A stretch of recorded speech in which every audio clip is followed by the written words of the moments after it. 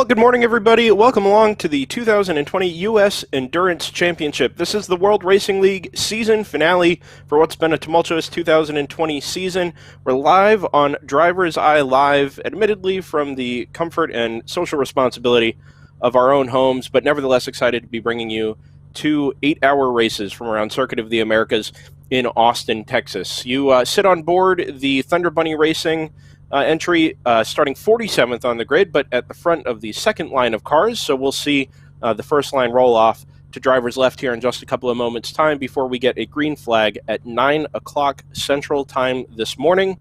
We'll run through to 5 o'clock for 8 hours today, trophies awarded tonight, and then the final points paying race for the National Championship of the World Racing League tomorrow. My name is Brendan Kazmarek, joined as always by Joseph Mudrock, several hundred miles to my left. Hello, Joseph. Hey, Brendan.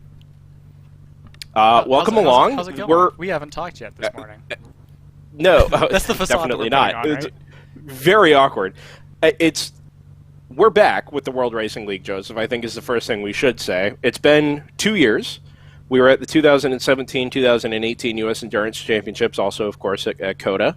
And after some changes in 2019, a change in leadership just before the launch of the start of the 2019 U.S. Endurance Championship, we didn't get to be a part of it last year. And given the circumstances this year, things are challenging. But we're back. We've got two great races, 92 cars on the entry list, and I think we're in for a great ride the next 2 days. Yeah, I mean, it should be wild.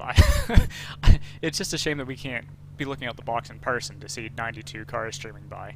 And we talked about it this morning, feeling slightly detached, not being there. But the closer we get to a green flag here and the more we see the onboard feeds that we're going to be sharing with you throughout the 16 hours of racing this weekend, it feels much more like we're still a part of the event, which is just awesome.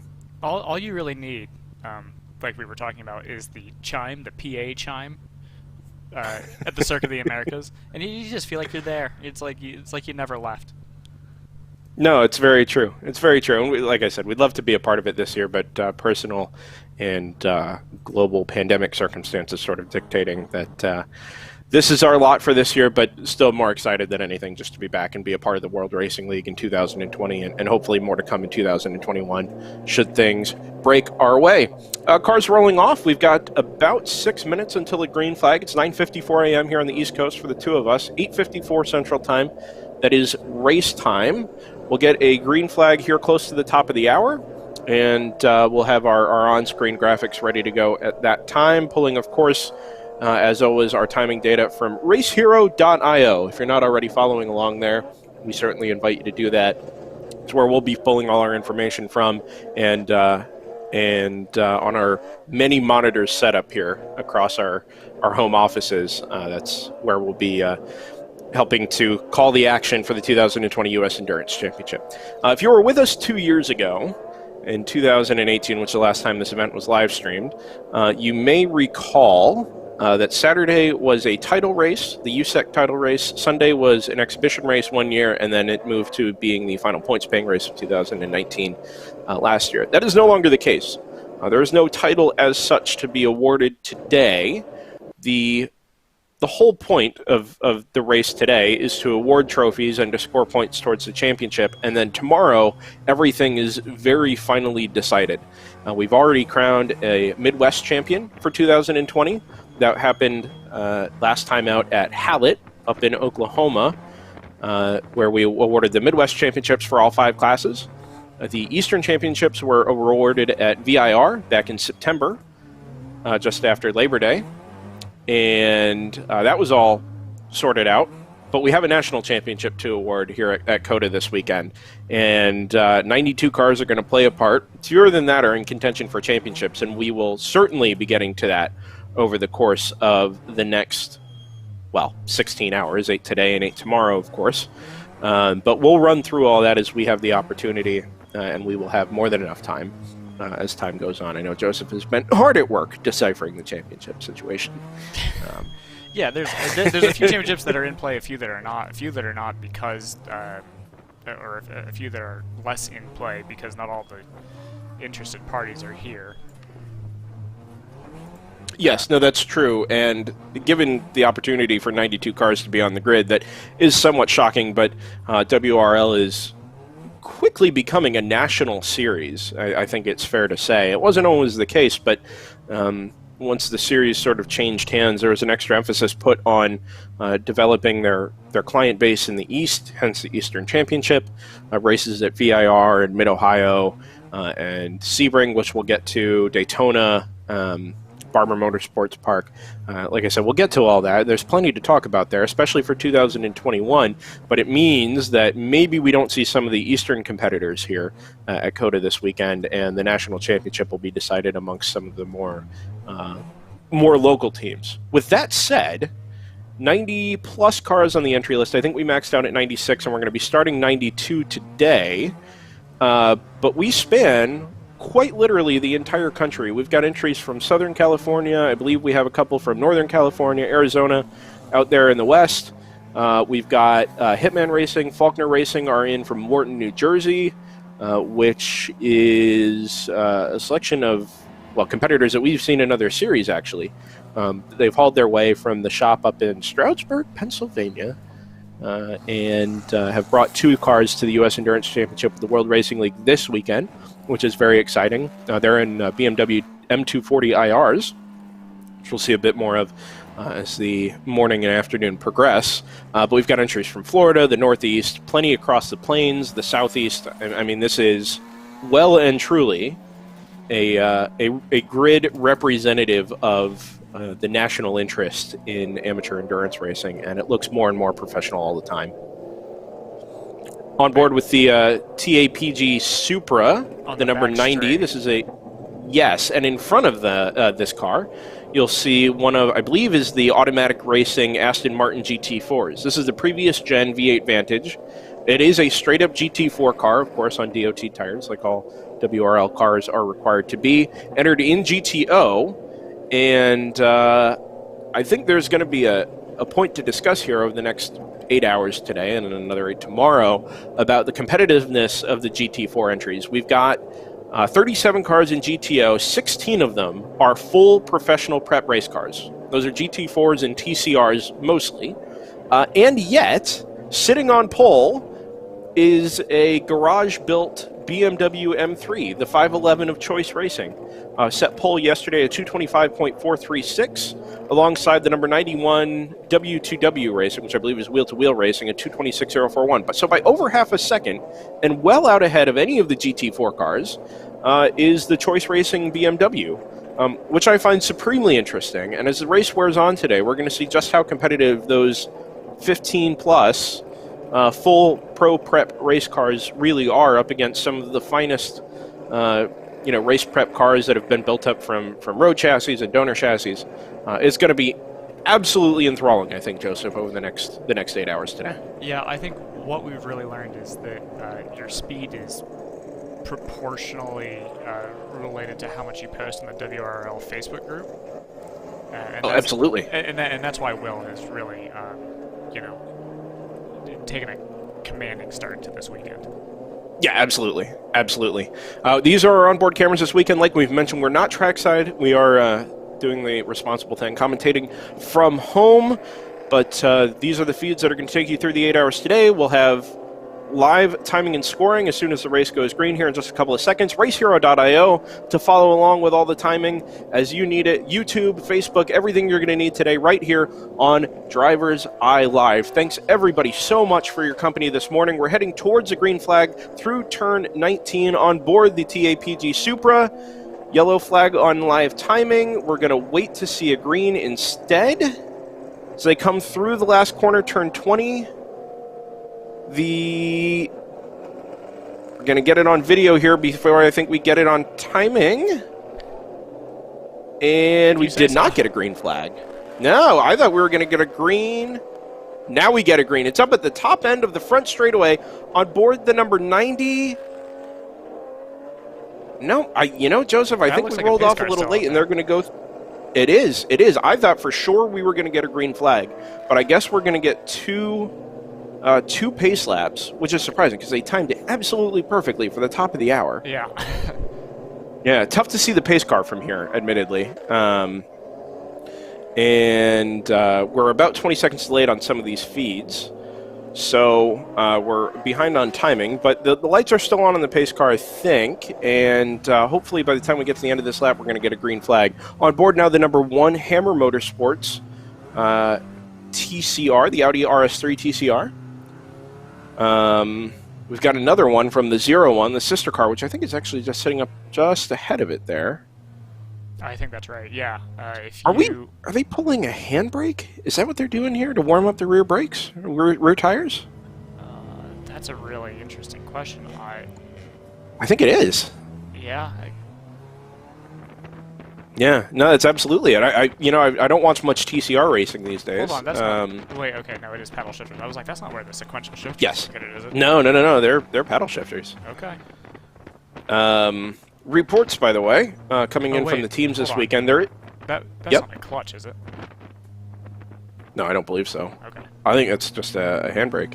All right. In any case, reports coming in from teams this weekend. We don't have boots on the ground of our own, but we do have a Discord server set up that was sent out to all the teams. So we'll be getting updates from, I think there's about 30 teams that are a member of the Driver's Eye Discord this weekend, providing us updates from their own pit boxes, from in cars, of everything that's going on with their entries this weekend. Also in contact with a number of team members. As things go on, I can tell you the Tons of Gas Motorsports entries, the number 142 and the 242. The 142 being started by John Weisberg this morning. The 242, Joseph, being started by Mike Skeen. Yeah. Who was not on the original driver's list that we were sort of provided through team surveys and all that. Johann Schwartz is in that car, who I think is a name we recognize from some other series we've done. But the Charlotte, North Carolina-based team, BMW M4 GT4, Mike Skeen in the 242, and then, like we said, the 142 is John Weisberg, who is sort of an unexpected second entry for that car. Those of you asking on YouTube, the Facebook link, if you go to World Racing League on Facebook, give the page a like, and the live stream should be posted there. Also, our page is hosting the feed as well. Driver's Eye Live, just at Driver's Eye Live is the page over there, and everything's cross-posted. And you'll be able to follow along with either page. And again, happy to have everybody's company both over on YouTube and on the Facebook. Almost 100 of you on YouTube already, another 50 or so of you over on Facebook. Just fantastic to have everybody's company. Feel free to share along. You'll be in good company this weekend with a bunch of World Racing League supporters from around the country, amateur endurance racing fans.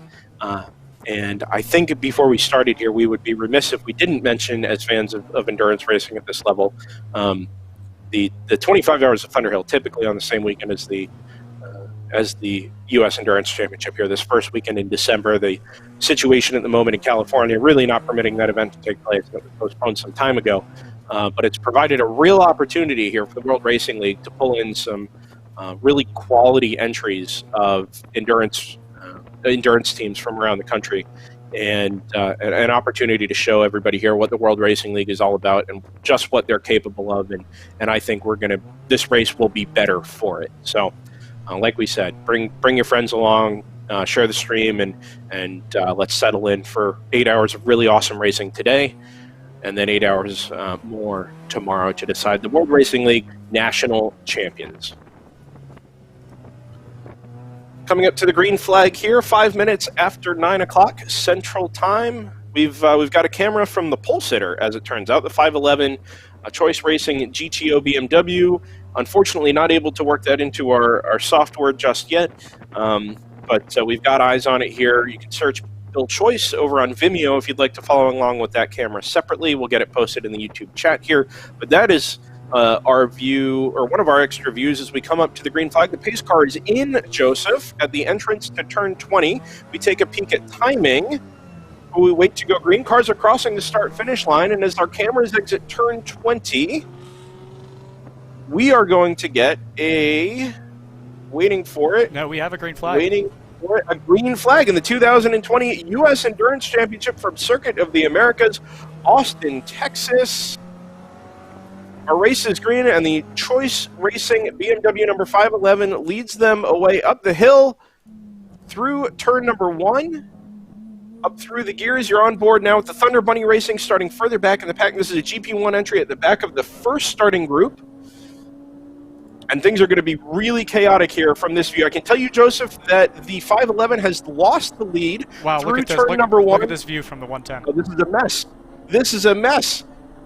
On board the Thunder Bunny car, they're 3-4 wide, as we expected, headed up the hill into turn 1. Everybody gets on the brakes. We had heard a number of drivers before the race started saying we were just going to hang back and take it easy in turn 1. This is what taking it easy looks like. Everybody gives plenty of room, but holy cow, does it narrow up on the exit. And now they've got to get themselves down from 5 and 4 wide to 3 wide through turn 2. And I think that was one of the Choice Racing BMWs, the second car on the outside of Thunder Bunny, working its way up through the pack. But man, they were close through turn 2, all fighting to get back to the apex and get themselves into some type of order through the S's here. Still double file pretty much the whole pack deep. Back further in the pack here with the Thunder Bunny car. Back at the head of the field, it's a it's a Porsche leading the way. The number 12 TCR, the Audi RS3 there in second, and the previously leading pole sitter, the number 511 from Choice Racing, now sits in third. But boy, does it have legs down the back straightaway, Joseph, as the TAPG Supra, I think, heads into turn number 12 at the end of the back straightaway. So feed's not quite synced at the moment.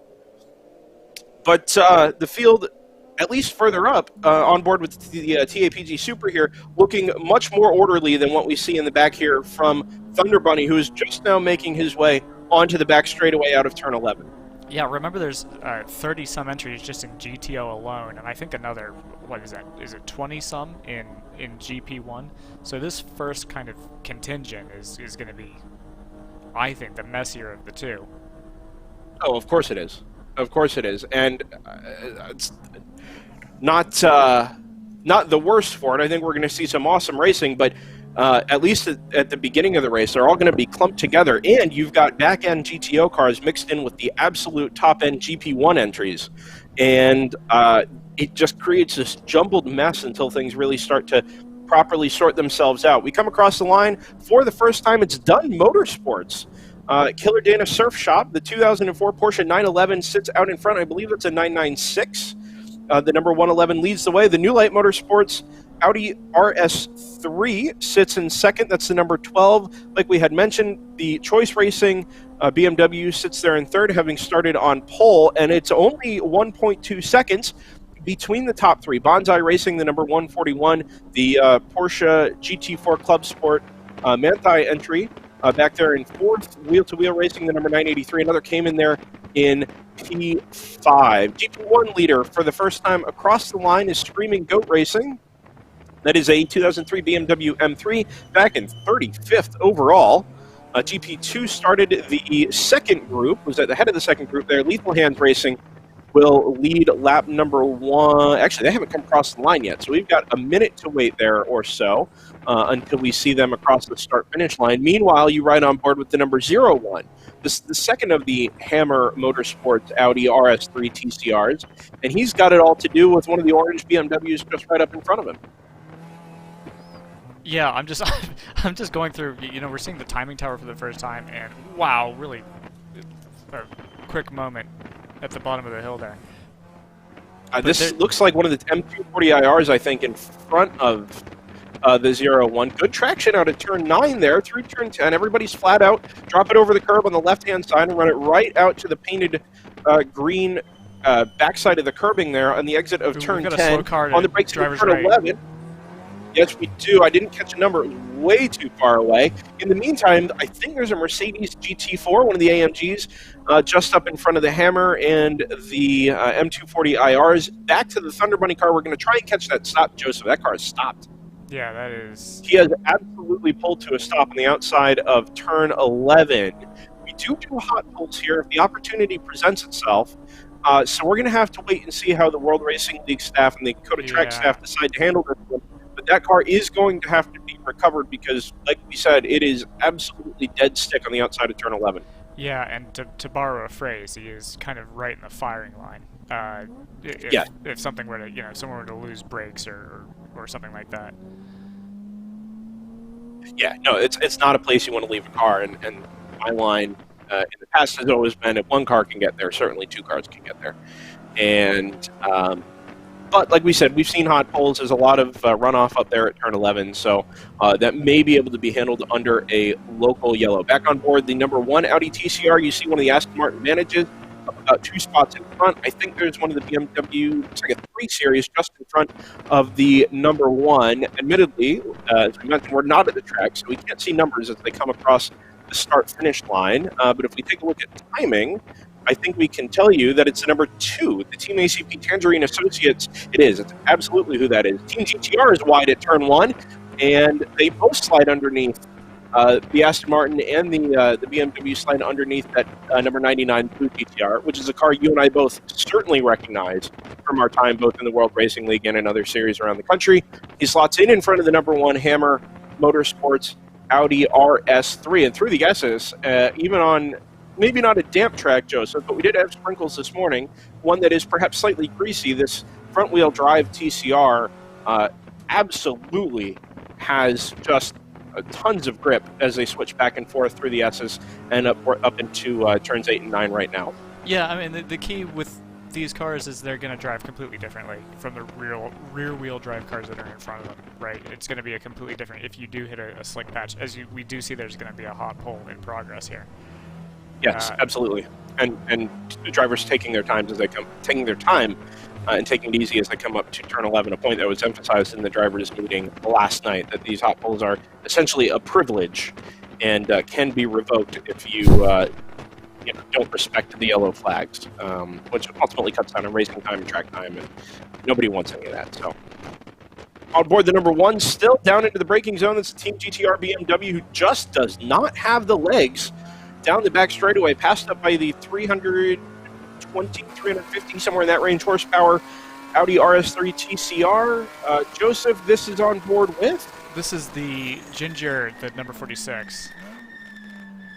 Are they running a PTZ? I'm sure that wasn't an intentional camera movement, but man, was that convenient. All right. Fascinating. So you said this is the number 46. Yes. Which is the Ginger Racing Team BMW M3, based out of Houston, Texas. I'm not sure who's... I think it's Steve Bukowski who started on board that car. If the masking tape stripped across the top of the glove compartment there is anything to be believed, it's a GP1 entry. I love their use of the track IR. That's great. Amazing. Yeah, no, it doesn't go right. Oh, no. Oh. All right. I love it. 360 camera. Yeah, that's... They had a great feed yesterday during practicing qualifying. In case you're watching from home, this is what a BMW looks like when it's stripped down for racing. Yes, in case any of you have interest in building a BMW yourselves and want you to go racing in a 90-plus car field in the World Racing League, this is what you can have. 4 laps complete at the 2020 U.S. Endurance Championship. Driver's Eye Live is with you from some distance, but all the way nonetheless. 16 hours of racing between today and tomorrow to decide World Racing League's national champions for what has been a chaotic, but nonetheless, ultimately just supremely successful 2020 campaign, even with the obvious global situation at the moment. Still hard at work behind the number 1, the wheel of the number 1 Hammer Motorsports RS3. Great traction on the exit of turn 9. He tries to fire it up the inside of the Team ACP BMW, but thinks better of it because, Joseph? Well, because we're coming up to a yellow flag zone, for one thing. Exactly. He got the launch and kind of forced the number 2 wide there. I think the 2 was wide anyway, but didn't give him a chance to get back on track. Had to back out of it because we were coming up to that the recovery at the exit of turn 11 and there. I believe, based off of Race Hero, that appears to be the number 42, the 4-4 Auto sports car. Yes, I absolutely agree with that. 1 lap completed, not even actually. Fastest lap was a 5:29, so they never made it around to complete the first lap. It's a Ford Mustang 2010, based in, the entry is GP2, anyway, like we had mentioned. That car was due to be driven by, and still is due to be driven by, Cole Lofsgaard. Oh, that's the Cole Lofsgaard, Tommy Joe Martins, Garrett Smithy, and Josh Palicki car. A couple of NASCAR drivers there, as a matter of fact. Is it not, Joseph? I believe I've heard the names, yeah. Yeah, Tommy Joe Martins and Josh Bilicki for sure are ones we're familiar with. Garrett Smithley, I believe, is a stock car driver as well. Kozlov's I've heard, but admittedly do not follow sort of roundy round stuff closely Garrett enough to know Smithley that does for a little sure. bit. Yeah, Garrett Smithley does a little bit of Twitch streaming, I believe, as well. The number one, oh, and he's been passed there. That was, I think, it was a silver BMW. Fired it up the inside at turn 19 and took advantage there. I think And the wasted TLM no USA, time at maybe? all in getting around the 2. No, absolutely. I think he's on a mission. He's been sitting behind this TCR for some time. But the number one, tried to go around the outside, it looked like, on the way into turn 19. And as the Team ACP car moved back to the right to set himself up for the corner entry, he fires back up the inside of, I that do must think be- that's the 172, That must be... or 147, perhaps. No, isn't that the one of the Peter Chang cars? Doesn't he usually run the Airbnb branding? You know what it is? ART Racing is, in fact, that's Aristotle Ballo, isn't it? Yeah, Aristotle Ballo, Natasha Ballo, and Chadwick Moorhead, Jerry Kaufman, and Broderick August are on board that 147. But that's the Airbnb branding, is through Ari Ballo. Okay. He's a Michelin Pilot Challenge competitor. He's been involved in endurance racing at various levels for a long, long time. Big stack up and, going through 10 right now. Yeah, they're caught up behind some GP4, GP3, GP4 traffic. They're one of the MX-5s. There's another one. The yellow flag has been removed. Yes, and the car has been recovered from turn 11. We may see it under tow on the way back to a place of safety, but that would be covered by a white flag. And the only rule there is don't pass a car while you're passing the support vehicle. No track flags there along the back straightaway between turns 11 and 12, so it's hammer down. No pun intended, being that this is the number one Hammer Motorsports Audi RS3 on the brake. Look at how much later he brakes than that number 2 Team ACP BMW down into turn 12. He gives up or closes up all kinds of ground on the brakes there. And it looks like they're all about to pick up a couple of positions here on one of the Club Sport GT4 Caymans, who is side-by-side through turns 13 and 14 with that number 147. The number one later on the brakes again, tries to go around the outside of the ACP BMW. We stick on board with this car for some time because it is, well, in our opinion, my opinion anyway, probably the best battle we've got going at the moment. Just back and forth between these two cars. The number one looking for a way by, but not too aggressively. If you'd like, I've got a great battle between the 46, its camera mount, and mass distribution. Maybe we'll come back to that. Oh, late on the brakes again. You know, he'd do well to set up the exit here, I think. If you were just to chill back a little bit behind that number 2 ACP BMW, I think he could get a launch. If you, just looking at that run between T20 and T1, I think what this looks like is if he's going to get by him, he's going to get by him in traffic because the BMW's got the legs.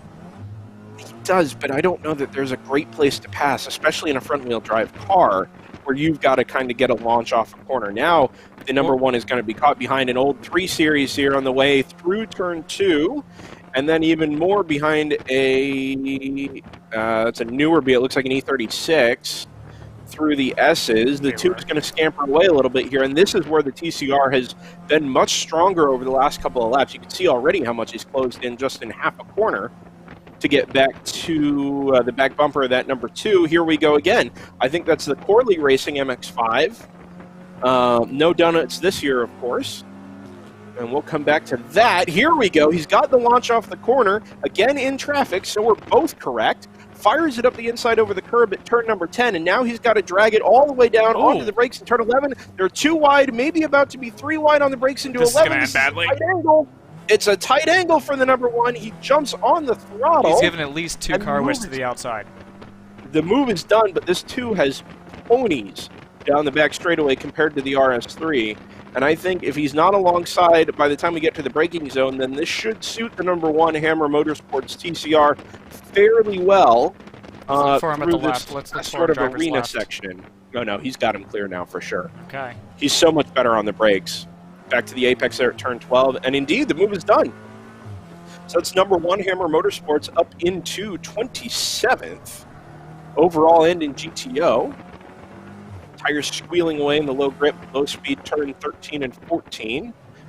Back at the front, incidentally, it's the number 111 Dunn Motorsports Killer Dana Surf Shop Porsche, still leading the way, fastest lap as well, 2:25.891, which is only marginally slower than the Choice Racing BMW ran in qualifying yesterday. New Light Motorsports, the leading TCR car. I know it on Race Hero it says it's a Mazda MX-5. That is most certainly not the case. Tons of Gas Motorsports, Mike Skeen in the 242 BMW M4 GTR sits in P3, and Choice Racing, your pole sitter, the number 511, now back into fourth. Number 3, Fury.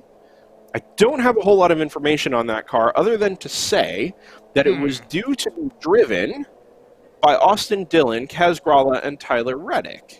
Also names I believe I've heard before. Yes, these are less obscure stock car racing drivers, let's say. Austin Dillon in the NASCAR playoffs for the last couple of seasons. Kaz Grala had his opportunity in Austin Dillon's car this year, did he not? While Dillon was sidelined with a positive COVID test. And Tyler Reddick, of course, extremely well-known driver, I believe, also for Richard Childress. But this Fury car, it would appear that the goal is to get some track time. And if we had the opportunity to speak to some of these drivers, I think we would, and just sort of address that. But of course, the NASCAR Cup Series, all 3 series, I think, are making their debut at Circuit of the Americas next year in May for a full weekend of racing. And it would seem, Joseph, that this is a prime opportunity to get some real-world track time in a slightly lower key, but still ultimately very competitive environment. Yeah, I mean, it's got to be nice. We saw the same thing at Thunderhill a few years back, where you get these kind of bigger names coming through and showing up and taking it semi-seriously. Not quite the same as if it were their full-time gig. Oh. I assume that's what it is. Yes, sir, that's what it is. Yeah, good catch, guys. Thank you. Window net down, I think, on the number 46. This is the Ginger Racing team. That looks like BMW. They are, yeah. I think they were black flagged. Not for their poor camera mounting, but rather it appears to be for that window net. He stops at pit in at the black flag marshal, and the situation is addressed, and back underway at 35 miles an hour goes the number 46 Ginger Racing team BMW M3. Back on board another TCR. This is the higher place of the 2 Hammer Motorsports TCRs. Sits behind the ACI Motorsports number 7, Porsche Club Sport GT4. More on ACI Motorsports as we go through the day today. But the 01 is sort of chasing down its teammate, the 02 Hammer Motorsports Audi R8 GT4, such as it is this weekend, I believe. Oh, that looks like a TCR. Oh, late on the brakes in turn 20 from the 01. That caught me completely off guard. And he's had to sort of back out of it there on the exit. But, man, what a lunge from the 01 on the brakes there into turn 20. The thing that I wonder, this is probably much ado about nothing, but I wonder if, if you're used to driving a TCR, particularly if you're used to driving a TCR class like Michelin Pilot Challenge, for example, I wonder if it throws you for a loop when you come across a smaller BMW or a Cayman, which may or may not actually be GT4 spec. Might be, GT4 spec might be what you're used to racing against. But you come across a Cayman, you expect it to do something a little different than what it's actually going to do, just because it's, it's stock or near enough, rather than at a IMSA or FIA spec. That's a good point, Joseph, and a follow-up point from that, which I hadn't really considered until you brought that up. When you think about Michelin Pilot Challenge and some of the multi-class series that run around the world that use both, TCR and GT4 spec machinery, those cars are generally separated. Those classes aren't meant to be racing each other. Right. At a full professional spec or professional preparation, let's call it, those cars are, and I'm sure there's performance balancing involved as well, but they are not meant to be racing side by side on track. The TCRs have their own battle, as we see in NPC, which is usually just some phenomenal racing. And then the GT4s are sort of involved in their own battle, and it's all multi-class, but very separate races. Here, they're all lumped into GTO, and more often than not, at least through these first 10 or so laps, what we're seeing is these cars very much mixing it up and having to use their strengths differently. We've The got TCRs are so much better on throttle and exiting corners. The GT4s seem to have the legs. And it's just provided a fascinating dynamic that I don't think you're really going to get anywhere else. you may have caught this on the bottom line here, but we do have a change for the GP2 lead. Yes, we do. I scroll through Race Hero to go find it. That's the 469 MER entry. Just, I think you're pointing out, has passed the number 27 HQ Autosport BMW. That's exactly Joseph? right, and it's also worth. Yeah. I don't think we noted this, but the 46, who we are now on board with, and saw in the pits, they relinquished the lead in doing that. In GP2. In in GP1. In GP1, yeah. Yeah, that's a good point, actually. We hadn't considered that. I don't think I realized he must have moved his way up to the lead in GP1. Although, you know what, Joseph, I may call this out here. They have pitted. Ooh, okay. They Garrett briefly Smithley jumped up to the overall writes in lead the- because of how. Garrett Sorry, Smithley I writes in just the moved Discord the that the thought. GP2, the number 42 snapped a drive shaft, is what happened to the 42. Yes. Yeah, I just saw that. That's coming in straight from the number 42 camp there. So, have to wait and see. I'm sure that's repairable. They're not in it for a championship this weekend. It certainly would appear. I don't believe the car is anyway. But those drivers here also likely to get some track time in advance of their debuts here next year in NASCAR-related series. So that car will be recovered. But that's a brutal way to start what is supposed to be an 18-hour weekend. Or a 16-hour weekend, excuse me. Yeah, I mean, I guess at least you've got time to fix it now. Whereas if it happened on the Sunday morning, you might just call it a day. No, that's true, and we've seen that a number of times over the last couple of years that we've been there, where Saturday cars will be repaired, come back on track, or we'll see them again on Sunday morning. But those that fall by the wayside on Sunday may not necessarily make it back out on track. It's better to head home at that point. A couple of personal bests coming in, Joseph, I think. Fury, the number 3 entry, 226.233 on its 10th lap. Bonsai Racing, W2W's number 983, and then the Kingpin number 77, all setting personal bests on their 10th lap, and those are 5 through 8 in GTO and overall. Yeah, I'm seeing that, and Fury is up to, I don't know if you made this point, Fury is up to 5th overall. I didn't realize that position had changed, but you're correct. In addition to setting their PB, that's maybe because they've got a little bit more clean air now and are setting chase to the number 511 Choice Racing BMW. Yeah, well, they made their fast lap on the same lap that they overtook somebody. So, obviously everybody's in traffic right now, right? There's 92 cars, and I don't actually know the exact track length, but it can't be much more than 3.5 miles. 3.54, I believe, is the distance. And somebody did ask that in the YouTube chat earlier. Feel free to send your questions along, being that we don't have a track view this year. We do have a little bit more energy to dedicate to some of the live interaction, so certainly invite you to be a part of that. A word coming in from the Bullet Performance BMW 330. Mickey Miller, I believe, is starting on board that car. The little notification window went away just as I was about to read it. Yeah, Mickey Miller in the GP1 BMW 330i has started that car. WRL not running driver identification systems this year. And so it's made us a little more reliant on direct information from the teams.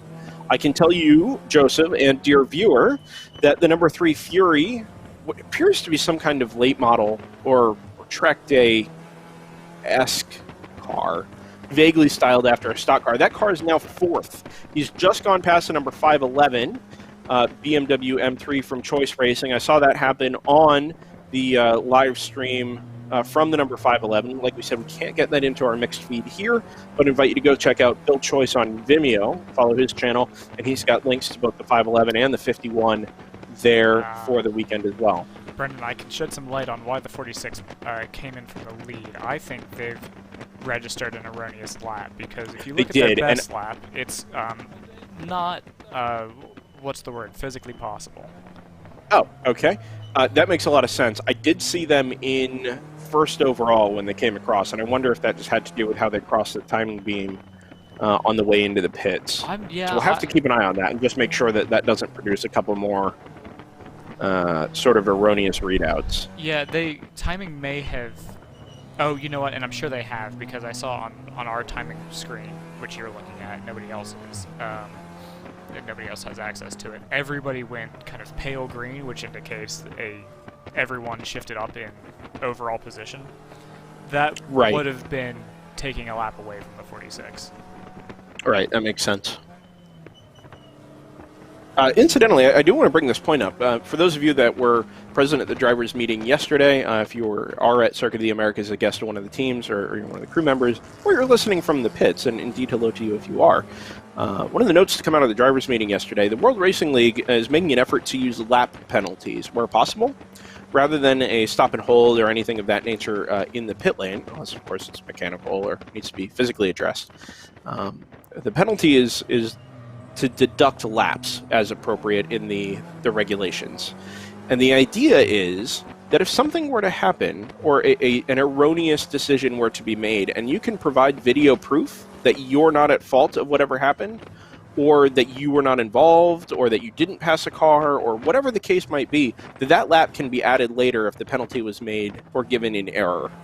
Which I think is well, it serves two purposes. First, by using laps as penalties, that is extremely aggressive. And it really hammers home the idea that, these infractions aren't meant to be taken lightly. I mean, these are very serious and in a lot of cases are safety issues. And the point is then that, well, if it's more draconian, you're less likely to take the risk of committing that infraction. And second, it obviously provides the opportunity for less penalties to be given out unfairly, I think. And I think it's just a fantastic approach by everybody at the World Racing League to pursue that when it comes to the way they're handling penalties moving forward, and props to them for that. On board the 0-1, Joseph, who's just gone past the Hitman Racing number 34, the M240IR down the back straightaway. And that was purely on power. I mean, that wasn't even on the brakes where the TCRs are stronger, just a better launch out of turn 11, and I do wonder if maybe that 34 is a little walking wounded at the moment, because you would expect that car to be at the very least up on straight line pace with the TCRs. Yeah, I mean, it's impossible to say without an onboard from their end also. Oh, but, for sure, yeah. But yeah, the 01, as kind of aggressive as they've been, they're only 18th. Oh, I take that back. So we'll see them cross the line, and at that point they will jump up to 16th. So actively trying to prove me wrong. I'm going to ask a question of the... I just wanted to point out, we're some 30 minutes into this race, maybe 25 minutes of actual running time. We're still hearing brake squeal out of this car. Oh, I think that's going to go on for the majority of the race. Incidentally, and I do want to ask this question to the viewers just because we haven't been around the World Racing League, GT4 and TCR cars particularly, more likely to have to change tires during a race. I know they're still on DOT tires and there's a minimum tread wear and all that. They follow the same rules as all the other various preps of car. But based on what we're seeing out of these TCR cars in particular, I mean, they are driving them hard. You hear the rev spike when they come out of corners, and they've still got all kinds of steering angle in the wheel, much like there. They're driven properly like a powerful front-wheel drive car should be. But this would suggest to me that maybe they're not expecting these tires to get very far. Or maybe the rears. You might be able to get a day out of the rears. I was going to say, or conversely, they could be pushing it like that because they know they can. That there's nothing, that is true. That they're used to putting the power. It's weird to think about, because it's coming from the kind of wrong axle. In a way, but you're putting a lot more load through race tires, basically. And if you're set up for road tires, maybe it's just a little different. Maybe you just are a little lighter. It's a conversation we ought to have with some teams and the preparers of race cars, given the opportunity, sort of the difference in approach between setting up a car for DOT, 200 plus tread wear tires like the World Racing League requires, versus some of these TCR and GT4 cars that are going to run racing slicks. I'm sure it makes a difference. The other point to make, Joseph, is that it's not particularly warm in Austin today. I think early this morning it was barely 50 degrees Fahrenheit, which is not what we would normally see out of this time of year in this part of Texas. When we were there a couple years ago, I think it was 80s most of the time. I don't think we've ever had a year or a weekend where it was below 70 as a high for the day. Yeah. So that was kind of the point that I was starting to drive at with these brake temps. It sounds like you might never really be able to get these brakes up to temp at this point. If you're halfway through a fuel run and you're still getting brake squeal, you might be kind of playing with something that's a little off nominal the entire race. Oh, really late on the brakes there into turn 1 from the number 01. It's a 57-degree high today in Austin, Texas, or Elroy, I guess, where the track is located. Currently, he says, pulling up his weather app of choice, 43 degrees. It is not warm in Austin today. And like we mentioned at the top of the in Ohio. No, that's probably true. It's about the same temperature here, to be honest with you, here in Pennsylvania. Spots of rain this morning, Joseph, as well, which, now that we're talking about the weather, we might as well address. Yeah, it hasn't come back. There's a chance. No, and if you look at the radar, it's not, if you check the radar for Austin, Texas, it's not like substantial, persistent rain. It's very spotty showers that have become increasingly spottier as the morning has gone on, and it would really just be a stroke of luck either way, whether one of them happens to hit the track. Even if it does, maybe not likely to wet the track or even make it greasy enough to make a difference. But nevertheless, something to keep an eye out on as we move through the rest of the morning. And by the time we get to the afternoon and into the second half, certainly, of the 2020 U.S. Endurance Championships first race, you would expect that the chance of rain is diminished to virtually nothing. Yeah, and it's worth pointing out that the rain will have a different effect here than it might in series with proper racing slicks, right? These are DOT tires, so they'll have a little bit of siping on them. If there may be teams bringing wet weather tires specifically, but it takes so long to do a tire change here that there's an even greater penalty. So it's got to be a pretty heavy downpour to be worth going on to real wet weather tires. Yes, no, absolutely, and there is, like you said, there's some light tread with some of these with these tires. So, at least nominally, they should be able to handle a little bit of rain prior to it sort of soaking the track. But we don't expect to see that today. And by the time we get to tomorrow, it should be all dry and much warmer and sunnier and much more Chamber of Commerce-like, especially for the first weekend of December down there in Austin. Moving on board now with the... You're going to have to remind me here, Joseph, because we don't have the logo up. It's the 46. I have a burrito in my The 46. Ginger Racing. There we go. Oh, lucky you. Can handle a burrito right about now. So the camera seems to have fixed its situation, the camera mount. We're back facing forward as he gets passed by the Edge Motorworks number 37. BMW through this sort of arena complex here in the last third or so of the lap. Moving back over just towards the YouTube chat this morning. Hello to Jamie Rodriguez, who says, "Go Hitman Racing with Random Vandals." These are Northeastern-based teams, Joseph. We've seen Random Vandals before. They are not competing this weekend, but they're partners, I guess, with Hitman Racing and Faulkner Racing, who also have their 240 IRs down at COTA this weekend, based not very far from me. Yeah, I will not say they are the pride of any point of Pennsylvania, but they are sort of based up here and have made the long 1,500-mile or so trek down to Austin for this weekend. Yeah, Random Vandals. Taking their stab at the World Racing League. Yeah, the Hitman and Random Vandals, both obviously pretty successful teams in another league, which I don't know if we can, if we want to mention by name or not. Those involved in the community will already know. Sure. But both very successful outfits in the organizations that they run in.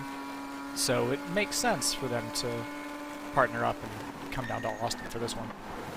Yeah, absolutely. And the number 72, the BMW Motorsports BMW 330ci, which I assume is something approaching a spec E46, like we've seen so many times, although it is entered in GTO, out of Marblehead, Massachusetts. So another one. They actually may be the farthest east team we have this year. Sort of like we mentioned at the top of the show, spanning the country for the 2020 U.S. Endurance Championship. But they're here as well, in deep in the heart of Texas. Somebody asking if all cars are outfitted with cameras for this. Unfortunately not. All these cameras are provided by teams. This is our first time back in the World Racing League on Driver's Eye Live in about 2 years. And while we do have a handful of cameras, these cameras that we have this weekend are all provided by teams. In 2021, the hope is to have more of them and have more feeds available the more races we have the opportunity to do. But just at the moment, we're sort of relying on teams to be able to bring us at least the visual portion of our broadcast this weekend. And then obviously timing, racehero.io is another great resource for us this weekend. We've got all kinds of scripts and stuff running in the background, which are helping us to follow along with 90 plus cars, which I have to say, Joseph, is a challenge when you're not seeing any of them physically in front of you. No, that's absolutely right. I mean, I feel like we're seeing kind of little vignettes here and there, but honestly, it feels a little bit like, you know, you're watching the timing for, I don't know, 80% of it, and then the other 20%. Yeah, well, you have to be. Right. You know, for the actual, like, visceral feeling of being there, the onboards are the best thing. But the... Well, and it is the experience. I mean, the World Racing League experience is exactly what you're seeing on the screen. You know, it is the multi-class... Being passed by a bunch of BMWs. Right, and passing a bunch of MX-5s. Like, Right. That is the prototypical WRL experience. And, like, if you're going to share that experience and try and bring more customers and more drivers and teams and get more people interested and involved in what is quickly becoming a very national interest series, this is the best way to do it. I mean, this is the closest you're going to get without shelling out whatever it's going to cost you to put a team together, to buy into a team, and or rent a seat for that matter, and come be a part of it yourself. But this is a great step one, and plenty of opportunities for 2021, which we're going to get to, because I think we do have quite a bit to talk about when it comes to the 2021 schedule for the World Racing League. But before we get to that, we should mention a pit stop for the number 3 Fury car, whatever that happens to be. And if we can get some more details on that, that would be fantastic. But it appears to be something based vaguely on a late model, something like a track day car. But they've pitted from 3rd, Joseph, and are dropping down the order very rapidly after just 15 laps. Yeah, as you say, we don't really have much more information about any of that. We don't have a camera on them or anything, so it's just kind of a wait and see thing. We didn't see any yellow flags, so they didn't appear to be disabled on track or anything like that. They just pulled it in, although there is, excuse me, I'm looking at the feed from the 46, and there was a slow BMW, a blue BMW that is on the run between 11 and 12. So we might want to keep an eye on that as well. Actually, at the rate we're going, the 110 may pick it up. Let's take a look. Ooh, man. Is that slow car right in the middle of turn 11? No, it's not. They'll be closer to 12 by now. They were at driver's right. Okay. I don't see any white flags being waved as yet.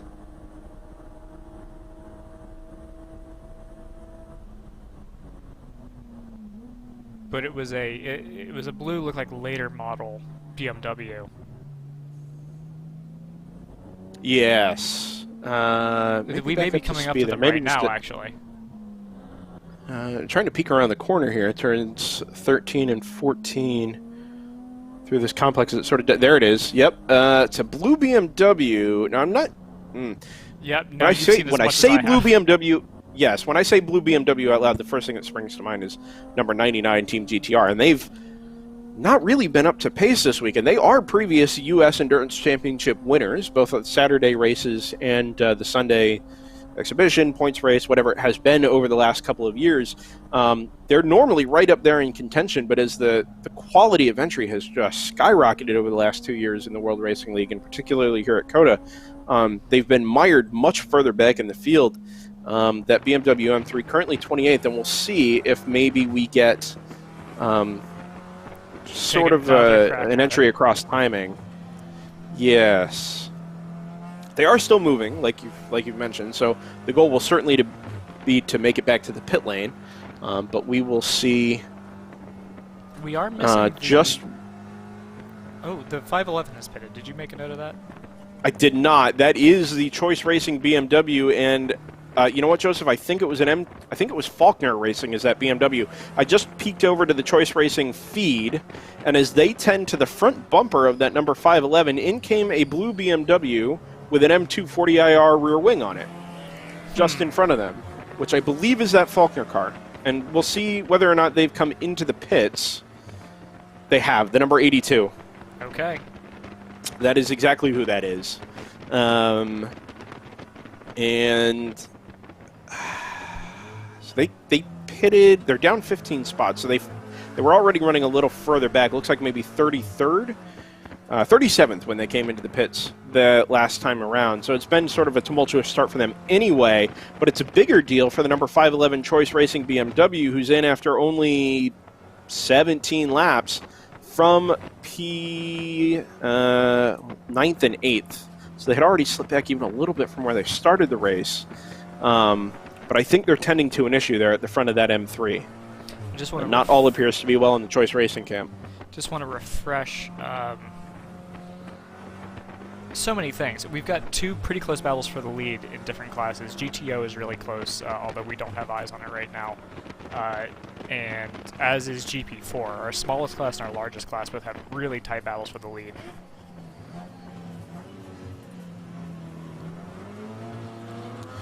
Sorry, Joseph, just taking a peek at some of the other cameras that we had been provided for this weekend. Do we have eyes on the number 604, the round 3 racing? No, for whatever reason. Our production software is that struggling with that. Including the 601 still? The 601... Because their camera is very much up. Okay. Yeah, the 604, I think they shut it down in the pits, or yes. It shut down with the car in pits. Yes. And then did not come back up. The car. Yeah, I see that. And Lethal Hands was due to have a feed this weekend as well. They do not. Obviously, we have the great feed from Thunder Bunny there. So it's a limited selection, but still great eyes from, or great vision from around the Circuit of the Americas this weekend. And again, we can't quite pull in the Choice Racing BMWs, but invite you to go check out Build Choice on Vimeo, and you can follow along on board there as well. Currently with the number 1, the Hammer Motorsports Audi TCR, working its way through some of the GP3 and 4 traffic. That was a black MX-5. They've gone past there at turn 19, while he himself, the number 1, chases down the number 982 wheel-to-wheel racing Porsche Cayman. Big wiggle on the exit of turn 20 and out over the curb on the exit.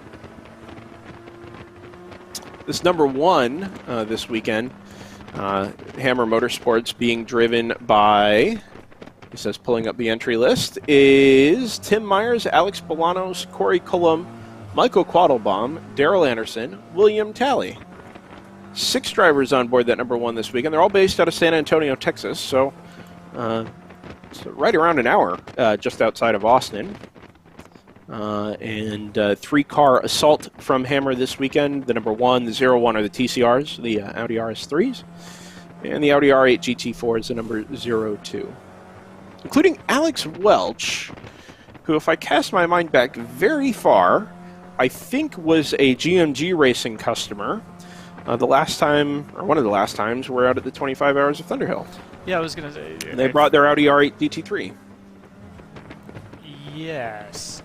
I was kind of wondering if you're going to make a Thunderhill reference with that. There's a piece of course. Yeah, look, we mentioned at the top of the show, this is, I mean, would otherwise be Thunderhill weekend, and I think credit is due to the World Racing League in this case. With Thunderhill not happening this weekend, as we mentioned, there is a real opportunity here to show what not just dual 8-hour racing, but endurance racing, season-long endurance racing championships. If we look at this feed, I believe it looks like there's a piece of debris kind of sitting in the middle of turn 12 here. You're absolutely right. Yeah, it's sure huge. Yeah, I can't quite tell what that is. I don't know if that...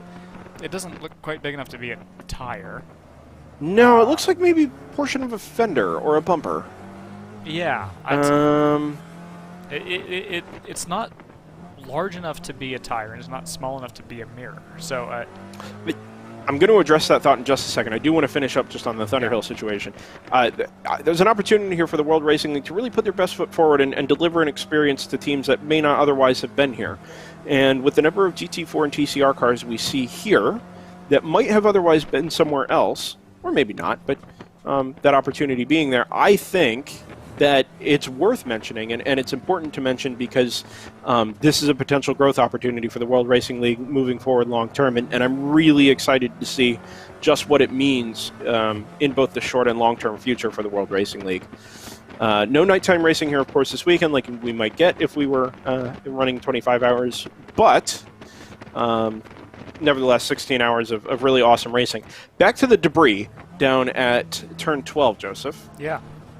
And watching the onboard stream of the number 511 alongside what we're seeing here on the TCR RS3,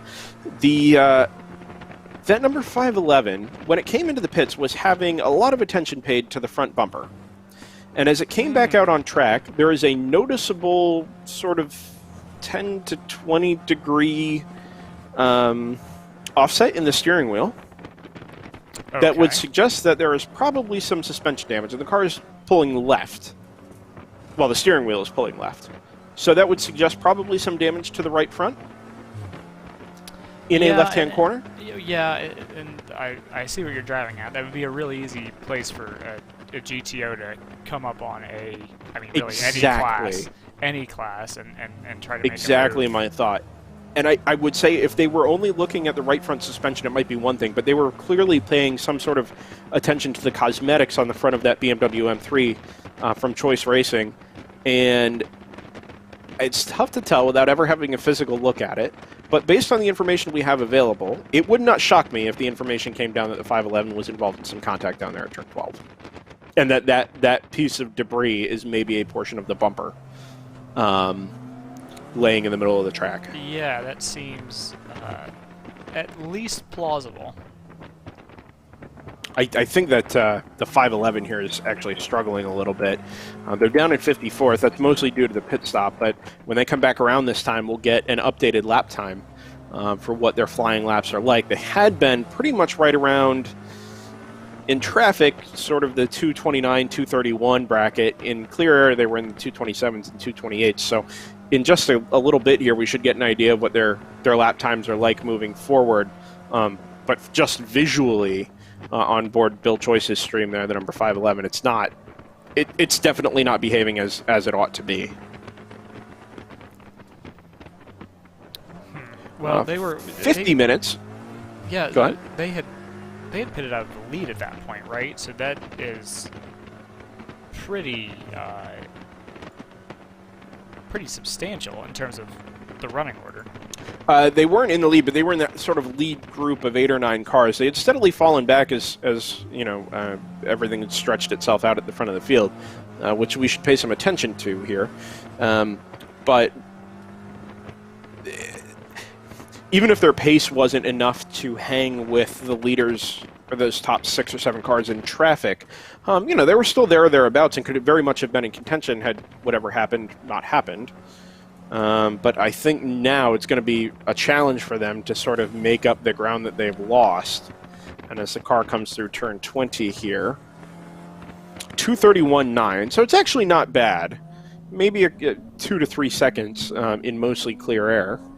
I mean, they may be getting, if the steering has been knocked offset, it could just be a matter of getting used to that. and figuring out Oh, for sure. where those new wheel, because so much of it is muscle memory, right? You're going to come through turn 12 cranking to a certain angle, and now you've got to add whatever that delta is to it. So it may just be a matter of adjusting to that. Maybe that's just putting your hands in a different place on the wheel so that your hand positioning is the same, even if the steering rack kind of isn't. Yeah, and the other sensation you're going to get is the car will load differently from side to side. If the car is pulling left, let's say when you go into a right-hander, the car will sort of load up very much the same. You've got to adjust the steering angle, but for the most part, because that left front tire is unaffected by the damage on the right front, that feels very natural. Whereas if you turn into a left-hand corner, you load up the right front corner of the car, it will feel sort of naturally softer and feel like it's just kind of leaning over on that damaged suspension a little bit as he comes up the inside of turn 12. And it'll be effectively like you've got two wheels with a crazy amount of toe in. Yes, exactly. And I mean, that is fundamentally what's happening there, right? When you damage, let's say, a toe link or whatever it happens to be, that is pretty much exactly what is happening. But we'll put that to one side for now and just sort of keep an eye on that car's recovery. Remember, that was your pole sitter, the number 511 from Choice Racing, now back in 54th overall. The lead now, and the fastest lap of the race, incidentally, belongs to the number 242 Tons of Gas Motorsports, being driven by Mike Skeen, who I think just a couple of laps ago, it was about 4 laps ago actually, passed the number 111 Dunn Motorsports Killer Dana Surf Shop Porsche 911 that had led, not from the drop of the green, but from turn 1, literally, for some time. So it's 242, 111, and 12 at the head of the overall order, and the 242 and the 111 are about 3 seconds a lap quicker than anybody else behind them. The New Light Motorsports Audi RS3 TCR sits there in third. They're now 22 seconds behind the overall leader, and that's sort of, well, it's elite duo as it is now. A couple of cars go really wide there at turn number 11 onto the back straightaway. I think one of those is Choice Racing, maybe the second choice car?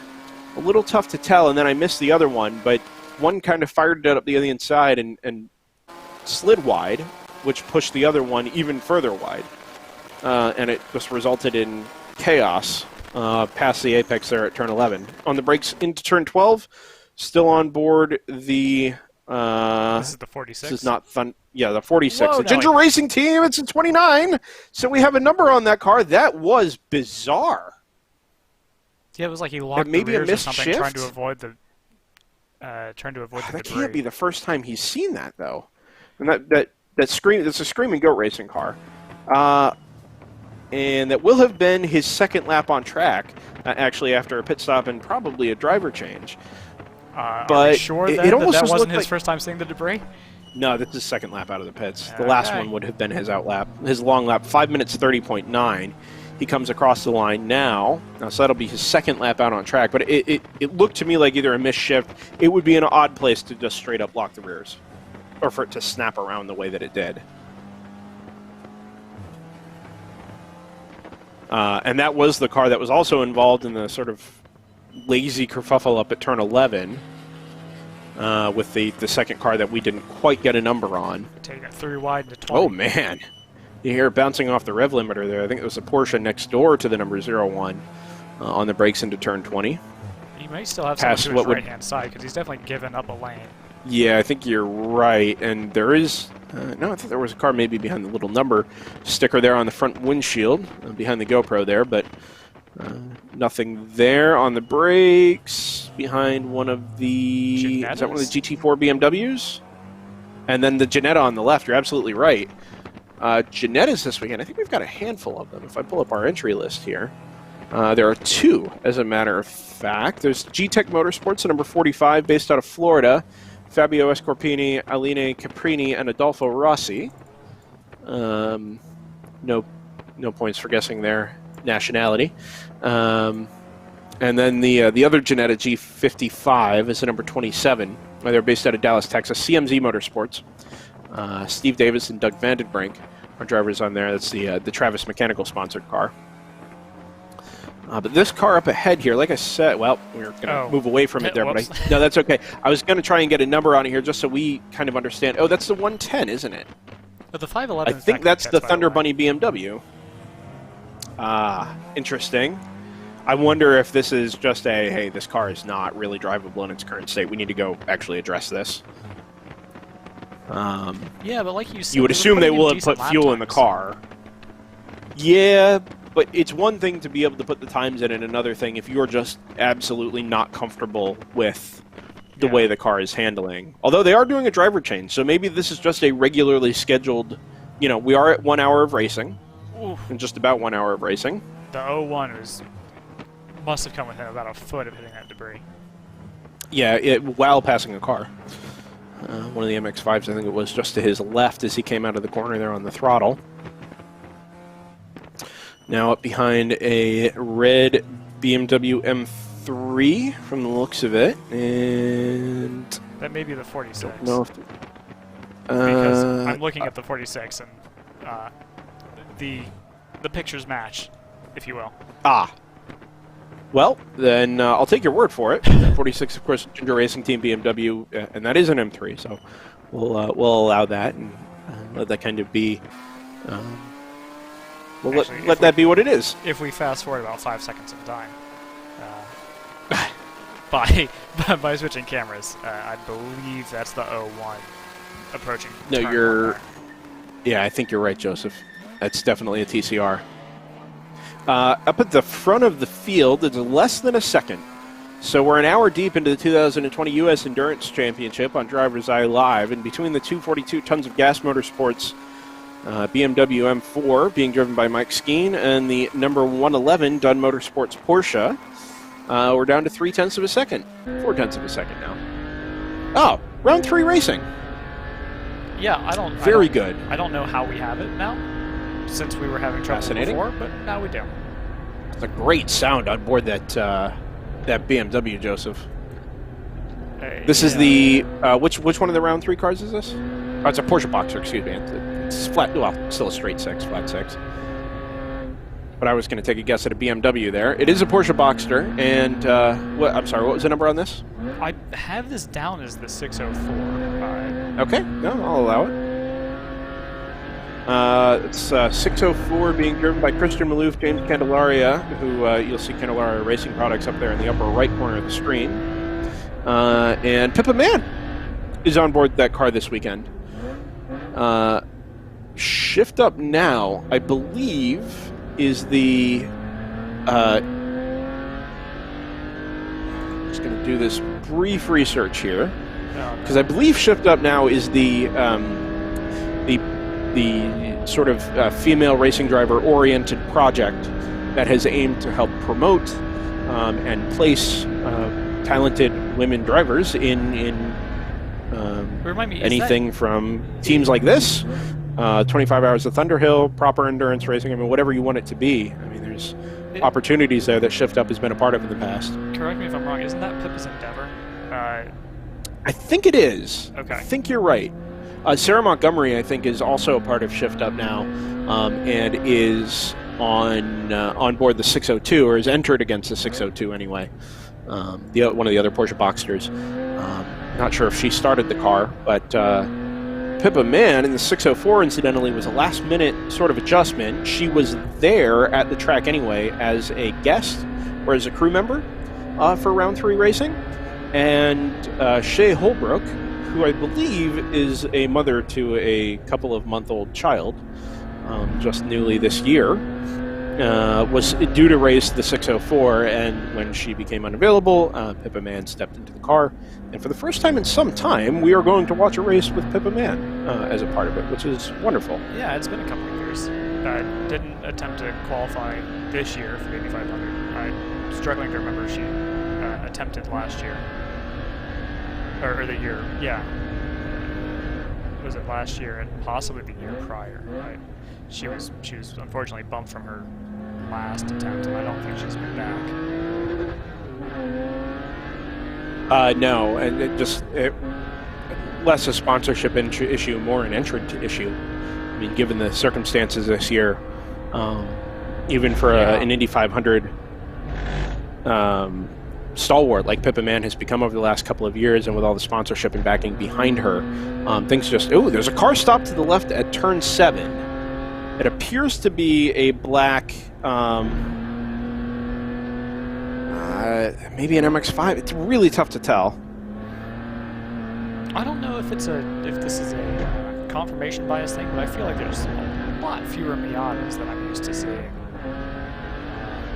at an event like this. Sorry, I'm looking at the monitor at another onboard. Somebody giving a polite wave.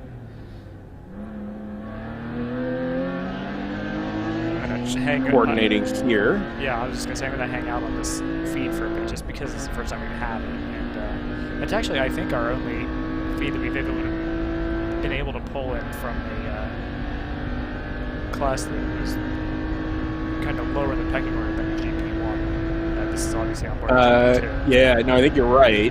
I mean, well, and to be fair here, the majority of the entries are GTO and GP1. GTO is 35 cars this weekend. I think GP1 is, let me get the number here, 21, right? So that's 55 plus cars in a 90-car field. Make up those those two classes. GP4 is only a handful of cars this weekend. And I there's believe 5 of them. next year it will be down to 0. Is that right? I will need to confirm that. Okay. My brief reading was that GP4 was going to be, or was being looked at as potentially being phased out. Right, and I mean, if you look at the number of entrants, 5 cars this weekend, it's always been a lower end field, or a lower entry count at the bottom end of the field. Partially because if you can go racing faster, I think most people would want to go racing faster. And as GTO gets bigger and bigger and more professional, and the speed differential in terms of the car build. Well, yes, true, and the speed differential has picked up noticeably, and the competition at the top is just so strong that I think more people will inevitably want to become a part of that. And what you see is sort of a natural move away from GP4. GP3 is reasonably healthy this weekend. 12 entries.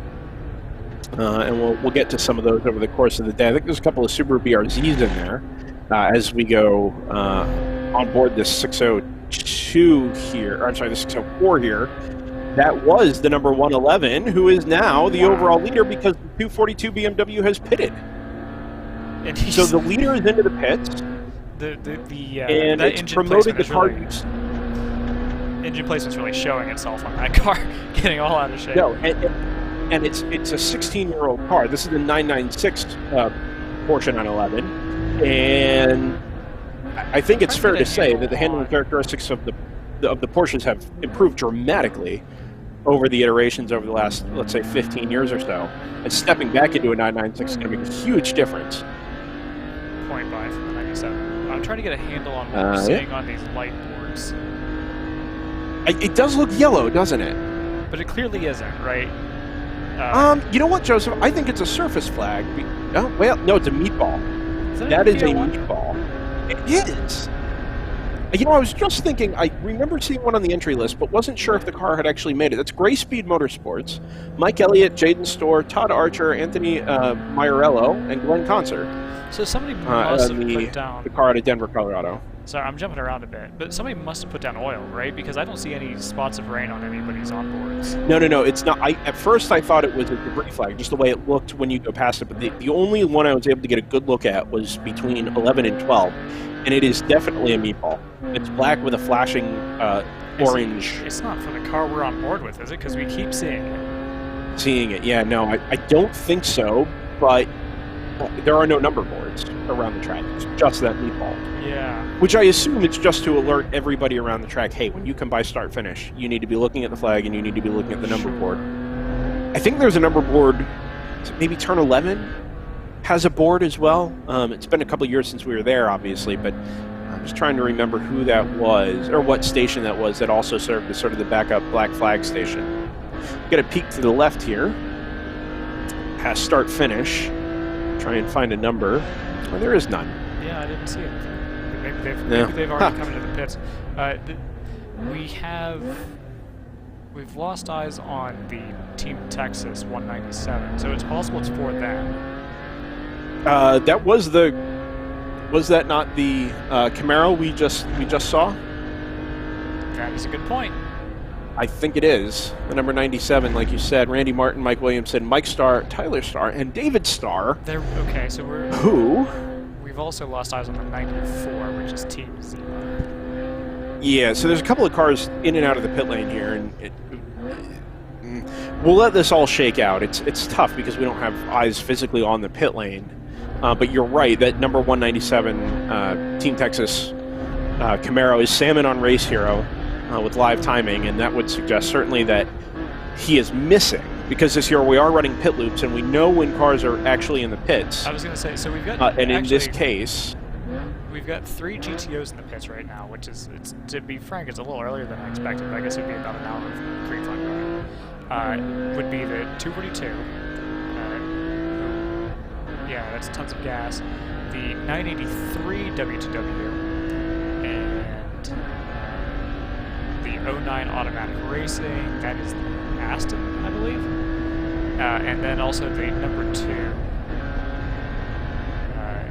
Team ACP machine. All 4 of those are in the pits, by my count. Yes. No, that's correct. And I mean, GTO cars, more powerful, probably, use up a little more gas. And for those that are using their original spec gas tank, right, an hour is probably about right. Maybe an hour and 15. Like you might see it maybe the 24 hours of Nürburgring or a race like that. So it's probably not that far off on stint time. With that being said, they've been in the pits a long time already. The Cayman, the BMW, the Automatic Racing, Aston Martin. I see the pit. Hold on, we've got something that's happened here. 2 cars have come together. We're going to stay... where at? It looks like around turn... So we've got 1 of the drivers left here. Let me try to find another car for us. Is it turn 20? It's en route to turn 20. It looks like it looks like maybe 2 cars came together around turn 19, maybe? We're going to keep an eye on timing here, make sure we don't end up having to go full course yellow, but in the meantime, we'll look for another on-board feed and see what we can glean from elsewhere around the circuit. Yeah, that'll be a work in progress. We've got a couple of feeds that our production software arbitrarily decides it doesn't like anymore. So this is back on board. This is the number 1 up at turn 11? So it seems. That is at turn 11. Yeah. Yep. So these cars that have potentially come together or were slow there at turn 19, we should expect to see Salmon on Race Hero or dive right into the pits. So we get a pit stop from the number 91 wheel-to-wheel racing. It's a Corvette. Chevy Corvette. Is that the old, Automatic Racing, number 22 is in the pits. Is that Corvette? Is that the old the G-Speed Corvette? Do we know? You know what? I think I can let you know that because I'll look up the entered cars on the list here. I believe it is. So that car this weekend is Mark Martin, Jason Dent, Jeff Hughes, Evan Bodazen, and Jade Buford. And while I obviously recognize Jade Buford as a name from IMSA competition, sort of in the early 2010s. Mark Martin, I believe, was involved in the G-Speed project alongside Lou Gelati, or certainly was a team member there and drove those cars the last time we were at Circuit of the Americas. It would not shock me for it to be a C5. That is the 197, Joseph. That is absolutely the old Camaro. So that's the team, or 197, as it is in timing. This weekend, Team Texas stopped at the entry to pit, the pit entrance on driver's left. I'm going to sort of, if you thought there was another car there, then maybe there was contact, but that would just seem like maybe he ground to a halt and pulled off to the side of the road. Yeah, it's tough to tell. Because if it were damaged, maybe he could have made it into the pits on his own. Well, there was one car that was slow to driver's right at the same time that the 197 was stopped at driver's left. So, those may have been completely unrelated. It could have been somebody just coming up on the slowing 197. Right. having a moment. There is, well, okay, well, I guess that's, we should make the point, there is a noise limit here. I don't remember what the decimal count is exactly, but there are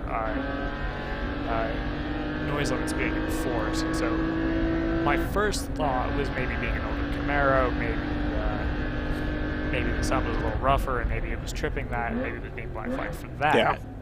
But if it's stopped on track, that seems like maybe there's something a little more dire. No slippery surface flag or anything like that, I would but think maybe putting on smoke or something like that. They felt maybe to bring it in. We are an hour and 11 minutes into the 2020 U.S. Endurance Championship, which you're watching live, courtesy of Driver's Eye Live, the World Racing League season finale. We've got an 8-hour race today, 8-hour race tomorrow to close things out and crown the World Racing League national champions for the 2020 season. Thanks everybody for your company this morning. 10:15 in Austin, Texas today. 11:15 for your two commentators, myself, Brendan Kesmerick, joined by Joseph Budrock, as ever on Driver's Eye Live.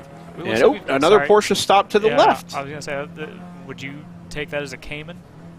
It was definitely a GT4 Cayman. Let's see here. I didn't get a number on it. It was plain white, I can tell you that much. Yeah. We are missing the but tough to get a 411 number. right now. Which is the not in our entry list. Okay, stand cool. by. Oh, Eagles Canyon Racing. No, Yes. they have a different number. Okay. Yeah. That's they were. Oh, that would be them. It's a Porsche GT4 Club Sport. Well, there The you number go. 125. Okay. Yep, Tom Steven, Bernard Neusbaumer, John Schaffner, and Livio Galanti, based out of Decatur, Texas, which is exactly where Eagles Canyon Raceway is.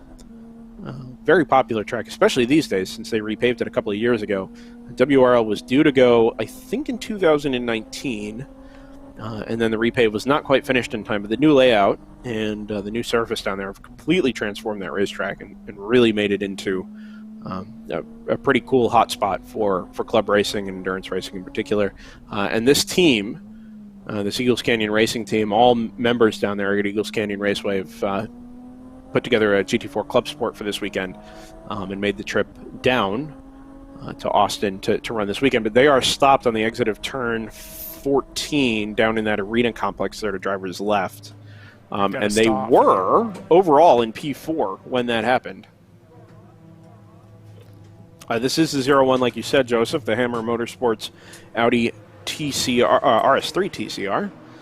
Pits from 14th overall. Had picked up a couple of spots due to pit stops from other GTO competitors. Actually, they were 10th at one point there before they came in on this last lap. Pit stops elsewhere in the top 10. Capstone Motorsports is in. The number 111 Dunn Motorsports Porsche is in. ART Racing, the 147, has pitted this lap as well. The TAPG Supra, who I don't think we've seen an onboard from in a minute, Joseph, steadily climbing up the order. That onboard cuts in. Now into third. I assume it's out right now. I have to manually refresh it, so when it goes out, I got you. I got you. But in any case, they're up to third now. The number 90 Toyota. Is that a Prius? I was under the impression that was a Supra. It's entered as a Supra, and the information we had. Well, the information we had was that it was a Supra, but Race Hero, it says it's a Prius 5. Very interesting. Can I get the audio any higher? It's on doing. the 90? It's doing 230s around Coda. That's got to be a Supra, right? I'm going to check their Facebook because, as we've mentioned, I believe that car was supposed to be entered in the 25 hours this season, out at Thunder Hill, and it didn't. That looks didn't work out in their favor. That basically looks stock with the roof upholstery undone and replaced with a cage because he's still got the stereo in it. You're absolutely right. I'm going to take a look here and see if I can find anything on the social medias. I believe that car. I think that's the Supra. Here we go. It is a Supra, and oh man, is that a pretty car. TAPG Motorsports, all one word, on Instagram. You can take a look at this. It is the car I thought it was. It's such a beautiful build, paint scheme. I mean, everything they've done to this car, just really gorgeous, and an opportunity to recover their track time that they would have otherwise lost after what happened with sort of the global situation, repositioning some of the endurance races this weekend. I see what you mean about it cutting in and out. As we lose the onboard feed there from the number 90. But in any case, he's done a really, really nice job in developing that car, and now sit third, largely as a result of pit stops from most of the leading cars. But in any case, still really, really competitive, within a minute and a half of the lead, still very much on the lead lap, even when the pit stops cycle back through and re-promote the number 111 Dunn Motorsports Porsche to the overall lead, or as it appears it's going to be. More pit stops. The number 18 Capstone Motorsports AMG GT4, the Mercedes, is into the pits from second. That promotes TAPG to second briefly, but they are in the pits now as well. Hammer Motorsports, the Audi GT4, is into the pits from fifth. Tons of gas, the second car. Another one of the BMW M4s is in from P8. And worth mentioning, the number 242 that pitted from the lead when it first came in has stayed in the pits and is now 75th overall. So that car did not ever return.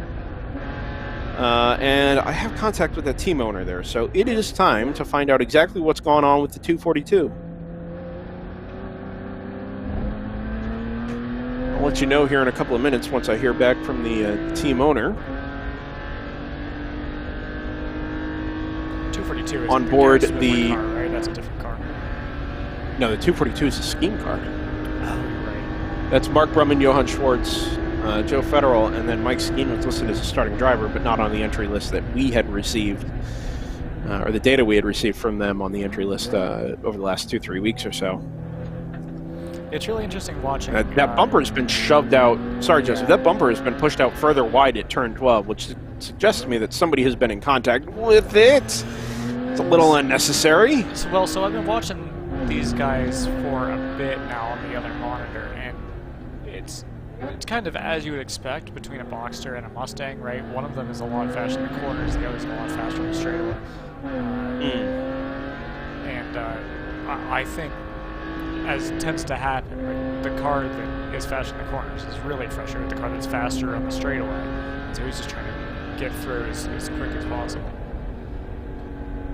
Yeah, it just, well, coasting Long down here in coast, turn yeah. 19. Yeah, I wonder if they're on their way into the pits here. And so they are. Yes, they are.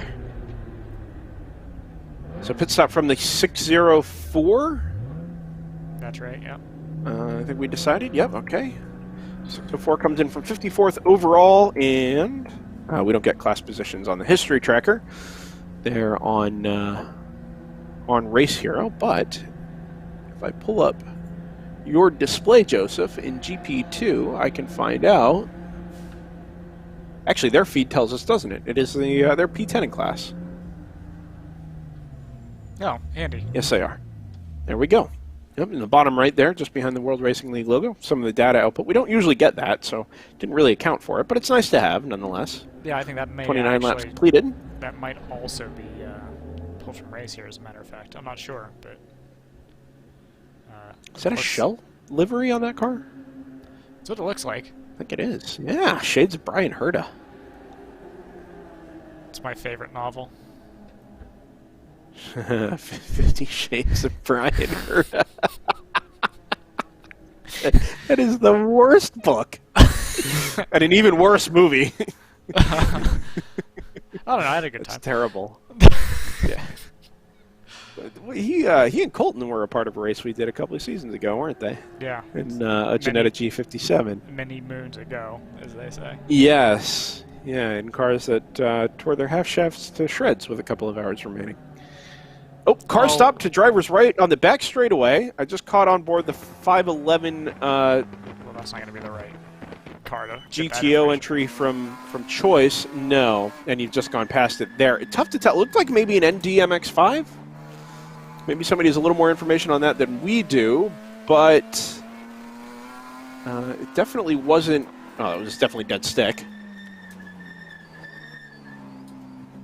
The number 1 is in the pit, so that won't be a very useful camera either.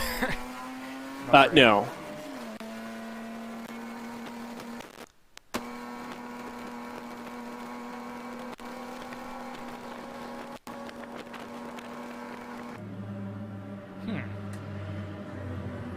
Is that supposed to do that? You wouldn't think so, but maybe just a little steam off the brakes. Although with the amount of squealing they've been doing. Yeah,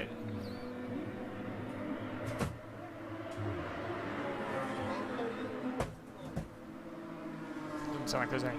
Doesn't sound like that car's on. No, I'm trying to pick up any noise in the background there from any of the crew members. And But I had lost this feed held briefly. there.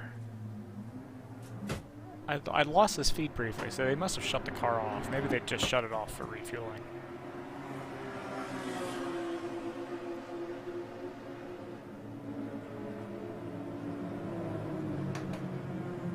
PMW Motorsports, by the way, up into second overall, second in GTO.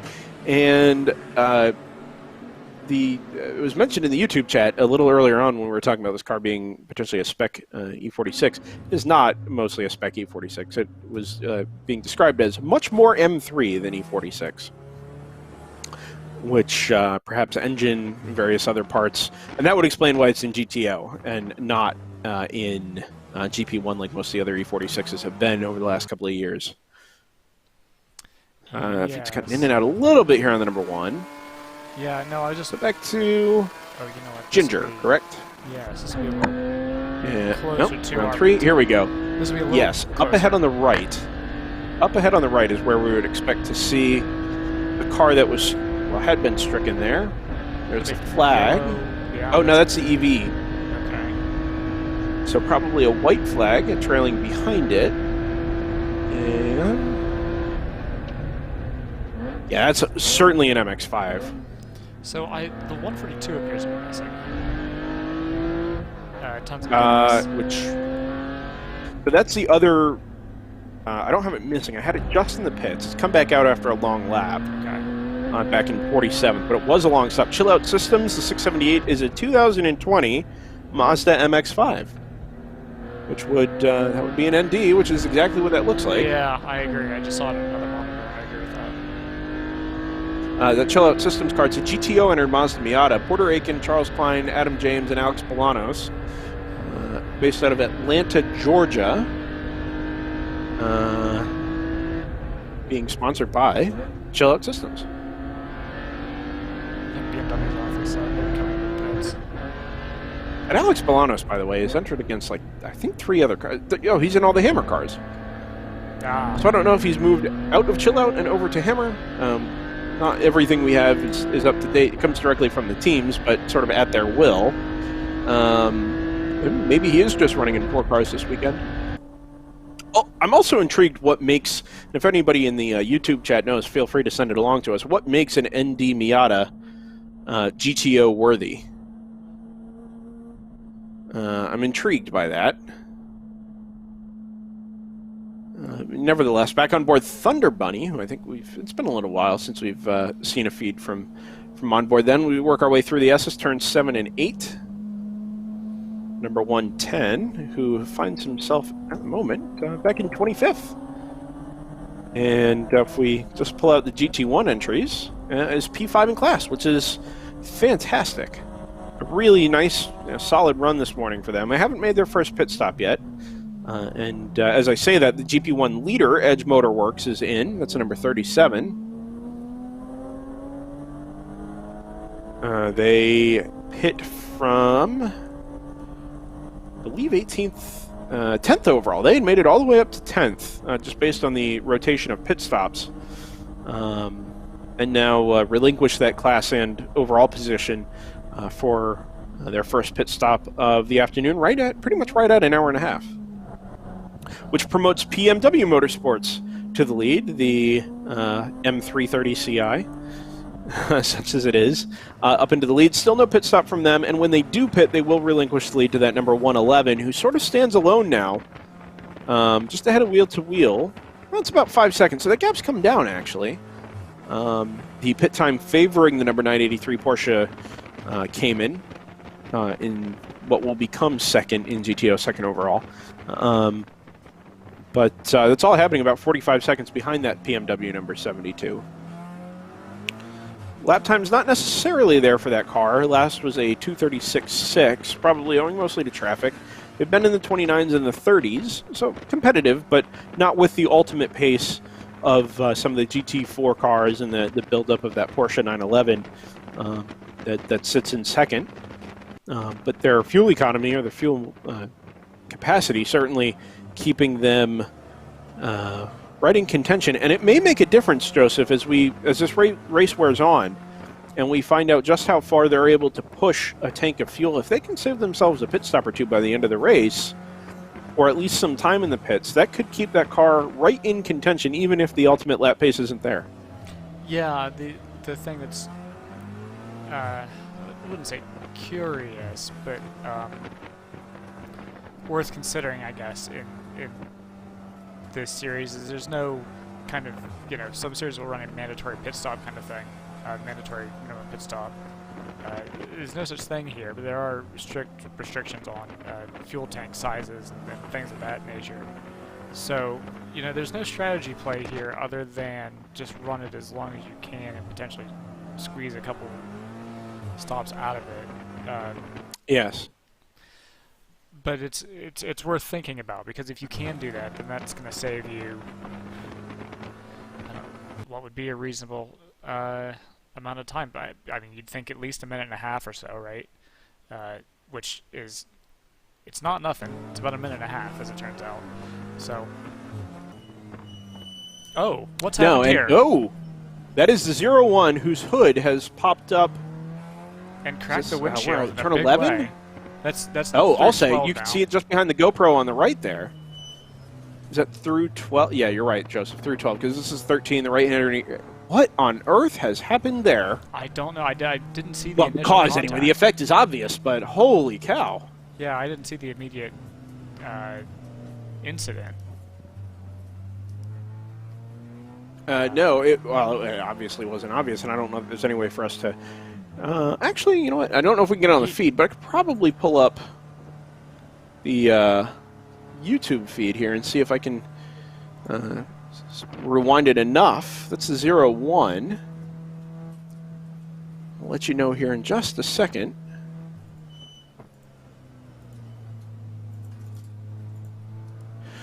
So, just watching on board as he comes through turn 6 here, the right-hander, the left at turn 7. Rattles it over the curb on the left.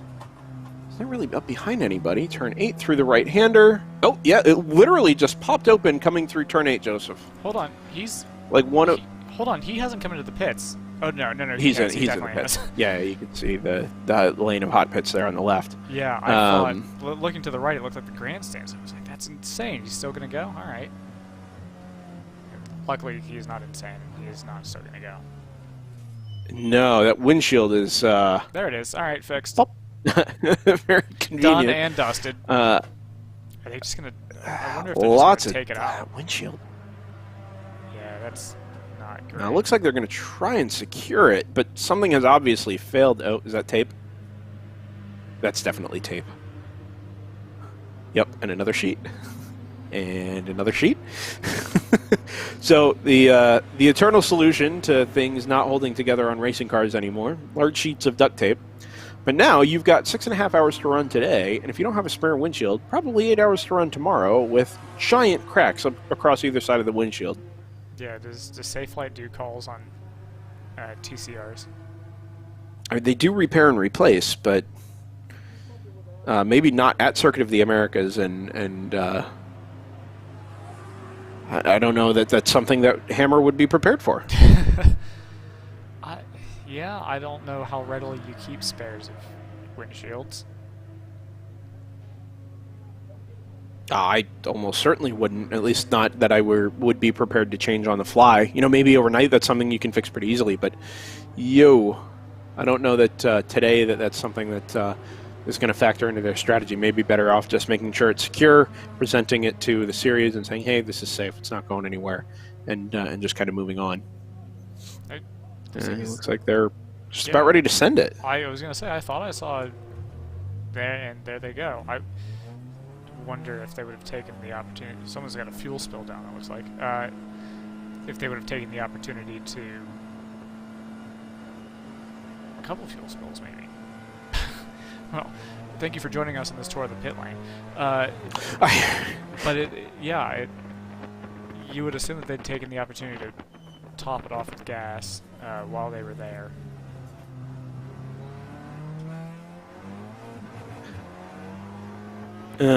Just reading through the WRL rules here, specifically about windshields. Windshields should be free of large cracks or damage that could compromise its integrity. Windshields that sustain minor damage may be allowed at the discretion of WRL. Yeah, I don't know. And may not be allowed to continue if it compromises its ability to protect the driver. That doesn't look like it's the case here. I mean, the windshield is still one piece. It's not like there's a hole in it. It's just cracked on either side where the hood came up and hit the shield. What is going to be compromised is the view of that GoPro. Yes. That's going to be interestingly, we should... I want to just sort of look back at the number 72 PMW Motorsports BMW. We mentioned that the fuel mileage in this case was sort of the deciding factor in what's keeping that car out in the lead. It's about... it's giving up about 3 seconds to the Porsche that's chasing it down, who's already made it stop. And now the 72 comes in after 37 laps. But for those with interest, we sort of have an answer here to fuel capacity in GTO. The rules for 2020, fuel capacity in Grand Touring Open GTO will be determined by using horsepower in the GTO fuel formula. Capacity is the number of horsepower times 0.037 plus 9. So if that's an M3 engine, you know, maybe let's say 400, 450 horsepower, although I don't know what spec it is exactly, you could get easily 23, 24 gallons into a car like that, which is going to give you, well, you would think anyway, quite a bit of advantage over something like the Porsche, who's probably just, you know, guzzling gas. It is a 911, the 996. But in this case, 72 is able to go quite a bit further, 7 or 8 laps even. But that is going to play itself out at the end of our 8 hours today. We get to our checkered flag around 6 o'clock Central Time. Hour and a half gone, hour 33 now. 37 laps complete by your overall leader. GTO's about to be the number 111 Dunn Motorsports Killer Dana Surf Shop Porsche 911. GP1 leader Montgomery Motorsports is the number 24, who has won GP1 in the past. Certainly years that we've been here, 2017, 2018, that Montgomery car has been really competitive, regularly up in the top 10 overall, and on the podium in GP1. And they're picking up right where they left off, or certainly where we left them a couple of years ago. Thunder Bunny, the number 110, back in second in class.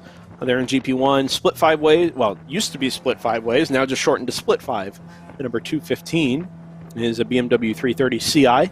22nd overall, third in GP1. Just continue a rundown here. We go back to GP2. Rocker Renstall, 1998 Porsche Boxster, sits in the class lead, 35 laps completed. Although, I think they owe us a pit stop. And they do. The 469 MER entry has already pitted, and it's put them back into second. That's the Mazda MX-5 based out of Crescent, Texas. Jacob Loomis, Alex Bacora, Liam Snyder, and Mark Snyder. They should cycle through back into the lead, a minute and 20 class leader at the moment. And then the number 51 from Choice Racing is the sister car to the troubled number 511 that started this race on pole. This is their GP2 entry, sits third in class. GP3 at the moment will not open on its own because of some timing irregularities on racehero.io. But if I cycle through and find the class leader, it's AOA Motorsports. Short for angle of attack, obviously. The Mazda MX-5 leads GP3 ahead of Round 3 Racing, the 1999 Porsche Boxster, and Corley Racing, the number 11 Mazda MX-5. That is a Miata. That's the number from 1994, the number 11. So it's third in GP3. And then GP4 we've talked about. Tomac, nope, Team HNS leads GP4 at the moment. Number 43 Mazda Miata, 62nd overall. Second in class is Tomac Racing, the number 30 Mazda MX-5, the 1990 vintage. And then Wheels America Racing, the number 98 Mazda MX-5, also 1999 model. Back there in 72nd, but nonetheless third in GP4. So let's look at your class leaders. We've moved over to the Team Ginger Racing entry, the number 46. I believe Joseph's back with us, correct? Yes. Nope, not quite. Yeah, oh, okay, there we go. There we go. Past goes the number 90 TAPG Supra. That's a real who's now. Man, everybody is super late on the brakes trying to get around the BMW M3 from Ginger Racing Team. Saw the Supra go past, and I think there's got to be somebody down the inside here. There it is. It's a 72. We haven't had cause to talk about... Oh, we have. That's a BMW Motorsports car. But we haven't physically seen it, so got to sort of recalculate there. They've just come out of the pits. It's the first lap for the number 72 for PMW. Yes. And it shuffled them back to 11th. I think they're going to lose a handful more spots here. Is there a problem here with this Ginger Racing Team M3? The shifts have seemed a little difficult. Gears have been hard to find, it looks like. Maybe just getting used to the track and the car. Oh, and the audio is a little off sync, which would explain why it sounds like he's coasting very, very early. Yeah, that's a big part of it. Yeah, no, that makes a lot of sense. Yeah, audio is about 1.5 seconds or 2 seconds ahead of the video there. But again, not our cameras. We're sort of at the mercy of what the teams provide. But it's not too off-putting. I'm happy to have the vision on board from around the Circuit of the Americas this weekend. Joseph. Brendan. Shall we take the opportunity to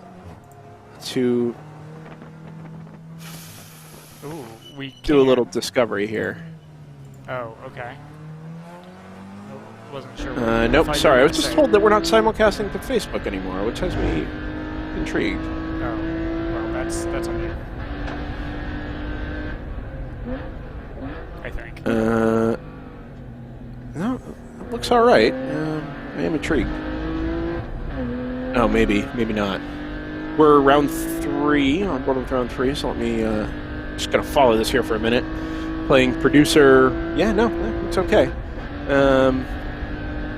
All right, so we'll press on. Shall we take the opportunity to talk about the World Racing League in 2021? Oh, if you insist. Yeah, so let's, if we could just bring the round 3 volume down a little bit. But it's so nice. It is nice. Yeah, let's talk about 2021, the World Racing League. There's lots of exciting things happening. If I'm going to make a case, let me put it this way. If I were going to put together a list of events in the Midwest, the Plains, and the East Coast for paying drivers to go have the opportunity to get oodles of track time in a hyper-competitive environment with really awesome racing cars, anything from GT4s and TCRs that you can buy in full pro spec, and something I could build in my garage up from a Miata or a pre-built spec Miata or something like that, that schedule would look a lot like that 105 Team LMR BMW like the rears into 19. having a massive moment at turn 19, and he fired off into the runoff there. I assume he was able to recover that, or at least stop it before it got to the gravel. But my word, we've got a waving yellow. I see that at start-finish. Interesting. So what's the question here? We're going to come back to the schedule thing because we have something to address. Is there a car up to driver's right in the gravel at turn 1? Looks like it. Yeah. Yeah, standing so there's yellow. the way. There's the yellow. Oh, he's backwards Is that the too. NPO1? Oh, I don't know.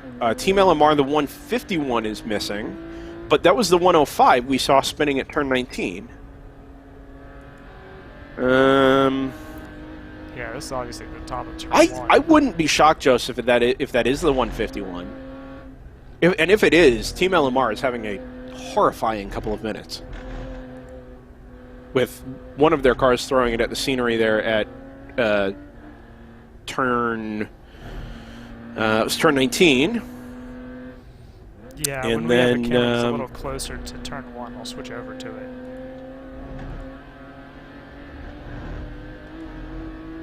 Yeah, we'll keep an eye on that.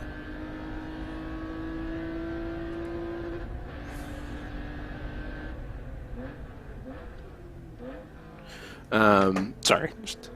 Lonnie Unser is now on the 601 Boxster. So I had missed that, and I don't know why it's not in our entry list here, but I did see that. Another one of the Shift Up Now team members there for round 3 racing, the 601. It's Lonnie Unser on board, as we just heard from a member of round 3 down there. So welcome to the race, Lonnie Unser. Don't think we'll get a No, super especially not behind clear. the spider crack in the windshield here. No. Is the car still there? Yes, and it looks like there's a recovery vehicle on site. Yes. Okay. So we're going to let this play out. I'm going to kind of assume it's the 151, although we're missing the 982 now as well, Yes, which we is a are. Porsche Cayman from wheel to wheel, who we've lost from 8th overall, 8th in GTO. So we can look around the track, but I haven't seen anything other than that car sitting in the gravel outside of turn 1.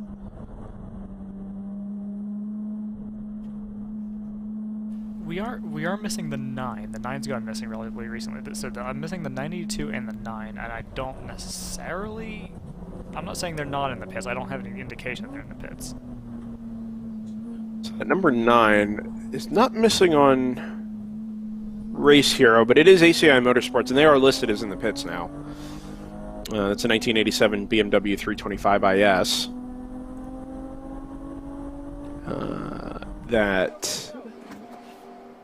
Oh, I am Van Duke. Okay. That's fantastic. We should get teams to do this more often. Maybe make it a policy. You must have your driver's name on a piece of... Is that medical tape or white duct tape? It's tough to tell. Yeah. Starts the car. Check your blind spots. Yeah. With a key, which you don't see a lot these days. Huh. Although it doesn't look like there's been much done to the front of this car. I was gonna say The dashboard is still entirely the dashboard. Yeah, I was gonna say it looked like they could have just driven it in. Stays the driver's left behind the blend line, headed up into turn 1. And... That's become a waving yellow one. yeah, there's boots on the ground there. See, it's still tough to tell who that is. I don't know. This is a really I'm not sure if that was a situation. Porsche. It's either a Porsche or a BMW, and Yeah, I couldn't tell. It it's looked a- like it might have actually been a Porsche, but It's- I'm not sure he's been missing long enough for that to be that car. It's a tricky situation for the cars behind Van to be in, because obviously he's slow coming out of pits, but he's merging into an active waving yellow flag zone. Yes. So it's, watch this space for race control notifications. If anyone feels like anyone's been kind of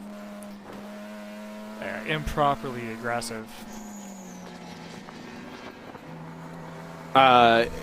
Yeah, I think there's, even as on the part of the marshals, there's probably a judgment call to be made. I mean, if you're exiting the pits, yes, okay, there's absolutely no passing. But if a slower car is exiting the pits because they see a yellow flag but don't exactly know where the incident is, we get 3 wide up ahead of the Ginger Racing Team BMW here at turn 11. You don't want cars slamming on the brakes so that they're not passing a car going half its own speed, right? At the same time, you don't want people taking advantage of the situation because the track is neutralized for safety purposes at the spot where the incident is. So, a judgment call there for the marshals to make, and I trust they make the right one. probably a case to be made either way. If something were to happen, or be protested, or anything of that nature. But in any case, it looks like more or less that recovery is progressing well. And with any luck, we should get ourselves back to racing up there at turn 1, and none of this will wind up being an issue.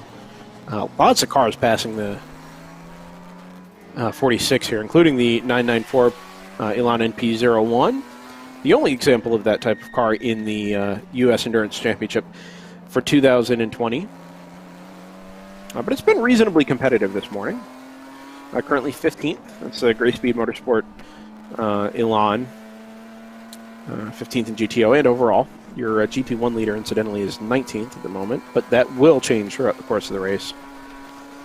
The 215 split 5 car has gone missing. I see that as well. All right, the same for the 22. Quite a bit happening here, actually. The 22 actually might be the more likely culprit because they turned a lap before the 215 did, actually. I show the 22 in the pits. Okay. Unexpected, but in the pits. Okay.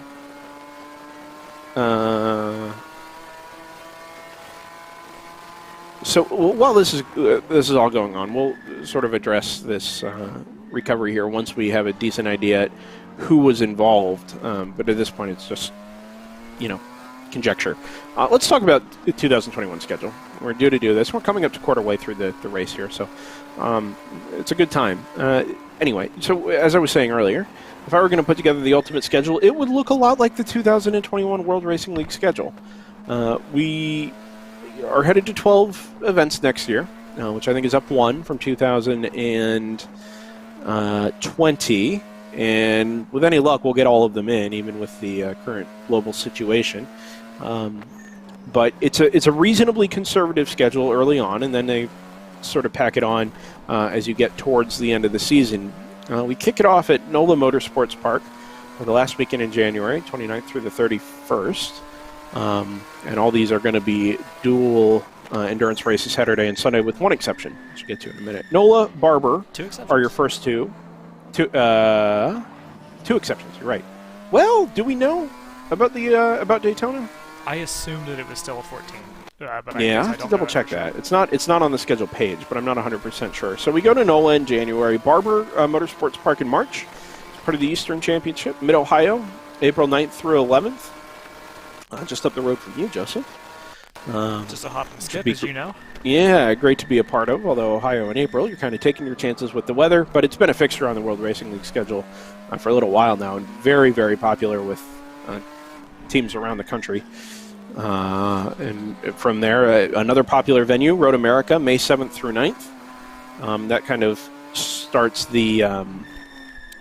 it gets you through the early part of the season and, let's say, more of the uncertainty surrounding the progress of COVID and available vaccines and the ability to sort of settle back into a more normal, predictable way of life.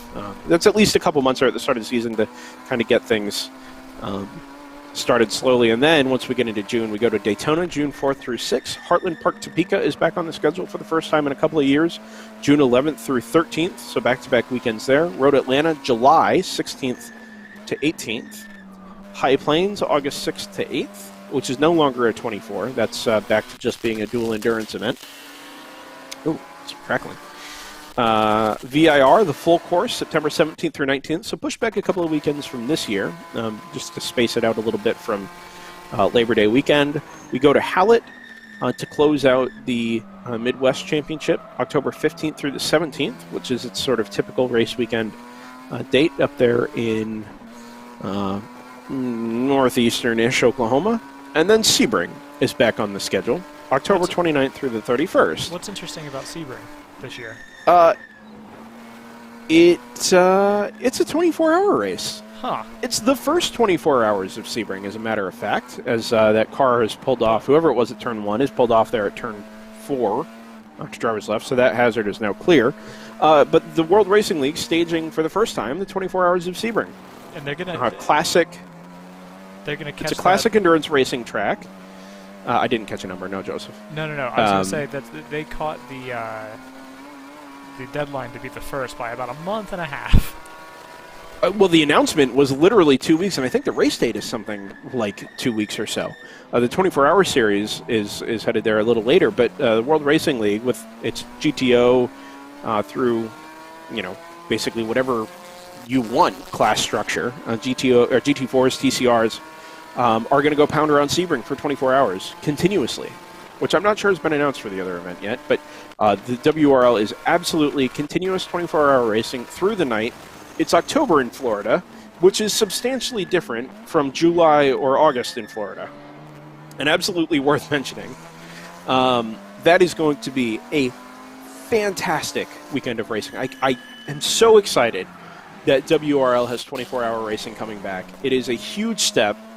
I know they took time off last year to get all their ducks in a row, and High Plains is always a fun event, and you get 35, 40 cars, and you don't have to worry about sound or curfews or anything like that. But to go pound around Sebring in a reasonably comfortable climate, well-chosen weekend and set-up weekend by Sebring and WRL, and then to go do it all the way through the night. You got about 12 hours of darkness running, 12 hours of daylight running. It's just fantastic. So kudos to everybody at WRL for making that happen. And then once we leave Sebring from the 24, we go right back to COTA for the U.S. Endurance Championship 2021, December 3rd through the 5th, to sort of wrap everything up and award national titles.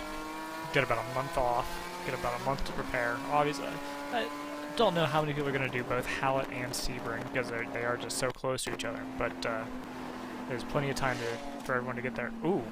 What's happened to the 46? Or is he just letting people by? He just lifted off there. I wonder if he saw BMW and a Genetic coming in his rearview mirror and decided to just lift off and let... No, he's playing with some switches there. I'm not sure what. But anyway, yeah. So only a weekend separating Hallett and Sebring. So that's some of that is you've got the Midwest Championship, and you've also got the sort of Atlantic Eastern Championship. So you wouldn't necessarily expect a ton of crossover anyway, but there should be plenty of time for everyone to come back and be ready to do this brace of races this time next year.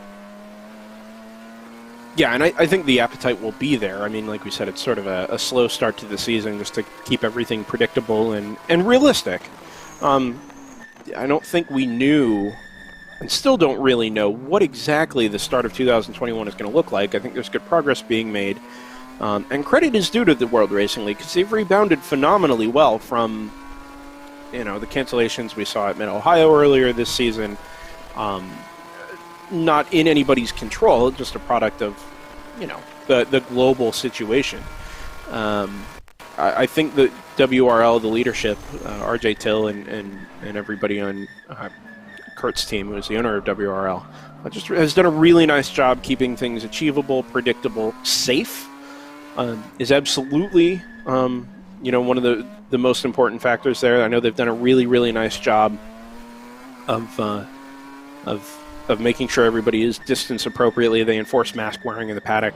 It's been, or whatever the track requirements are. I mean, they allow everybody to have their fun and go racing and do the things that they love to do in a way that's safe. And I think for 2021, as long as it needs to continue, they've done a good job at planning around that as much as anybody can. So yeah, and it's tough to.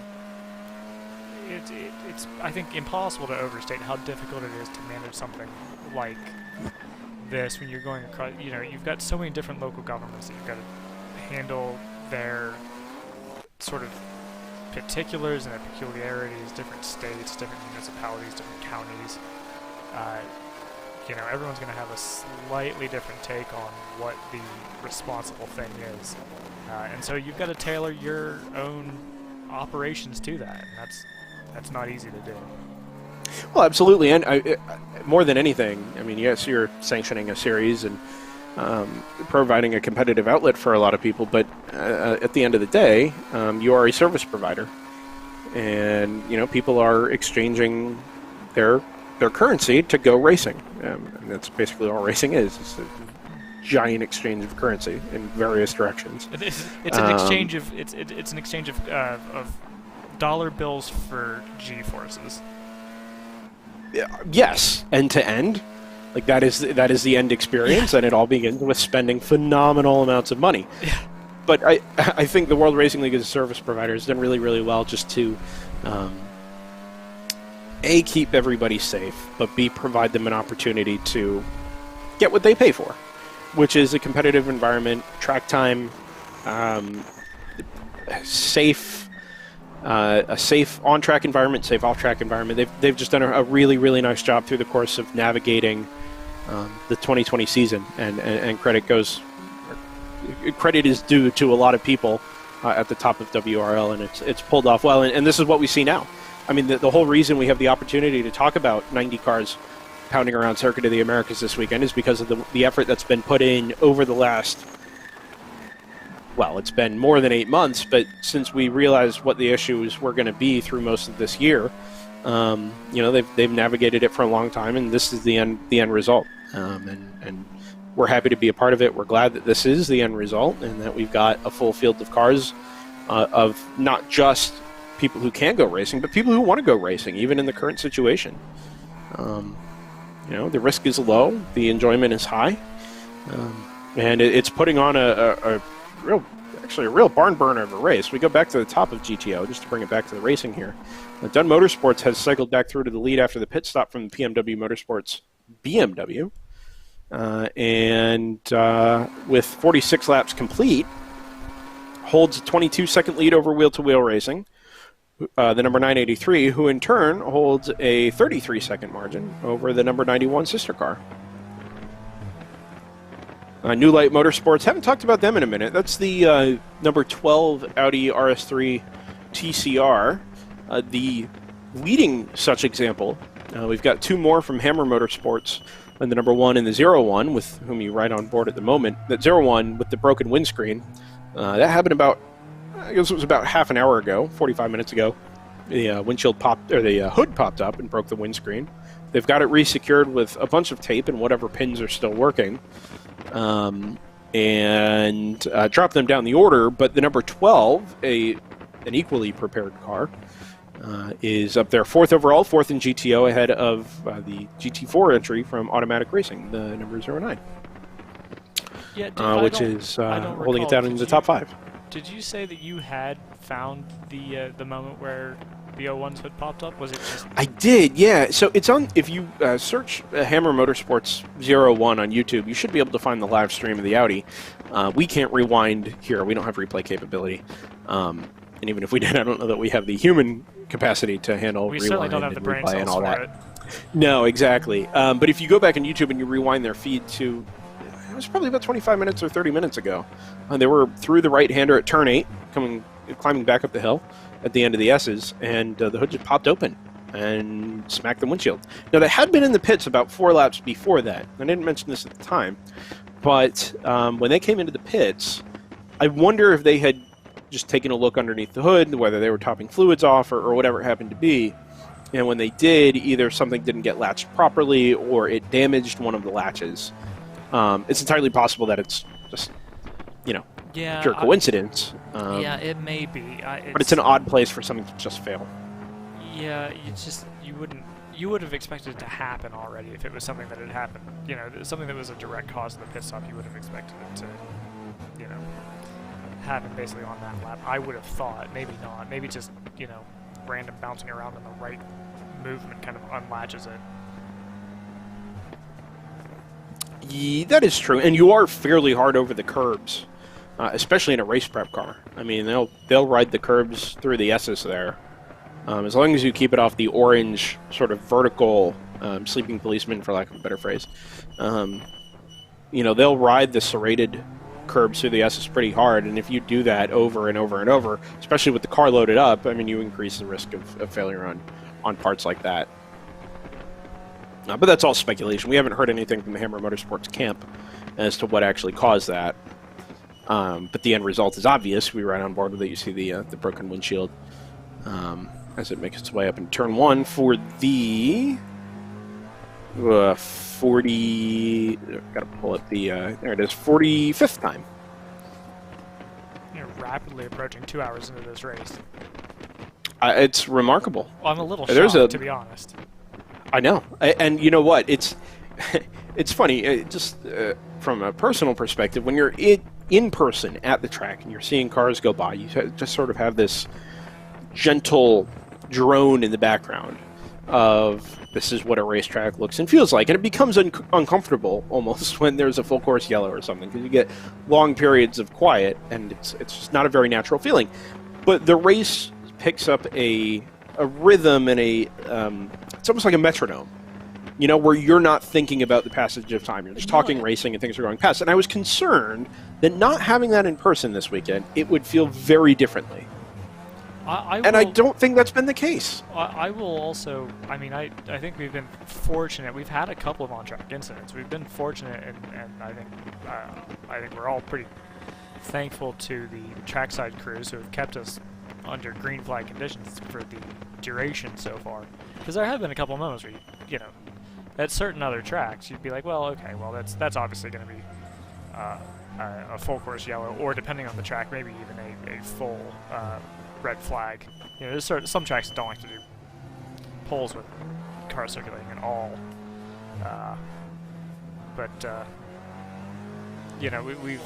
We've been fortunate to go full green so far, and if we can do that for another 6 hours, knock on wood, this could be a pleasant little afternoon.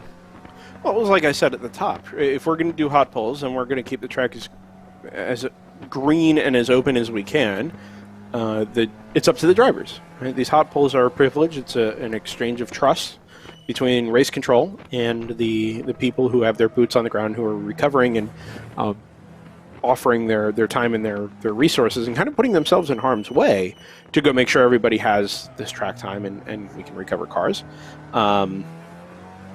And it's that exchange is made with the drivers, who are meant to respond appropriately to yellow flags and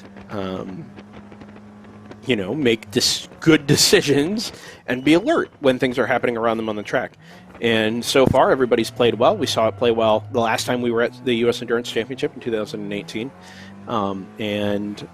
We've been clean through 2 hours of racing so far, even with 90-plus cars out on track, over 3.4 miles, which is an insane traffic density for what that's worth. Well above what you would get at the 24 hours of Nürburgring, well above what you get at the 25 hours of Thunderhill. It's a big number. It's a lot of cars with a pretty substantial speed discrepancy, 20 to 25 seconds around a lap between, let's say, the top of GTO and the back end of GP4. And it presents a real challenge.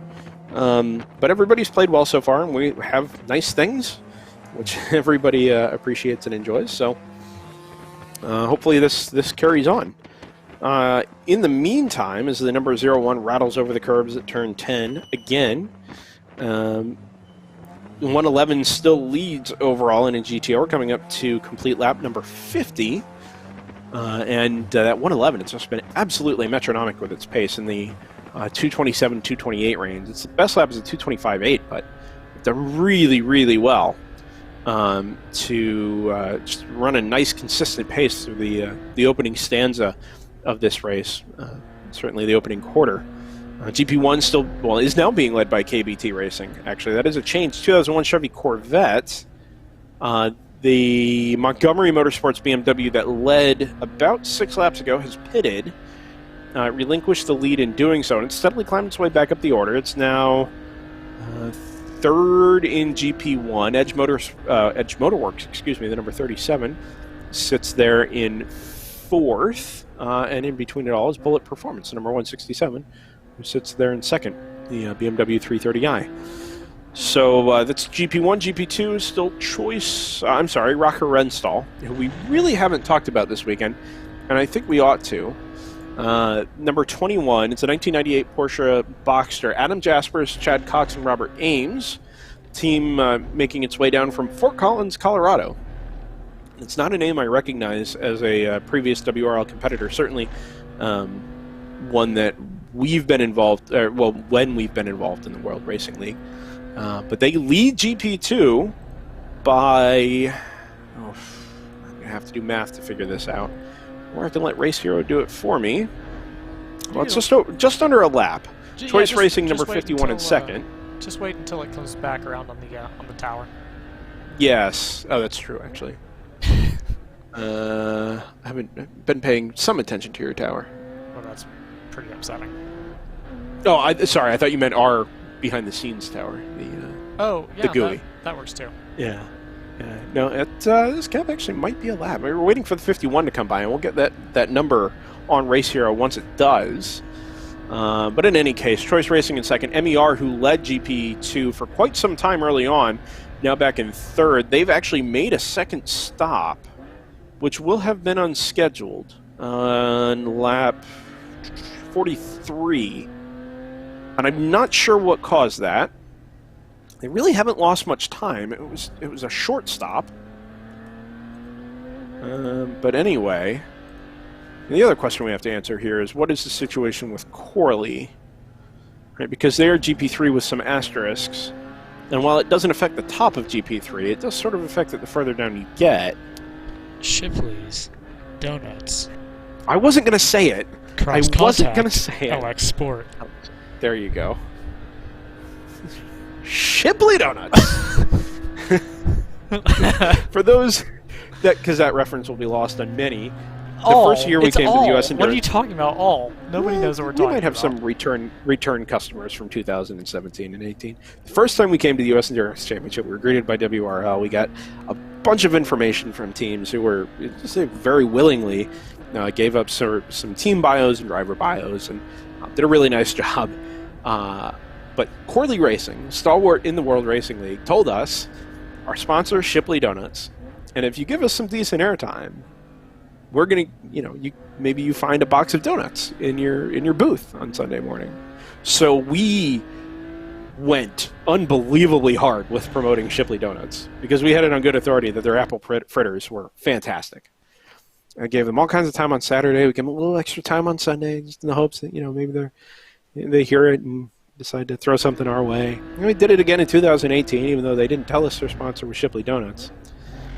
Did it again. No donuts in 2018. So I wasn't going to say anything this year, but now that Joseph has mentioned it, we're 2 years behind on our donut deliveries from Shipley Donuts and Corley Racing. I'm not mad. I am just disappointed. For sure, yeah. No, and why would you be mad? It's a small donut company, but I think the if donuts the are deal is size, we give you advertising and you give us donuts, we're going to give you advertising. And so anyway, I did make a phone call to the offices of Judge Judith Scheinland, but she has not returned me yet. I don't think we have a case there. There was no contract. If I may, Your Honor, they did say that they were going to give us donuts.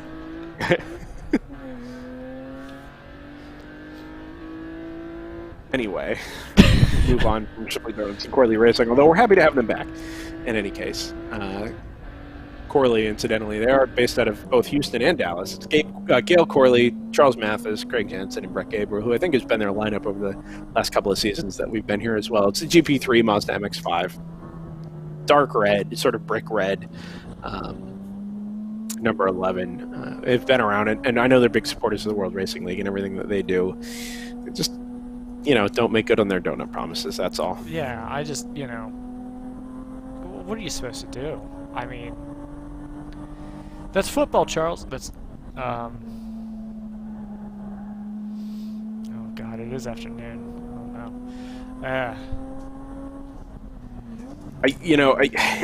With just the two of us today, we should mention, we will be joined by Ryan West tomorrow. So we should get a third voice as a part of what we're doing here. Ryan is a big car culture guy. He loves, racing car builds, and a lot of great insight from Ryan. He's just committed to other things today. Namely his day job. Let's just say it. Yes, well, right. And normally we would be too, but we prefer WRL. So now anyway. I am now unemployed.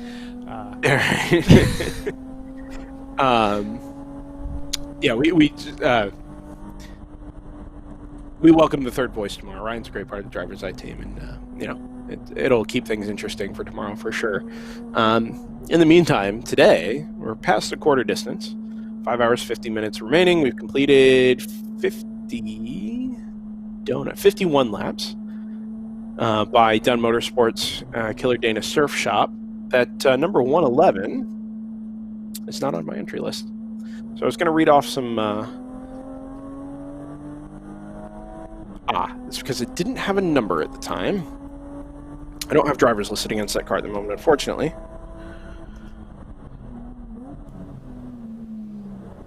As Brendan reads what I typed to him in Slack. Yeah. Also, we are technical directors this weekend, in addition to being your commentators.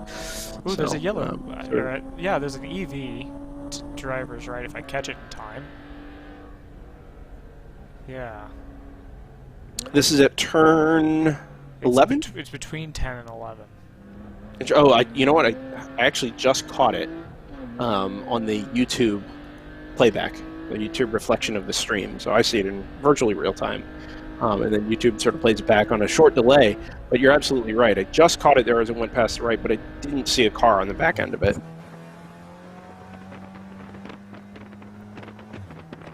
Yeah. Back on board the 01 Hammer Motorsports Audi. There's There is a car there. To driver's right. Yep. Yeah, no, absolutely. All right, Chill Out Systems 678, Mazda MX-5, 2020. Was this car not missing on track some minutes ago? A white MX-5. That's a great question.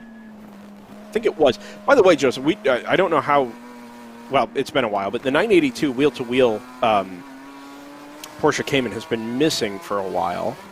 They're down to 78. They're red on Race Hero. And now that I think about it, that was the car that went missing at the same time as the LMR BMW. Okay, so we should have a really good shot of this car now. It's the Yeah, and a ND wide-angle that was camera. It is, yeah, that's who that is. I think it's the 678 Chill Out Systems MX-5. 61st overall, but they had already had a long lap, 11 minutes on their 30th lap. So it's about a half hour ago.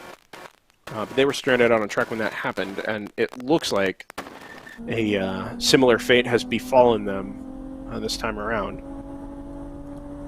The LMR car that we were suspecting might have been in the gravel at turn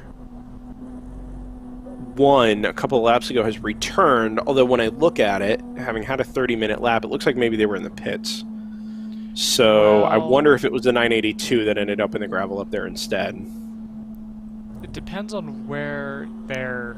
If they just went straight into the paddock, they might not have trimmed timing and scoring. But then, because we're not looking out over the box, I can't quite recall if you cross timing and scoring on your way into the pits or not.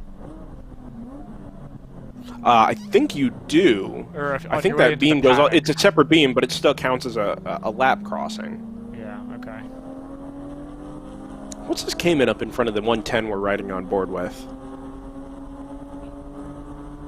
I'm trying to get an eye on it. It's got a massively tall rear wing on it. Orange and black car. But the reason I'm intrigued by it is because it kind of looks like... do you remember the Grand Am GX class? Speaking of giant rear wings. There we go. We saw this one when we were setting up this morning, and everybody was sitting on the grid. It's a 41, right? Yeah, this is the high wing Lotus 49 that we've got in front of us. Only raced 2 events. This is the fine sausage racing BMW. Yeah, is that what they use to cut it up? The wing. They cut up the sausage with the wing. Yeah.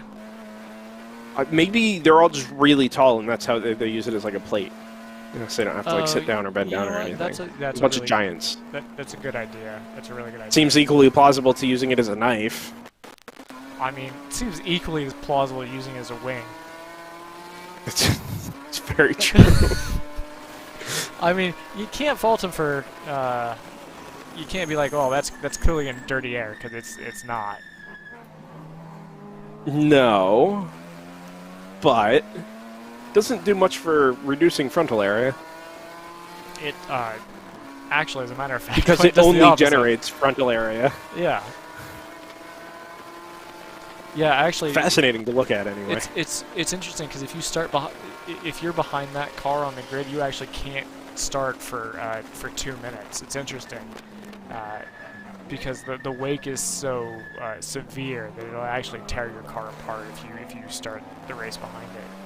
A lot of people don't know, but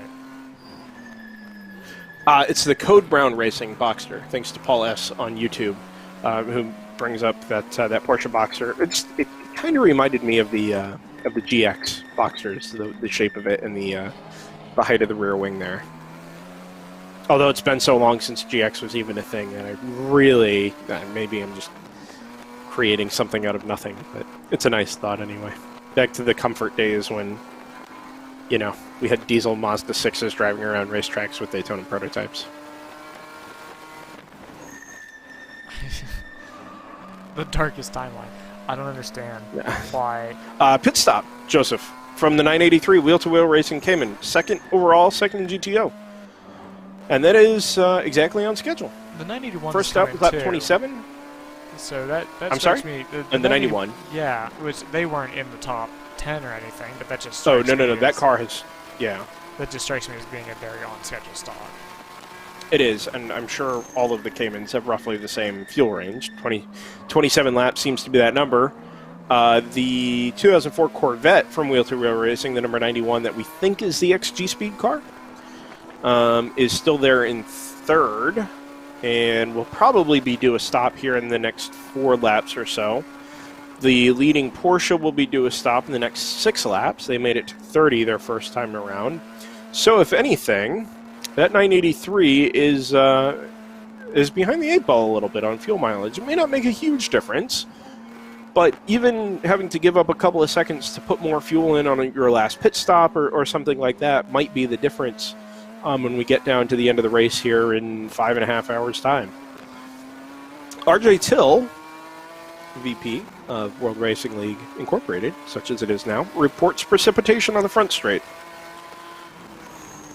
So we had talked, Joseph, earlier on about these spotty showers that were in the Austin area early this morning, becoming increasingly spotty.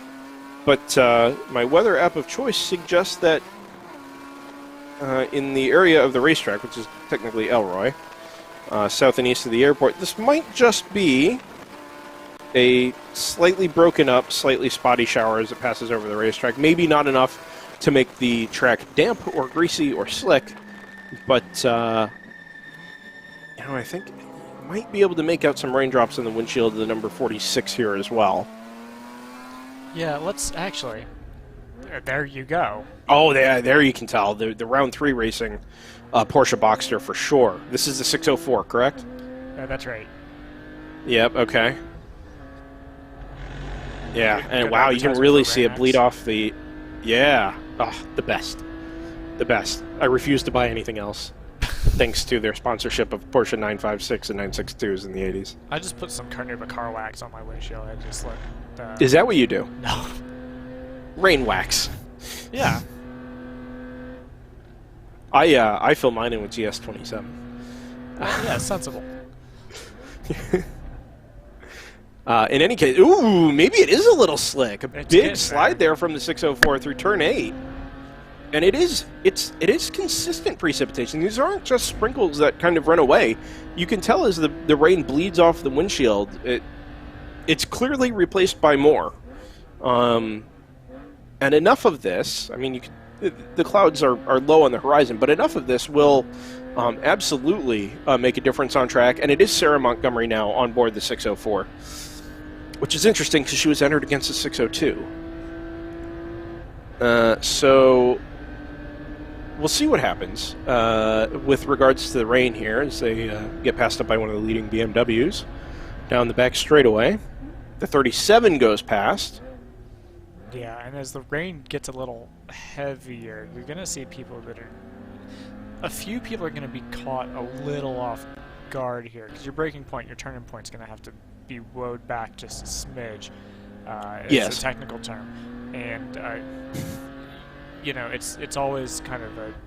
you're pushing all the time. You don't want to give up too much, but you also don't want to send it into the scenery. No, absolutely. Okay, communication from round 3 racing. When the 602 was moved back to GP3, ahead of the weekend, they moved Pippa Mann into the 602 and put Sarah Montgomery into the 604. So that makes a lot of sense. And thank you, guys, for forwarding that information along. This is exactly why we have a Discord server. If you're involved with a team this weekend and you'd like to send us information, contact your team owner. There was a Discord server invite link sent out about a week ago ahead of the race, and a bunch of teams on there that have been feeding us information throughout the day, which we really, really appreciate. But certainly explaining the situation there with Sarah Montgomery being in the 604, with whom you ride on board. Yeah, this is of the handful of onboards that we have. This is definitely the best shot of the rain on the windshield. So we're going to stay on this for a while until the threat of rain is kind of diminished, or alternatively. And we don't think this is. Sorry, go ahead. I was going to say, alternatively, you know, if it does start to kind of dump it a little bit, you know, at that point there won't be any reason to be looking out for rain either, because we'll be pretty saturated. But no, this has been a really good. I love when people mount the cameras right up against the windshield like this, because it's yes, it's a much better view of the track per se, rather than watching the drivers, which is useful in its own way. You know, just to cast back, a couple of years ago, last time we were in Austin, actually, Casey Carden Motorsports, who is back this weekend, the number 213. They just have their single GP3 entry. They had a camera mounted very similarly, but it was so crisp and in just such a great spot. It really provided a sense of speed, of grip and direction change, and I mean, when the lighting changed throughout the day, you could really just get a sense of environment from all the way around the track. It was just such a good feed. Really sticks out in my memory. And this is very similar to that, although it's much more gray and the conditions are much more challenging today. Still an enjoyable ride along with Sarah Montgomery here, so when I was doing research for this, I saw the name Sarah Montgomery, and I was pretty sure I remembered it. She was previously at least a competitor in the MX-5 Cup. And as has been pointed out to me, it was the first woman ever to podium in the MX-5 Cup. But really, from my days when I was regularly attending MX-5 races as a quarter marshal, I was sure I recognized the name, and sure enough, she's bounced back here through the partnership with Shift Up Now. Easy for me to say. To have Pippa here, have Sarah Montgomery, and a reason to talk about some of these careers and get them back in race seats. And Lonnie Unser, of course, who's in the 601, is fantastic. And this view in particular, Joseph, you make not just the view out the front of the camera, or out the front of the car, but behind our timing tower, you can at the very least see her hands work it. Look at that. Ask and you shall receive. A great look at Sarah behind the wheel of the 604, and the effort she's putting in behind the steering wheel. She's not hanging around. I mean, she's really running deep into braking zones, out over the curbs, hitting the apexes, and reacting to everything the car is feeding her. It's not just, you know, sometimes in an amateur endurance race you get people who are just trying to take it easy. That's not what's happening here. No, and God, yeah, I mean, you can see the song, how much of that is due to the track conditions changing, how much of that is just due to the fact that you're in a little Boxster, and that's just how the car is. Yeah, I mean, they're decently stable cars. I mean, Boxsters have been used. There's, of course, the spec Boxster class in NASA. Ooh, big wiggle out of the... Is that the 27? The number is hidden behind the windscreen wiper. Yeah, I think that's 27. As I came through turn 8 and the direction change back at turn 9 there. That's the HQ Autosport BMW there. Yeah, I'm not sure how sensitive, you know, on DOT tires and this kind of spec car, I'm not sure how sensitive they are to a wet versus dry setup, but, you know, you can certainly expect you would be set up to maximize the dry, right? So you'd be a little, as soon as you started to lose traction, as soon as the track started to get greasy or just wet, as it looks like it's maybe starting to, you're not going to be set up quite the same. The grip, the kind of center of traction is going to shift on you a little bit, so it's going to feel a little different. We have a yellow flag here? Yelling about something. Loud enough for us to hear it, but that was because, sitting in behind. Oh, it's the team car. Oh, with a car with its hood up. Wow. Okay. That is a black BMW with its hood. It's so funny how smack up against the windshield.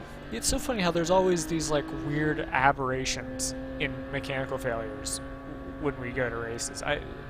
We used to talk about this a lot when we would do Thunderhill, where like the one year it was the year of the alternators, etc. How has this become the year of the hoods? I've never seen that before.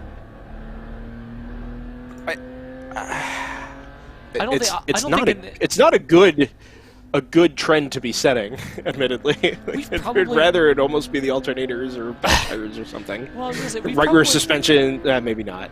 Well, would you guess we've probably done, I don't know, maybe a dozen races? Not too many. But, you know, a dozen... yeah, that's probably about right. A dozen times, say, 10 hours on average. I don't think I've ever seen a hood flip up. You know, it's something that, like, you see in, like, you know, in NASCAR or in an iRacing damage model. You don't tend to see it around, or at least I haven't tended to see it in this type of competition. So I'm a little shocked to see two in one race. Yeah, and I mean, it's obviously, you know, coincidence, right? But it is odd. Someone is going around pulling hood pins. Okay. Probably somebody ticked off that they didn't get their donuts either. Yeah. Sorely missing those donuts. Oh, well played. Slow car on the left there, turn 8.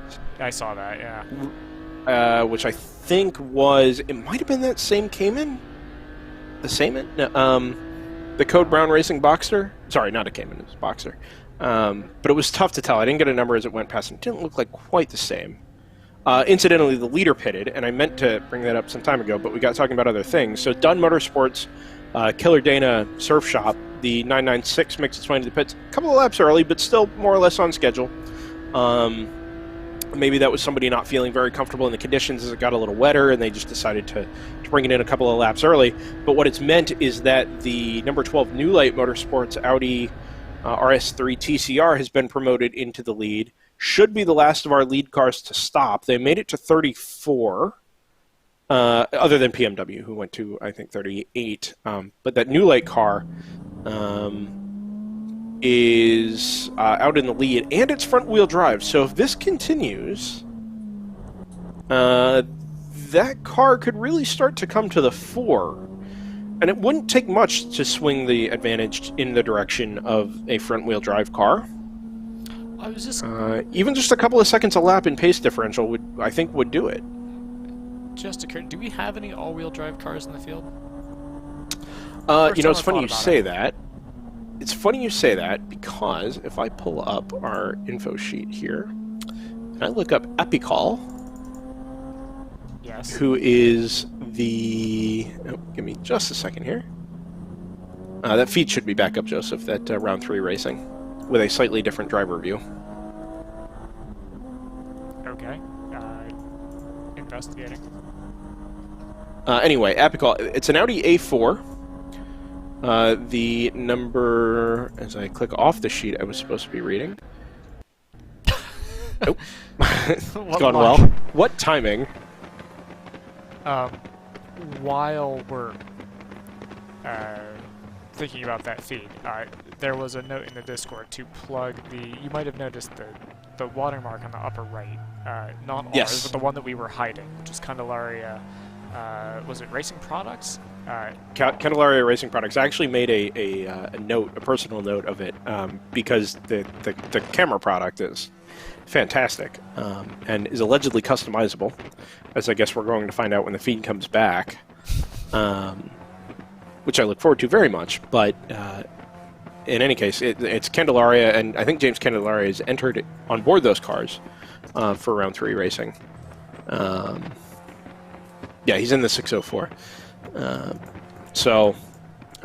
But I assume he has something to do with the Candelaria Racing Products cameras, and they're providing the views there for all the round 3 cars, which is fantastic. It looks really, really slick. So thanks to everybody down there who's a part of that. Anyway, the Apical Audi, who I wanted to mention, it's not all-wheel drive, but the note I received in the bio is nose-heavy all-wheel drive. Oh, it is all-wheel drive. Sorry, I thought it said front-wheel drive when I read it the first time. Nose-heavy all-wheel drive Audi equals pray for rain. So that kind of answers your question. It's the number 77, who I think has wound up in GP2. I will just confirm on Race Hero. Nope, it's Kingpin. It's number 77, so there's obviously a conflict there. 177, Apical GP1, down in 51st. So it's maybe not played to their advantage as much, being stuck sort of down in the middle of the pack. But it's still nose heavy, so this is maybe not the track where it would have more of an effect on your tires, let's say. Having all your weight out over the front. Just real quick, if we look at the whatever this tablet is that there's this kind of heads-up display that they've fashioned onto the. Did we ever decide? It feels awful to ask when we're on board with it, but did we ever decide what flavor of Toyota this is? It is the Supra. Okay, so if you look on board, they're running a lap of about 7:20, so they must have spent some time in the pits here. You would think so. And this is the number 90 TAPG Motorsports. Actually, it's not. They're in 10th. Oh, you know what? They did have an outlap, though. So I think what's happened is it counted their in-lap and their long pit stop outlap as a lap because they didn't cross their beam, right? So around pit stops, it looks very, very long because it includes 2 laps plus the stop. Now what we see is, you know, a truly predictive time. And we've seen this on cars before. It's a very slick app they're running on a really nice big display, and especially in an endurance race where maybe you're being instructed to run a certain lap time. The feed sort of drops away on us here a little bit. If you're being instructed to sort of run a certain lap time, like, hey, don't push any harder than a 230 or a 232 or whatever, there's a really, really easy way to do that. You know, you roll out of the throttle a little bit earlier, you know, maybe slow your apex speed down at one of the corners, whatever it happens to be. You can drive knowing exactly what your predictive time is going to be. It's a really, really nice app there. And it's the same, you know, it's the same sort of, I don't know if it's the same technology, but it's the same sort of technology that you catch in a GT3 or GT4 spec car. You know, yes. It's nice to have that kind of thing accessible if you're not going to go out and buy a GT3 or GT4 spec car.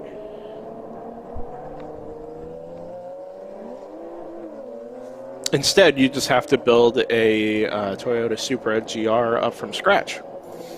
And then you can, you too can have a similar level of technology in your car. The 604 stream should be back up. Apparently it's back up on YouTube. Yeah, unfortunately, vMix, which I'll just name check them instead of saying our production software. vMix is a little finicky when it comes to pulling these feeds in. Oh, you know what? It's actually VLC, which is open source, so I can say that without abandon.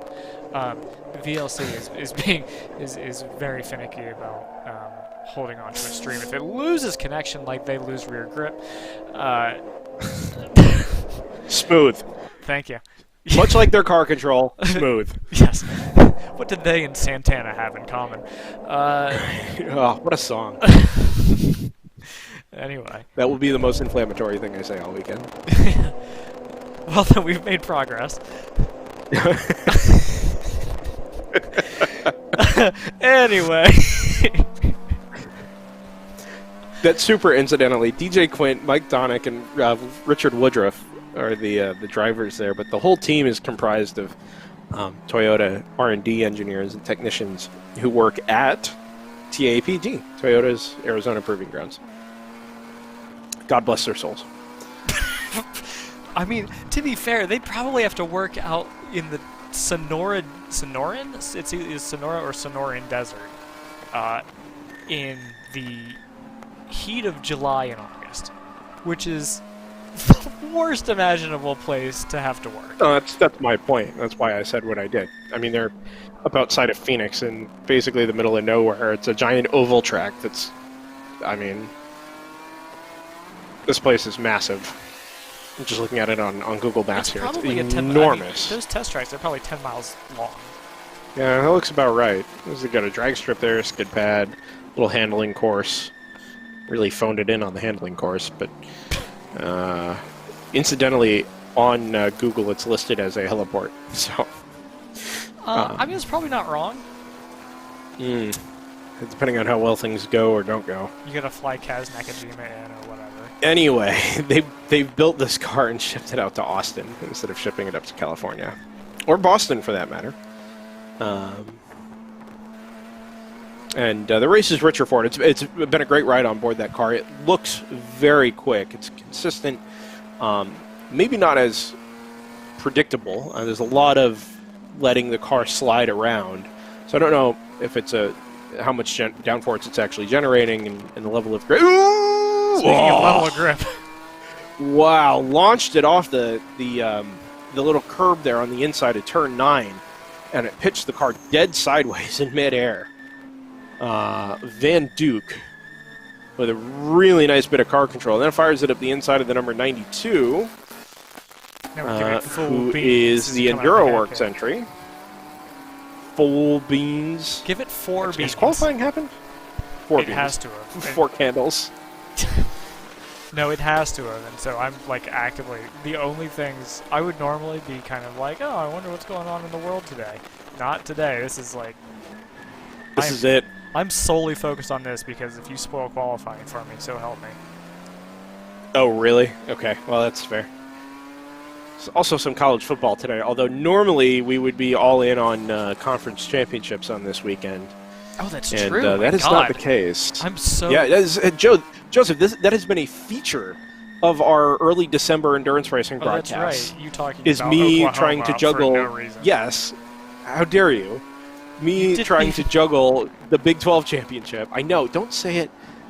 Juggle the Big 12 championship in the middle of the race, and then we go away from the track, and then we have to watch Ohio State in the Big 10 championship later at night. That's true. Yeah. And it's always very much. It's a lot to handle, and this year we don't have to worry about it. Yeah, we get regular games, and we get 8 hours of racing today, and then, Yeah. My alma mater is playing right now. Yours is, I assume, checking control locks. I assume that's what... What do you think my alma mater does in its spare time? I just told you. I think they check a lot of control locks. I don't believe Charles Espinlab is back this year, is he? No. Interesting. Ooh! Another launch off one of the sleeping policemen there, but this time they've come up on the back of the 197 Team Texas Camaro. Looks like you just Yeah, got that car a looks like wave. such a dog. I couldn't tell if that was a wave Yeah, I or think just so. a mirror. It was. Okay. That car looks like such a dog. That's not nice. And now they come up on the back of that. a Mustang, which doesn't look a whole lot better. No, that Mustang is like, it goes like stink in a straight line, and then it stinks in the corners. So we're going to see it again here in about 30 seconds. Yeah, give or take. That's the Lethal Hands Racing Ford Mustang, the BMW. It's Ford Mustang, but sorry, GP2. The camera change threw me off there. Pit stop and a great view of Homeboy's armpit. Yeah, that's my favorite. This is the 01, as you can now see.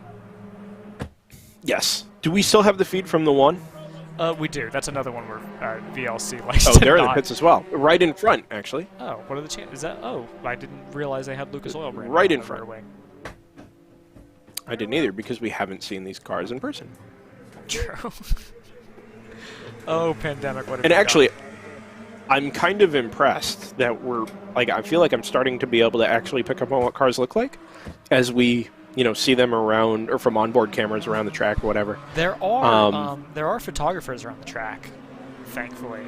So I'm optimistic. There were some images posted from the HPDE yesterday. I'm optimistic that there will be some more tomorrow, so that we can get some more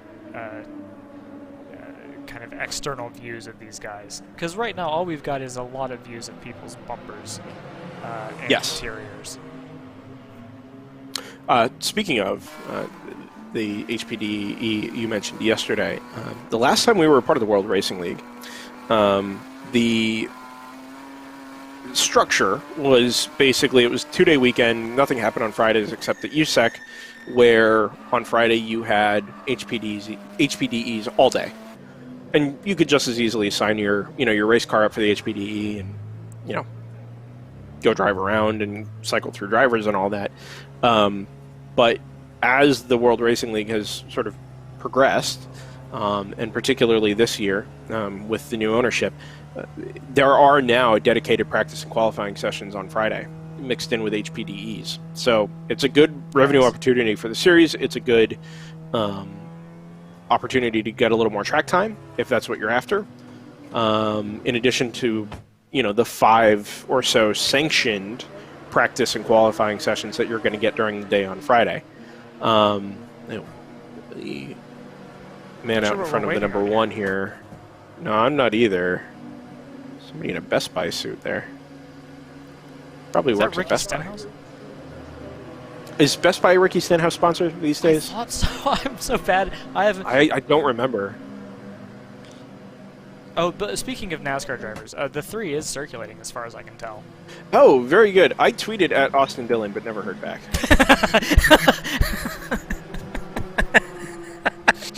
Was that in the context of this weekend, or were you just like asking him out for dinner, or what was the... I know, previously I had slid into his DMs, now I just straight up added him. Okay. He said don't at me, but here we are. No, I'm curious. I mean, Austin Dillon, it's Kaz Gralla and Tyler Reddick who are sharing a car with him. And, the car disappeared. It's disappeared again. It just went red on Race Hero while I'm sitting here looking at it. Oh, you know what? Yeah, that's... Very unfortunate. Well, at least I got the shout in while, for the, 8 lap window where they were circulating. Yeah. Nope. We appreciate it. 22 laps complete. So they've been out for a little while, actually. Because they didn't get too many in before they disappeared. No, actually, you are, to pierce the veil, as I like to say. Because you're remote desktoped into my timing stuff, you can actually scroll down and click on them, and you'll see how many laps that they've done. Oh, we've got a yellow... that right? Yeah. Where at?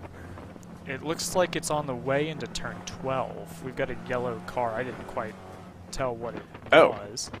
Well, we're on board the 1 now, and this is coming up through turn 8. Oh, you said that turn 12? Yeah, hold on. I'll pick a car at some point that actually is in the ballpark. That number 1 we were on board with, by the way, as it comes out of the pits, P7, GTO and overall, the sister car has not fared as well. They, of course, had the broken windshield when one of the hood pins failed, and, well, appears to have failed anyway, and so the hood smashing against the windshield made an extra pit stop for it and lost a handful of time. Back on board round 3. And, oh. Well, I swear they're in cahoots. I swear VMix and VLC are just conspiring against me. Which is really annoying because I really like that onboard. Standing yellow at 11 there. As Thunder Bunny comes through. So now I'm intrigued because I didn't see anybody in the runoff. Okay, there's a blinking yellow. Yeah, it'll waving. be on driver's left here. Oh, yep, there's the EV. It appears to have pulled up behind it. And there you go. Oh, that's the 3. That is the 3. Oh, okay, great. Exactly well, that answers that yep. question. I had convinced myself that was the that it was either a Cayman or the C5 that was here. Which I don't actually know if that's come back this year. The C5s were the 28 and the 91 that were here in the past, and I think the 91 is the same car from G-Speed, the Lou Gelati team that is now the car's in the hands of Wheel to Wheel, I think. This is a background question I should have asked maybe before we went on air. Is Mark Martin running that? I assume it's a different Mark Martin based on... It is a different Mark Martin, but I think he was involved at G-Speed in years past, and somebody can confirm in the YouTube or the Facebook chat. But I'm fairly sure that Mark Martin has been involved in various teams over the years, including G-Speed prior, and that he was sort of instrumental in running and operating those cars. And then... my question is he operating this outfit? Yeah, believe, well, I don't know if it's the whole outfit, but he's entered against that car. Okay. Lead gap, PMW Motorsports, we had projected that car was going to wind up in the lead, and absolutely it has. He pitted on lap 38, so he'll make it to 76. That sounds right. You sound shocked. Which car is this? Well, this is the 72, the PMW Motorsports BMW. PMW. Cool. That's great. That's Of course, that would be PMV, but anyway. My shock was that they still have 12 laps to do before they pit. Dunn has already made their second stop on lap 57 and will owe another on 85 to 88. So this PMW car, maybe more than any other in GTO, is not only keeping the pace. Last lap was a 2:28.7, but they're going substantially longer than anybody else in GTO is on fuel. And as this race progresses, even though we're already 3 hours in and finding a rhythm, this is one of these factors that I think is going to make a big difference in the outcome of the race. Yeah, I suspect. Because even just, go ahead. Oh, I was gonna say I suspect we'll see them in about 9 laps actually. Okay, yeah, that makes. I mean, I'll buy that. I don't have, because I've only done the one stop, I don't have any stint projections yet, but just extrapolating from sample size of 1, we should see them about 9, which would put that be, oh god, about 20 minutes from now? Sound about right? A little more, yeah, I'd say 25 to 30 minutes total. Okay. If it's 9 laps on the short end or 12 or 13 on the top end. See what happens, but they're in good position now, and if they keep it up, like I said, I think this is one of those things that'll make a difference when push comes to shove at the end of the race this afternoon.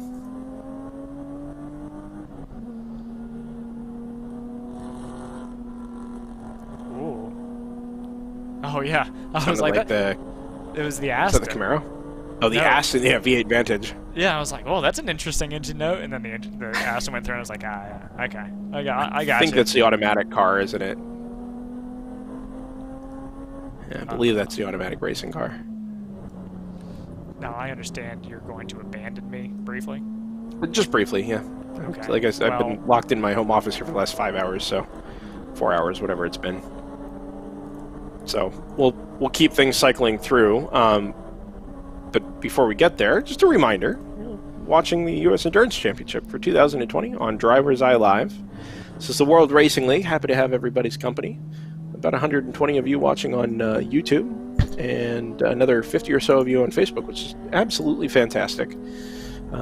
This race doesn't always come with a lot of fanfare to the general public, but inside WRL and endurance racing circles, this is one of the big ones, and we're always happy to help bring the action, so to speak, to a wider audience and share some of the atmosphere from around Circuit of the Americas in Austin, Texas. And as the race presses on today and tomorrow, we've got championships to talk about. We've got trophies to award today and tomorrow. We've got a lot of really awesome machinery that's just lapping and making their laps around COTA. And this is all going to come to a head here in about 5 hours time today, before we get to do it all again tomorrow. So, and yeah, thanks again for everybody's company. And go ahead. This will be a good time for since you're going to abandon me and I don't want to talk by myself, this would be a good time for a 50-second little promo break. Oh, yes, absolutely. So we talked about the Sebring 24 Hours coming up next year. The inaugural, not just for WRL, but full stop. Sebring's never had a 24 before. And, yeah, it's and the announcement trailer was put out a couple of weeks ago when they announced the event. And it builds it up as a challenge, which is exactly what it's going to be. But to help hype it a little bit and get everybody interested and involved, not just those at the track who are already well aware of what's happening in the World Racing League next season, but to those of you at home, now keep an eye on it and take a peek at what is coming at Sebring next year. And then myself and Joseph will rejoin you here in a couple of minutes' time from Circuit of the Americas, and yeah, we'll carry on with the next little stanza of the 2020 U.S. Endurance Championship on Driver's Eye Live.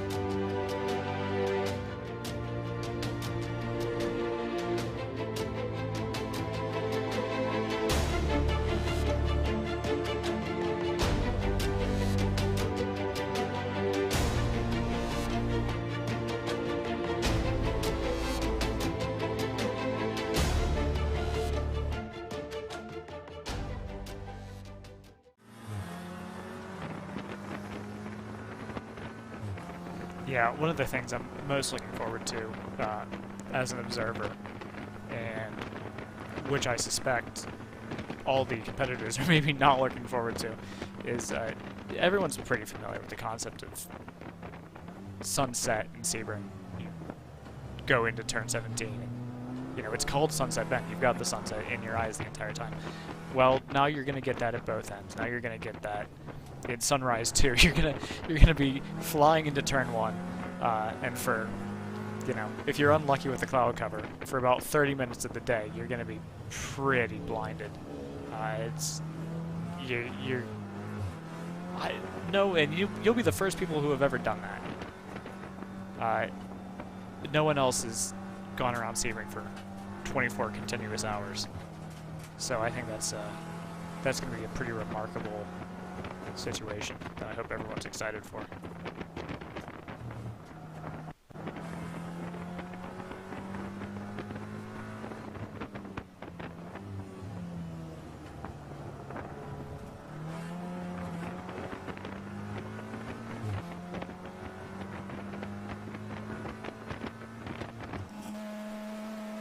We're going to switch back over to the 46. This is the Ginger race team. Obviously, it is Van Duke behind the wheel. It's a 197 in front, Camaro. Someone's locked up big time in the 12, or at least I hope that's brake smoke.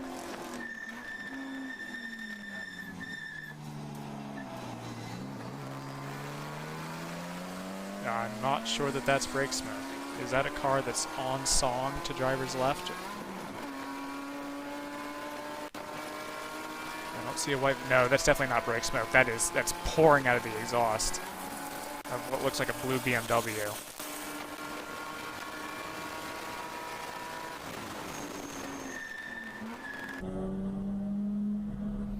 This is the 11. Sorry, not the 11. It's the 110 Thunder Bunny, the GP1 machine coming in, loosening the belts. Expect him to come out of the car here. I'm gonna try to keep an eye out for that BMW. Looks like someone's either getting ready for some refueling or cleaning up a fuel spill.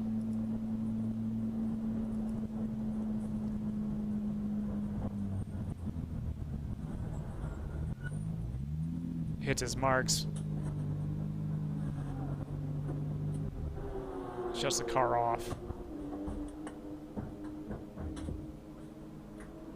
And are we going to see a driver change here? It certainly looks like it. Yeah. One driver out. Waiting for his replacement.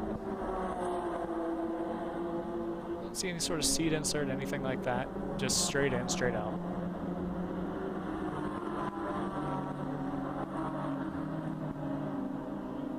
Little help with the lap belts.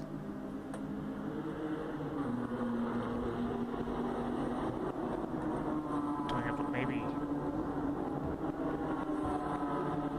a drink system. A little tough to tell. I'll hide the tower for a second.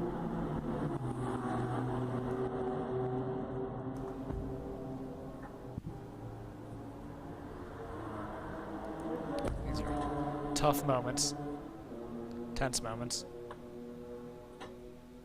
Getting ready to do your first laps of the day. You hope the car's exactly as it felt when you last left it. And that the track hasn't changed too dramatically. Obviously we saw a decent amount of moisture on the surface earlier. Not enough to start putting up too much spray, but also it seemed not quite the same surface as we started with. Relatively quick stop.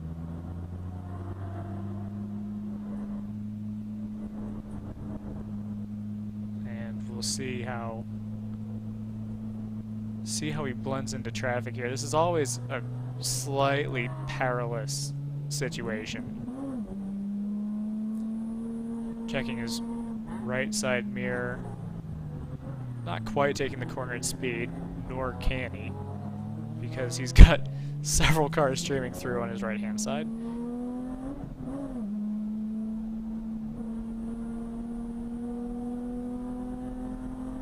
And we're basically back up to speed.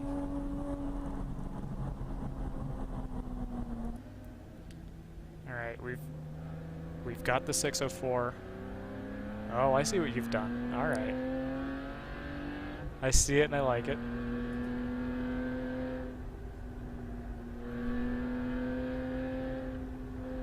We must have, I think we've got a new driver in that car.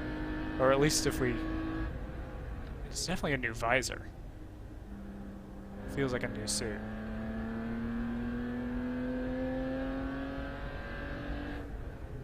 And we should check in on the 604 here, because we haven't actually checked in on where they are in class for some time. Their teammates are up into third. I don't think we have a camera on them at the moment. They should be streaming.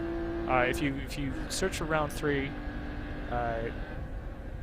on YouTube, R3R round 3 racing. If you search for them on YouTube, you should see them streaming live. We've just had trouble pulling them into our software. The 604 who we're on board with now is 8th in class, so not quite as stellar of a day, but top 10 in a pretty large class. It's 20 entries in total, so it's tough to take too much issue with that performance so far. Car looks like a handful.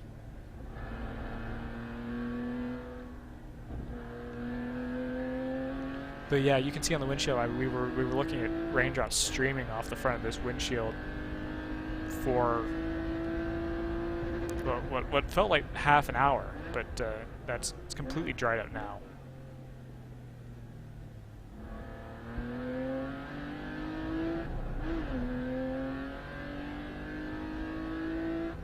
And I want to stay on this camera for a bit, just to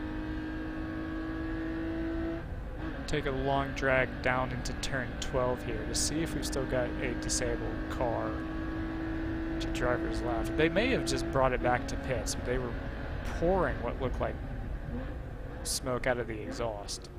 I don't think that was fender rub. I think that was something a little more dire. You see where the repave has ended from the braking's ended to turn 12 from the high downforce cars that tend to wreak such havoc on these surfaces.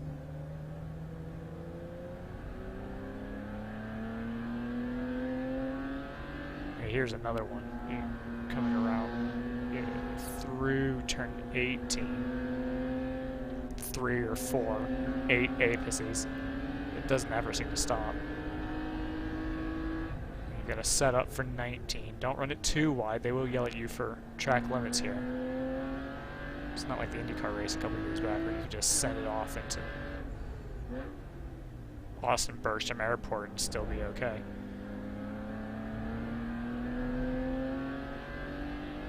But no, we didn't see a disabled, and I believe it was a BMW. I didn't ever get a positive ID on that.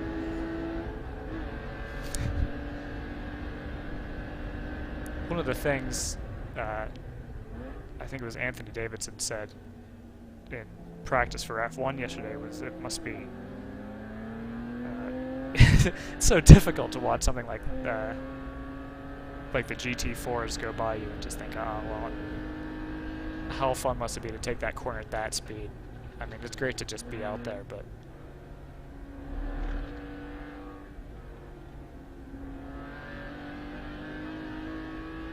when somebody comes by at what must feel like twice the speed, it's a challenge too to be in a situation where you have to be obviously looking in front and behind. A lot of the GTO cars, they're so quick that all they have to do is focus on what's in front of them and be careful to not make too much of an aggressive move, because once we come back around to turn 12, we're into 11 now, once we come back around to turn 12, there's still a piece of what looks like fender or wheel arch that's sitting off to the outside of the track, and that's what happens when either you misjudge. We do have a yellow light, standing yellow light now. But that's what happens when either you misjudge or miscommunicate. Wave to the marshal. Oh, that must be the Camaro. That's off to driver's right. That's a new incident.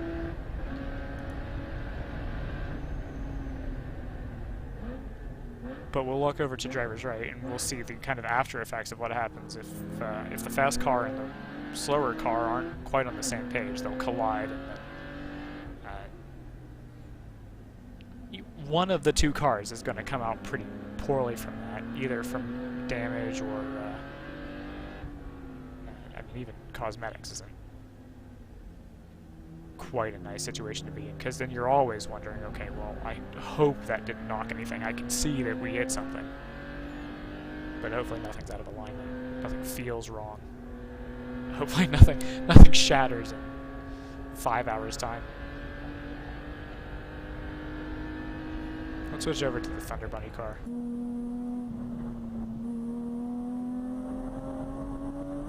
Yeah, and that's just...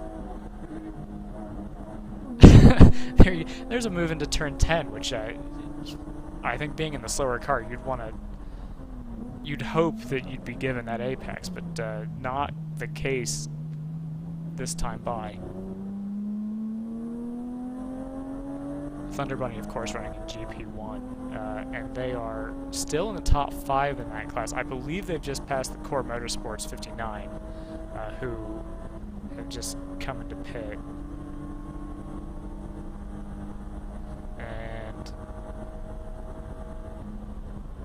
now I've missed what we think was the stricken Camaro. I'm not 100% sure if that's still out stranded on track. Which Camaro is this, Joseph? This is the... Oh, thank God you're back. Oh, Team Texas. Yep. Yeah, so we had 2 incidents while you were away on your sandwich break. Okay. Both of which, as far as I could tell, were in between 11 and 12. Somebody seemed to lose something, engine-related, on their way into turn 11. It was a blue BMW, and I never got a positive ID on them. And then separately from that, maybe 5 minutes later, the silver Camaro came to a stop on the right side of this back straightaway, which I will switch to. It's not the first time that's happened, is it? No. That Camaro has come to a stop on track. It seems to have cleared away, so I'm not sure if it... Manual recovery, or...? Well, I think it was only off track for about a lap, so it's either... Interesting. It's either stopped somewhere very convenient where it can be pulled back to be towed, or it's just refired. Right. Interesting. They've lost a lot of time, and they're back down in 76 now overall. Whatever that happens to you, I think there's an airplane up there at the top of the screen. What are the chances? But, yeah, well... it does suggest that the ceilings are probably higher than they look. Oh no, these look like pretty high clouds. Yeah, it was tough to tell earlier on, but now that the rain has sort of come and gone... Oh! I found There's a safety truck up here towing the Camaro. All right. Questions asked and answered. Yeah. Nice noise from the Boxster. Off throttle and on the way into the corners. No, so when I was scrambling for things to talk about, I was talking about how did you watch any of free practice yesterday? I did. Yeah, a lot of FP2. Okay, so I actually caught a lot of FP1, and not so much FP2. But they were talking about, or Ann Davidson was talking about how George Russell's now in this position where he must, the Williams gets lapped by the Mercedes a couple times a race, right? Yeah. Really 4 times a race because he gets lapped by them twice. By each of them. But he was talking about how it must be so, you must almost look at that wistfully when they're going by. Like, I wonder what it must be like to take a corner. In their case, 10K faster, right? Here it must feel like, when the Aston goes by you, it must feel like they're going twice as fast. Oh, yeah. And, the amount of awareness that you've got to have in your rearview mirror to make sure that things don't go wrong as they went in turn 12 for the 551. I think it's difficult to overstate. No, sure, and the kind of follow. We can have these discussions now. We've settled into a good place with the race here, I think, and obviously you can follow along racehero.io for timing, and with our ticker on the left side of the screen there as we cycle through the class positions over the course of the afternoon here. But somebody commented in the YouTube comments, basically just sort of like you said, wistfully. Remember when WRL was an amateur series, and yeah, I'm sympathetic to that. Yeah, no, you can't have I don't think having professionally built cars makes it a professional series. I think the target has always been some level of visibility, nationally for the World Racing League, and I'm not saying that us sitting in our home offices commentating. We did it, everyone. Game over. We're here. Oh, wait. We started from the bot. Anyway.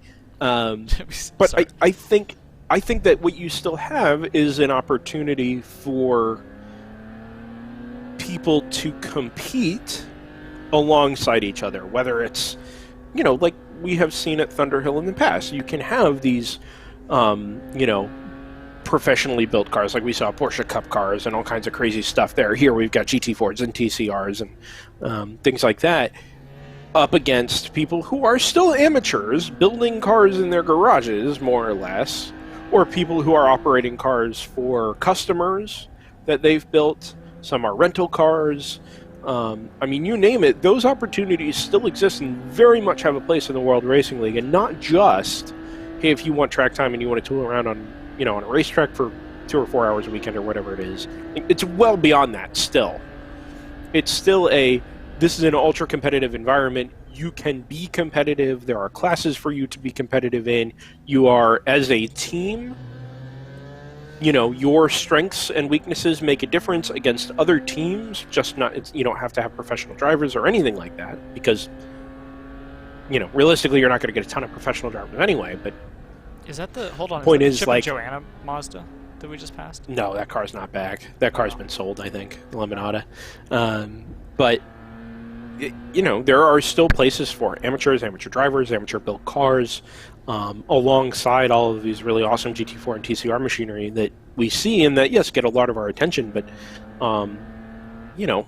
everything has a place here in WRL and in competition. And most races throughout the course of a season are won by spec Boxsters and BMWs and you name it. So I'll say this. I don't put too much stock into the field we see now, other than it is a great addition to the field, and I do not think is necessarily a sign of changing tides in the World Racing League. I'll say this too. I think we might be accidentally skewing the perception, because we've only got, as far as I'm aware, this is the only GP2 feed we've been able to pull, and hello, Janetta. See, there's that. There goes that Mustang. Yeah. But how many unsers have we covered? It's got to be 3 now, right? We've covered. It's funny you just say that, because it just came across the Discord there that Lonnie has. Think about that. Yeah, has hopped out of the 601. Granddaughter of Allenser Sr., niece of Bobby and Allenser Jr. Because daughter of Johnny Allenser. We did one Thunder Hill cover both Little Al and Littler Al. Small Little Al and Small Al. Yes. That's Allenser the third, obviously. Right, and I don't know how exactly the family tree branches. I don't know if Lonnie and Al the third are. It's much more complicated than the Andrettis, and the Andrettis are just about my limit. Yes. But I think this is at least the third answer we've covered. I think that's right. Yeah, we've had 2 Hertas and 3 unsers now. So if there's any more Hertas in the stable, this is your chance. That is still one of, as everybody has their like cool moments in racing, and I think it's fair. We're not on track racers. Davy Jones is. I'm sorry to the herders and the hunters, but Davy Jones was up there for me. I tell this story every time we talk about Davy Jones, and I'm going to do it again, and I don't care. Davy Jones, we met Davy Jones in the paddock at Thunderhill in 2014 or whatever it was. He shook our hand and told us to Google Davy Jones. Yeah, I don't know if he. The other thing too is like Pirates of the Caribbean was still pretty big at that time, so I don't know if that would have had the desired result. But That's true. As if we had no idea who Davy Jones is. yeah, Like, okay, we're commentating in an amateur motorsports event, but we're still aware. Like, we get it. yeah. Anyway, I say this to say, like, So, well, hold on. with Thunderhill, it was still kind of an amateur event. We had the opportunity, we've commentated on Unsers, you and I got to commentate on a race between Al Unser Jr. and Brian Herta, with them on track at the same time. Which is still one of, like, my coolest It's experiences in literally racing. We're not out on track, but... No, it's literally baffling that you just get to say on the internet. Also, Brian Herta and Al Unser Jr. just passed me. Like, that's... I don't know. It's gobsmacking. Yeah, or Brian Herta up the inside, or Al Unser Jr. sets fastest lap, or whatever it happens And then to you, be. you, Like, didn't, you didn't have to, like, mention, like, the interlopers like Ryan Eversley or whatever, and that's fine, too. sure. But... It's such a cool, and this goes back to WRL being an amateur series, pro series, whatever you want to call it. Like, I think there is a place for everything, and you can still be a sportsman or an amateur or somebody who's just really passionate about racing and likes to drive cars faster on racetracks, and the same, just as at home as everybody else. The same Thunderhill that we're talking about, that same race, there was a Miata that was entered by like a dentist and his friend, and they don't even do the race at night. It's a 5-hour race. They don't even run it at night. They just oh, hello, that's too wide. Big lock, is that a lockup there from the 0-1? I think it might have just been a misjudgment, but he then had to go wider to avoid hitting the bumper. But anyway, so they don't even do half the race, and then like 2 hours after they had come back out on track around sunrise, the wheel just fell off the car. So like, there's always room for different levels of engagement and interest and investment. And you know what, too? Good on the World Racing League for allowing GT4 and TCR cars, right? It's always been an open formula. It's always power to weight ratio with modifiers, and that's the way WRL has been, I think, virtually since its inception, right? But still boils down to power to weight. And as we saw in qualifying yesterday, with Choice Racing starting on pole, it was a guy's BMW M3. Now, granted, it's a really nice M3, but still a guy who built an M3 up, taking it to GT4 cars and TCR cars, and beating them around a world-class facility, right? So the pace of the car is still there. Just because you have a more expensive car that somebody else has built for you does not mean it's a better or faster car, right? I think that, maybe some people want to run a team but don't want to have to deal with building a car up from scratch on their own. Maybe they would have somebody else maintain it for them, and there's an opportunity, like Automatic Racing is bringing old Aston Martin GT4s of theirs to come do this. I don't know. I just think it's such an awesome formula and an awesome job by WRL to provide opportunities at all ends of the spectrum within reason. Well, and that power to weight from GT4 and TCR is sort of your target, but within reason there, you could do just about anything else you want. Yeah, and there's so many kind of... Oh, that's a really interesting little effect, isn't it? Yeah, you disappeared at the same... Oh, the squealing brings it back, which is nice. No, that was just really interesting with the wipers here. It was like the wipers were being pulled up by the arrow. That was. Oh, interesting. I had missed that.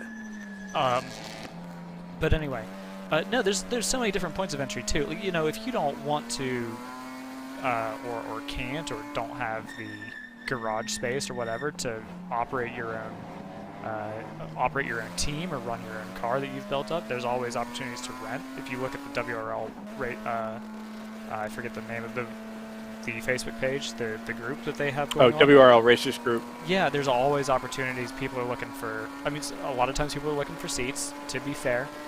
but a lot of times people are looking for people to fill their seats too. So if you've got a little bit of experience and you can step in, that's its own avenue. It's a moving target as well. I don't know, when I was on my break and stuffing a sandwich into my face. Congrats. Reading some of the posts on the WRL Racers group, Josh Balicki is looking for a seat. That car that broke a half shaft on lap 2 or drive shaft on lap 2 up at turn lap 1, wasn't it?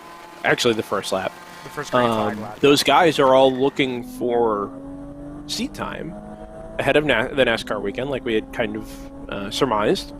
And a simple post on the WRL Racers Group Facebook page, and all of a sudden, not only did he have offers coming from teams, but he had other drivers and other team owners going to bat for him, saying, look, Josh Balicki, this guy's a real deal. You know, and yeah, okay, you can bring a little bit of money to help fund the seat, but it's still a merit. There are people willing to go to bat for him. There are people who have had experience racing for him or around him or with him or whatever. Hold on, that, watch this. We've got an EV. Oh, We've got an EV, and at least one car looks like backwards. No, that car has spun, and That's looks not like a 2, is it?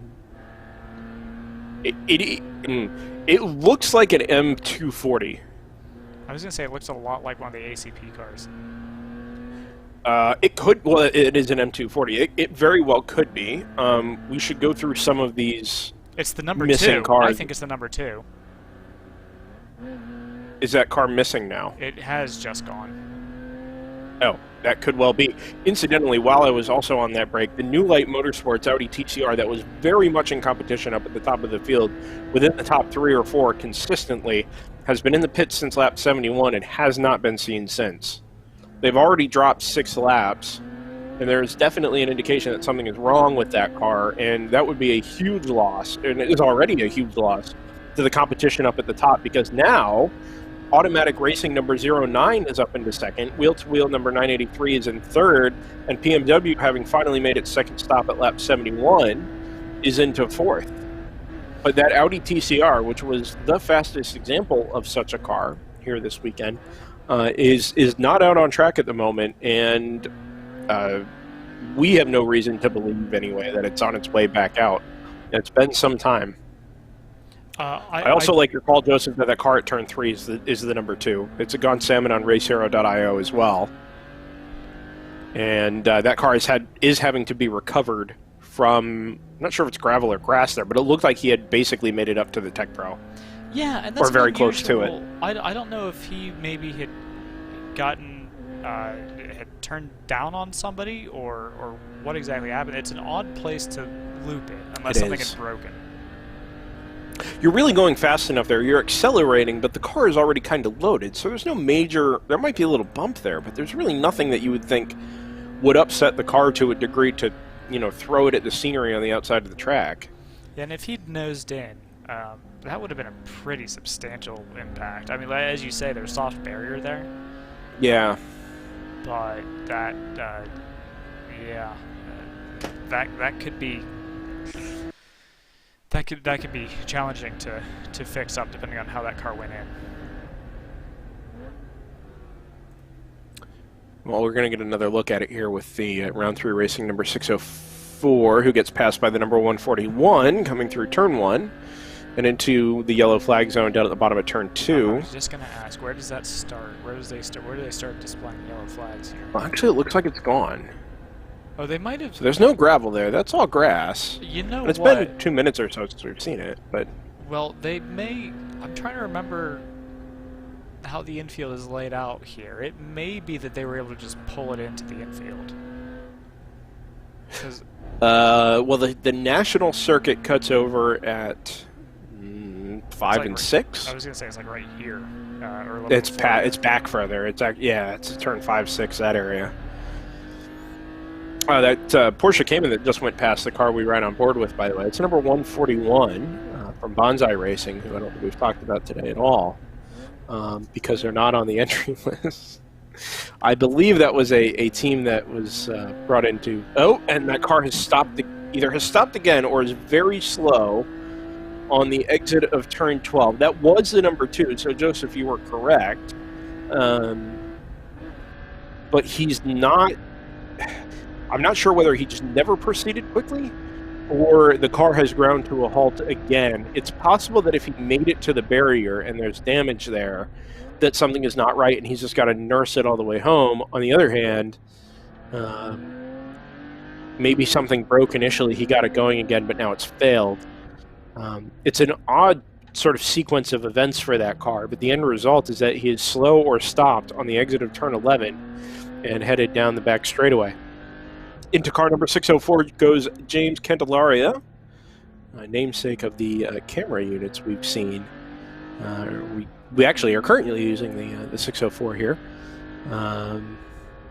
The driver's view in the upper right next to driver's eye live, which is just so perfect.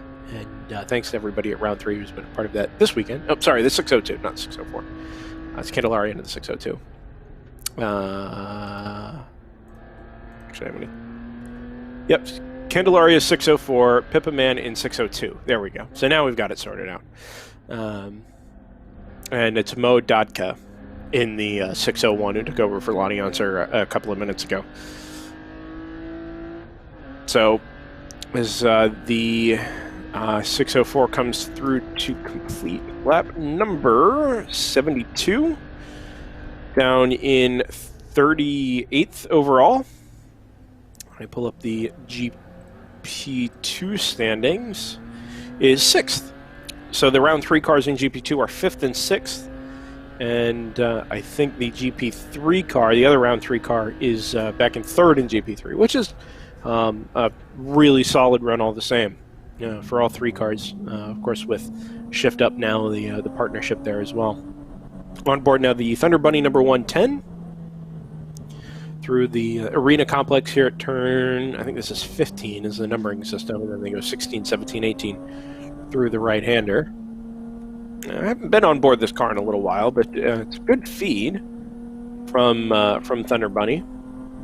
Gives us another chance to mention them and talk about them a little bit. 28th overall, a GP1 entrant. They were less in the pits about 9 laps ago, so well into a stint now.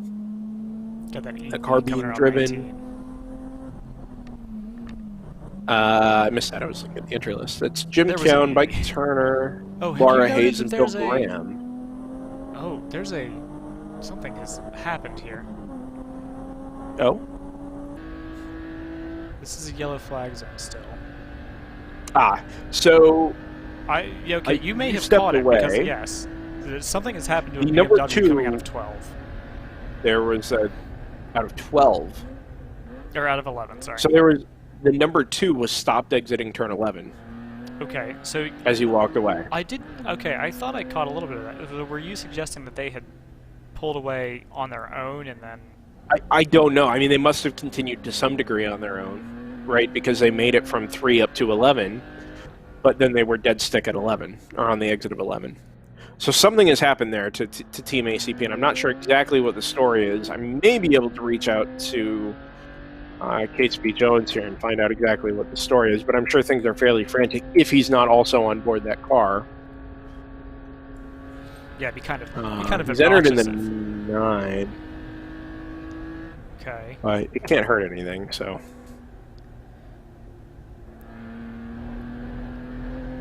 Well then. It's just interesting and very odd that they went from, this car clearly had an incident of some sort, and got to where it was in obviously an unceremonious way, and then pulled away, and by the time he got back to turn 11, now the car has a mechanical issue. This seems kind of odd, but... Yeah, I wonder if... Showing my ignorance, I wonder if there could have been an electrical issue that locked up the diff into 3, and then they were like, okay, well, it's probably, we've restarted it, it's probably fine. Came back around and... I couldn't tell you. It's just a very odd sequence of events for them to have ended up where they did. Yeah, I can't imagine it being anything other than an electrical for it to come back around, do half a lap, and then stop again. I don't know. Yeah, and now, even if they were able to pull away on their own initially, they most certainly are not now. And that's where we find ourselves.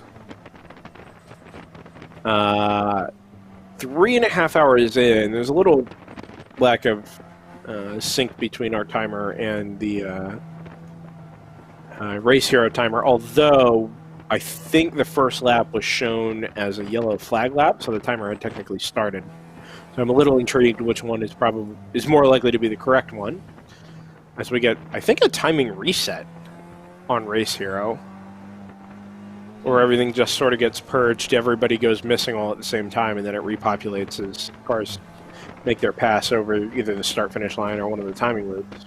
Yeah, I have had that here and there today. Just Race Hero needed to catch up on passings. And it is very slowly getting there. My point was going to be, with 3.5 hours gone, we've completed 80 laps for your leader, which I think still is the number 111 Dunn Motorsports Porsche. But the distance record for the U.S. Endurance Championship, at least for the Saturday race, is 175 laps, which I think worked out to something like 580 miles around a 3.4-mile track. And we're doing well on pace. We've got another half hour to go before we get to halfway, but we haven't seen any full course yellows, not without incident, and with things to recover and to have to go take care of. But nonetheless, the pace has been frantic at the top. It's been clean. It's been very sort of smooth and predictable for the most part. And even with a little spot of rain that we got a little earlier on, it's things have been they run remarkably well. Yes. Okay. This is on board the 46. Yes. We've got audio issues here, so I might switch over to another one for a moment. The car's just been in the pits as well. It's John Whitson is now on board the car, having taken over from Van Duke. We're entering 980. I was going to say, we're entering the point of the race where I start to get bored and mess with camera color settings. So, Is that what's happening now? you tell me. Oh, that just makes it look like it's not overcast anymore. Makes it look like it's sunset. It actually makes it darker. Because we're missing so much of the far field. Right. Okay, so that is the number 2 that's under tow. So I want to direct attention here that number 111 seems to be missing a lap, because it's finally just come across the line, and all its passings have re-updated in Race Hero, but what we see is that it's P6 and a lap down. So I'm not sure what happened there. It seems to be related to the timing reset, and it's possible that when it comes back around, it'll all just sort of re-update itself. But you see it in the bottom line now, 111 Dunn Motorsports GTO from P3 to P6. So I'm not sure what the story is there, and whether or not that's something we need to follow up on, but it doesn't look like it's been a pit stop, and if it's dropped time, I'm not sure how it's happened. Yeah, that's related. curious. A pit stop for the number 09 Automatic Racing Aston Martin V8 Vantage. That'll be its third of the day. This coming on its 81st lap, and largely on schedule as we work our way into another round of GTO pit stops here. And also, I adjust the text size on our tower to stop line breaking. Has that been happening? Yeah. With the intervals. Yeah, right. yeah. Because I, in my infinite wisdom, was like, okay, I'll give them both pieces of information. I'll give them time and laps. And did not give myself enough space to do this. Ah. So when you hear that obnoxious double-clicking, that's me knocking the font size down. That is the word I would use. I can't make it any quieter, I'm sorry. No, actually, I could just mute my audio. Just talk for a bit. It's like I'm just watching a Twitch stream of somebody playing iRacing, and all I can hear is a shifting as there's a spin for the 604. In front of a handful of cars at turn 1, just kind of half-looped it around there at the apex, and maybe got in a little bit deep. It's kind of tough to tell what caused that, but maybe just tried to pinch it in there at the apex while going too quickly, and the back end swung around, and no harm, no foul. It never made contact with anyone or anything, but probably cost 6 or 7 seconds there, and gathered it up, and on they went. I want to follow up on this 111 thing here, because this is really intriguing to me. It is. Oh, we've got there's another yellow. Full screen is not bad. There is. Oh, that's a. Ooh, sheesh. I have no idea what car that was. But he stopped to driver's right there on the way into turn 10. Oh, I missed that entirely. I saw that there was a second yellow light board up. I think what we were seeing there was a yellow board for that car stopped to driver's right, and then a green board afterward, but it was kind of washed out. Oh, I see. Okay.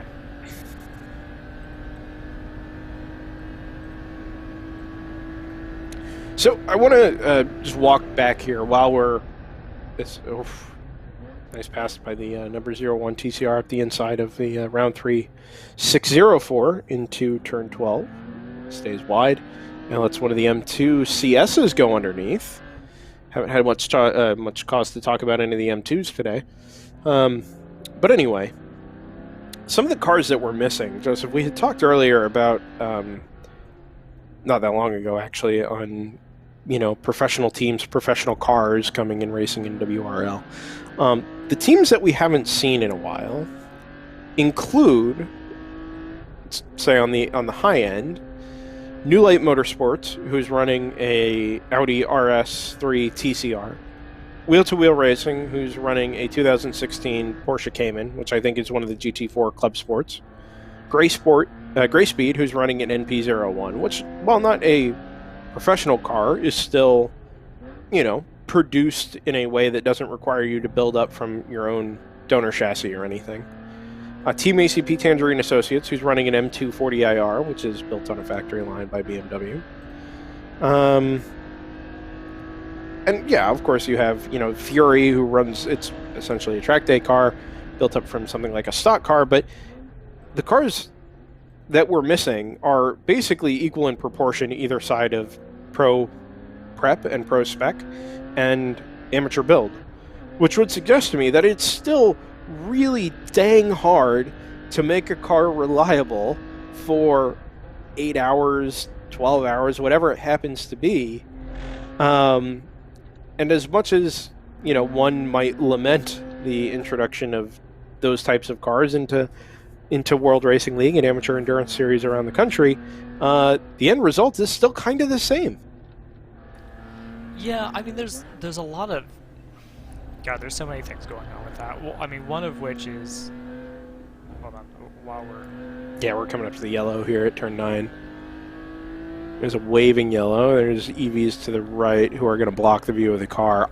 It was tough to get an eye on when it happened the first time. It looked yellow, but... Okay, I'm missing the 77 for whatever that's worth. That could be it. I think that happened after... I don't know. We didn't note, by the way, we lost Montgomery some time ago. No, I totally missed that, actually. Yeah, I mean, it's been a while. I don't think they've completed 36 laps. I think they've completed more than that because the timing kind of cuts off on Race Hero and the passings don't exist anymore. So it hasn't been that long. But they were leading GP1 for a long time this morning. What lap did you say they were on? Well, so Race Hero says 36, but when you look at the history, 64. there's a pit marker. Yeah, I was going to say, there's a pit marker around what must be 60 or 65. Yeah, and but the counter doesn't go that high. It's very odd. If you look over to your remote desktop connection, Brendan. Yes, I do. We can click on that. We can see that it was lap 64 was our last successful passing. Oh wait, do that again. I didn't see that. It was behind a window. Wow, look at that. Pits went missing. That is phenomenal. I can actually change those if we get sure, phantom results or whatever. Anyway, that's just that's the information that we have on our side. Yeah. NRG Racing is missing. That's a 2017 Toyota 86. But again, I think they've been missing for a shorter time than this has been going on up at turn 9. Yeah, that's very recent. I think so we last saw that 77 at 12:33, which was about 8 minutes ago.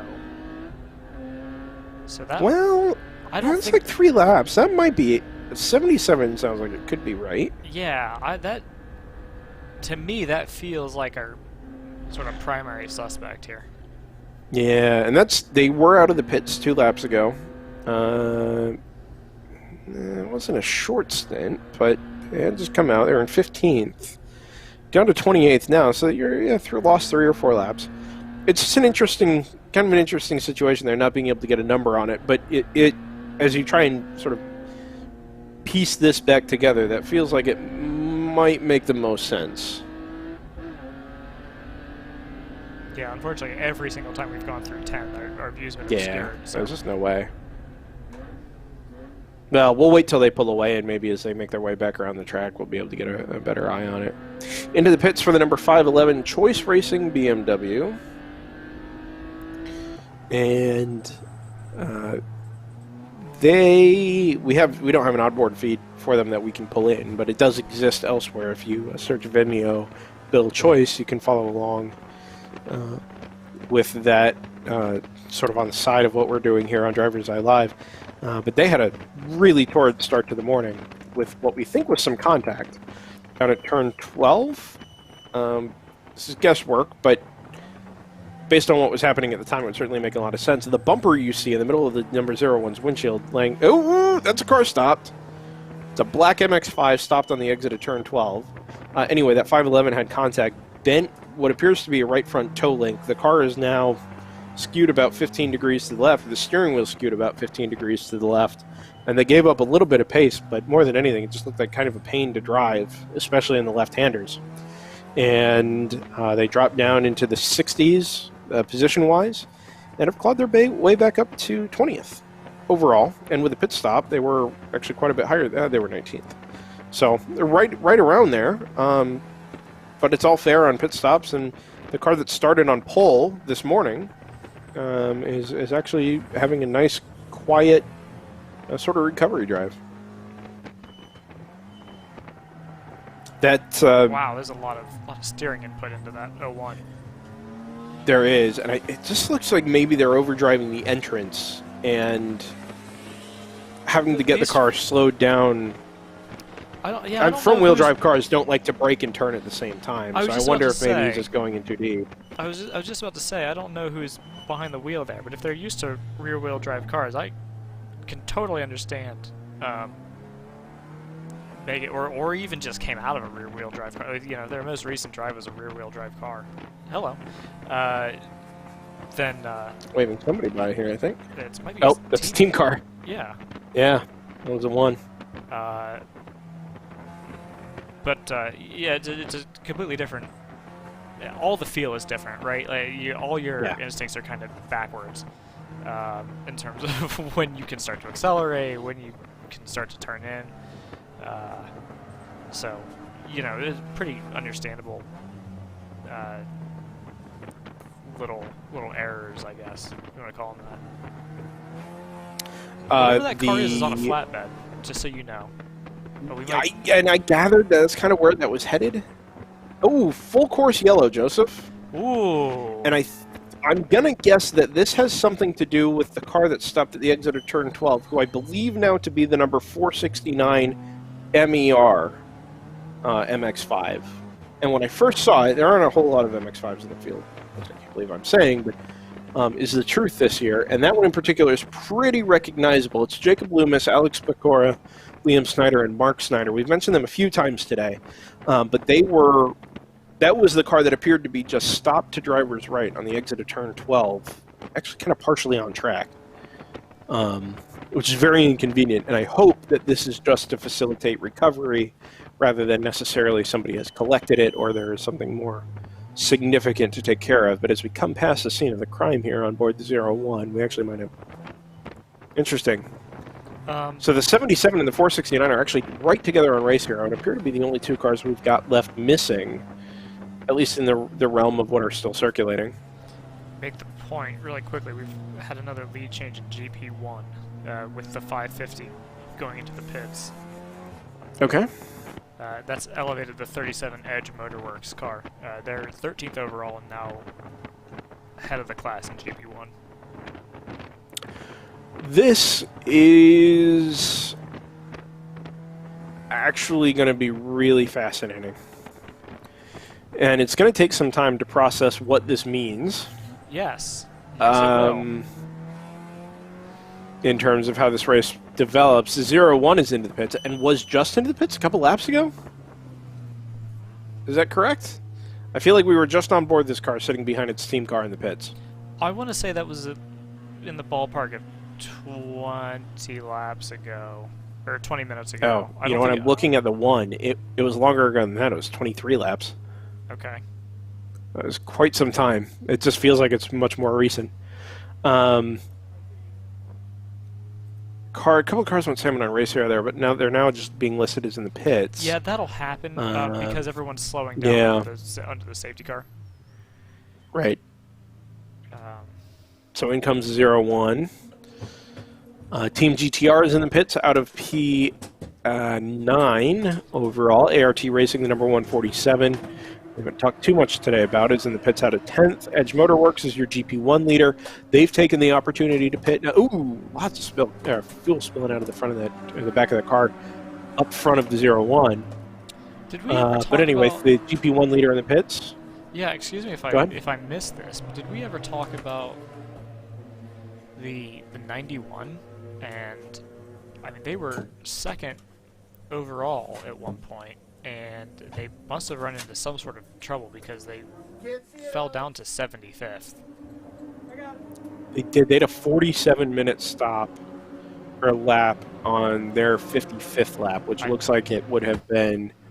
They've been back out for maybe 30 minutes or so, 35 minutes. Yeah, that's about right. I feel like we totally missed that, or at least I totally missed that. No, you're absolutely right. I didn't either. And there are a handful of wheel-to-wheel cars here this weekend. The W2W entries on, you can see them on Race Hero. So it's tough to keep track of some of them. That in particular is the Corvette, that we think was sort of aligned with G-Speed previously, but now is W2W entry. And I don't know what happened there. I'm sure we could find out, but you're right. It happened some time ago, and whatever it is cost them upwards of 45 minutes. Yeah. PMW is in the pits, and when I said I don't know exactly what this is going to mean, this is kind of what I was talking about, because my first reaction was to go and see who is either just pitted or owes us a stop. Automatic Racing just pitted about 5 laps ago, right? So they're back out and in the lead, and don't need... will not need to come in under this yellow. 983 pitted literally the lap before the yellow came out. They're all good. They're in 3rd overall and probably going to overtake the 72 on this lap. Hammer, the number 1, has not pitted, but they owe us a stop right, probably within 10 laps from now. So I think their window to pit may have come and gone. The Supra has pitted. And the 985 wheel-to-wheel came in, owes us a pit stop as well, just with inside the top 6. Oh, and we should expand to the 111 because they pitted about 28 laps ago. So they owe us a stop right around now as well. So the 72, and just kind of thinking through this, the PMW Motorsports, they're going longer on fuel than everybody else, but they've effectively short-pitted here. They've only been out for about 16 laps, 15 laps. Which is less than half a tank. So, I feel like maybe this works in their favor. Okay, yes, they've gone even on pit stops, but I can't imagine they would have just blindly pitted because they were under the yellow. If they're looking back from the end of the race and sort of trying to make sense of how much fuel they need, this may be able to save them a full stop under green. Likewise, wheel-to-wheel and automatic, having just pitted and then catching the yellow, are in great shape because they are effectively now on the same strategy as everybody else around them, including TAPG and the other wheel-to-wheel car and all that, and are already at the top of the field and got whatever time back that they would have lost from having just made their pit stops. So I feel like this benefits those at the top more than maybe anybody else. Jump on board the number 110 here, headed to catch up to the back of the pack. Yeah, I feel like this is a good time to bring up some charts. Does this feel like a good chart time to you? Are we doing it? Oh, we're doing it. If you're ready for charts, I can knock out some charts. Okay.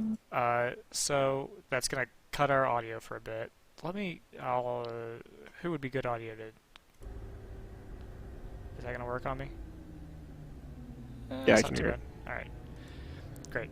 So this is kind of. I'll leave that. I'll bury the lead. I'll bury the lead. So we're going back to green, Joseph. Are we really? Oh no. Yes, we just gone back to green on race 0. All right. We'll do charts later. Okay. The whole screen just flashed green on the left-hand side here, and it says green flag. So we're about 20 seconds behind on the video feeds. These are all pulled in from YouTube, which has a little bit of natural latency. But timing and scoring is obviously real time. So as we work our way through turn number 19, on board the Team Ginger number 46. I'm looking at the 0-1 feed still. So, okay. Whoa! Are we back to green here? We should have been by now. Remember the latency, but we should have been green at that point. Yeah, I wonder. Well, you would hope so, because that was unexpected. The number 18 Mercedes AMG GT4 jumps around the outside of the Ginger Racing Team BMW, headed up the front straightaway back to the start-finish line, and powers his way up to the next little gaggle of cars there. The M2 CS sits in front of the number 46 now. That's the 172, and I mentioned we hadn't really talked about the M2s yet, because they're not on the entry list we have either. There's 98 cars on there, and somehow that's not one of them. But the 172 is the TLM USA car. It says it's a 2003 BMW, but man, that looks like an M2. Club Sport. Anyway, I guess we can address that later. They're 15th overall anyway, and I think 14th in GTO, which is pretty solid. This is much more tame now, having sort of dispatched of those GT4 cars in the Club Sport and those types of cars. Now we've got a Boxster, a BMW, I think there's a Corvette in there, and this is all just very, very tame through the S's here.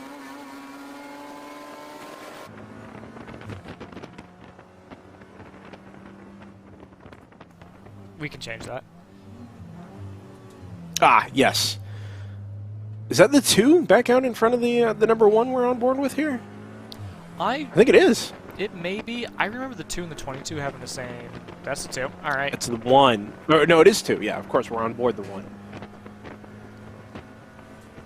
It just kind of cuts the number off. It is. That's bizarre.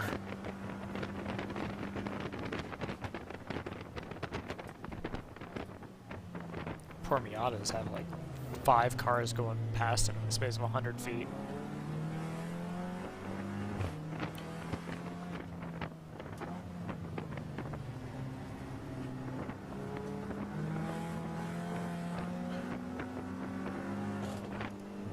PMW Motorsports, having pitted, I'm not sure has come back out yet. There were a few takers. This maybe it's outlap now. Yeah, there were a few very late takers to the pits. I don't know, maybe they didn't realize that it was going to go green so quickly. But several people came into the pits on the green flag lap. Yeah, so they pitted beforehand, because when we were talking about who this was going to benefit and not benefit, I specifically mentioned the 72 as pitting, assuming it wasn't a blind pit stop. There was a real strategic reason to do what they did. But they're not back out, and going back to green so quickly, while of course you prefer to see it that way, I think is going to bite them a little bit, because they are, even if they've exited the pits already, there's no way they were going to be able to catch up to the back of the pack. as the number 604 gets past left, right, and center. The number 37 goes through. That's the Edge Motorworks BMW that led GP1 for a while. Through goes the ACI Motorsports number 7. Through goes the, what is that, 981, I think? I saw a 9 and an Wheel 8 to wheel for racing sure. back in. Yeah, I think that's, yeah, it is the one. There's a, you can see it on the plate on the back.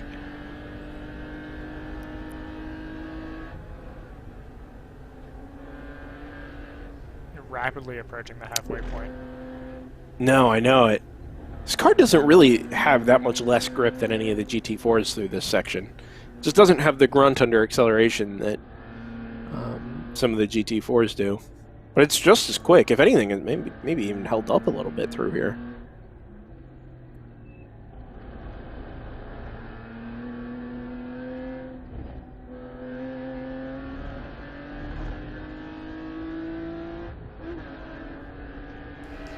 Yeah, I mean these are All right.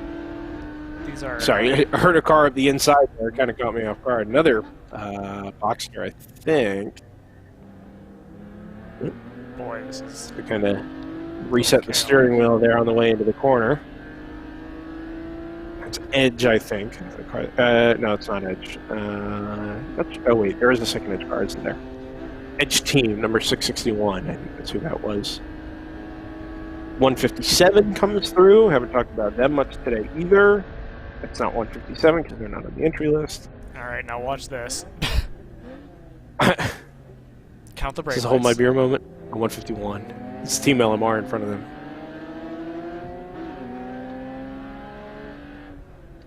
This is no. the WRL experience. Behind the AOA Mazda MX-5, that's one of the NCs. Through comes the 216, resplendent in its lime green and cerulean.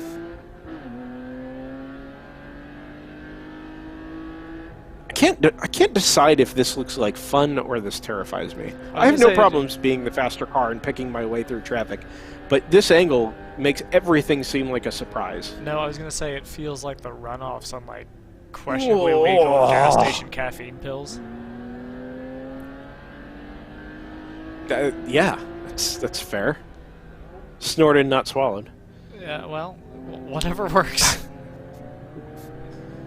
This is a mess here. And now, whoever this is in this car, well, it sounded like they were in the wrong gear there. Well, the problem was they had to take a really shallow exit to the corner. They couldn't carry any speed, and there goes that Cayman. This is fantastic. I was like, wait, did the Cayman just a little launch? And I feel like there's an adjustment to be made here, right? We're sitting on board a car, and everything is a surprise to us, right? I mean, we don't have a view out the back of the car. The driver has mirrors, and that's all very helpful. But when you watch professional racing week in and week out, you know that they have mirrors, and they have spotters. Even in sports car racing, professional sports car racing, and IndyCar racing, whatever sort of road racing you'd want to look at, by and large, they use spotters. They help calling traffic. They help, with decision making and, providing as much information to the driver as they can so that they lose as little time as possible. Now, not only are we seeing a lot of this as a surprise, and you're being passed constantly because there are still 80 cars out on track. On top of that, you don't have anywhere near the same amount of information being provided to you as you would the racing that you would be watching on a Saturday or a Sunday. I mean, this is truly you're kind of out here on your own, don't screw the car up kind of mode, and it's just fascinating and enthralling to sit here and watch and to recognize how clean it is. I mean, by and large, the number of car passings and overtakes that happen through the course of an 8-hour race and as little contact as there is, and as good and as clean as the racing is really, really remarkable. Yeah, now we're looking at kind of the other side of that. Instead of being passed, now you're having to do the overtaking, and are you going to take it 3 wide into turn 19? Yeah, right at the inside of the teammate, too. There's so much patience here. I mean, you're in backing it up about 5 seconds here and seeing it from the 0-1, who now dives into the pits. Yes, what timing? Actually sounds a little like maybe... It doesn't This quite car feel was... right, does it? Was this just in? Or was that just the one? It was the 01 was just in. Under the yellow. So 3 laps. And this is a new driver. I'm kind of playing with the wheel there. I wonder if they're... Oh, that wheel's not straight. I'm not sure that wheel is straight. Tough to tell, but... They're doing tires. You hear it go up in the air jacks. Oh, no, it's like a tri-point steering wheel. So, it just looked like it wasn't straight from what we could see behind the graphics, which have now hopefully disappeared. See if I can get an ear on what they're saying here. The best thing they can do, the most helpful thing they can do is disappear.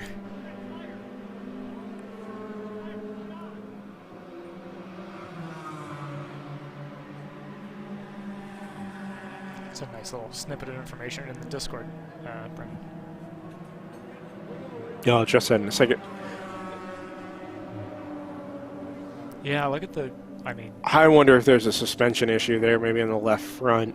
Yeah, you don't do that when things are as they're supposed to be.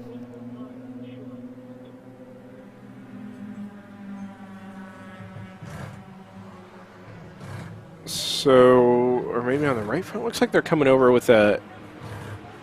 They've got tools there on the right front. They're taking the tire off.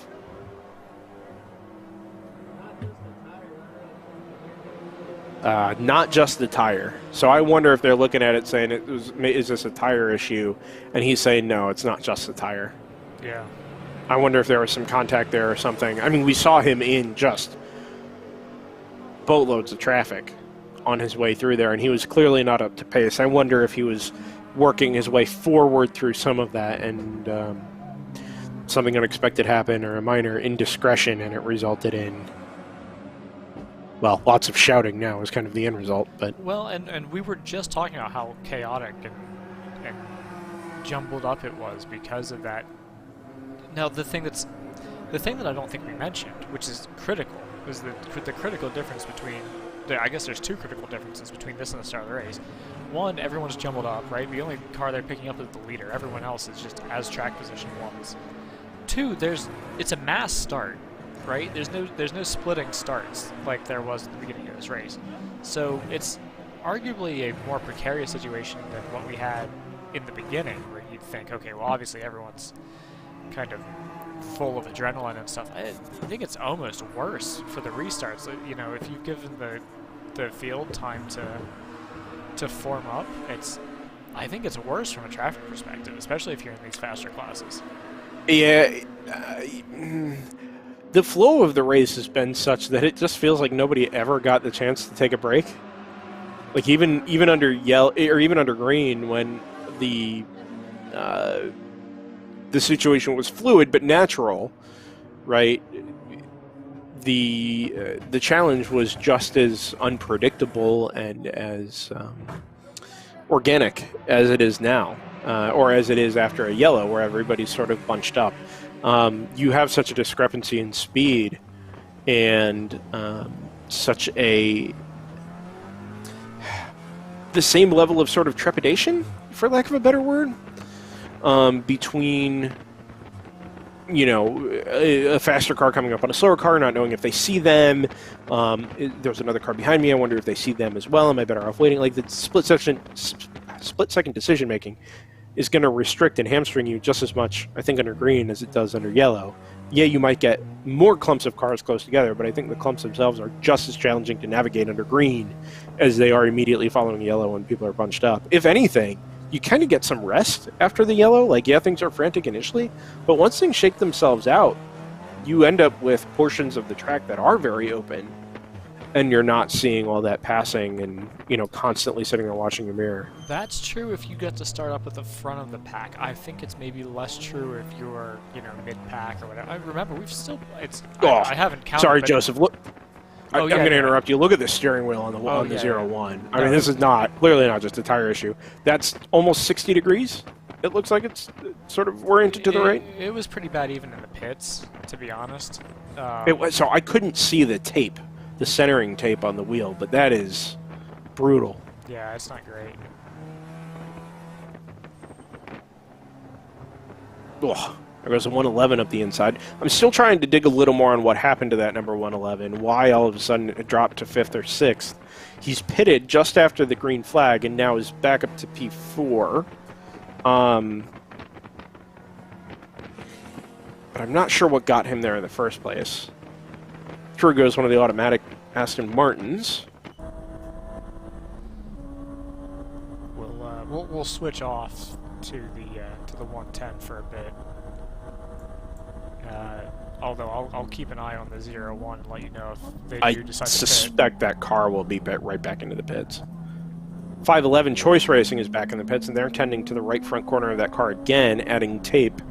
And I wonder if that's the earlier right front damage that we sort of suspected had happened back, well, right after the start of the race, really. And they're just reapplying some tape and resecuring it as it's worked its way loose over the last 4 hours or so. I think we've hit halfway, Joseph. Your on-screen graphics are no longer on screen, but they will indicate to you that we've crested 4 hours in the 2020 U.S. Endurance Championship from Circuit of the Americas. This is the World Racing League on Driver's Eye Live. Happy to have everybody's company. Brendan Kazmarek, joined as always by Joseph Bundrak, and about 175 of you total, I think, which is awesome. Not a whole lot of racing going on this weekend otherwise, and those of you who have decided to dedicate some time on this fine Saturday to listen to us drone on about racing cars from not at Circuit of the Americas, unfortunately. We're really appreciative and very appreciative of the teams who have supplied onboard feeds like this one here for the stricken number 01 Hammer Motorsports Audi RS3, those who are supplying information in our Discord for Driver's Eye Live. Again, really appreciate it, and all the effort that's been put into helping this all kind of come together for the season finale is really, really enjoyable. And as we march towards tomorrow, where we get to announce class champions, national class champions, for the World Racing League for 2020, some work to be done there on all the permutations, but it's going to become infinitely clearer after today, and then we can really hone in tomorrow on how that's all going to shake out. We should at least mention the players in each of the championships moving into tomorrow, but in the meantime, we'll get there towards the end of the race, and then we can kind of go from there. I think the 01, Joseph, is going to be here for a while, working on that right front suspension. Meanwhile, so we move back to the 604. Yep. Yeah. Do we have the Supra anymore? The Supra's on board? I can retrieve it. Incidentally, I was mentioning the information that's being passed to us in the Discord. Please keep that coming, those of you that are listening or that are involved. Those invites were sent out ahead of the race weekend by RJ and to all the team owners and coordinators, and it's a great way for us to get information and little snippets of information, like the one we just got from round 3 racing. The 602, the sister car to the one we're riding on board with at the moment, who's of course the 604, is Buzz McCall. Now, I know several people with the last name McCall, so the name has sort of dropped out, but he mentions that he was a NASCAR team owner for a while. He was a team owner in various series for a while, and the name sort of started to make sense again. He's been in racing since 1980. This is the driver of the 602 now, Buzz McCall, a team owner of American Equipment Racing, who won 4 consecutive Trans Am championships from 91 to 94. Scott Sharp, Jack Baldwin, and old Scotty Pruitt, the 3 drivers. And then after that, owned the Cat NASCAR team in the mid to late 90s. So yeah, this guy's got, Scott Sharp and Scott Pruitt and Jack Baldwin and a handful of Trans Am championships. But I think his real crowning achievement, apart from driving a Porsche Boxster in this race today, is that he employed Ward Burton. I mean, how? And as far as I'm concerned, where are you going to top that? I mean, if you can work with Ward Burton long enough to understand him, I mean, you should be up for an ambassadorship. Do you think he ever did? Maybe that's why he employed him. Is he's just like, yeah, all right, sounds fine, but never really, yeah. No, I'm fascinated. I think it's even more impressive that he has taken the time now to find some enjoyable racing in World Racing League and other associated series. Ward, great guy. I'm sure he is. He seems like a nice man, but I can't understand him, so I can't say for sure. Never heard a word he said. So, take your word not for it. words. These not words. They're not words. It's just noises. But he is one of my, when I think back to, growing up watching NASCAR and all kinds of forms of race. Oh, there's a car off. Is that the 0-1? No, it's not the 0-1 because they're in the paddock. But there is definitely a car to driver's left at turn 2. Way, way off in the pavement. Buzz is having more fun now than he's ever had. That is fantastic. Good for him. And I'm glad he's, round 3 seems to be such a professional effort.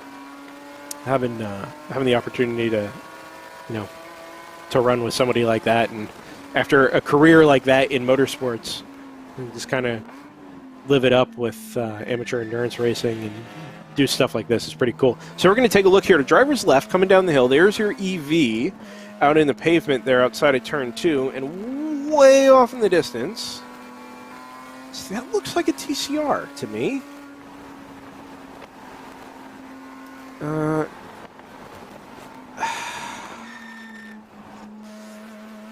Man, I don't know. Maybe it's a Cayman with a rear wing, Kingpin number 77. Have they gone? They just came out of the pits. Maybe a couple laps ago. So if I come over here, I see the 19 missing. Have you mentioned them? The Viking racing machine. Oh, I can't move stuff on your screen. Oh, you know what? They are. That's an MX-5. It could be, and the timeline would sort of make sense. Let's take a look here. The Viking car. So number 19, Nils Musaeus Sr., Stephen Jew, Alan Stubblefield, and Mark Curley are the drivers on that car, based out of Conroe, Texas. Holy cow. Sponsors, and we don't always mention sponsors, but I feel like it's appropriate here. Their sponsors are the girls, Mindy Musaeus, and Suzanne Calvo, the best racing wives on earth. And I'll throw mine into that mix. She doesn't sponsor the cars, but she puts up with nonsense like this. There's a lot to be said for that. My wife. Okay. So we'll see if this... My wife. My wife. Is that topical still? It's always I feel like topical. it must be. Yeah, anyway. New leader in GP4, by the way, who then promptly takes the pits. But I think that's because we lost the Viking car. Are we talking about Tomac here? Yeah. So whatever happened to the Viking car happened to it in the lead. That Tomac car had pitted, and I mean, there's its own issues there, but pitted a couple times back to back. They're back out now. And I'm not sure what happened to that Kingpin car either. It didn't look like a Miata. There's definitely a defined wing on the back of that car, and that's not to say that Miatas can't have wings, but just that they should. Why bother? I guess. I don't know. It's tough to tell, but in any case, those are the two cars that we think are missing out on track. HQ Autosport now just listed as missing as well, the 2008 128i, but I think that car is just plain white, and that's not what that car looked like at turn 2. There's a lot happening here. Late on the brakes, kind of a dive bomb there up the inside of the wheel-to-wheel car. Almost wheel-to-wheel contact between the 1 and the 9. Oh, I'm not going to get a number on that car. It looked like maybe 982, but I have no idea. I'm not sure what the numbers of each of those. How so? Speaking of wheel-to-wheel. Oh, yep. Talk about. Yeah. Oh, you know what, Joseph? I think that car that was stopped was the 511. I've just gone over to the onboard for the number 511 Choice Racing BMW, and it is on a tow hook somewhere that looks to be around turn 3. Well. I wonder what happened. I wonder if maybe one of those corners just finally gave up, and there's suspension damage there that has had enough. It's made it almost 4 hours. Did you ever think you'd see a C5R racing nose to tail with an Audi TCR? No. No, with GT4 Club Sports and... Because I think that's what that is in front of it, is one of the Caymans. Well, number 1 really dropped... Oh, that's because there's a GTR BMW up the inside. Which, that's also very confusing. This number 1 is not currently decided on a gear here in turn 19. A little wide at turn 20. That's because there's another car up the inside. Is that another Corvette? I can't tell.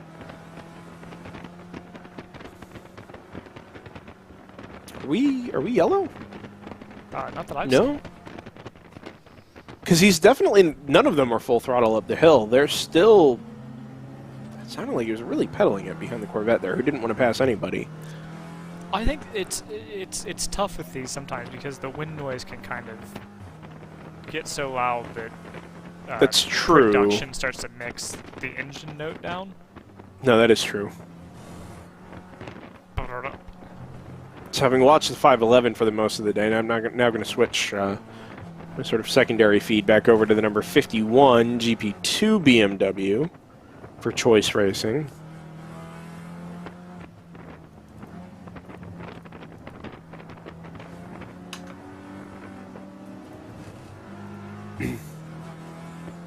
Actually, these two cars may not be all that far apart on track now that I look at it. I'm sure there's a slight differential in timing between the two. There's a big mess going into turn 11 there, Joseph, on board the Hammer Audi. Yeah. He's just found himself sort of at the back of all that, but this actually, the timing is pretty good between the two of them because now the onboard from the 51 of choice racing, which we're seeing on the side. Mess, so we're going to go back Yeah, to this that. is exactly what I was talking about. So the 51's onboard on Vimeo is actually right behind all of this and provides a great bird's eye view, but the number 1 is really in amongst it here. And as they all jump on the brakes into turn 12 at the end of the back straight, there's the Corvette, there's the BMW, there's another Corvette up in... no, that's an ND MX-5? Oh, they're going to split it? Nope, thinks better of it, and yeah, cut it back to the inside here. This is the way to go, although the MX-5's not really playing ball, just sort of not committing to any line in particular. Oh, this is... I'd be so frustrated. Well, it's a... Not the MX-5's fault, but man, it just didn't feel like he ever committed to a line. Well, it's because the problem with that complex, if you want to call it a problem, is... there's almost every part of the track you can be on, and there's a valid line there, right? Like you're either maximizing speed out of something or into something.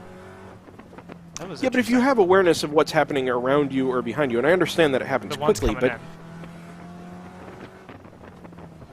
oh, so this is the second of the Hammer cars into the pit lane. The other one's in the garage as we speak, having its... Well, one of the front corners replaced, we assume.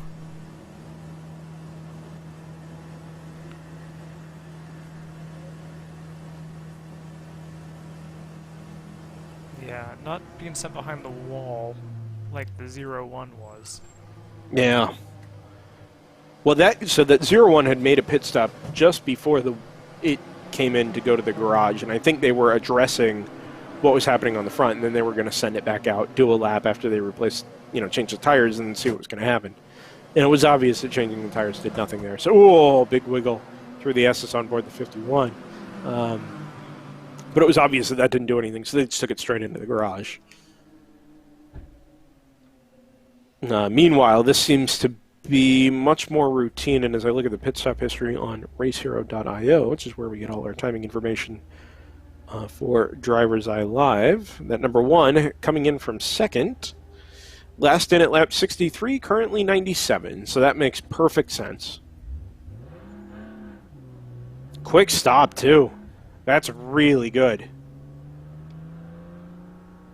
Number 111, Dunn Motorsports, is going to be next up behind it. My guess is it will have already gone through or is about to go through. That's the Porsche 911. The number 09 Automatic Racing V8 Vantage.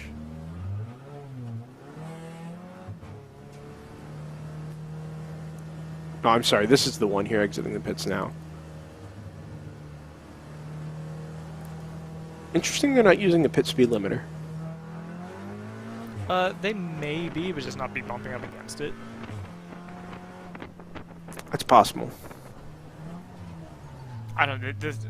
If I owned one and I wasn't in a race, I don't think I'd be bumping up against it either. Just the sound of that, the injection being cut out, just.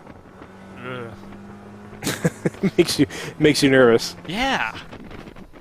Question your investment. Yeah, it's like that doesn't sound like standard operating procedure.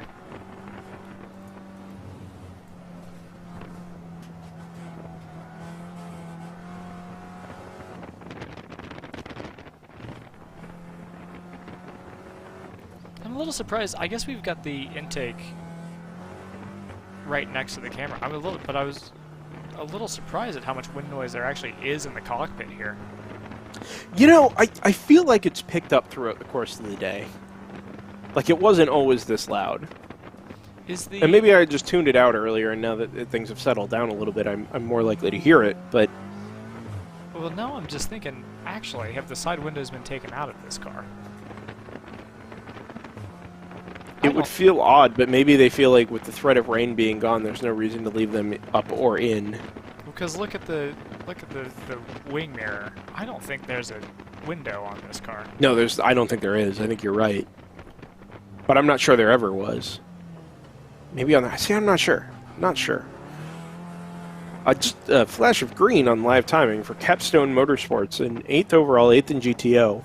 Just on their fastest lap of the race on their 97th lap, a 2:28.858. That's not true. Why is that green? Very confused. Well, they've just gone up a spot. Most recently, they've gone up a spot on the 72, who's still in the pits. No, that's an early stop for the 72, Joseph. That is not correct. Well, it's correct that they're in. No, I agree with that, but that pit stop is not expected. So they short pitted when the yellow came out, and I kind of questioned it at the time because they could go so much longer than anybody else. But they were getting close to half a stint, so okay, maybe it makes sense. But that was now 8 laps ago, and they are back in the pits on their 95th lap out of 9th overall. And this is a car that had been in contention and was likely to stay in contention because of how it was running its fuel mileage and how much farther it could go. I mean, to the tune of 6 or 7 laps, which is going to add up over the course of 8 hours. But they're back in the pits now, and it would certainly appear that this is a problem.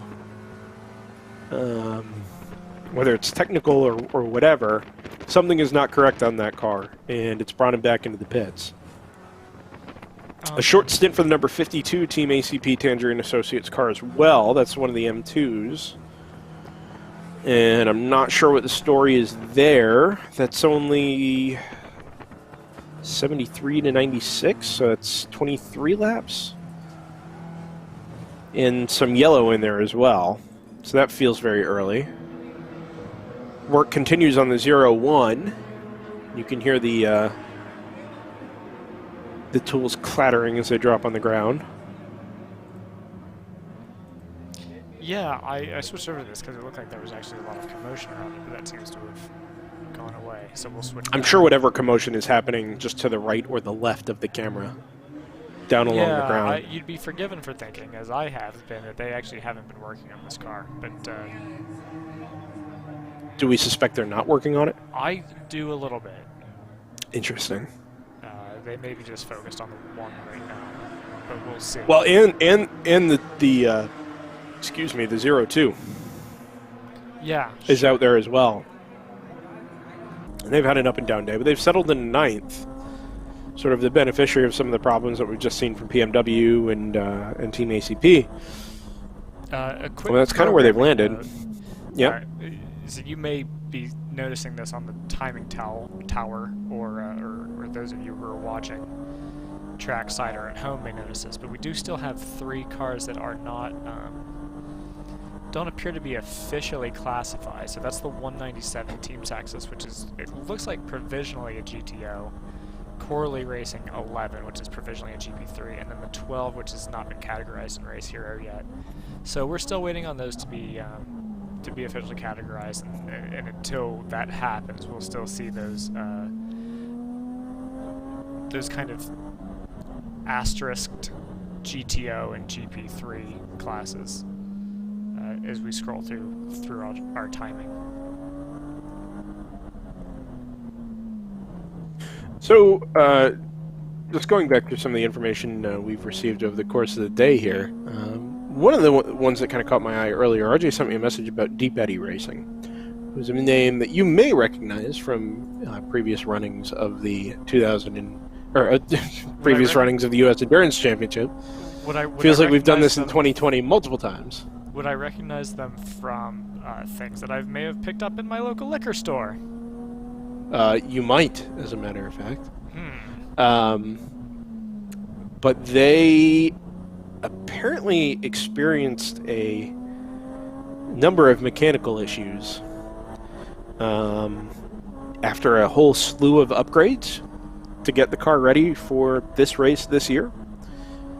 And the end result is that the car was, it's not that it wasn't ready, it just hadn't had a lot of those issues flushed out of it yet. I spent all night working on getting it back together, and I remember seeing this car on the entry list because, of course, it's sponsored by Deep Eddy Cabaret, and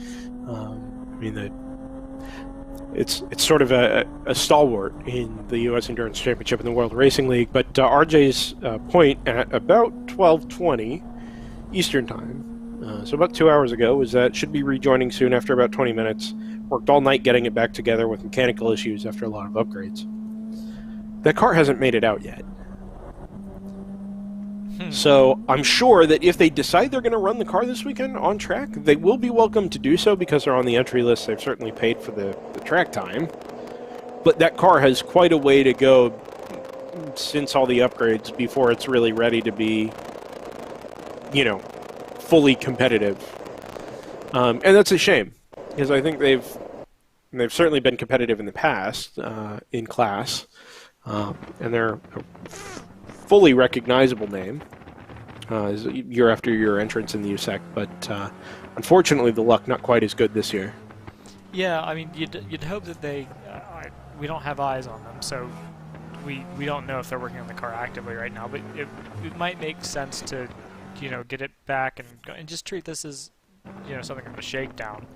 Be ready. Well, exactly, and that was kind of my point, where, they've paid for the track time, they have the right to be here. They certainly have the right to be on track, and whether or not you took the green is kind of irrelevant, right? Because you still have the racing is still going on, and if you're clearly experiencing mechanical issues anyway, why wouldn't you want to take advantage of that time to get the car out on track and kind of knock some of the rest of those issues out?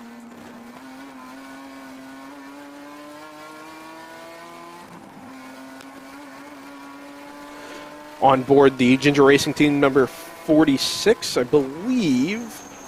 Is that John? It's John Whitson, I think is the name. That looks right to me. Yeah, John Whitson. Based on the very high-tech driver ID system that they're running.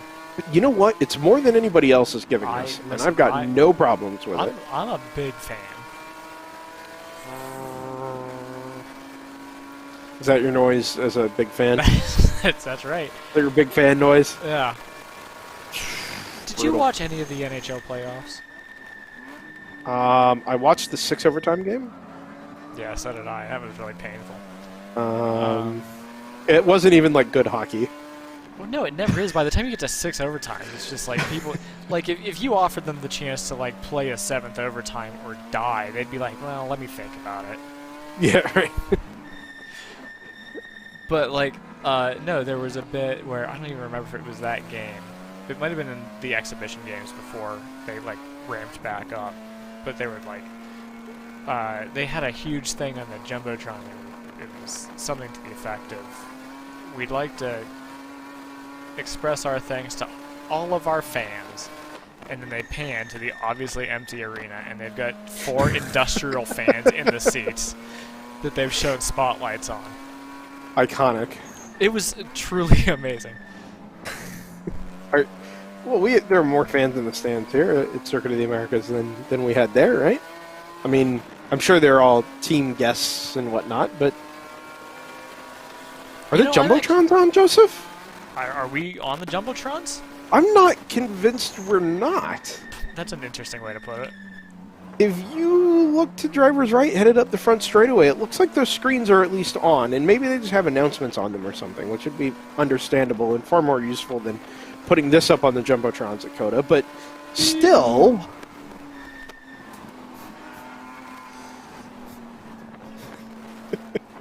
The white zone is for the immediate loading and unloading of passengers and baggage only.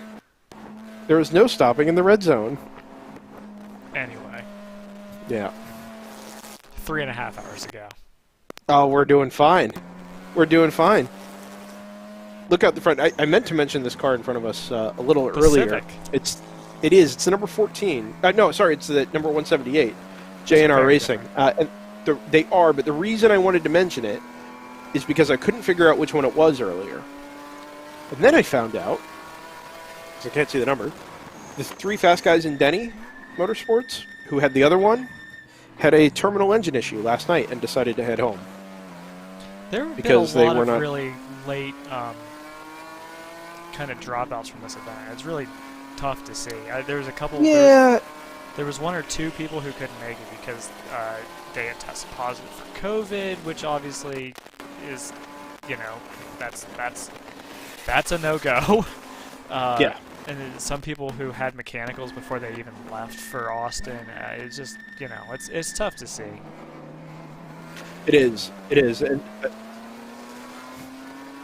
the teams that there are teams that came in and filled in the off the spots off the reserve list, which on such short notice is really impressive.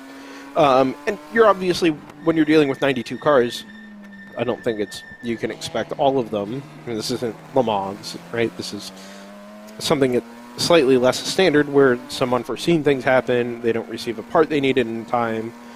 Somebody gets sick in sort of the current climate. Like, all these things can happen. Car off at turn 6, Joseph. Okay, I'll try to get on. Driver's left through the long right-hander. So No, where this are is we the here? wrong side of the track. This is 18. I Yeah, thought this we is might be going 18, into- yep. So I will try to get you something a little more relevant. I just caught it on the onboard from the 51. No, everyone is on the same. We'll go back to the 46 because I think that's going to be our closest, actually. Yeah, no, it should be. We'll keep an eye on it. Look to driver's left through turn 6. Anyway, my point was going to be you're going to end up with dropouts inevitably, whether it's before the event or something happens during testing at the event. These things happen. The 3 fast guys in Denny car, Denny Stripling, has been around the SCCA for a long time. Dave Ogburn III, Russ Turner, and Richard Stevens were due to drive that car. But I saw on Facebook that Denny had posted that something happened yesterday and they weren't going to be able to make it into the race today. They're already headed home, back to McKinney, Texas, which I assume is not yeah. very far from Austin. Here we eyes go on on the water. left. It's moving on its own. That's the 2. Yeah. Oh, man. What a brutal day the number 2 Team ACP BMW is having. I see on our ticker that we should be expecting the 601 soon. And they are currently in third in class. 601. It's one of the round 3 cars. Yes, it is. That is the leading round 3 car at the moment, actually. Are they leading? On mine, they're still third. Sir? No, it's the top of the Of the round 3 in the cars. stable. Yeah. Yes, exactly. That's sort of what I meant. Wrecker Renstall, incidentally, is right behind them in 4th in GP2. They led that class for a long time early on today.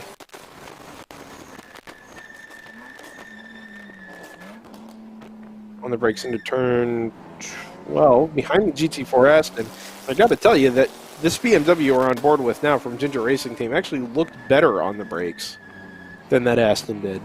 Yeah, I'm not sure who's in that. They may be struggling. They may be fresh out of the pits and getting used to brake temps and things like that. That's true, and it isn't. I mean, this is a previous gen GT4 car by some margin. This is not the current spec of Aston Martin GT4s that we would see in like the Michelin Pilot Challenge or a series like that.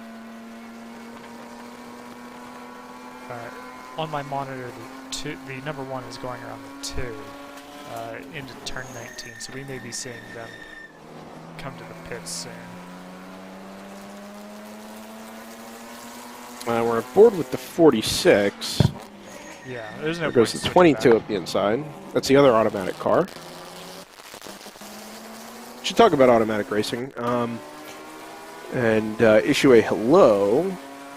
We had so the surveys that get sent out to all the teams before the race that provide us with some information and provide travel lists and entrant lists to World Racing League and more specifically the track, so that they can be permitted entry given all the current COVID protocols.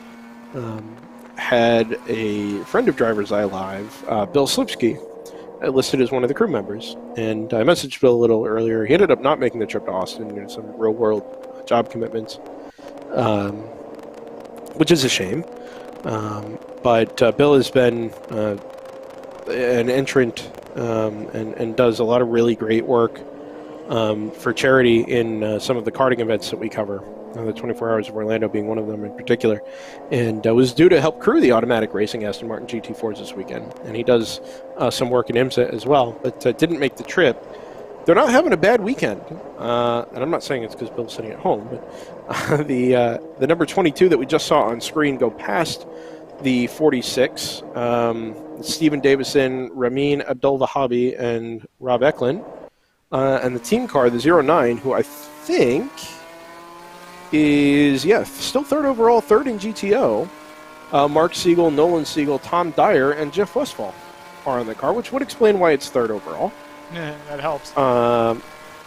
But they've made the trek up from Orlando, Florida, and these are automatic racing, I believe, are the teams that run the Invisible Glass Aston Martins in Pilot Challenge, if you're looking to connect a paint scheme to a name. So hello, Bill, anyway, and everybody at Automatic Racing, and it's been a good day for you guys so far, and hopefully that'll continue here over the next 3.5 hours, he says, sort of squinting at the screen and wishing for a different number. For a little bit of housekeeping, I do want to point out. So I started mine when we got the green flag call through timing. So not when we had roll off, and not when we finished the first pace lap. In years past, I know we're also up against when the track has been rented out, to be frank. And so if that happens to be at the top of the hour, they will tend to throw the checkered flag a few minutes beforehand to make sure everybody's off the track. And so the personnel at Circuit of the Americas can pack up for the night. So just be aware that. Well, I think there is a track curfew here at. Historically, it's been like 5:45 or so. Okay. It's somewhere around there, and with credit due to Circuit of the Americas, I remember the first year we were here, we had a big fog delay on Sunday morning. Yes. Right, where we sat around and did nothing for about 2.5 hours till the fog started to burn off and the marshal's post could begin to see each other again. And the circuit was gracious enough to allow them either 8 hours of racing or an end time at the track curfew time, which I think was 5:30 or 5:45. And it was late enough that it was difficult for us to get our stuff back. It was, and at the time they were running the Christmas light tour. Yes. Through the infield over by like turns 16, 17, and 18. And so they were letting people into the facility while we were still trying to get our stuff, taken down and put away. And it's not a bad thing, because they gotta make money. Per the agreement, like, we really shouldn't have been racing past 4 o'clock on Sunday night anyway. But they were gracious enough to extend the end time to whenever the track was shutting down and opening up for the Christmas light tour, to get, the series and the competitors as much track time as they ought to have had. It wasn't anybody's fault that the weather, sort of handicapped everybody, but I think there was a lot of credit due to Circuit of the Americas. They're certainly one of these world-class facilities that if they stick to their contract, you wouldn't necessarily be surprised, but they sort of help make the situation right, and good on them. Yeah, and today we won't be running up against that, I don't think. No, I don't. We should be seeing the flag around 5. I'm not even sure that there's a provision to stop the clock if there were to be, say somebody had like a fuel leak or something like that. I think we would just run straight through that.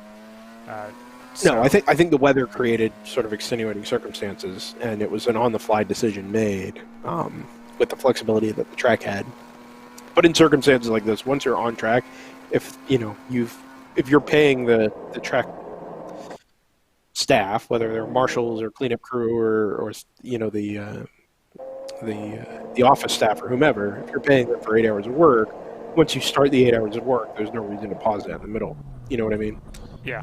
So I suspect that if anything were to happen here, we'd just be running straight through. But so far, I mean, we've had, the one full course caution?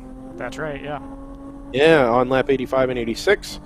And that was not even get the pack, formed up and send it back green. That was get the incident taken care of, and then whoever happens to be in a pack, let them go. Everybody else, you can catch up, try and catch up later. Yeah. I think it's worth noting that obviously with the whole pandemic deal, Coda wasn't able to host their two kind of premier events, as we've got a slow, I think that's a Porsche to the left? Could have been a Porsche or a Nissan. I missed it. Reading back through some of the Facebook comments. But no, I think it's worth remembering that they did lose their two kind of big headline events this year in MotoGP and in F1. So it's nice to see. It's just nice to see racing here, to be frank, to be perfectly honest. No, absolutely, and a race that's familiar. I mean, we're not backfilling parts of our season with, we're just trying to get people track time because I got hosed out of parts of the season. I mean, this was always supposed to happen. This is an icon on the WRL schedule, and everybody has played a really strong role in making sure this is allowed to continue. Yeah. Oh, yeah. No. And it's including Coda from a business perspective. Like, I think there was real fear that losing F1 and MotoGP, and even if they had hosted the races, not being able to bring in spectators, I think arguably was going to cause a real problem. I think it's arguably worse for them. I mean, not knowing enough about the business side, I think it's arguably worse for them if they have to host without spectators, because they have nothing to make up the cost of running the event, right? There's no revenue in. So I may be talking out of a portion of my body that I don't usually show here, but... Usually. Wait until 6, yes. Everyone. I believe there was, and somebody can correct me on YouTube or Facebook, but I believe there was concern that if they weren't allowed to bring in spectators, not only were they not getting money from the ticket sales themselves and the concessions and all the things that come along with that, but because they weren't bringing people into Austin, and MX5 fires it up the inside of Thunder Bunny, because they weren't bringing people into Austin and generating tax revenue and business revenue, that they weren't even going to get the subsidies that they would normally get from Harris County or whatever the county that Austin is in, or from the state, because they weren't generating any money for the state. Because a large part of the business plan for the world, or for Circuit of the Americas, was funded by those state grants that are in the whatever they call their large event fund. Sort of right, helping to pay the sanctioning fee for Formula One and all of that. Yeah. And not only with not having spectators, not only were they not getting the traffic into the track, but then they also weren't getting the event fund money. There was a real concern when this all kicked off in the spring and the early parts of the summer that Coda could have really been in trouble. Yeah. And I'm sure they're not out of the woods yet. There's still a lot of progress to be made, but things like this are going to go a long way. I understand this is a straight-up track rental, but every little bit helps. And if they can manage to get cars on track for a club racing weekend, even if they're not bringing spectators in, this is going to go a long way. Like you say, it's more than anything just good to see cars still pounding around Coda. Yeah. And hopefully we'll get to see them for both of those events, plus a few more, right? Plus NASCAR. Yeah, next year. Yeah. I think that crowd's going to be not Formula One massive, like 2012 massive, but I think it's going to be a big crowd, and I think it's going to be an awesome show. You know, and that's to give NASCAR credit. Like, they have not shied away from adding road courses. They realize that they can be a real spectacle and put on a real show. They're much better. They're much better road racing cars now, to be fair. That is true, and I gather that the next generation that's supposed to debut in 2022, larger brakes, more grip. It's meant to be a better handling car on a road course. They're just going to I think they replace said the after Chevy the with test- a Holden Commodore. Well, Holden itself is no more. No, I know, but they're not using those cars anymore, so... No, that's true. But I gather even around the Charlotte Roval, they were picking up something like 3 seconds a lap with the newer generation of car around the road course. Most of that coming from the brakes, and then some of that being sequential gearbox and some of the other upgrades. And we talked, already, Garrett Smithley, Josh Bilicki, Kaz Gralla, Tyler Reddick, Austin Dillon are all here this weekend just trying to get track time. It's worked against them in every possible fashion. Both cars. The Austin Dillon car, the number 3 Fury, is 88th and hasn't been seen since lap 15. And was it 4-4 Autosports, the Mustang that had Josh Bilicki and Garrett Smithley and friends on board that car, made it through, didn't even get to the end of the first green flag lap. About half a lap. Or broke a drive shaft.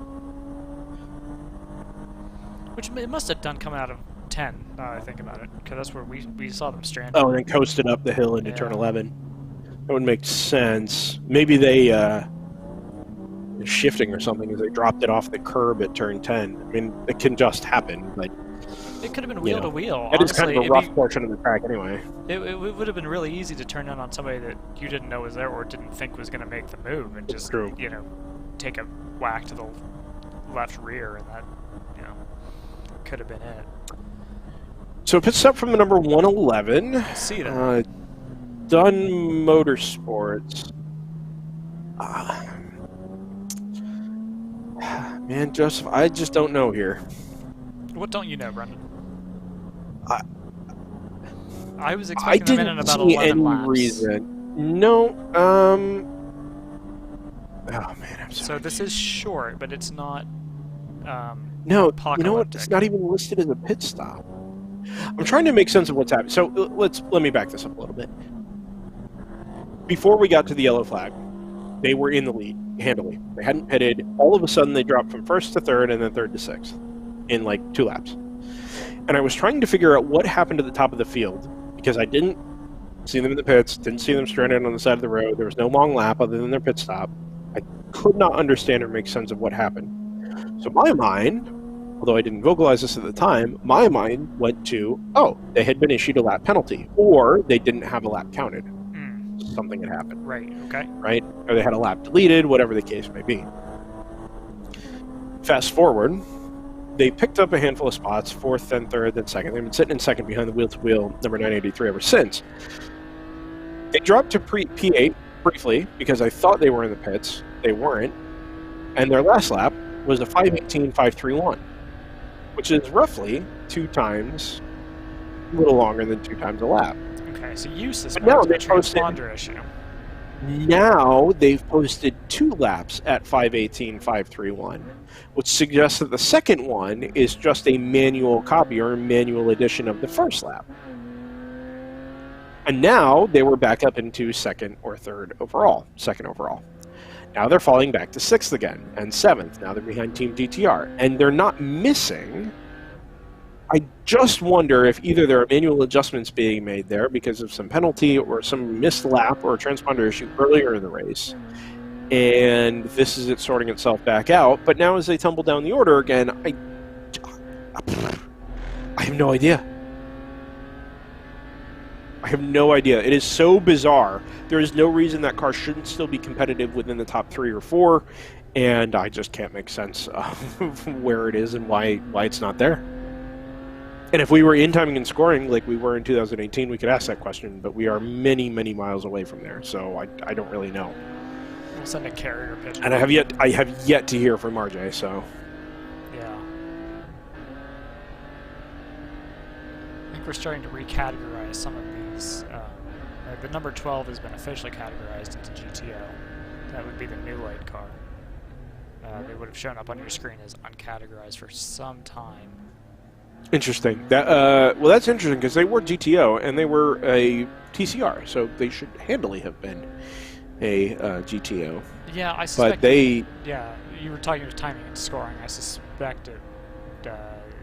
We could trace it up to there as to why they weren't placed there properly. I think they have. Man, I'm really confused. I think they have bigger issues because they completed more laps than Race Heroes, I think, displaying. You're talking about the 111 still. No, I'm sorry. I'm talking about the New Light car. It only shows they've done 16, but in reality, I think they did many, many more than that before. I'm not convinced. I only see them. I'm certain they made it through at least a pit cycle. Okay. I'm still baffled by the 111 because they haven't come back around to complete that missing lap yet. I really don't think the 12 has done that many laps. I think they might have been here for a pit cycle, but I don't think they were out. I think they made it in for more than. I don't know. And we know there were some timing and scoring issues that we're fighting through yesterday, which happened, and we're running all 3 loops at the track, which creates its own challenges, but nothing that can't be overcome. It's odd that there is really no answer for what's happening for some of these cars that we would otherwise be paying a lot of attention to, and just have no explanation for at the moment. Yeah, that's one of the challenges of being remote, unfortunately. Yes. Beneficiaries here of all this, the TAPG Motorsports Supra, that really just absolutely gorgeous build, making, I think its endurance race debut this weekend, is up into 5th overall, 5th in GTO. Wheel-to-wheel 985 is hanging up there in the top 5 as well. The number 1 Hammer Motorsports RS3, fresh off a pit stop about 10 laps ago, is very much up in the top sort of battle group as well, and owing a pit stop from the 09 Automatic Racing Aston Martin should be up into the top 2 here actually in a couple laps. We ride on board now with the Supra. For as long as we can. It just looks like they're driving a Supra. I was gonna say, it looks awfully composed. I mean, it looks. Yeah. Well, bearing in mind, we have already said that these drivers and this crew are all employees of Toyota RDO. That's a Mustang stopped at turn between 10 and 11. I literally completely missed it. I didn't even see it. I was so focused on the steering. Sailed on past. No, it was a black Ford Mustang who... Let's see, is G-Tech on the entry list, or were they one of the last minutes? Jetta G55, so that's not them. Tomac is an old MX-5, that's not it. MX-5. Excuse me. Oh, big lockup. Oh, look at that lockup. Oh, there's that slow Mustang. Yeah. I wonder if that lockup was... I wonder if that lockup was to avoid... Well, and I was just going to say, I think that's why there was all this gesticulating and locking up. Because nobody wanted to pass anybody, because they couldn't decide with that car moving if that was still an effective yellow flag. Or if that just becomes a white flag. Or because he's so far off in the distance. There are all kinds of calculations going on, and if you're concerned about it, you take the most conservative path, which is just to not pass. But it looked really ugly when we jumped on board the 46. Yeah, it gives me some anxiety because I don't. When we switched over, I think we were already in whatever yellow flag zone would have been there. I don't remember seeing a green flag light. Whoa, big. That's another lockup. That's the LMR BMW, the 105, yeah. And they've done that a few times. I wonder what's that's a really interesting dynamics problem going on there because it looks like they're losing the rear, but it's the front that locks up. It's the front that you get the tire smoke off of, the unloaded front left tire. But but it looks like they're locking the rears first and then locking the left front up to try to blow it down. And, if it were just a puff of smoke, you'd wonder if maybe it was just poor downshifting, but it's a very long, sustained lockup, or at least it was, the 2 times we saw it there. Very, very kind of odd, but maybe a couple corners away from traffic here, it'll settle back into a rhythm. On the YouTube chat, Alana Pinkerton asks how number 55 is doing, because the text is too small on the phone to be able to see the ticker. Oops, sorry. The sticker is new for us. Joseph literally started putting this together on Tuesday. Or Wednesday. It was one of the 2. Anyway, he's done a phenomenal job, and the graphics are a big upgrade from what we had before. But we have the software technology to be able to do a little bit more now, so we are doing a little bit more. But in any case, to answer your question, the 55 AOA Motorsports is back in 39th overall. And if Race Hero decides to play ball with me, I can... Nope, it's not going to. Can't open the GP3 class standings because of the asterisk GP3. It's the 55. 7th. Oh, the 55, excuse me. I was looking at the 15. Yeah. They are leading their class, as it turns out. So they are.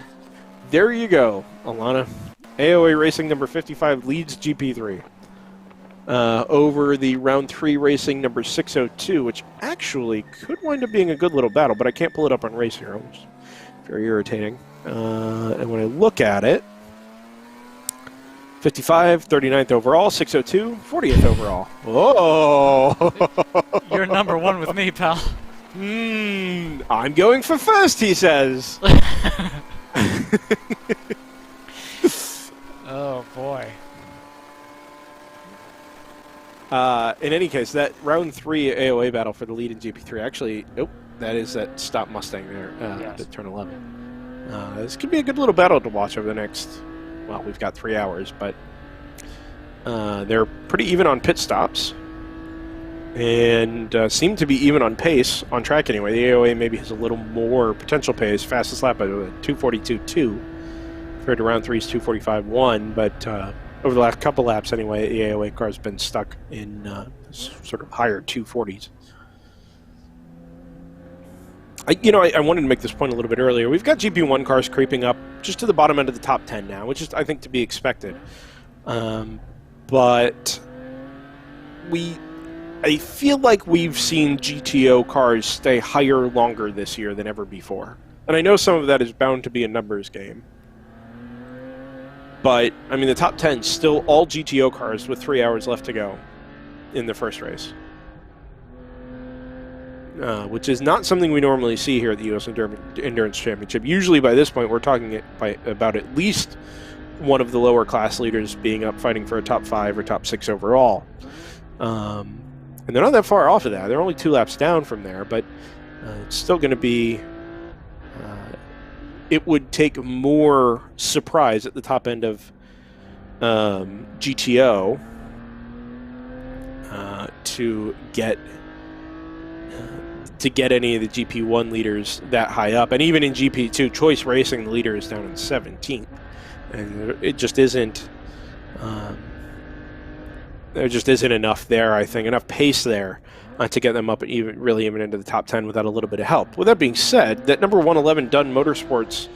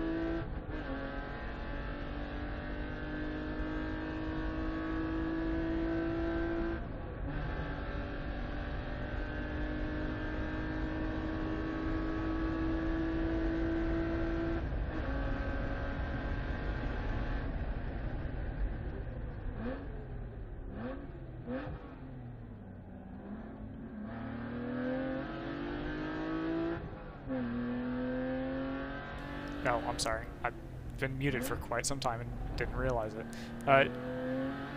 So, I'm a little concerned about GP4, which only has...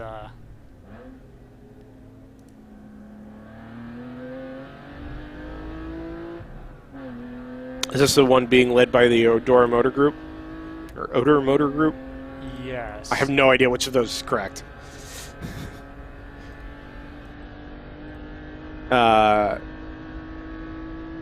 assume that Joseph's concern, which he is about to elaborate on, is that there is only one car circulating. Tomac is missing out on track, Viking is missing out on track, and then there are 2 cars that have been in the pits for some time, Team HNS and Wheels America. And those 5 are the only 5 entered in GP4.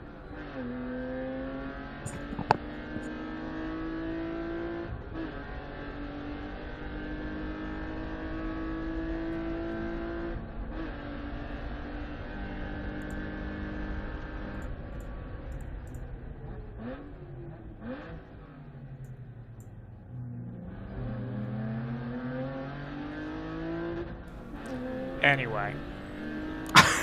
You doing okay?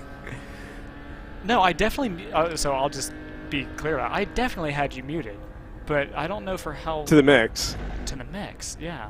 Huh. Was it something I said or what? Yeah, it was a lot of things. That makes me anxious. I'm gonna go listen to see how much of this I've blocked. You know, it's funny you say that because I can normally hear myself back, like on a short delay in the mix, but I kind of tuned it out. And when you said, I think I may have had you muted for some time, I realized I hadn't really been hearing myself. That makes me anxious because 3.5 minutes of silence is what we got. I think it might be more than that. No, that's what somebody said on YouTube. Crash 1 hard. Which I assume is the cover to Driver 1, or the cousin to Driver 1 Williams. Yes. Hold on. I'm going to go grab my headphones and listen to this back to see how much of this I... Alright. Well, I'll just carry this for a while, even though I Yes. need to go get some water. Yeah, please. Okay. Well, my throat will thank me later, I guess. Sorry for the apologies for the audio. Normally stuff like this is my fault, but Joseph is handling production this weekend, so he can put it squarely on his shoulders. I already have. In the meantime, I don't think we covered anything terribly important there. We did talk briefly about the number 55, who is the AOA Racing, with a really good battle actually shaping up for the class win in GP3 as we wind down the last 3 hours at the U.S. Endurance Championship, at least for the Saturday race. They 39th overall for them, 40th for round 3 Racing, who sits behind them. Round 3 is actually picking up a little bit of time. That lap was a 2:47.1 from round 3 compared to a 2:49.2 from AOA. So even though it's 40 seconds on track, 2 seconds at a time will make some progress. Other things we talked about, I think, was maybe a pass under yellow from the 22 automatic racing Aston Martin GT4 up at turn 11 while they were recovering the what appeared to be a black Mustang, although could just as well. Maybe it's the G-Tech car. It's really tough to tell. So anyway, the where we're at here with about 3 hours to go, if you haven't been with us, we're 114 laps complete. We're headed for somewhere around 175, so let's call it 60 laps or so left. Maybe a little more than that, and if we get lucky, we might even push a distance record, which would be to break 175. But it's a GTO, a strong GTO header at the top of the field. GP1 leader Edge Motorworks is back there in 11th, with a couple of their competitors. Screaming Goat Racing is in 14th overall, KBT Racing in 15th, fifth gear, number 550 in 16th. And a really nice little battle there in GP1 as well. Normally, by this point, we would have a pretty good handle on how the pit stop rotation is going to shake out as we wind down to the end of the race. And that data is still available to us, but the full course yellow that we got, sort of smack in the middle of the race, right around lap 85, I think did enough to just upset the balance of the pit stop rotation. And also, we've lost a lot of the cars that were in contention early on. We've decided we've lost the number 111 Dunn Motorsports Porsche, the car that had gone so long on fuel early on that was really kind of shaking things up at the top of the field, who I've lost on timing here at the moment. The PMW Motorsports number 72 is back to 22nd overall. And what we've got left up at the top is a TCR Audi RS3, 30 seconds ahead of a Cayman Porsche, who does not hold an advantage on pit stops. I think the leader, and see, this is very confusing. The erstwhile leader, the number 983 wheel-to-wheel racing, dropped from first to fifth, is now back in sixth, but doesn't appear to have pitted. There is no long lap registered. There is no pit stop marker, although they are due for one. There's no pit stop marker on Race Hero, and it is really, really hard to decipher, especially from a distance and not being able to see things in person, what is happening. Now, with that said, they've just gone salmon on Race Hero, which is to say that they are expected across the start-finish line, but have not come across. And might suggest that as a result they're in the pits, but there's no pit stop marker. Now there is. Now we find them in the pit lane. So that was, like I said, your erstwhile leader. It's a long lap, 4:19, but that is on schedule. So we'll allow that and put it to one side. Capstone, who we didn't really talk about for pretty much the entire day because they were down outside or around the fringes of the top 10, have very steadily been gaining positions and now find themselves just a minute off the overall lead, do a pit stop here actually reasonably soon, as are the two cars ahead of it. But the end result is now that we've got these teams that we haven't really been talking about all day faring very much in the overall competition. Team GTR, who is always competitive at COTA, is right there. The 09 has just pitted. They're still up there in the top 5. It's pretty remarkable, actually, how this race has sort of been turned on its head. And I think it feels like it all very much started with the full course yellow that presented itself at, well, it was right around mid-race. Yeah, and I actually ran some race predictions right as the yellow was coming out. And I may run them again here soon, because I basically wanted a sense of, I wanted kind of an A and B comparison of what has that yellow done to things, and now that things have shaken out a bit, and we've only got 3 hours to go, so we're well past halfway, I'm going to go ahead and run those again, and then we can look at charts for a bit, because I feel like... I feel like things have kind of settled down to the point where I'm not going to feel too bad if we take a little bit of time to look at this. Yeah, I've got no problems with data. Keep it short and simple, but I've got no issues with it. Well, there's 92 cars in the race, so I don't know how... Right. Well, we can run through a demo and then ask, the viewers if there's anything else they'd like to see, any particular class battles. We can run through some of that stuff as well. I know you have a whole host of data and graphs and pretty colors and all sorts of things that are worth sharing. Yes. The most important thing, so the things that I think are going to be most interesting, we can talk about other stuff later if we get really bored, but I think the things that are going to be most interesting are the lap charts,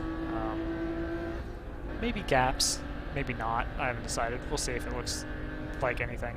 When there's 27 cars in the class, it gets kind of difficult to tease that information out. And then the other thing is going to be race predictions, which is going to be kind of a hand-wavy, but still statistically informed, I don't want to say statistical, but statistically informed approximation of kind of what we might expect to see over the next 3 hours.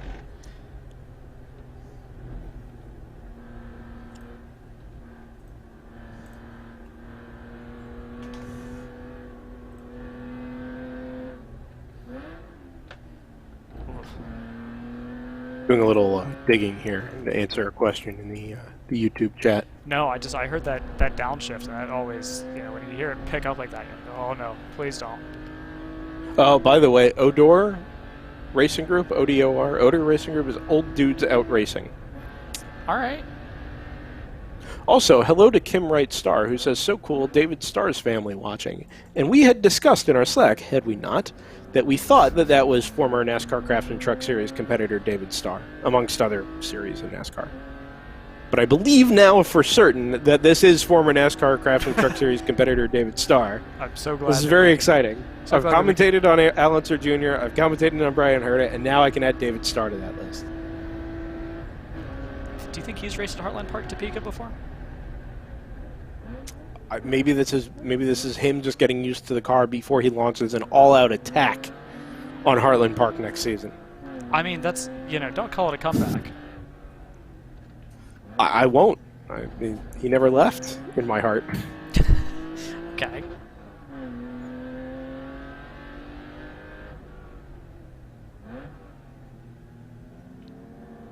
I'm trying to address some of the rumors.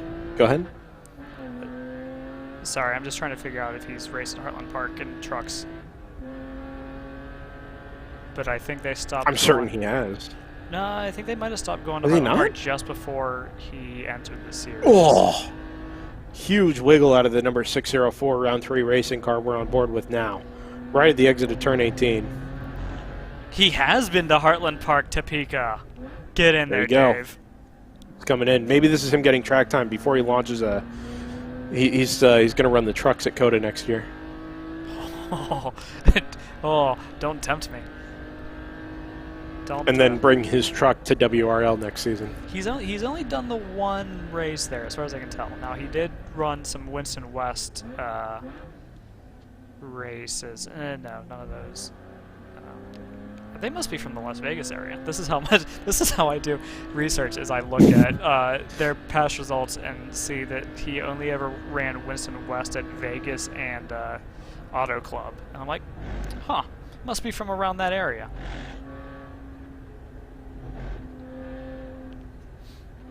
Anyway. Houston, Texas, Joseph. It's from Houston. Houston, Las Vegas. He's only 53. He's been around for. I feel like he's been around for ages. Yeah.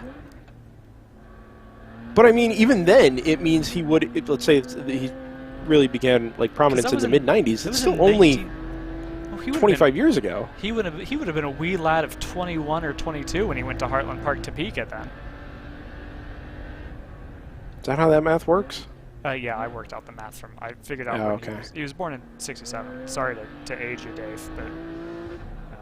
I got publicly available information. I'm sorry. I didn't mean to dox David Starr, but here we are. Look at that toe. Look at that toe on that Miata. Pulls out in the slipstream.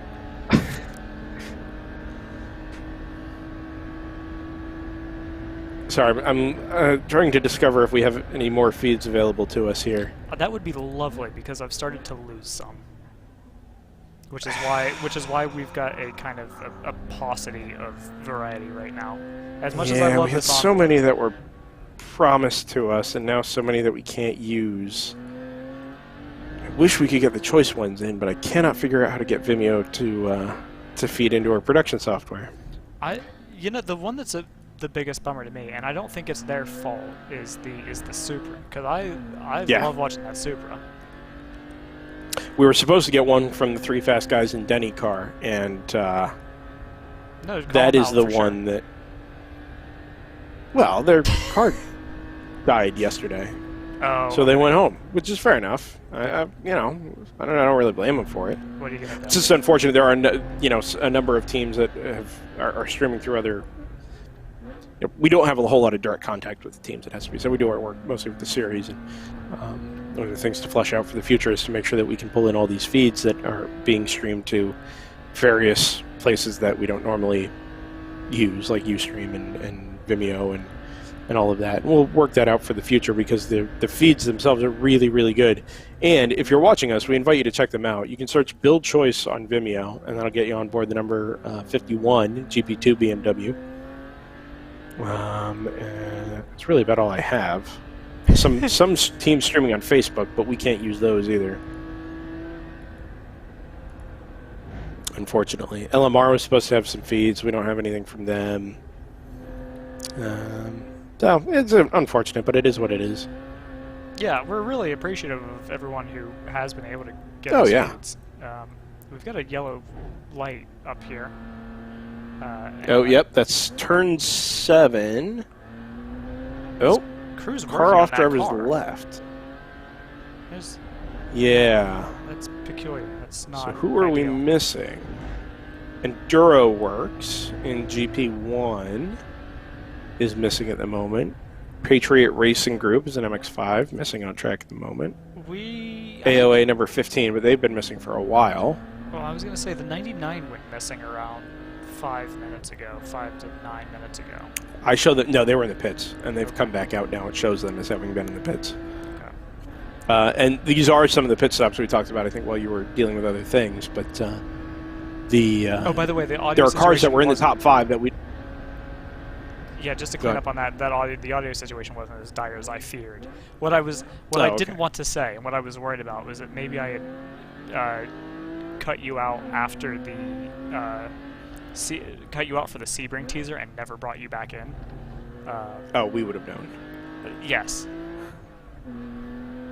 In any case, the cars in the top 10 that we really hadn't expected to see or hadn't really talked about, one of them was the 981 wheel-to-wheel car, which had been just outside the bottom end of the top 10. Team GTR had worked its way up into 4th. Capstone Motorsports, the Mercedes AMG, the only Mercedes AMG GT4 in the field, was up into 4th. They've just made their pit stop and come back out in 5th, so they are very much still in contention. And a lot of these pit stops now, Hammer is really the only one that owes us a stop out of these top 5 or 6. Everybody else is pretty much right back on the same strategy and within a lap or two of each other.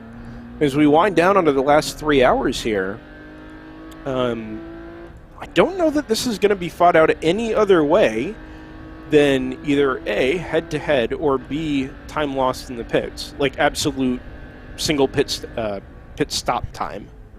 Yeah. How fast they can fill a car or change driver or whatever it is they're going to have to do. That this is all, I think, going to play out more directly than we would normally get here, and all that owes to the timing of that yellow flag. Yeah, I'm just sorting out the... We lost the Hammer feeds, both of them. Both cars are out on track, by the way. The 01 is out there. But I Oh, are did the get- streams not up? This VLC is having trouble pulling them in now. There's something about having switched over the 6-hour mark. Oh, interesting. Yeah. But, So, I'm gonna try to we're- pull them back in, and then I'll update you. Okay, by and showing. also we do have a couple other round 3 cameras, do we not? Yeah, I was never able to pull those in for whatever reason. The 604, I don't know if they're set up with different encoders or what, but for whatever reason, they 601 Oh, that's right. is- We did try that early on. Yeah. Yeah. Very odd. Also a bummer because this one's been terrific. Oh, yeah. And then who? Sorry, Shea Holbrook's not in the car. No, it's Pippa Man, but was moved down to a different car. I have that information back in the Discord, I think. That's right. That's right. That's right. Yeah. Lonnie Unser in the 601, Pippa in the 602 because it's down in GP3, and then Sarah Montgomery stayed up in the 604 in GP2. Got it. Oh no! Don't do this to me. Oh.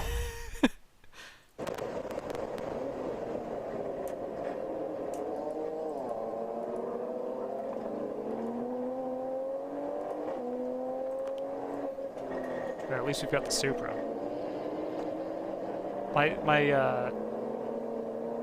What this is turning into is the streams that are kind of cutting in and out because of whatever connection issues. I'm just gonna set them to buffer at like 10 seconds. So Oh, you know, that's fine. We don't know the difference anyway, right? no, that's kind of what I was. Well, that's kind of what I was getting at. Is The audio's fine. I know it's the most baffling thing. I love technology. Can't get enough of it. Yeah. Somebody asking if we can use the feed from the 33. Was not aware the 33 had a stream, unfortunately. Yeah. So yeah, if you If, know if, of streams if that you we're have not a using, link, post those YouTubes. Yes, especially on YouTube. We can't pull in Facebook Live, unfortunately. I can't pull in Vimeo, but if you have streams on YouTube that we haven't been able to find or that weren't sent to us, please, please, please post them on YouTube, and we'll absolutely work them Time into is the of stream. the essence. We only have 2 3/4 hours left to go. Yeah. We have an American Le Mans Series race left today. Oh, this is super interesting. Okay, so what this is going to have to involve, I think, is a lot of re-adding of these at the 6 hour. Well, something has happened up here at turn, what is this, turn 8. Yeah. That's been something of an incident, because there's 2 what look like full EV crews there. On top, obviously Yeah. they're loading them on the flatbed. I was going to say, the rear end of that car is in the air, and I'm trying to remember if it was always in the air or if this is something that happened specifically to try and recover. I don't know. And are there 2 cars there? Like, is one of their cars in the air because there is another car underneath it or near it? It seems odd that if it were a significant incident, we wouldn't have gone full course yellow. Yeah, that was my thought too. The fact that there's 2 EV crews made me think that there were 2 cars, but I've only ever seen the 1 car there. That's kind of where I am.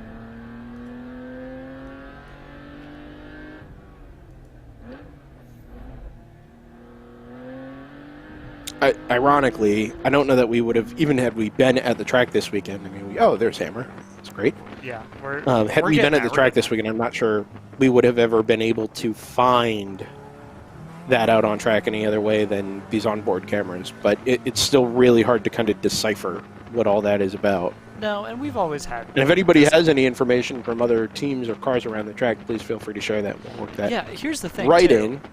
Here's the thing: if you have access to that Discord channel, don't feel free to flood it. Like, we're just looking at it for information. So any little piece of thing, we can always incorporate it. We can always use it. So don't be shy. Or ignore it if it's not relevant. But that feels unlikely.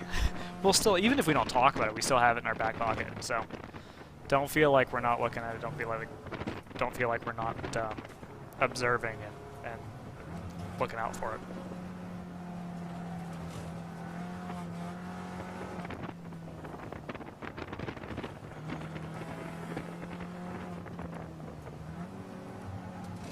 Couple of real barn burners of football games going on at the moment. I'm actually genuinely afraid to look at oh no, the Ohio State game is fine. Oh, good. The Oklahoma State TCU is a little spicy. By the way, I'm looking at the 0-1 feed just because I'm getting ready to pull it back into our mix. The flatbed is returning on its way back from turn 11. It's got a black car in tow. You could tell me it was a BMW or a Mustang, to be perfectly honest. With the See, this that I happened got. before with a black car that I thought was a Mustang, and I couldn't find a black Mustang. We definitely have a black Mustang in the field because we keep. No, I know, but I couldn't find it in our entry list. And not being able to see these cars in person, like, I have no other frame of reference other than what they look like when cars go past them, which has helped out a lot. But still, I mean, it's really tough to sort out who's who and what's what. That car has been sort of a thorn in my side now a couple of times. Even if it's separate cars, it's just that description of a car is really a challenge for me. Here's the hard driving 01 car. That joke is perfect because I don't know if you remember hard driving, but when you wrecked that car, the windscreen would shatter. So. I did not play hard driving. Oh wow! You also didn't play Grand Prix Legends, which explains your driving style a lot. Yeah, of course it does. I played NASCAR 2003 and GTP. Yeah. Where you could just charge the corners and change tires a lot and be fine. I was gonna say that's a lot like jumping into like a stock car when the only driving experience you've ever had has been in like single gear go-karts. Yes. That's very true. It has shattered my potential in iRacing, however. And the more complex the tire model gets, and the better it gets, the worse off I am. Overheating? I've I've literally never heard of spent her. most. I've literally spent most of this fall reteaching myself how to sim race, That's very good. backing up braking zones. Like it's been awful. I wish I could feel sympathy for you. I really do. I know, I get it, but hey, whatever. It used to work. It used to Now work. I don't care enough for it to not work. So whatever. I know there are a lot of iRacers that are involved in. Well, maybe I should take this back and put it the other way. There are a lot of participants of the World Racing League who There was are nothing before involved in iRacing and who. No, right, exactly. Who are popular on iRacing, and there is in fact was in fact a WRL I series, E series, whatever the name was. We weren't asked to be involved, so not salty about it, but it is. Anyway, there was a series over the portion of the summer where there wasn't a whole lot happening, either in racing or outside of racing, and then it sort of continued. But I don't think they've been doing a whole lot lately, although we haven't really had eyes on it. But a lot of the names and teams and drivers that you see in the World Racing League, particularly here at COTA, were involved in the series online. And a lot of crossover between amateur endurance racing and racing at this level and not necessarily super serious esports, but something that enough people care about to do on a regular basis. So Yeah, I'm just trying to pull the Ginger race team feedback on, which is why I'm leaving you out to dry here. oh no, you're fine. I was just about to leave you out to dry, so I'll wait. Oh, figure it you out. fraud. That's not it. That's not the right one.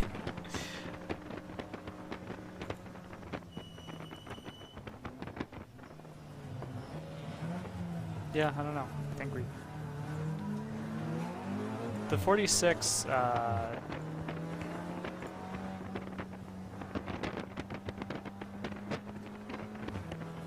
Oh, hold on. No, I've just got them mislabeled. I'm an idiot. Don't Oh, mind me. sick. So up at the top of the field, and not to harp in on GTO, but it is interesting, and there are a lot of cars in it, so it makes it worth talking about. Automatic Racing, the 09, is catching the number 1 by a pretty significant rate. Last time around, it was just over 3 seconds, and the gap is down from what I think was around a minute to 40.2.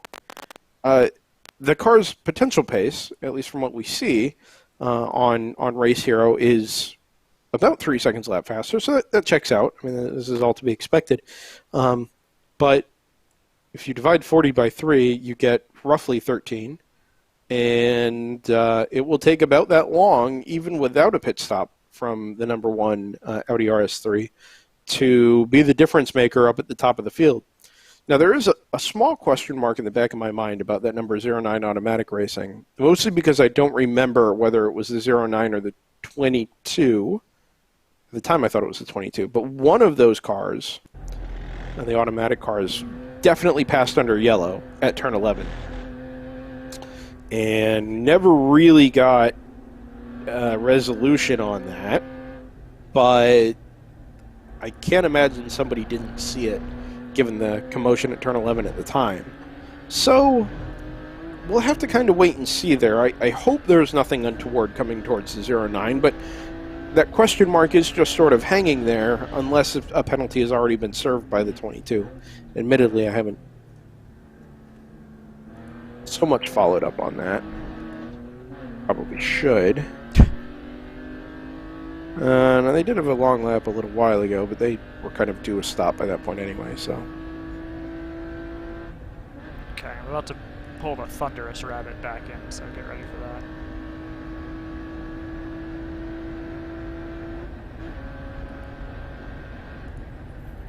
Thunder Bunny, incidentally, as we get ready to go back on board there.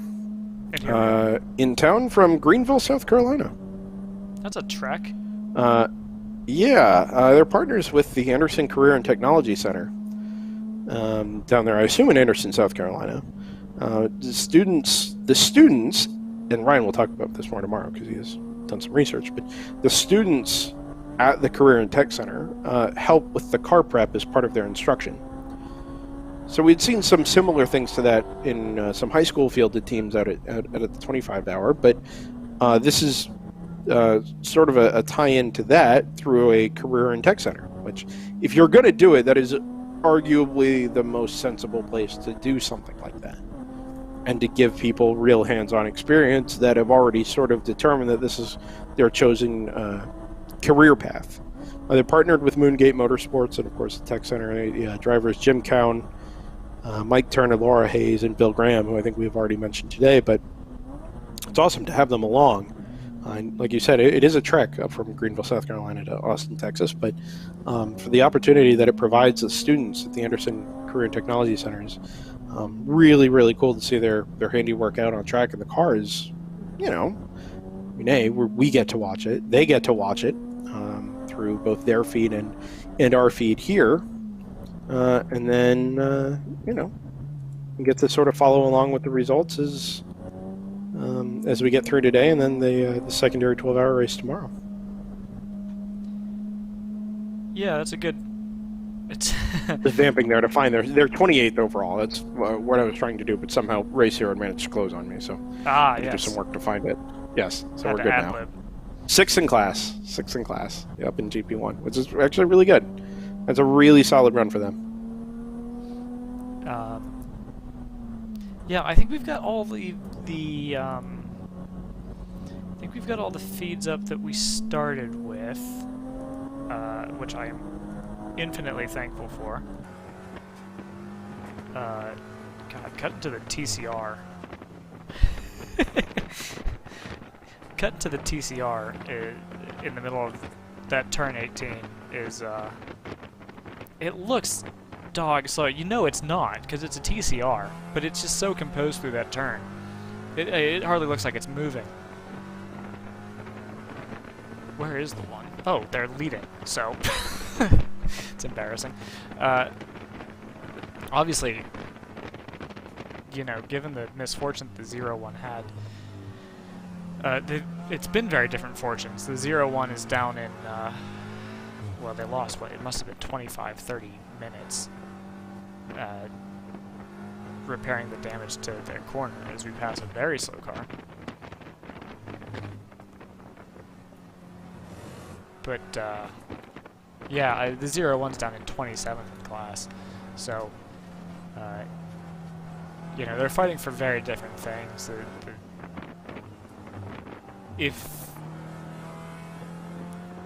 If you can get anything out of running the 0-1 right now in terms of information, it's probably that and getting people seat time.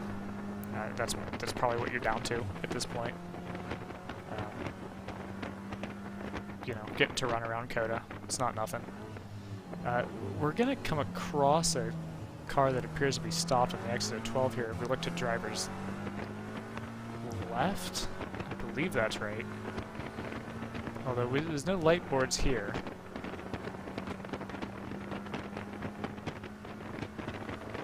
Okay, yeah, on board the Thunder Bunny car on my other monitor here, there was a stopped car, but that appears to have cleared itself. So, while we're waiting for Brendan to come back, I'm gonna run some charts for everybody so we can have something to talk about. As much as I love listening to the TCR, he's actually coming up on his teammate, I think.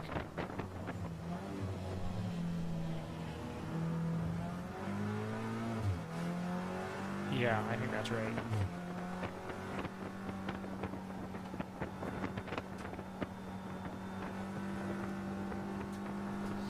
But, yeah,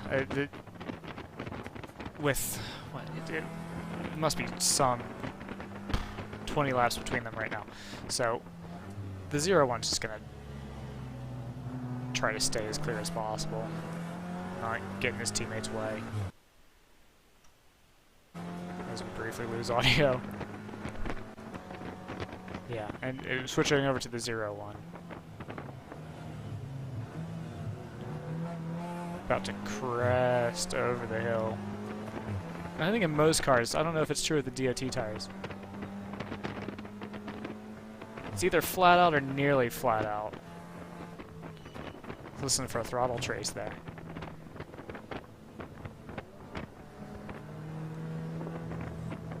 But while Brendan is away, so that I have something to talk about, we'll cut to these graphics, and I'll hide this ticker. But basically, what this is a it's a projection of the next 2.5 hours of racing, right? And it's based off of what kinds of lap times have people been setting, who's been in the pits and for how long. So, you know, what are the chances that somebody could break down entirely and be out of the race? So that's kind of what we're looking at. We switch over to GTO. This looks a lot better when there's not 1,000 entries in the field, which, you know, it's a good problem to have. But it's looking very likely, according to our projections, that the 09 is in the strongest position to win. And then, oh, does that feel right? That implies that somebody owes us a pit stop. That implies that several people owe us a pit stop, actually. Because if we... Yeah, so we would be projecting the number 1 to finish probably 3rd, the way things are going right now. Ignore this. This is screen sharing with Brendan, because we're professionals. And, yeah, if we pop open the 09, if we isolate the 09 for a bit, we're pretty confident with this model that they're in a good position to win, unless they break down, and then they would finish somewhere around here, right?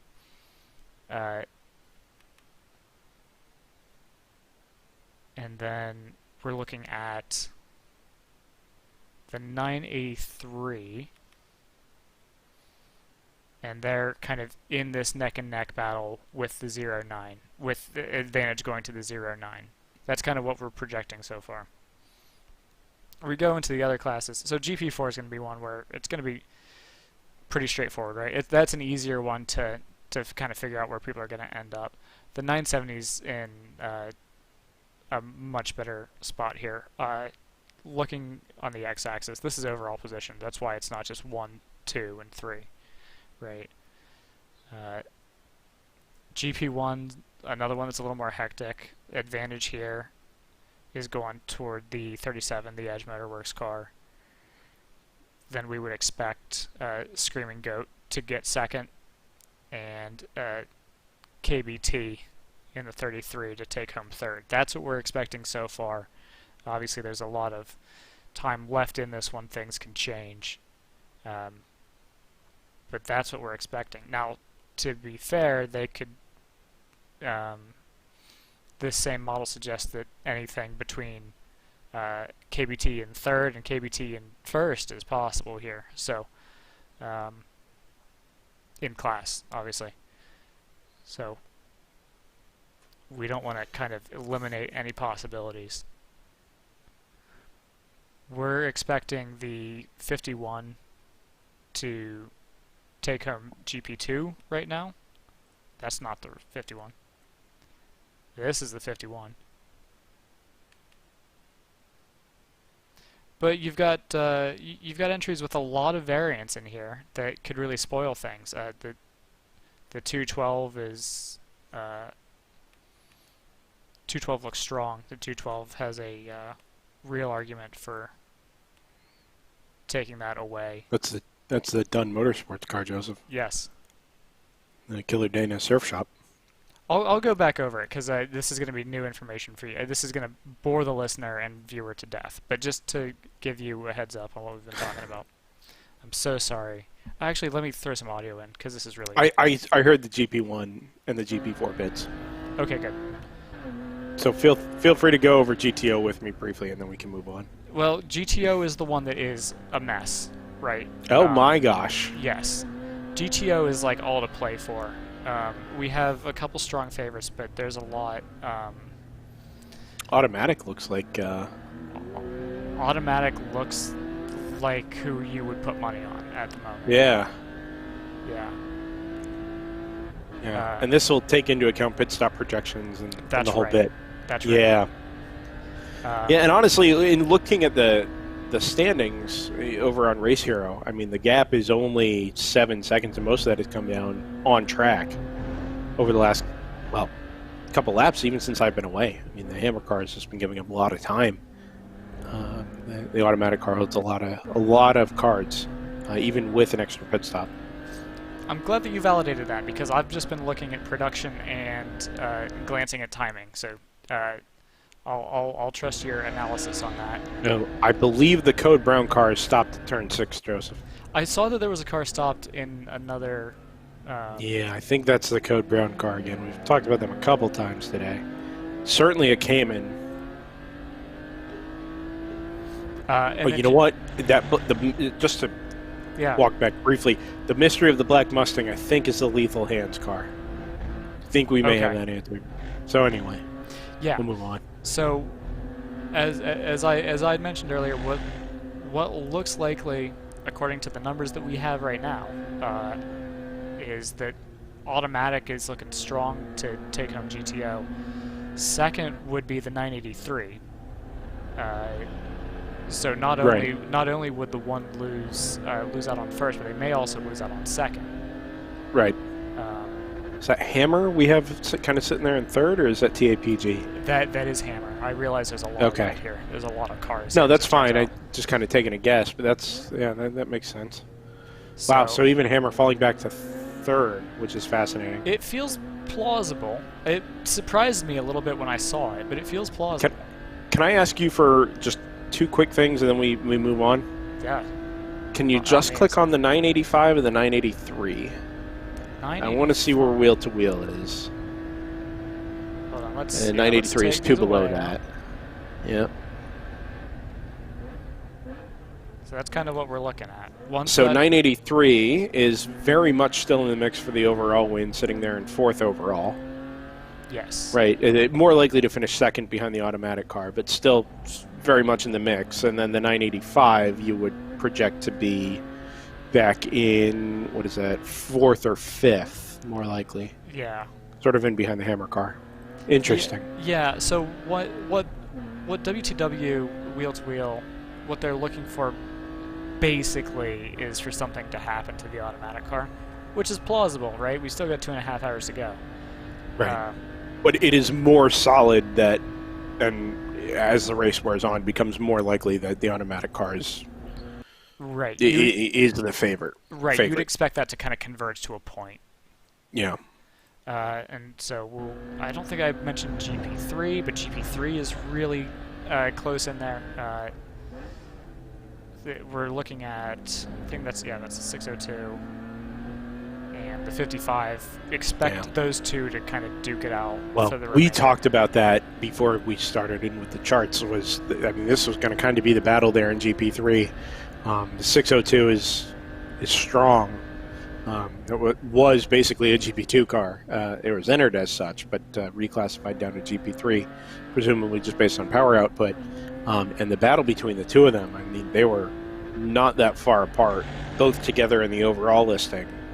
55, actually the 602 is ahead now. Although just in the pits, as we speak, the 602 round 3 racing car is into the pits. This just a little bit after AOA made their stop with the number 55 Mazda MX-5.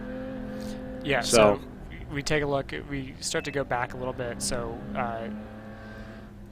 the 602's competition from behind is going to be Casey Carton. It's going to be the 213. And then, it's all messy. Everybody's in a fight with somebody other than basically the 198, the 15, and the 66, all of which I think had their own problems. For those who are following along, somebody just asked, to make sense of what you're seeing here, and Joseph, I'm sure, explained it earlier on, but just to kind of prove a point, now that we're discussing, the colors are representing a car, right? So he's got it sorted out by class, and the idea is each car is assigned one of these colors, and a simulation is run towards the end of the race. So we have a slow Corvette at turn 18. But a simulation is run between now and the end of the race, taking into account the number of pit stops or how long they're running on fuel, and with some level of variance in their, or a real life level of variance in their lap times based on what their times and their variance has been over the course of the race. It generates an output. You run 100 of these, or however many you happen to run, and I'm literally just marching onward in time in laps until the end of the race, and I'm saying, okay. Right, exactly. And I've also got things in there that are saying, okay, what are the chances that we have a red flag or a yellow flag? Right. Things like so that. what you want to see is the taller one of these bars is, the more likely a car is to finish in that position. So in GP3, what you see, this number 55, which is the red AOA Motorsports, who's there sort of at 30, that's the overall position, it is equally likely or nearly equally likely to finish in each and one of those positions overall. Same thing goes for the number 602. This is the first and second place battle in class. It is more equally likely to finish in one of those positions than if you were to go back to GTO, and in GTO you see, a very tall bar for automatic racing at position 1, a very tall bar for the hammer car at position 3, that sort of thing. So a tall bar, more certain for that car to finish in that position. Small bar, less certain for that car to finish in that position. So GTO looking more and more solid, but more to the point, what we're seeing in GP3 is that battle is still very, very much up for grabs. Right, so we're looking at, these are overall positions, and those obviously can all change. But we're looking at, for example, here, we'll focus on the 34th position overall. The 55 has as much of a chance, a 17% chance of finishing there, as the 602 does, basically. 14% chance. Their probabilities at that point are practically level. Same for 33rd overall, that kind of thing. So it's equally plausible that either of those outcomes will happen as far as the information that we have so far, in terms of the data and the lap times that we have so far. The lap times and pit information we have so far for GTO suggests that there's about a 90% chance, and I say about because this is very non-scientific. I'm just basing it off of the data that we have so far. This isn't necessarily back-tested, right? It's not. I don't want to call this a statistical model. It's a statistically informed model, which is to say, hand-wavy. But there's like a 90% chance, give or take, that automatic takes the win today, and there's only a 10% chance, and the remainder of that 10% chance goes to the 983, basically. And if you look at how the finishing results, the projections of the 09 are spread out, we kind of expect that the only way that's going to happen is if something happens to the 09. If they break down, or they have some sort of, they get run into, that kind of thing. Other than that, it looks kind of automatic. That's very clever. Anyway. Yeah. Let's we'll move on back to some of these onboard feeds here. It's a nice way to kind of break up the monotony of using the same 4 or 5 feeds as we've had to for the last little while, but it's good information, and it does very much back up what you're. Well, first off, let's say this: it's an easy way to address having 90 cars and not being able to follow pit stops for every single one of them over and over. Yeah, it's helpful because. I mean, for me especially, it's helpful because like I said, I've got a lot of things that I'm juggling right now in terms of managing feeds and making sure that we're looking at interesting things and that the data is being put up on the screen like that. So, having these tools, it's a helpful way for us to get a handle on where's the race, where should we be looking. That's like the Gretzky thing. Don't go to where the puck is, go to where you think the puck's going to be. These projections help us figure out where we think the puck's going to be. As dull and boring as they look, they're helpful. And look, let's make this point too. As commentators, used loosely, as coming up on a very slow BMW here on board the number 46 Ginger Racing Team BMW. What you would get in a professional level broadcast is a whole host of staff, to include technical staff and spotters and commentators and support staff and producers and directors and you name it, right? I mean, you might have, even on an IMSA scale broadcast, maybe 10 or 15 people involved. We have 2. And even on a good weekend, we have like 4, maybe 5. Tomorrow we'll have 3. And this script that pulls all this information in, and with massive credit to everybody at RaceHero.io, and especially Brian Guidanelli, who we try and say hello to every time we do one of these broadcasts, just done a phenomenal work with his team, and now with Haggerty, to pull all of the information in straight from orbits and output it in a way that is useful and reasonable, but also can be used by us and by other, folks to process that data.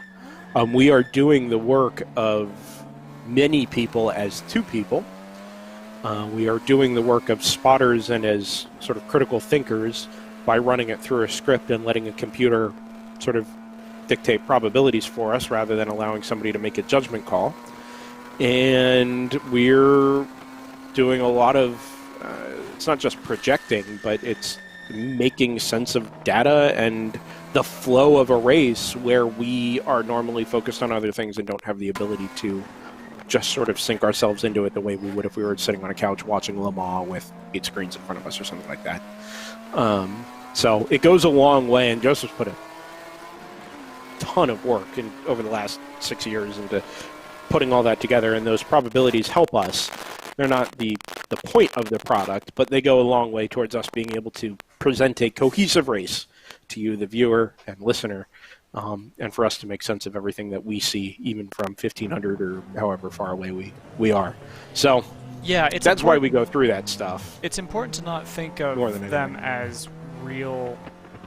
It's important not to think of them as odds per se. It's more helpful to think of them qualitatively. To think, okay, this car has a strong advantage in this class, or this car is about level with this car in this class. That's how it's helpful to think about it. It's not so helpful to think, this isn't going to tell us, okay, they're going to finish 15 seconds ahead of this car. That's not the kind of level of detail. It's just, is this close or not, basically. Or does this just look close? It's going to be a runaway in the last half an hour. Because and how many races have we followed where that's happened? To that point, we're talking about the number 1 Hammer Motorsports Audi, and we know that they are sort of a pit stop to the good, where they sit in 5th now, but they haven't really had the pace. And when you run projections of their pace being, let's say, 3 or 4 seconds a lap off some of the GT4 cars, the Caymans, the Aston Martin, the Supra that's now found itself up in 4th overall, when you run those projections out, even taking that pit stop into account, whereas normally you might be literally sitting there doing that math on a piece of paper or on a phone or something like that, you're taking that all into account and actually saying, no, actually, it's not going to be enough to win, and the better chances are going to end up finishing 3rd, even when you take these extra pit stops and whatever into account. And that's where it's particularly useful, because it all spits it out as a probability. You know what the factors are, but don't have time to do the math, and it's all basically right there in front of you as more or less an end result. Yeah, one of my biggest pet peeves when I'm watching racing, personally, is you'll see somebody say something about, someone will make a pit stop projection, right, and it'll be completely off base, and you're thinking about it, and you're like, well, actually, no, they did just pit with 40 to go. They'll be fine, right?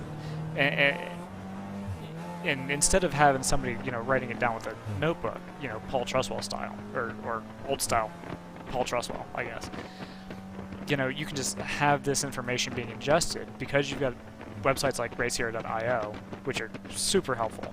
I mean, even if you're not using it for the script, it's just, it's a great page to look at for timing information. I think the WRL app actually embeds it. But to have that information automatically, it lets us kind of focus on providing feeds and providing the audio visual, and then we can just say, okay, well, look, there's the tower. There's the bottom line. Here's the, but the bottom line is everything that's happened recently, right? So the bottom line is generated automatically from the same information. And having all of these tools help us basically pretend to be a real production team. That's about right. And hopefully the idea is as you get closer to the end of the race, the greater the probability that these cars finish in these positions are, and that sort of validates the model. And then you can compare the two back to back. We don't have any intentions of doing that, but I have it saved up in another tab because we'll be like, was I full of it? Let's find out. Your script was. But anyway, we'll move back to the on-track stuff. We're coming up to actually the 3/4 mark. Just 2 hours, 10 minutes ago. I have not gotten confirmation from RJ when the checkered flag falls, whether that will be at 6 hours race hero time or 6 hours from the green flag, which is much closer to our own timer on the top left of your screen on both YouTube and on Facebook.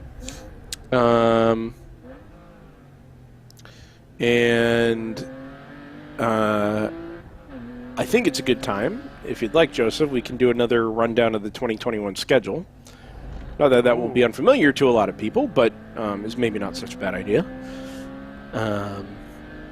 And if you've been sort of aware of where the World Racing League has been at first, and I'm slow. I have no idea what that was. It looked like a Mustang again, but I think I'm just telling myself that. On the outside of turn 15 there, and as they go into 16, through goes the number 22 Aston Martin on the number 604, with whom you ride on board. Might have been MER, actually, one of the MX-5s there. Now that I go back and think about it. Hoomst of. Anyway, so let's talk about the 2021 WRL schedule. And to do that, I think, effectively, we should just do a short sort of retrospective on where we were in 2020 with the World Racing League and looking forward to 2021. The schedule made a lot of sense for the World Racing League this year, and then everything they got through MSR Houston in January, they got through Barber in March, and then everything exploded in April, and they canceled Mid-Ohio. I actually don't remember if they ran Road America or not. I think they were intended to. I could be dead wrong about that, but I thought Road America. Yeah, no, I think you're right. And then, but what really I think impressed me, maybe more than anything, of all the series that we follow, even if we don't broadcast, one of the things that really impressed me was how they bounced back at Daytona, June 12th to 13th,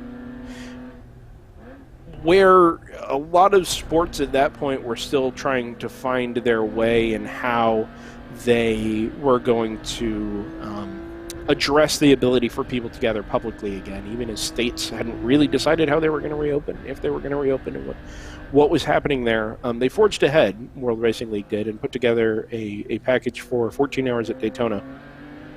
Finished under the floodlights in the middle of June in Florida, which is its own challenge.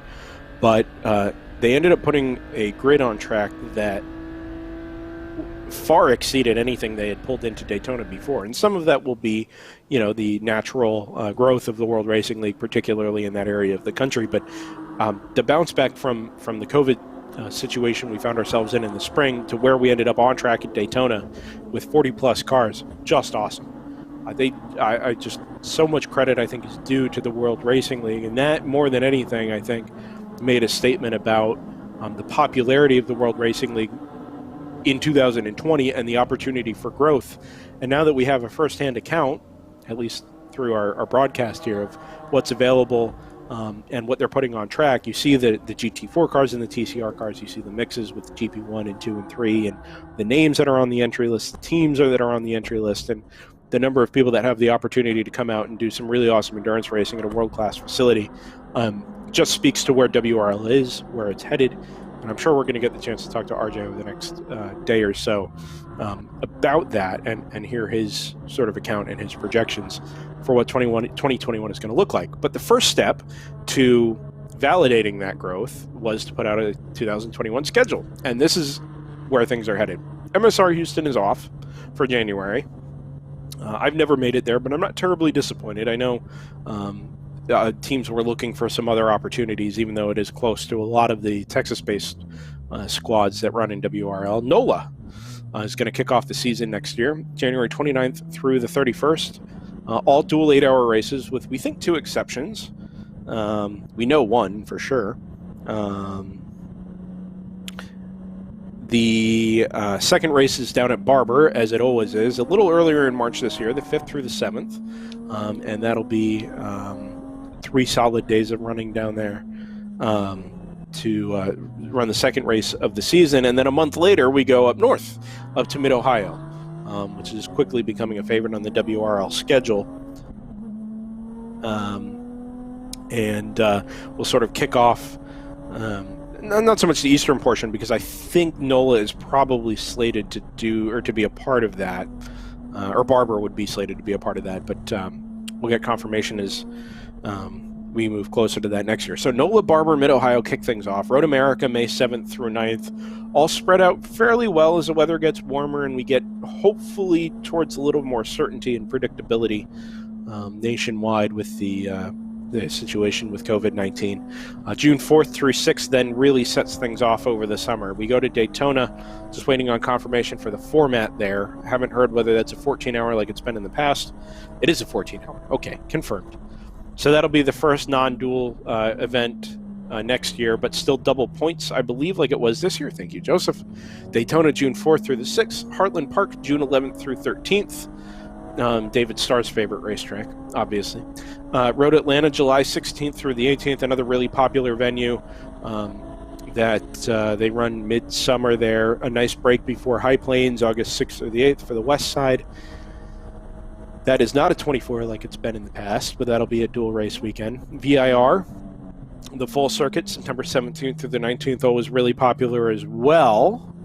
Hallett will close out the Midwest Championship October 15th through the 17th. And then the 2 crown jewels in the 2021 US or World Racing League calendar. Sebring, for the first time, a 24-hour. The 24 hours of Sebring. Never been done at that track before by anybody.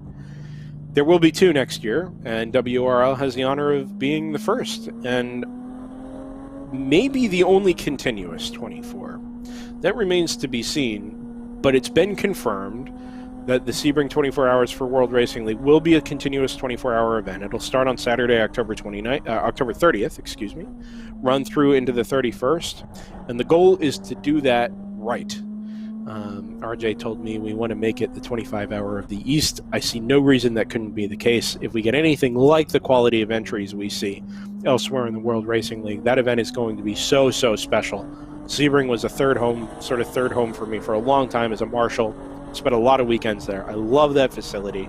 I love the track, and I'm so excited it's going to be a 24 next year. Really looking forward to it. And competitors and teams and drivers, if you have the chance to be a part of it, by all means, lean into that, because it's going to be a hell of a weekend.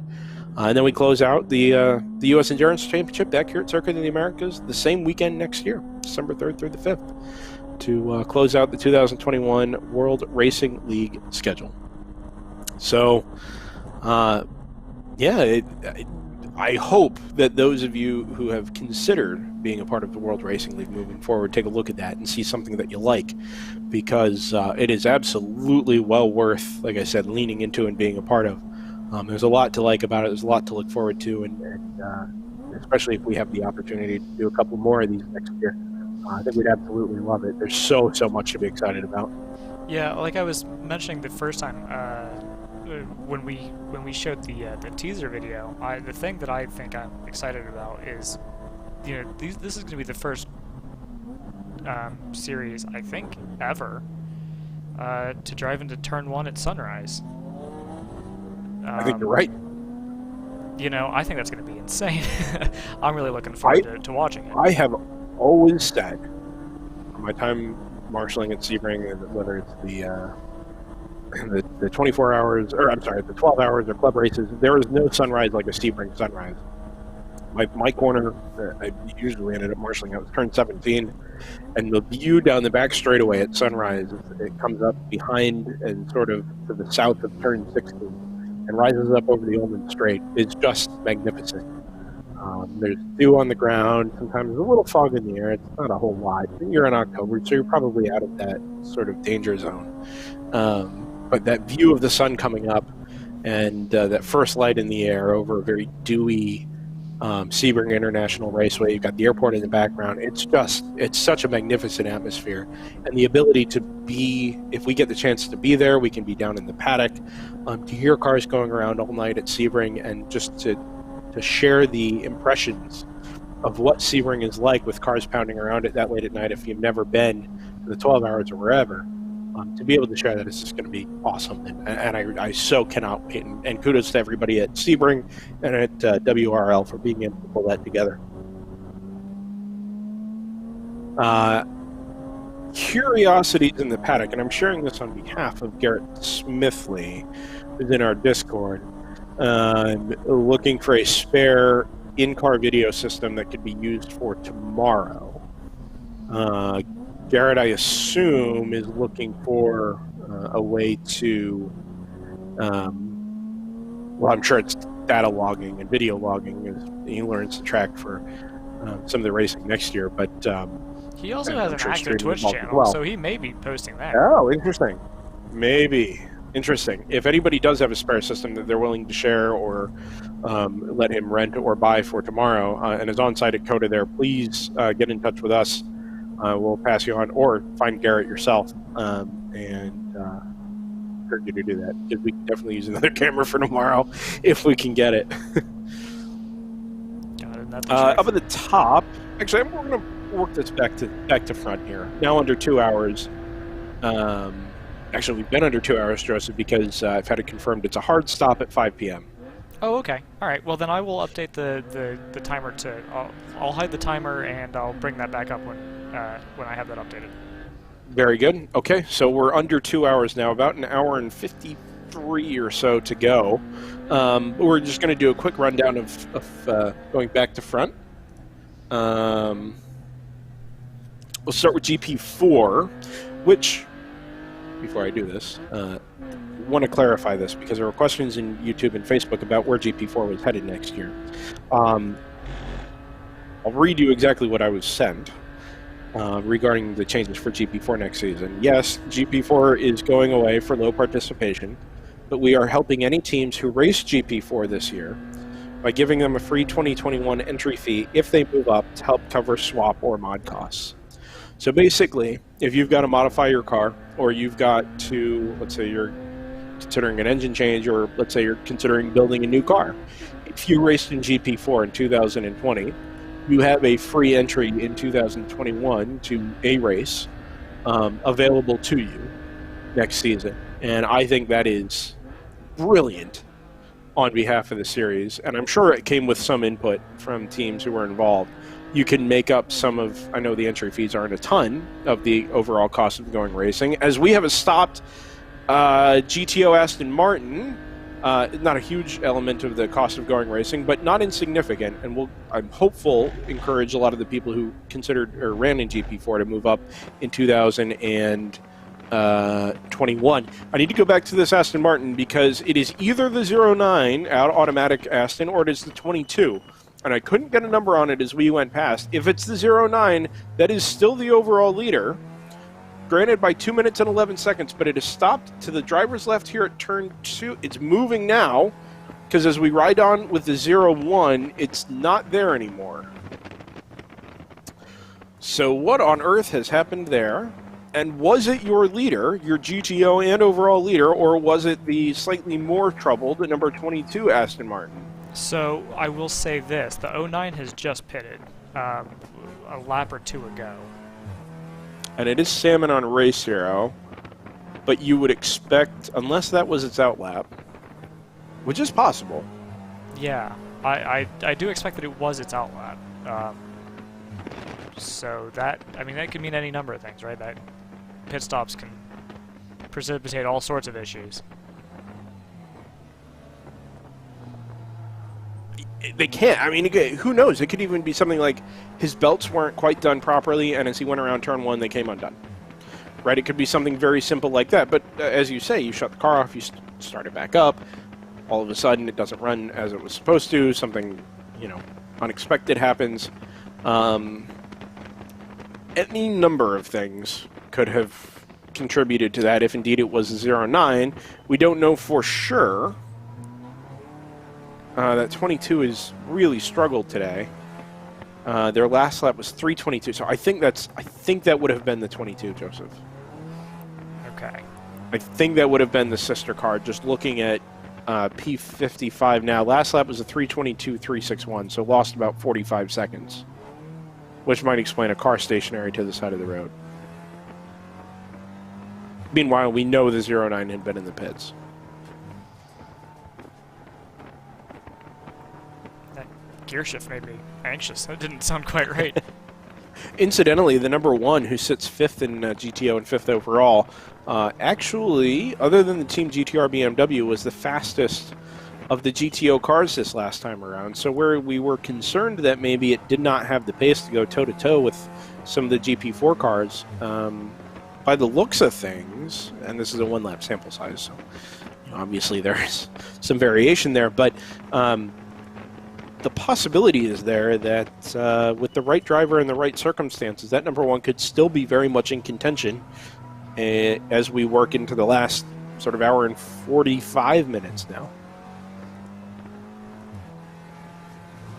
Joseph updating our timer to make sure we have the hard stop at 5 o'clock.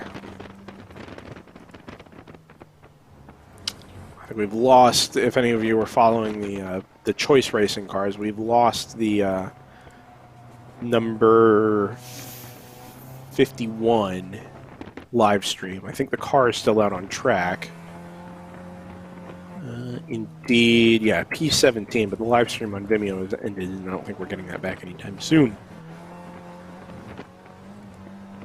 The 511 is still out on track, though. And it looks like they may actually have repaired that right front corner. Maybe they were just tired of driving around with... It did have a 40-minute lap, which might explain that. But maybe they were just tired of driving around with the broken toe link in the right front, or whatever ended up being the final cause of its issues. They're still putting in a lot of steering input there through turn 9. But at least it's more or less straight going down the straightaway now. They can sort of address the rest of this. Well, maybe not. Maybe now that I look at it, it's still yawing to the left a little bit. In any case, that's off screen. You're welcome to go find that if you like. Search Bill Choice on Vimeo, and there is the link to the number 511. Unfortunately, we're not able to pull that in through our production software here, but we do have this nice feed from the 01. This is the sister Hammer Motorsports Audi RS3. Unfortunately, mired down at 56th overall at the moment. And the pace is still there. They're turning 230s, which is, right in the range of, if anything, it's quicker than the sister car's been running. But that number 1, yeah, I think is probably my most interesting car moving forward to the rest of the race here, just because its pace has varied, substantially enough that this car could still be very much in play if the right driver is behind the wheel, or it could fall out of contention if the wrong driver is behind the wheel. Drivers, incidentally, Tim Myers, Alex Bolanos, Corey Collum, Michael Quattlebaum, Daryl Anderson, and William Talley. At least that's who was entered in the number 1. That could have shifted this weekend. Oh, look, a view of the NP01. That's honestly the entire reason I switched over to the feed. I have seen so little of that car today. It looks a lot like that's the 9.4. I don't think. Without Gray Speed, sorry. Without having seen it from the front, it looks a little bit like it's trying to be the Crawford, the Citgo Crawford. A little bit, but it's sort of got the shape of like a 962 from the back end. Okay. That's the most generous thing I've ever heard anyone say. It's generous, but okay, what else are you going to call it? It looks like a boat with a wing. Okay, look. When you look at that car off in the distance, does that more look like a Daytona prototype or a 962? It looks like. And there are no in betweens. It looks like a. You can't have any other option. It looks like a soapbox derby car. No, Yeah. it looks like a short, frumpy 962. The proportions are all wrong. That's The on my shape Tinder is profile. weird, but from the right, exactly. A short, frumpy 962. Yeah. I don't know. I actually really kind of like it, and I think with a more powerful engine, that car would be a blast. It's an interesting car. The concept is interesting, right? Like it's trying to do. It's trying to be a more accessible, Oh. like radical. Do you know what I'm talking about? Like it's trying to be like a more accessible like SR3. Yeah, it feels like sort of the halfway between like a spec racer Ford and an entry level radical, right? Yeah. Where the spec racer Ford, technically a sports racer, not really a prototype, but technically a sports racer. Very basic technology, even with the SRF3. I mean, it got a little bit more power and noticeable more torque, but the car itself didn't change a whole lot. That car feels like it's meant to be basic engine. It's technically a sports prototype, but it's not meant to be intimidating. It's not meant to be challenging to maintain. It's easy to build. Ships in a crate. Well, it's not a NASA, as in the club racing organization, not the aeronautics and space organization. It's meant to be something of a spec car, wasn't it? It was. They had an MP01 class in championship in the West, and then another one in the East, and I think it was reasonably successful for a while. I didn't follow it very closely just because I tended to follow more the endurance racing side. But the first year they ran it at Thunderhill, it poured, just like the whole race. And they sorted out all kinds of little teething. It was a great race. And they sorted out all kinds of little teething issues with it, because at the time it was still a new car, and actually made a lot of progress. And as they were delivering more and more cars to customers, they got all these upgrades to bring it into line with what they had learned when they ran it at Thunderhill and in races beyond that. And it actually turned into a easily, buildable, serviceable racing car. I just wish it had a little bit more power. It tops out even down the back straight at Coda at something like 130 to 135, I think. Which is just short of like fun. What did F1600? Like it still feels. Because it's got to be in the ballpark, right? No, probably. Maybe, but you're using a lot more power than an F1600, and yeah, there's a lot more car to move. I get that. Yeah, but you don't have really the downforce. I don't know. It's interesting. I would just love to see throw a little bit more power at it and a little bit more downforce, crank some wing on, and that car would just be a hoot. I mean, there's nothing. As such really... as it is, it's actually really competitive in GTO. So, like, it's not out of place here. And I think the first year we were here, we saw times in the 218s. Yeah, there were two with some of those cars. ones. There were, and the better of the two, or the quicker of the two, I should say, I guess, was in, I think, down below the 220s. Or maybe it was mid-220s, but it was really, really quick. And so it's still competitive in GTO. I just, if I were going to buy one, or if I were ever considering one, I would just want, maybe give me like 250 horsepower instead of 170 or whatever it is. Well, I don't know what engine goes into it, but if you're not going to race it's it... It's the MZR. Okay. Yeah, no, it's the MZR. That was the whole point.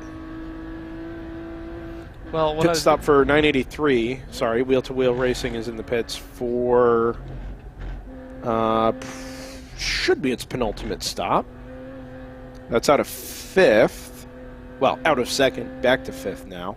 And it promotes its sister car, the number 985, up into 2nd to go try and chase down the automatic racing number 09.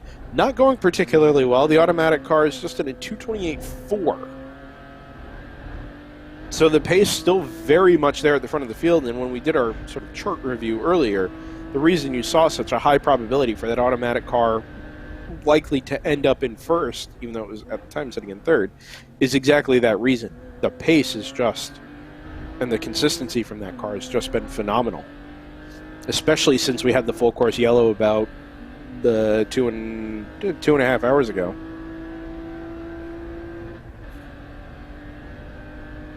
Yeah, that's... Joseph, do you do projections on how many laps are likely to be completed? I used to. I think I still have that. I'm curious. Our target for a distance record for the U.S. Endurance Championship is 175. We're at 143, and we've got 100 minutes to go. And I'm curious if this is an achievable target for us. It feels like that. I mean, the pace of the race feels like it should be easily beatable. We had the one full course caution that lasted less than 2 laps. And it's just been relentless at the front. Yeah, we've got 100 especially with left, the GT4s. Right? Yes. And we've knocked out what was this? 8 hours? God, this is an 8-hour race. How are we 6 hours in this race already? I know. I have done so little today. It is remarkable. And I wouldn't care if I were in Austin, but I am in my sort of back room office, and I just, well, brought a lot of happiness to myself and maybe a few other people, and I guess that's good enough. Oh, boy. But I gotta get something out of this. So I'm sitting in my 5-year-old office chair. Oh, you gotta go to Staples. That's the business. I do. No, you should see this chair. It's in really bad shape. Other office supply stores are available. I mean, technically. Right. They exist, but are you really going to go to another one? No, you're not. How many laps have we completed? Or how many laps is the 09 completed, I guess? 143.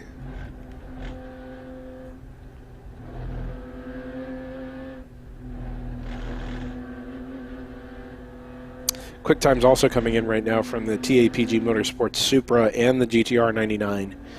Both down in the low 230s, which is really the only... are really the only 2 cars within reach of that automatic racing number 09. Now they're far enough behind that not really in contention for the win, but in terms of pace, the cars that are up ahead of them are a second plus slower than they are, and are certainly losing time pretty rapidly, actually, to that number 09 automatic racing Aston Martin. That battle between the 99 in 6th and the 90 in 7th is, well, they're a little farther apart, but the 99 GTR is closing on the 983 wheel-to-wheel racing Porsche Cayman to the point that they were a 1/10 of a second apart for P5 overall. And I think the 983 is just fresh out of the pit lane, so they may be getting up to speed still. But the 99, if actually has the opportunity to make that pass this lap, and once he does, he's 2 seconds a lap quicker than the Capstone Motorsports Mercedes-AMG GT4, and only 3 seconds behind them. So that would put it up into 4th, and then, if he can keep railing off the 230s, he is only another 17 seconds behind the Hammer Motorsports RS3 TCR. So within 20 seconds here, we've got Hammer, Capstone, wheel-to-wheel, and GTR 99. And that's all 3rd through 6th overall. On board with the number 1 Hammer car now. Pace was there right out of the pits, but I think it struggles in traffic a little bit. Last lap, 234.1.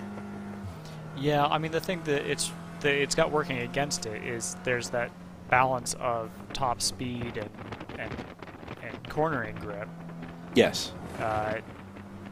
You know, it's an old cliche, but that it is basically what it's dealing with. So when it's in traffic, it's got to make all of its moves in the corners because it can't make them on the straights, or it certainly can't make as many on the straights as the 09, for example, can. No, because absolutely, and especially when you look at like running through the S's there, you get stuck behind a car that isn't as quick as you are. It is so hard to make a pass through there, and especially in a front-wheel drive car.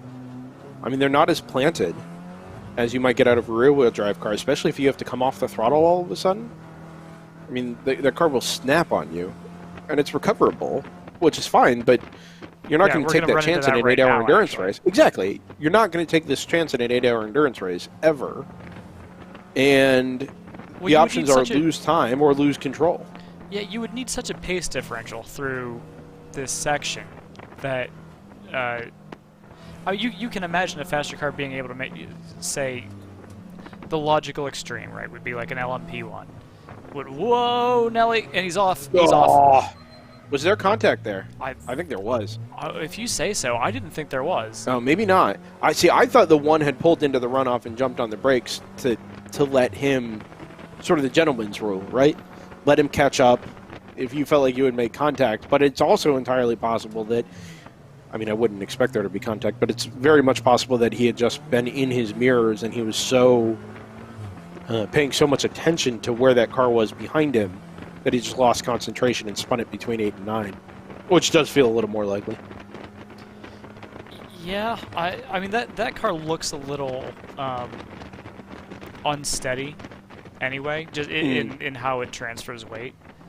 So I was ready to put that down to just a loss of control, just the car kind of getting out from under him. Yeah, you just see it so infrequently. Yeah. To see it happen live, just sort of right in front of you, is it's unique. But anyway, so the point that we were making, which was, you know, there's a logical extreme there, which is, you know, if you're in like a modern prototype car, you might be able to do something around the outside of one of those curves, and it would still be dicey. But you could only do that because you would have such a pace differential. It would be like they were basically stopped in front of you. You could do something like that in maybe the NP01, where you have the downforce. You and could it's meant to be a consider it. downforce car, right? Well, wouldn't it is necessarily more work likely out to be well for successful you. than it is. No, but it would be more likely to be successful than it would be in like a front-wheel drive TCR car, right? Yeah. Yeah, it's a tough situation to be in because these are, I mean, the TCRs are built to spec basically, so it's not like you can really do that much. Oh, with sure. them. They're still quick, and they still have, you know, there are a lot of strengths to them, and I'm glad they're on track. It's neat to see, you know, top quality front-wheel drive touring cars, you know, competitive on Oh yeah. on DOT tires against the GT4s, and we talked at the beginning of the race about how, you know, these are classes of cars that in most other series worldwide that happen to use them both are separate classes. Like, they are not meant to be competitive against each other, ever. No. Although, you know, there are certain races. I mean, you see it in Sims, and you see it in real-world Michelin Pilot Challenge races, where you'll get kind of maybe the slower half of the GT4 field and the front half of the TCR field That is getting true, into it. yeah. So there's enough there. Ooh, someone's being black flagged, I think. Oh, is it? We have the meatball I thought I banners saw. or signs up again. I think you're thought- right, Joseph. I thought I saw a light up sign. It wasn't on this camera. It was on the camera for the 604. But it's this is my ignorance. I don't know what this translates to in terms of signboards. But it was a black sign with a white ring around it. I saw that. Oh, as that I'm not sure. I That could know. just be a straight up black flag. I see it. It's flashing. Here, That is very intriguing. I'll switch to the camera that I'm seeing it on instead of.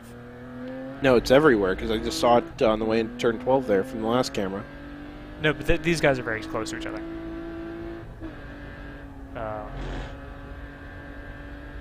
Well, we're going through 18 now. Interesting. Yeah, and I couldn't make out who it was for. I couldn't make out if there was a number on it, because it looks like it's a black flag sign and a number. To me. Oh, that could be. There is a car headed into the pits. Yeah. GTR is in the pits, by the way. We had a pit stop from the 983 wheel-to-wheel car, and I think I was going to guess the Supra, but I did see somebody just dive into the pits there and not really get eyes on who it was as the camera car came around turn 19. This is an early stop for Team GTR. 29 laps. So maybe not that early. It feels early. But in any case, this should be the last stop. Well, maybe not. 20, let's say they can go 29 or 30 laps. That will only get them, that'll get them within rate, or within sort of earshot of the finish, but I don't think it's going to get them all the way there. I was going to say, that was the thing that I kind of been thinking of is, are they close enough to just make it, you know, are they back timing it potentially?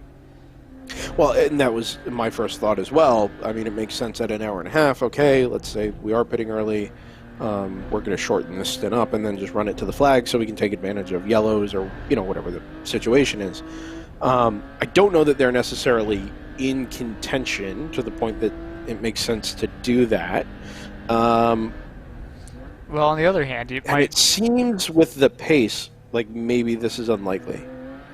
I just think there are potentially practical reasons to do it, even if you're not in contention. If you're just saying, all right, guys, True. we're not, you know, we're done with the fuel rig for the day, that kind of thing. That's true. It is true. I didn't actually consider that, but it's a good point. I'm having trouble actually finding the 99 on my... They're not registered under a different number, are they? Oh, it's just Team GTR 99. Okay, I'm having trouble finding them on my timing board. Well, they were really... I mean, I can't believe I'm about to say this, considering they have won the U.S. Endurance Championship before. They were irrelevant for a third of this race. I mean, so they started up in 14th.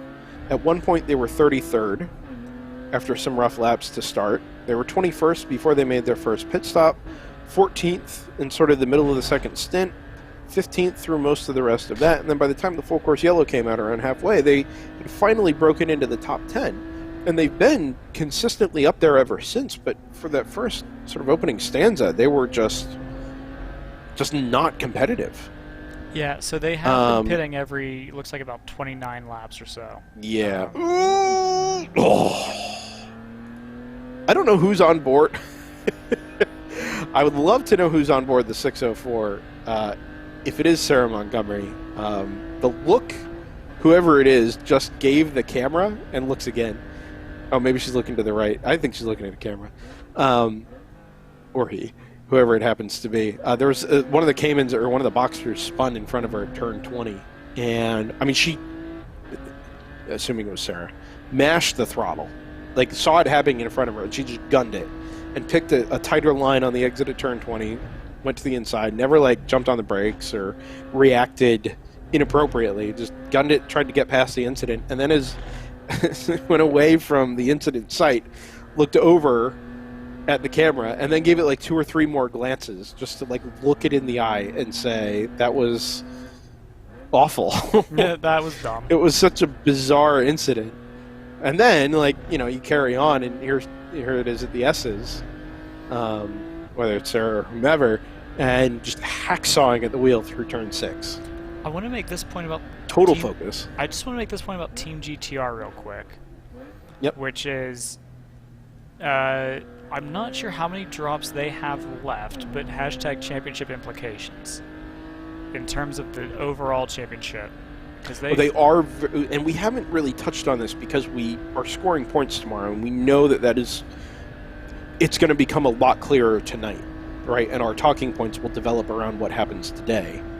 But GTR is very much in with not just a GP1 or a GTO class championship, but an overall championship as well, correct? Yeah, so it's them and the 983 in GTO. I don't really see... I don't think... No, Kingpin's not in it. Kingpin would not be in striking distance, nor would anybody below them, I don't think. No, but that 983 battle is compelling because the 983 is really, really strong. They're in third. Yes.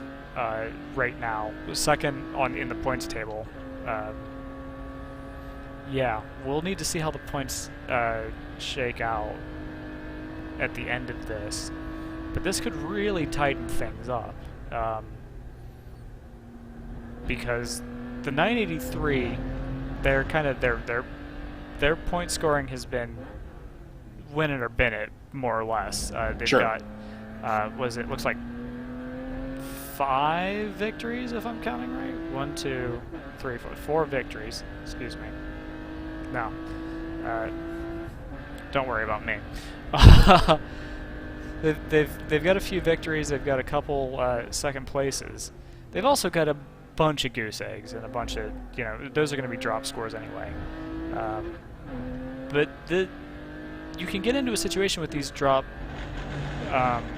score formulas where it kind of doesn't matter a whole lot what happens in individual races. That's kind of the point. So teams can afford to miss weekends or whatever and not be totally thrown by it.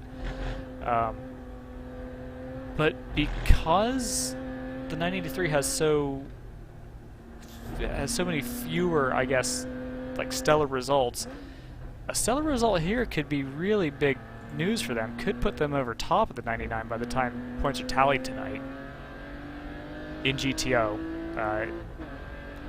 In the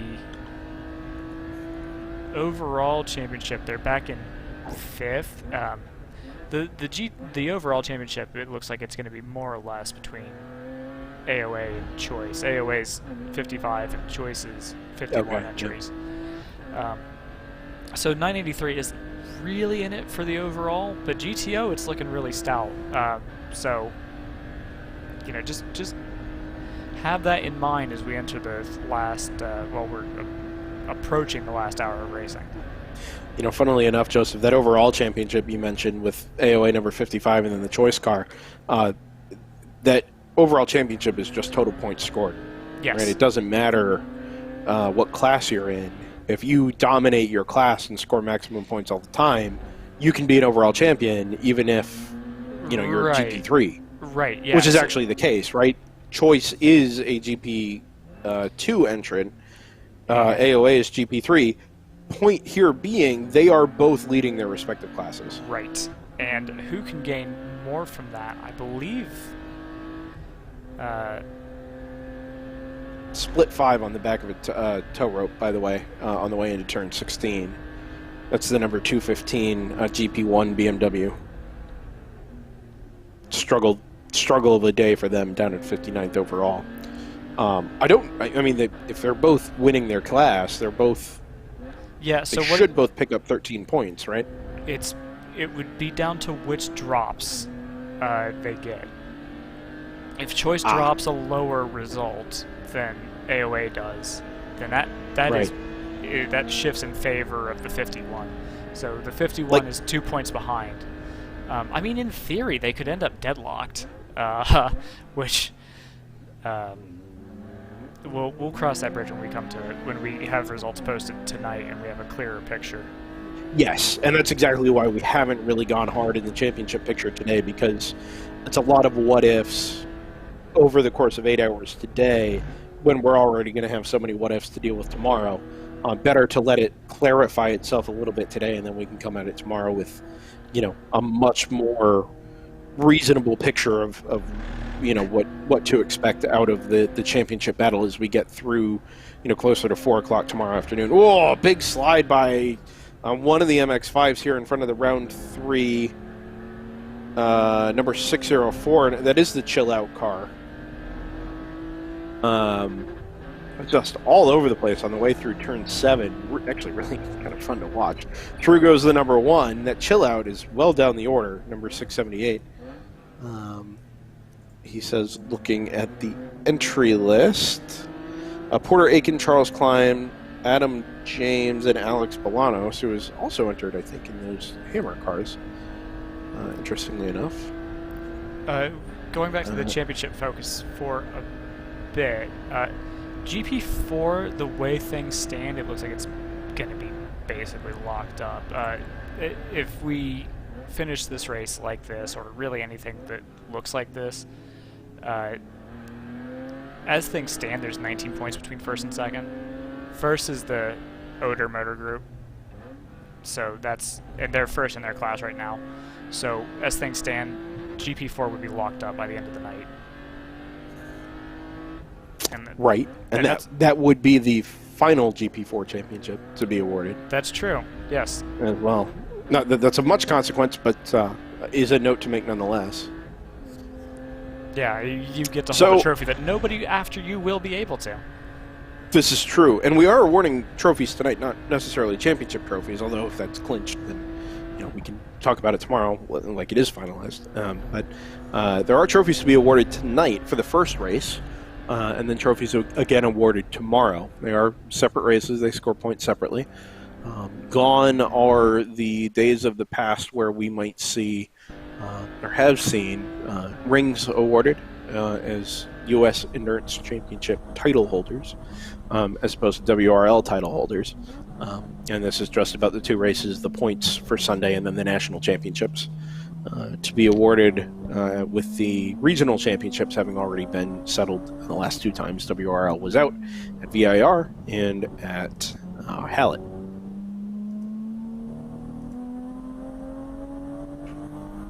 Hearing, Joseph, that LMR's feed did not work today, but is set to run just fine tomorrow.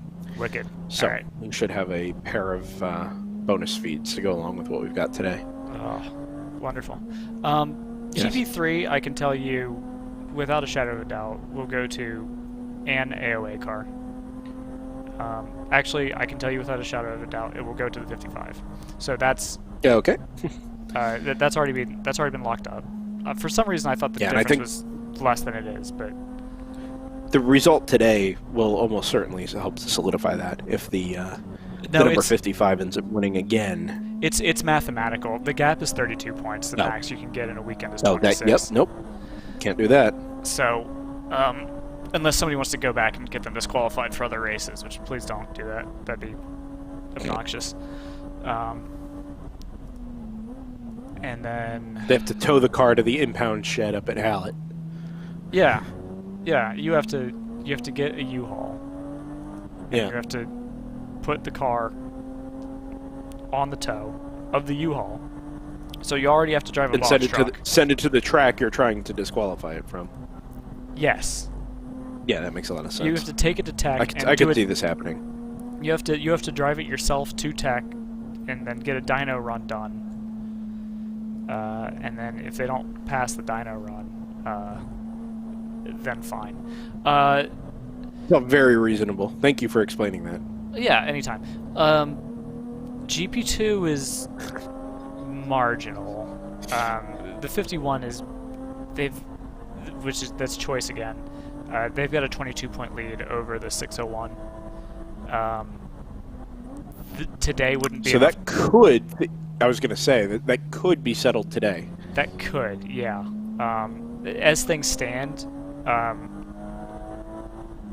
well, it's the current standings are the 51 over the 601. So that would do it basically. The 601 wouldn't have any further opportunities to Right. to close that gap. And I think that might also it wouldn't help the 51 a ton, so it's not as cut and dry as it sounds, but they would start to drop. I think they'd drop a 7-point finish, so they would net 6 out of it, which would still be enough.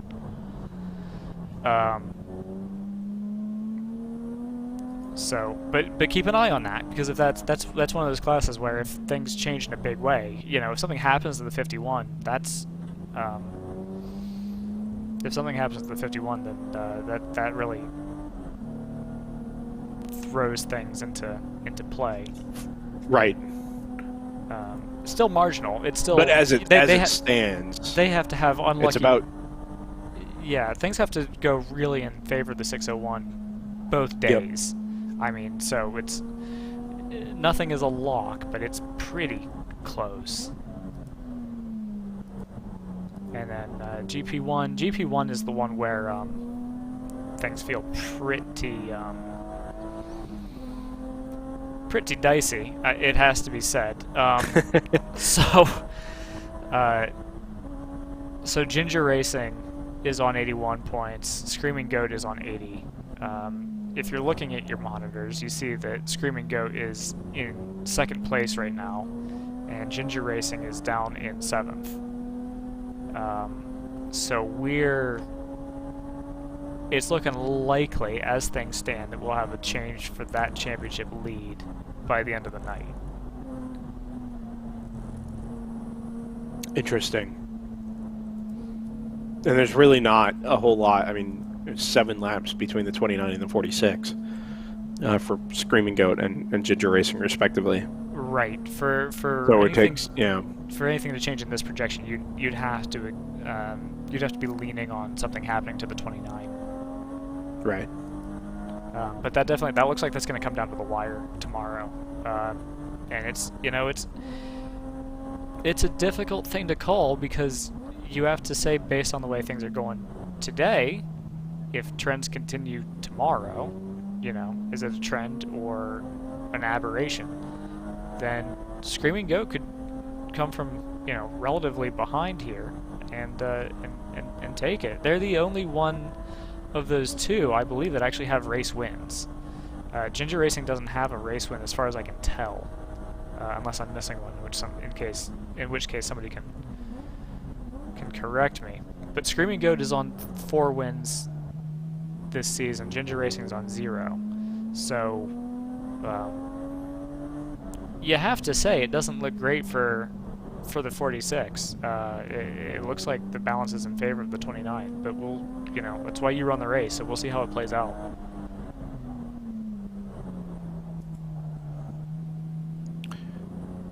And like we said, this should become clearer tonight. And then as things shape tomorrow, we can sort of follow along a little bit more easily.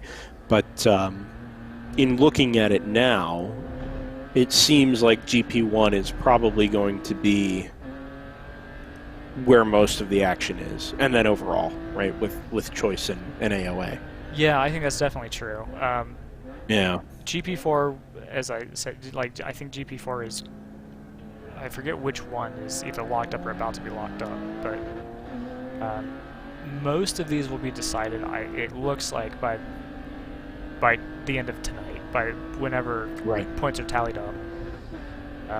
Obviously, everything's unofficial. Even as they cross the checkered flag, people may launch protests, etc., etc. That sort of thing always happens. But we'll see, and then we'll have some interesting things to talk about tomorrow.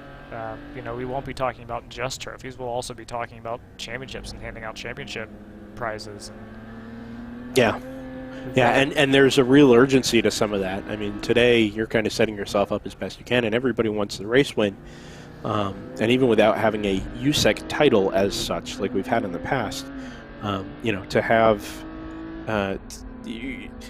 you lose some of that in not having the title, but there are still championship concerns, and people like trophies and all that. But tomorrow is a different story because these national championships are going to be handed out, and that is a meaningful concern for a number of our teams. And there's, I think, some real drama to play out tomorrow. And that's there's in those respects. And that's not just for trophies and bragging rights. That's for credits for entries for next year. That's absolutely true. That goes a long way. Yeah. So, I mean, that could, depending on what kind of budget your team's working with, that could be the difference between, going for an extra weekend out or not. Yep. I think we've lost around 3. Yeah, 604. I'm not sure what's up It's with weird. that. It's in the pits. Yeah. Oh, we've got iffy audio on the 46. So. Oh, well, should we give it a shot, or do we think it's? Oh, no, the 46 is what I was just on. Okay. They've lost audio for whatever reason. Car looks great. Oh, completely. Yeah. I thought you had muted it because it was crackly. Or No. The reason it's crackly is I think those are going hand in hand. They've got some. Gotcha. The microphone was being finicky. Really wide from the 0-1 out over the exit curve in I think the middle of 17. If I'm seeing that, and then a Corvette fires it down the inside at 19. No, I didn't either. I could kind of see him staying wide, but I wasn't sure if that was just he got his braking point wrong or if something was happening and a Corvette was happening. I'd love to be able to read minds over the internet because I'd love to know, when you're looking in the mirror like that, there's two things that could be thinking, that could be going through your mind, right? You could either be thinking, well, I'll let this one go and live to fight another day. I'm already however many laps down. Or he could be thinking, the dude in the Corvette is a maniac and he's going to take me off the track if I don't give him this lane. Either or. I mean, sort of not unlike in sim racing, right? Maybe you just kind of assume the worst. It's tricky though, because it's one of the things that is parallel between the real world and sim racing is you have to be predictable, especially when you've got a pace differential that's this crazy, right? Because if you start doing things, if you're wishy-washy about giving up that line, he's not going to know. He's not going to know if you're giving up the line if you're just turning in late. 19 is a weird corner to choose a different apex on. Yeah. But 12 that we're going into, or 11 that we're going into now is not. I mean, there's 1,000 different lanes you could take. Yeah. Well, that's the whole design of that corner was to create that situation. Yeah. I'm gonna look at the Austin radar because I'm assuming it's the exact same cloud bank the entire time, but it looks like it's getting a little. Is it getting dark because the sun's going down, or is it getting dark because I would assume so. We're coming up to 4 o'clock. Although it does say rain starting in 14 minutes on my weather app of choice. Well. Interesting. Throw the Hadn't proverbial dismissed the cat chance of among the rain, proverbial pigeons. Yeah, they're very small showers. It doesn't need Very to be small. much to screw something up. It's true. And if I can recall any of my Circuit of the Americas and Austin geography here, it might catch a little bit. Down there in the greater Elroy area. I mean, we're only 10 minutes from the airport. Go check the METARs. You have... Never mind, I'm not going to embarrass myself. What? I checked METARs daily. And TAFs.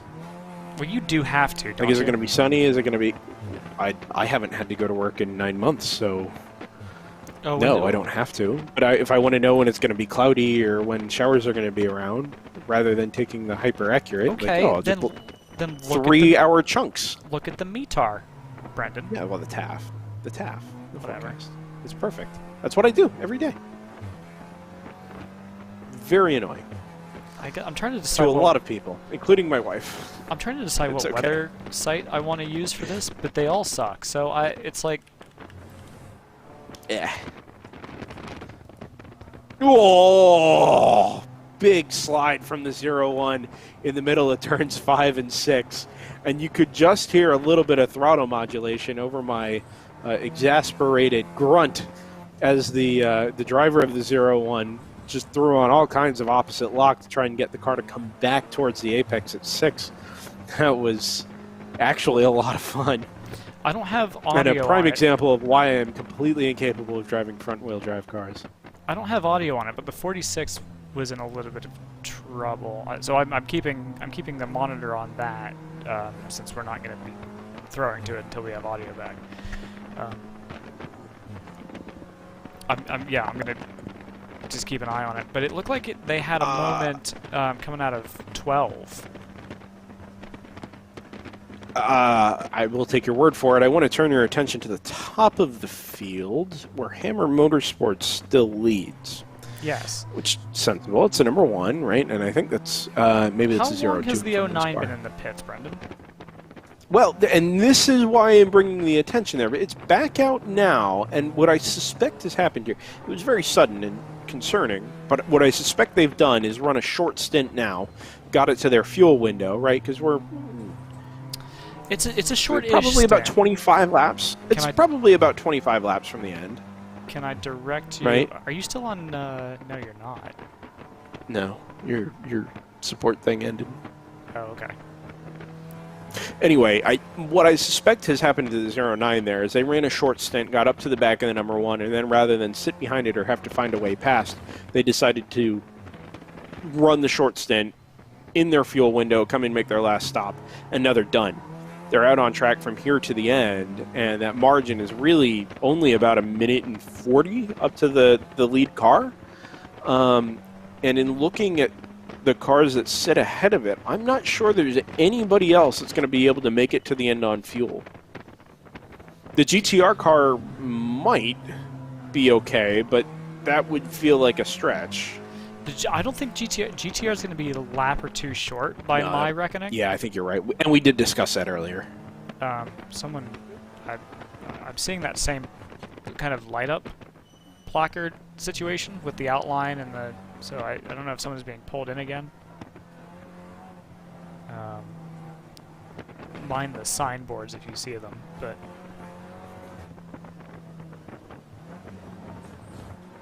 I'm curious as to what that is. Maybe it's a driving standards flag? Driving like a black and white? It wasn't. Okay, so I know we had this same discussion a couple years ago. Driving standards is a warning first, right? It's the furled one first. Yes. And then. Usually used for things like track limits, aggressive driving, poor decision making, but nothing like that would command an actual penalty. Or if you repeat it, you would actually end up with a penalty. Right. But it's sort of one of these, one-off or, hey, we caught you doing this a few times, don't do it anymore sort of circumstances. That would be where you would get a furled black flag. So anyway, the reason I had you reconnect to all that mumbo jumbo is to point out that the 09 is pitting mostly on schedule. It looks like they're pitting at basically 25 to 30 lap intervals. And so this last stop was basically on schedule for that. And therefore, I'm not alarmed by this. At least not yet. I was initially, just because I didn't realize that they had made it into their fuel window now. But if they're confident that they are, and 29 laps seems like they very much are, then I'm not concerned about it. They have the pace anyway to, I think, claw back some of these positions, even if something were to change. But I think they're in really good shape there with just over an hour left. No, but it's a real testament to how tight this field is. We're talking about just taking a pit stop, and that shoves you back from a comfortable-ish lead in the class down to they're in 5th right now. I think they were 6th briefly. I mean, that's an awfully tight field for 7 hours of racing with only one safety car period. And that's why that is what took my surprise there is they've dropped on not an unscheduled stop, but maybe unexpected from our perspective. It dropped them 5 or 6 spots, and now you're looking at, okay, instead of being one-on-one with some other car, there are 4 or 5 cars in front of it, and if one of them was able to make it to the end, that kind of foils the whole setup that we thought we had. Now, the data that we spent 20 minutes poring over earlier would suggest that this car is still probably in really good shape, because it will have taken all of that into account. Yeah, I am going to run it again at the top of this racing hour, and I guess also the top of this real-world time hour. Yes, because they do match now.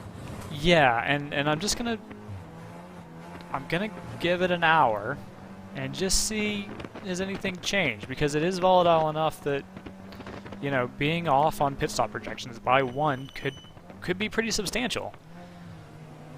So, if there's someone's got maybe 5 fewer laps than we thought to do on a stint, yeah, that could change the game. That could totally shift it in favor of anybody really in the top 5. So even though the 09 has the clear pace to do it, it's not a lock. No, not well. It feels comfortable if nothing changes. But again, this is why we have some amount of data processing to kind of make sense of all of this. Pit stop for the 983, I think? Back down to 5th? Something has happened to them. Hopefully they're in the pits. Yeah, I believe, yeah, it is a pit stop now. Their last lap was a 3:55.8. They've come out 15 seconds behind the 09. And if that is the correct gap, and I see no reason it wouldn't be, that would be more or less head-to-head to the end of the race. Because I think we'd be expecting the 09 and the 983 were sort of the top 2, and then that number 1 Hammer car was what we were expecting you to kind of roll out in 3rd. So that's about what we want to watch moving forward over the last hour of the 2020 U.S. Endurance Championship on Driver's Eye Live. This is the World Racing League, and happy to have everybody's company today. My name is Brendan Kazmarek, joined by Joseph Woodrock as always. a number of onboard feeds from around Circuit of the Americas in Austin, Texas. This is the Thunder Bunny Racing entry, the number 110, currently in the pits with its hood up, which is unfortunate, especially as we come up to the last hour, but that could just be a quick fluids check, and then once they get the fuel in the final stint here, they'll send it on their way. Driver seems just about ready to go. If you haven't been with us today, it's been a remarkably clean affair, at least where full course yellows are concerned. We've had a few incidents here and there, but for the most part, we've been racing around at full speed. Just the one full course yellow right pretty much at halfway. Oh, you did ask, by the way, and I want to follow up on this. You did ask what our chances are of hitting that distance record. I would say pretty high, just based off of really simple average lap time. Now this includes the safety car period. We would be looking at about 180 laps, maybe 179 with the time correction. Okay, yeah. But we should be well on track to beat 175 with at least one car. Well, it felt not just plausible, but likely. Looking at the entry list, and even with the weather this morning, I'm not terribly surprised that we're still in contention there, because it never really rained hard enough to make a big difference. But we're pressing on from the U.S. Endurance Championship last year, where the number was 175, and set to break that record again, hopefully by a couple of laps. And I believe, as I do some very quick panic math, if we get to 179 on a 3.4 mile track, we will crest 600 miles for the first time. Huh, alright. So we get a full Coca-Cola 600 in. Wonderful. I think this is going to be real nip-tuck between the 09 and the 1. This is going to come down to whether or not the 1 needs to make another stop. I'm not certain that it does, but it would have to go 47 laps on a tank of fuel. Let's see how many laps they tend to do. But they 33 was their first stint, 30 Okay. was their second, okay. and then 63 to 98 was 35, and that included some yellow. And that's why I think your projections were putting them in third, because it was taking into account that the 09 was maybe a pit stop favored over the number 1. Not over the course of the race, but just for where they were, their standing in the race, and how many they'd completed, and what their strategies were. I think that number 1 is just pitting later than everybody else because it didn't pit under the yellow. And that is the case. It came in about 10 laps after the green flag came out, just past halfway there, after a full course caution. So lap times have been still really decent, but that 09 has just been relentless in the 228s and 229s. And if anything, I think it's probably going to end up being more likely an on-track head-to-head between the 09 and the 983. That gap right now standing at 17.3 seconds. They're in 4th and 5th overall. 4th and 5th in GTO as well. We should mention GP1 before we get really sucked into this and watching for pit stops up at the top, although I think it's natural to. Oh, also, the 99, Joseph, I think has probably made their last stop now, maybe? 145 to 179 is 34 laps, and they're very much in contention there behind. They're only 3 seconds back. I was going to bring your attention to the 90, actually. The 90 is going to have a strong shot at... they're in with a... hold on, let me make sure. They're in with a shout at second.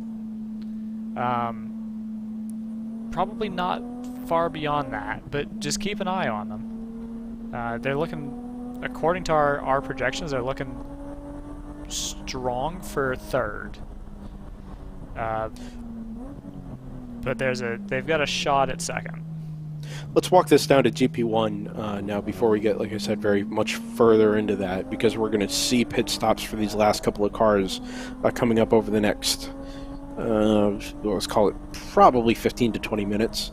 GP1 led by Screaming Goat Racing, the number 29 right now in 11th overall. Edge Motorworks is second. Edge had a pit stop about 7 laps ago. Screaming Goat has not been in the pits since, is that 143? So 12 laps ago? So actually they're not separated by much. I think we're... And if they're inside of an hour and a half, they might be able to make it to the flag. Might.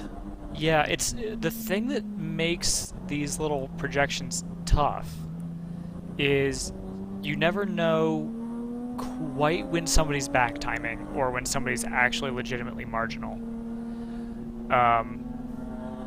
Because if somebody's actually marginal and they fall short, then obviously that's going to cost them basically a lap, right? I mean, it's a huge delta between between those two very kind of discrete possibilities. What's that? My phone's yelling at me and I don't know why. Ah! Because there's been a post on the WRL app. Absolutely. Yeah, top 4 in each class will be held on pit road for impound. Impound will last for 15 minutes after all cars arrive. Trophies will begin immediately following impound on the west side of building L. And that Incidentally, it does say the chance of rain in Austin, Texas today is 0%. Boo! But who am I? Oh yeah, I did forget to follow up on that. On GP1, it does seem like it's going to be neck and neck between the 37 and the 29. Again, that's just one of those marginal, you know, which one, who's, how is fuel going to turn out, how is pace going to turn out, but they're going to be awfully close to each other, with the advantage to the 37 by the looks of things. Oh, full course yellow, Joseph. Huh. Well, this has kind of thrown things into haywire. This is, if you are marginal, you have to pit now. To state the obvious, this is... Oh, wow, look at that, look at that. Oh, geez, that's been a big one. That's on the way out of turn 10, and based on the amount of debris that's spread across the track, I can only assume that there's another car involved there somewhere, because unless he got to the barrier on the inside and rebounded... To state the obvious, you can certainly understand why they'd throw a full course yellow there, because Yeah, you're not going to be able to get crews out there without putting them in danger. The whole point of hot poles is to have people in safe locations. And where that car is sitting, there's nothing safe about it. 604 coming into the pits. Very good, and that'll be the final stop. And I'm sure this is in response to the full course yellow. Hammer Motorsports is into the pits. The leading number one jumped immediately in, and this is absolutely the right move, and everybody else needs to follow. Everybody else, the 90 needs to be in the pits. The 985 needs to be into the pits. I think 99 GTR needs to jump into the pits immediately, although they've just come through under yellow, so that's, I think, maybe a missed opportunity. Here's what, if the 09 is good, right, and the 90 is good, everyone's going to come out basically packed together, plus minus the fact that we've got some 70 cars still on track, right? So you could be on either side of, you could be on either side of that chain, train, whatever you like. Other than that, it's going to be a straight fight on pace at this point. Everyone's going to come into pit. Everyone's going to take as much fuel as they need. If it's just a splash. It is, but you know what, Joseph? I think it was going to be a straight fight on pace anyway. At least, well, between the 09 and the 983, and well, it was probably just the two of them, realistically. I think that was going to be a straight fight on pace anyway. But now, hey, you've closed the two of them up. They were only 6 seconds apart to begin with, but now, and more importantly, the 90 and the 985 are going to be able to get their stops done, jump right out, and close up to the back of the pack. So they may not be nose to tail when they come back to the green flag as the number one finishes up. We're putting a little tape down here? I think or are we pulling the hood up? Nope. Nope, maybe just securing it. And off goes the number one.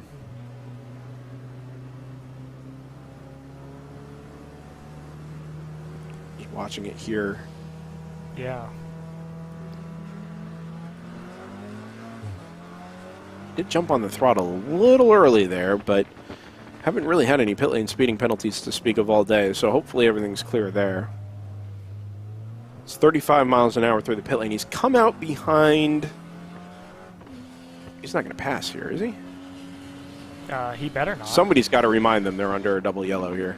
I think he knows. I think it's one of those. I think it's one It of those. looked super borderline. Yeah.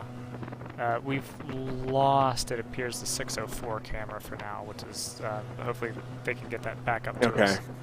So the EVs are coming up to 10 to the missing car. I'm going to guess here, Joseph. I believe that's the 142. It's a white BMW M4 GT4, tons of gas motorsports. It would certainly make a lot of sense, although we didn't catch a number the first time around as we come up to the scene of the crime. I can tell you I have 2 that I'm missing. That car's been moved offline, and the wrecker is already there. That is remarkable. The 2 that I'm missing are the 678 and the 198.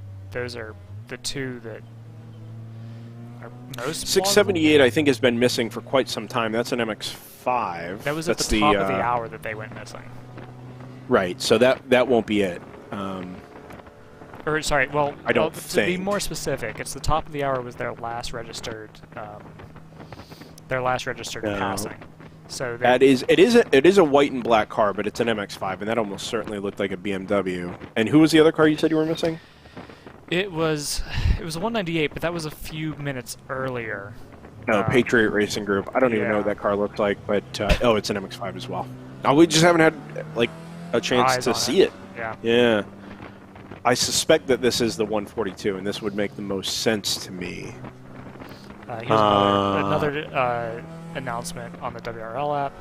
All impound teams, please send a team member with the car to the... So this is if your car is being impounded, which is to say if you're top 4 in class at the top of this hour, please send a team member with the car to the dyno area. P1 in each class will be dynoed and weighed. All impound cars will be weighed. After these processes are completed, cars will be released and results will be final.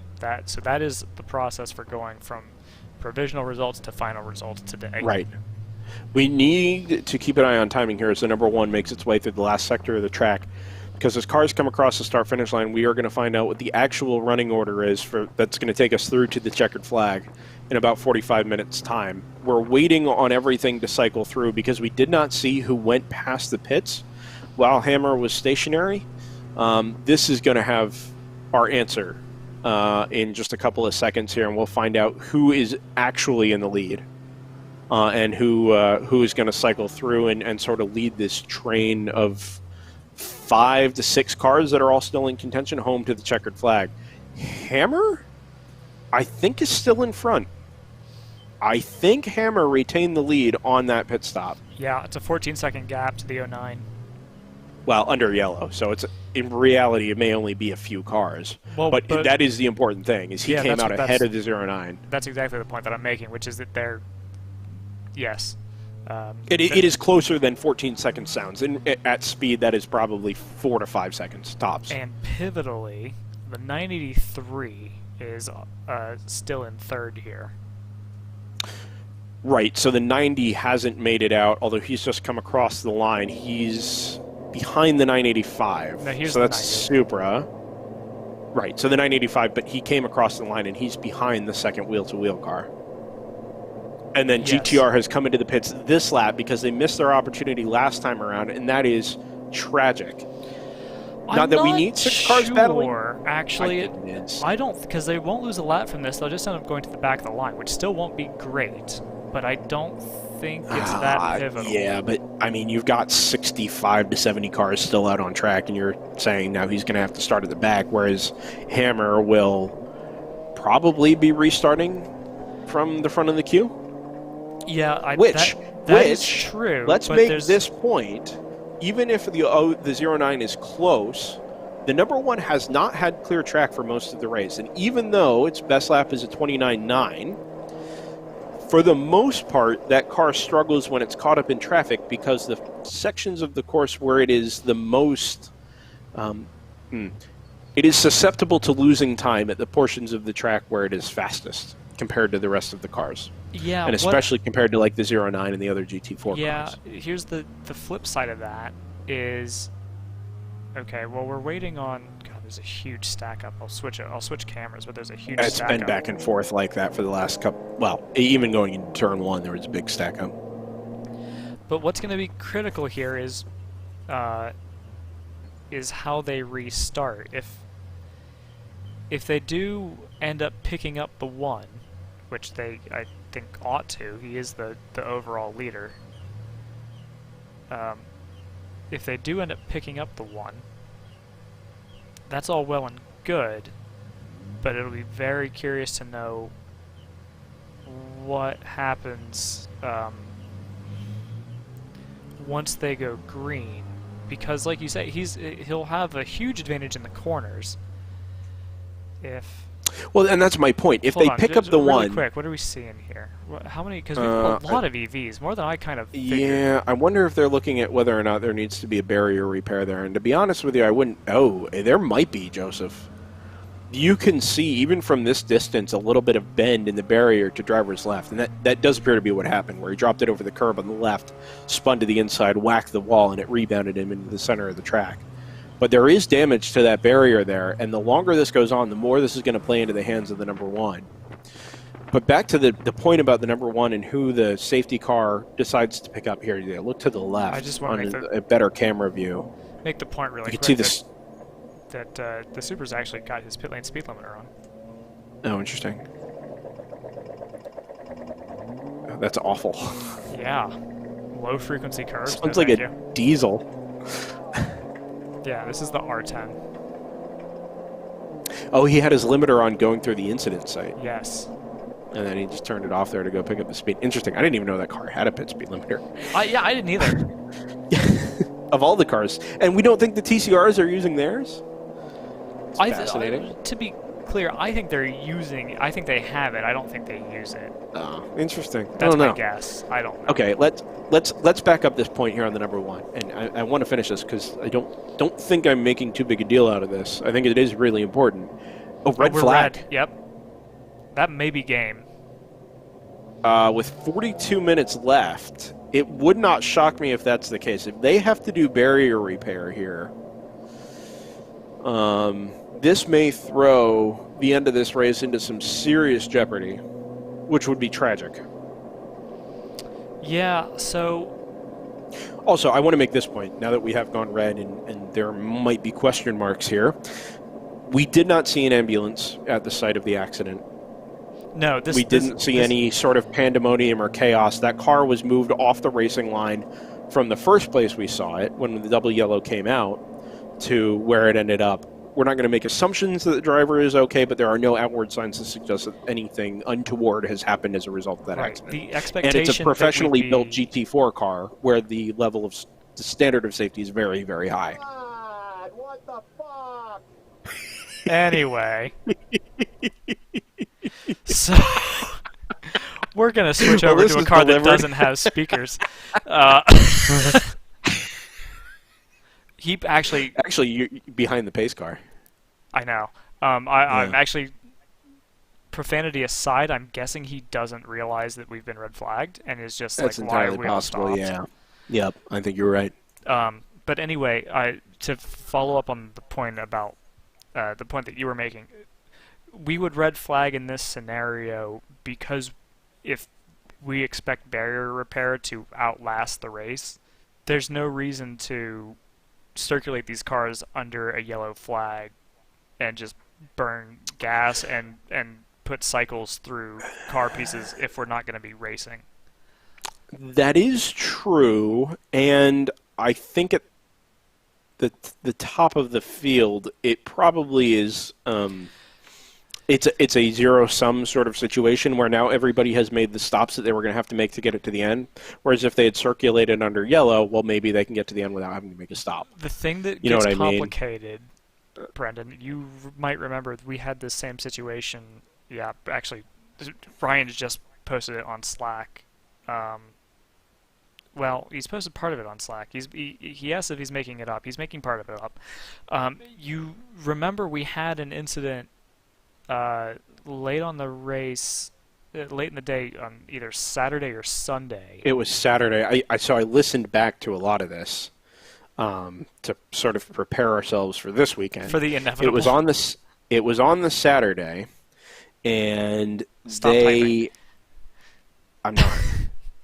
On the Saturday, a car caught fire with something like 17, 20, 22 minutes left. Coming out of turn in the 11. race. Yeah, on the back straightaway. And they ended up sending like ambulances and all kinds of things around the back of the circuit to deal with it, and had no vehicles left for incident response. But the only reason they sent the ambulances out is because they ran out of cold fire bottles to deal with the fire itself. Or So now you don't have an appropriate level of fire suppression should something else happen if you go Right. back to green. And the amount of time it was going to take up to clean up the cold fire sprayed all over the track, and the amount of time it was going to take to get everything back into order was, like you said, going to outlast the amount of running time left available. So they checkered. But Yeah. that was basically a 2 to 3, they ran 2 or 3 laps under yellow and then checkered. It was a pretty Yeah. quick decision. There was no red. There was no we're going to talk about it and give it a shot. It was just, nope, we're done. We're not even going to bother. This is So- a safety call. So I'm going to ask this question because I remember there being a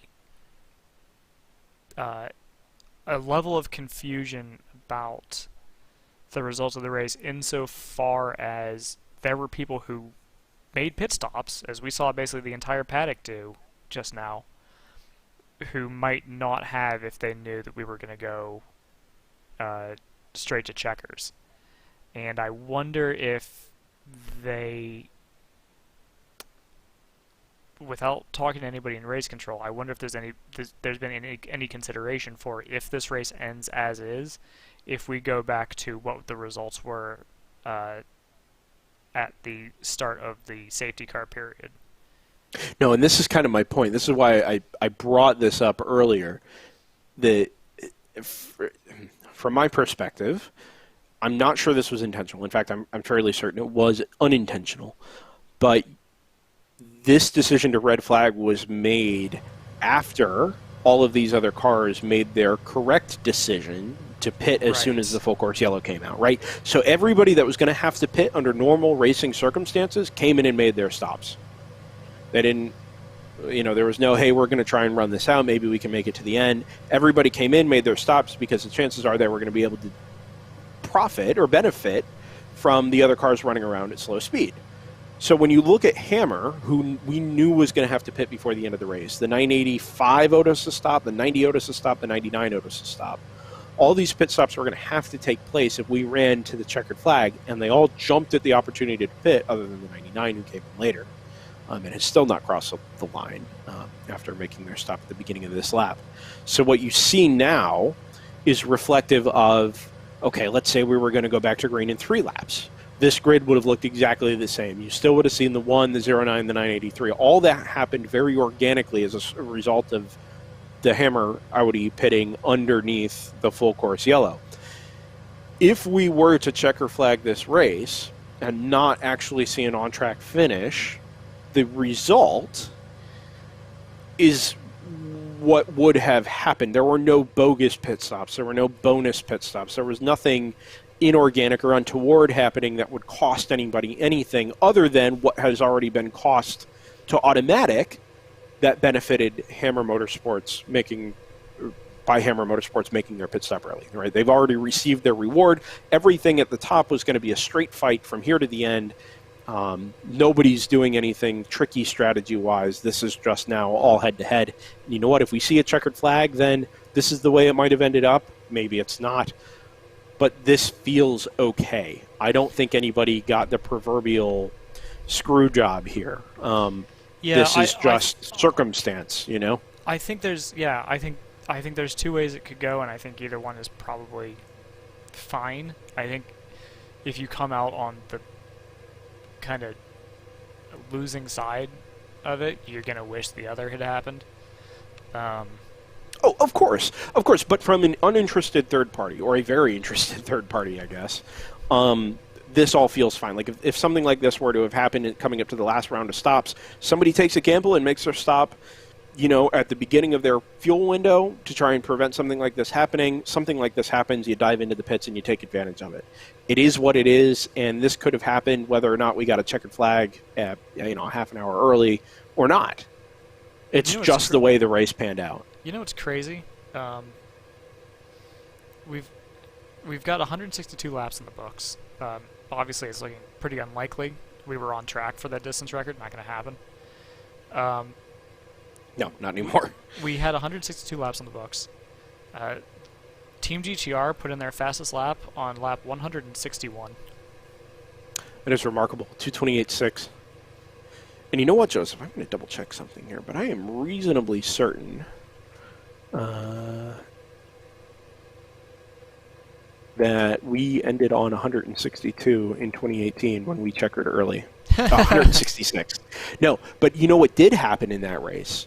The pass for the lead happened. We're back to yellow. We're back to yellow. Oh, very good. Interesting. So all of that conversation was pointless, as it usually is. Well, I mean, look, you see a red flag, you jump to conclusions. Like that sort of thing doesn't normally happen in racing. Well, you see a red especially flag amateur in the last racing. 12% of a race, you know? Yeah, and judging by what we could see from trackside,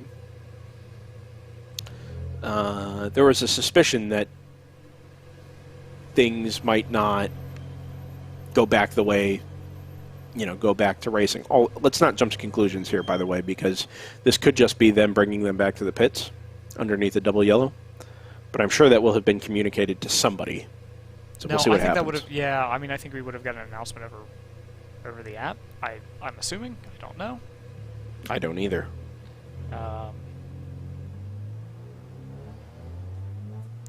Interesting. Oh, we lost the hammer feed. Yes, Hope not. Oh, thank God. I was going to be really concerned because this was going to be our view to we were actually on the end of the race. 1, so. Oh, 0-1, sorry. So we're back on board the one, yeah, right? Because they had the... It'll be extraordinarily lucky, to be perfectly honest, if we end up getting the the race winner as one of our onboards. No, of course, but at least if position change takes place, we'll have a view of all of that, and we'll be able to call that in reasonably real time. Yeah.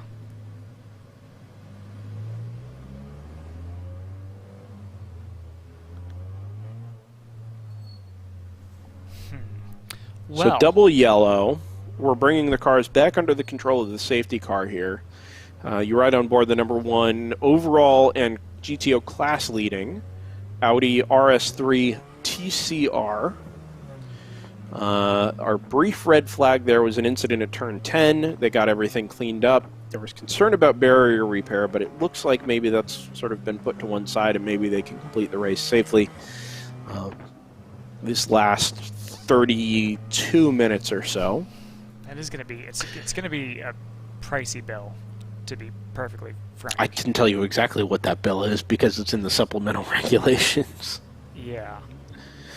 The other question here, and this is a good reason to stay on board the number 1, the other question is how they handle wave buys and that sort of thing as we progress to the last little stanza of this race here.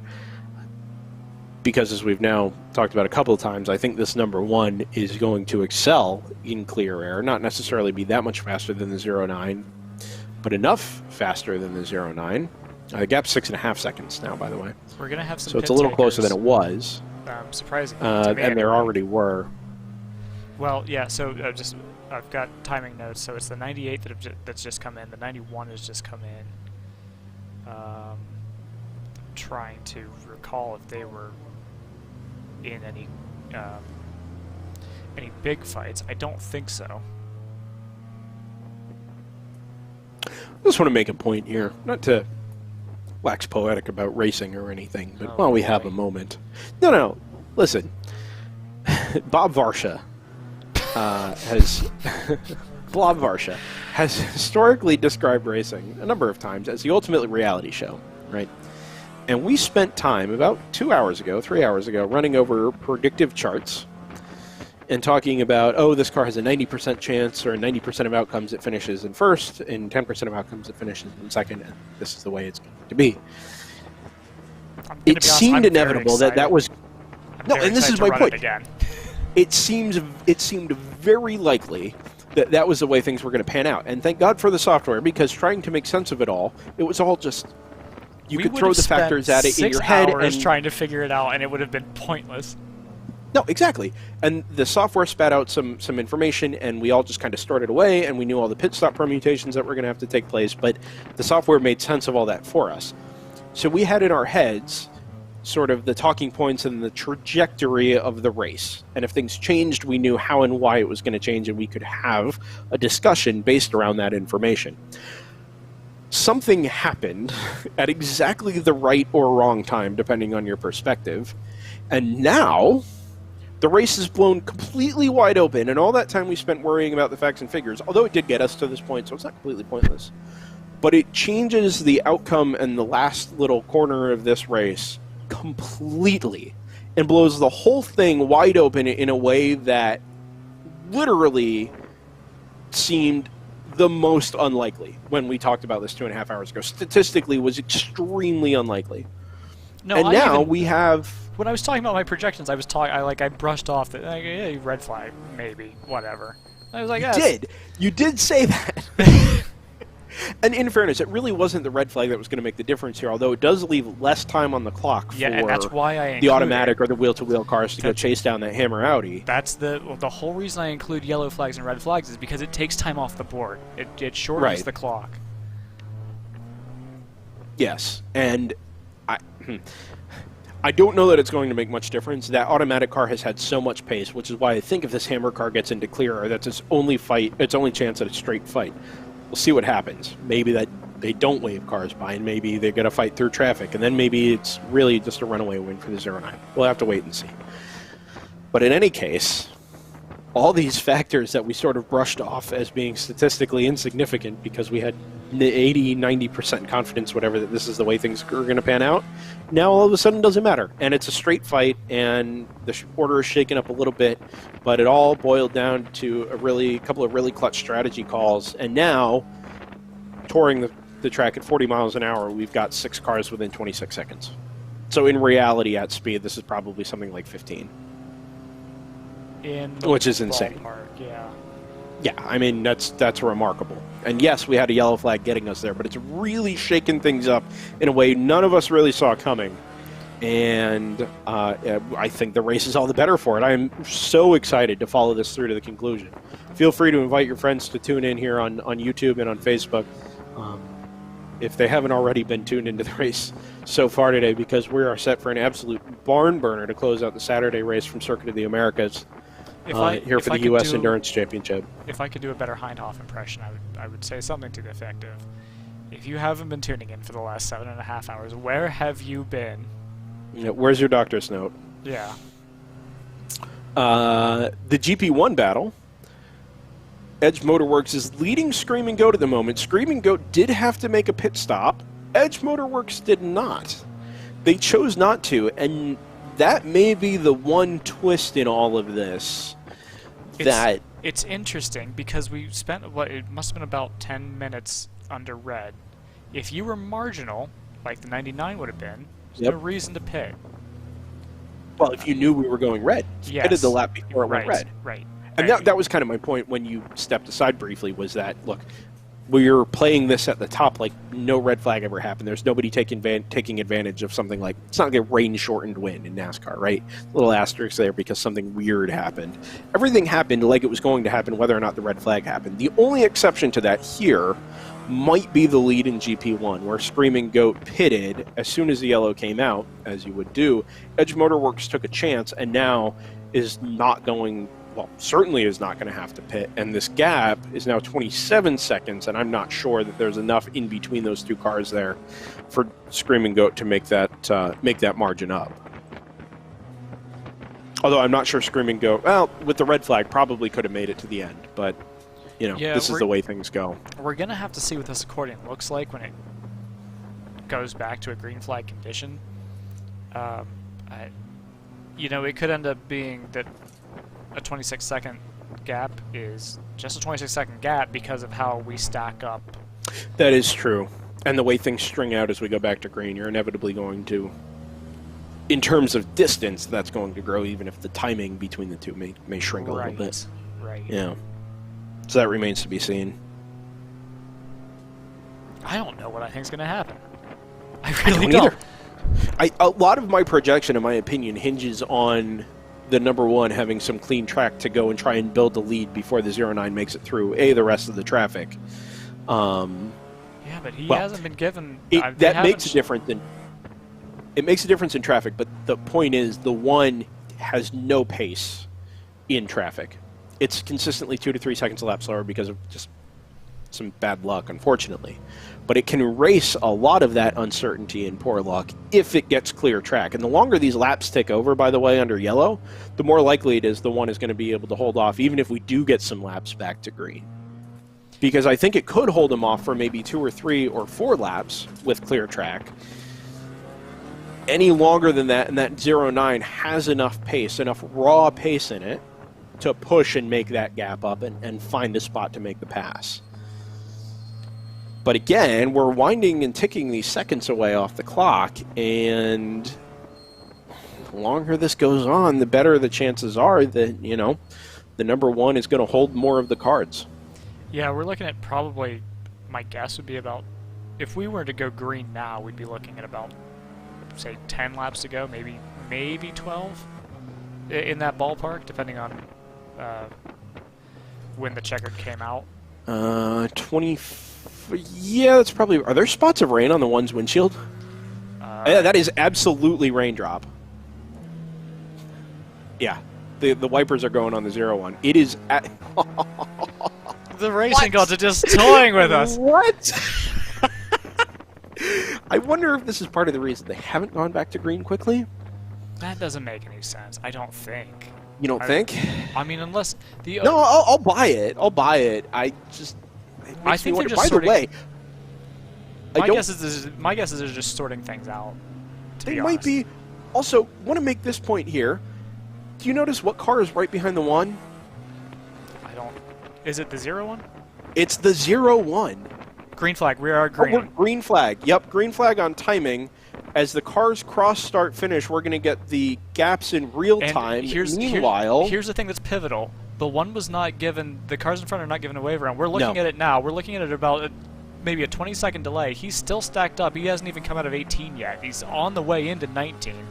With and rain remember, coming he can down. go. He can go once the green flag comes out. So he's setting this up now.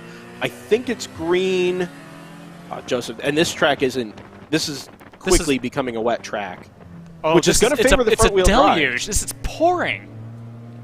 You're absolutely right. You can see it in between the lights and the windshield. The number one jumps on the throttle out of the final corner. Remember, this is happening about 20 seconds in delay from real time, what you already saw on timing and scoring over on racehero.io. The camera jumps ahead to turn one just a little bit. And up ahead, I think, is the number 511 Choice Racing BMW.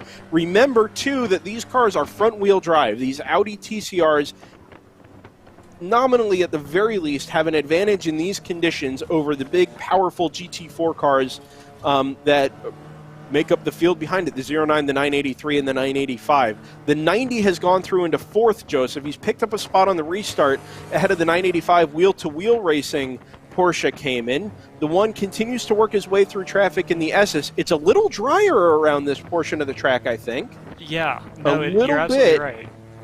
And it's a little bit lighter as well. So he jumps to the inside of one of the AOA MX-5s. He looks to the left behind one of these BMWs here. He's back on the throttle, but doesn't have the ponies to be able to get him into the braking zone here for turn 11. He's a little bit wide. There's a lockup in front out of one of the Boxsters, I think. Nope, there's an MX-5 in there I didn't see. Okay. Jumps to the inside of the lapped car there. And now it's the long run down the back straightaway where I think the 09 is going to have more legs. And I want to make the point really quickly, or as quickly as I can get it out of my face, that turn 20 is the westernmost point of the track. Turn 12 is the eastern, or turn 11 is the easternmost point of the track. So as we go down this straightaway, we're heading into where you'd expect the rain to be coming from. Yes, and absolutely. You could see if you watch the rev counter on the TCR on the brakes into turn 12, excuse me, you could see how much earlier he was lifting off because he had no idea what the grip level was going to be like on a increasingly wet track the closer he gets to the final corner, where, like you said, Joseph, it was an absolute downpour coming back to green.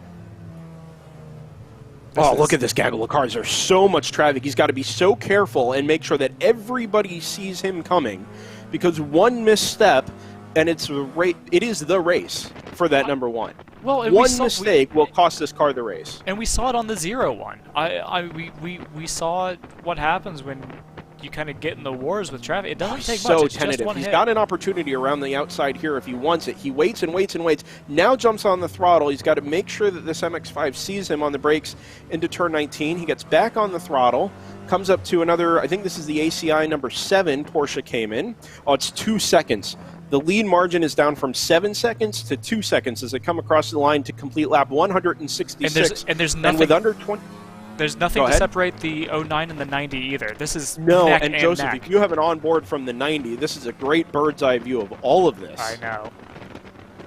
I'll let you see if you can recycle through that, but the 90 has jumped up ahead of the 983 wheel-to-wheel racing Porsche, which is not insignificant both in terms of how this race is going to pan out and in the overall championship, which I think that 983 features in. And that'll become more important tomorrow, but these points are still going to count today. We're on board the 90 now. And is that the 09 in front? It is. Right in the wheel tracks of the Aston Martin Vantage GT4. As they come through the S's, they pick their way through traffic. Got a great view out in front. The 01, I think, is still... Is it? I think the 1 is a little further ahead, passing some of those yellow cars. Oh, no, it's not. You're absolutely right. That is the 1, and the 01 has cycled back behind the other leading cars. So there's no team games to be played here. There's no blocking. There's no backing anybody up. This is an absolute straight fight between the top 3 with 18 and a half minutes left. Out of turn 10 come the 3 leaders. The He's making a move. He's making a move. This is the 90 on the... Here goes the 1, 3 wide into turn 10. That was a really early, bold, dare I say, ballsy move on the brakes to make sure that everybody saw everybody else. Through goes the 09 into the lead, down the back straightaway, and right in his wheel tracks goes the number 90 TAPG Motorsports Supra. He drags past the number 1 Audi TCR, and if the 1 is willing to be a little daring here, he can make up a lot of this ground on the brakes. He'll have the grip on the exit of the corners by virtue of being a front-wheel drive car. He drives it in a little deeper this time, but I think that's the 983 who's just fired past him in the braking zone. Yeah, I mean, we were expecting the advantage to swing to the 1 when the rain hit, but it looks like it's gone the complete opposite. It looks like he's just overloaded the front tires. This 90 is struggling, I think, a bit. I will say, Joseph, I think the GT4 cars can still run the ABS and the traction control, which it is becoming increasingly obvious the Supra does not have. Paint. He's on the paint there. That's why he's losing traction. That's true, but that was still a really lurid moment that you would hope the traction control would be able to try and catch. Really well balanced through turn 18. You can hear the a little tires. Oversteer. Yeah, but look at the amount of ground he's gained on, I think it's not the 09. Where is the 09? The 09's gone. Oh, he's passed him. Yeah, no. This is our leader. So the this 90's is the our leader. Supra into the lead. Oh my goodness me. This is remarkable. This is absolutely remarkable. We didn't think we were even going to get rain once we got past our initial shower around 10 o'clock this morning, and within the last 30 minutes or so, it's an absolute downpour at the western end of the racetrack through the final couple of corners, and somehow it's played into the advantage of the car nobody saw coming, the number 90 TAPG Supra. The one forget your TCRs, forget your TC4s. This car is... He's trying to make good his escape here. He's not hanging around and taking it easy. He's on it. I mean, absolutely trying to use every ounce of traction and grip he's got while he has clear road to try and stay out in front of the 09 and the 983 and the number 1 that are giving chase behind it. Incidentally, the 985 and the wheel-to-wheel, second wheel-to-wheel car and the 99 GTR have sort of fallen off the back of all this because they're mired in that traffic. And it's let these 4 get away out in front, and now they've got clear track and only about 15 minutes left before we have to throw a checkered flag. So a lot of this is going to be in clear running as they make their way through turn 11 and onto the back straight again. Maybe if no, the number 1 is going to drop back here. I wanted to see what the straightaway, the difference in straight line speed was like between your two leaders, but I don't think it's going to play that much into the hands of the TCR. Watch the speedometer here on the 90 down the end of the back straight, 144 before he gets on the brakes. This looks a little bit drier, Joseph, just at the start of the braking zone, and you can hear some tire squeal, which is good. Yeah. But it's once we get out of this arena complex and in through 18 or 16, 17, 18, and that final sequence of corners, that it very obviously gets much slicker and much damper. Yeah, unfortunately, this is maybe the clearest onboard we've got. Once we lost the 604. Yes, I agree. This will bounce back. There it is. Yeah, and it'll probably speed up here in a couple of seconds to resync.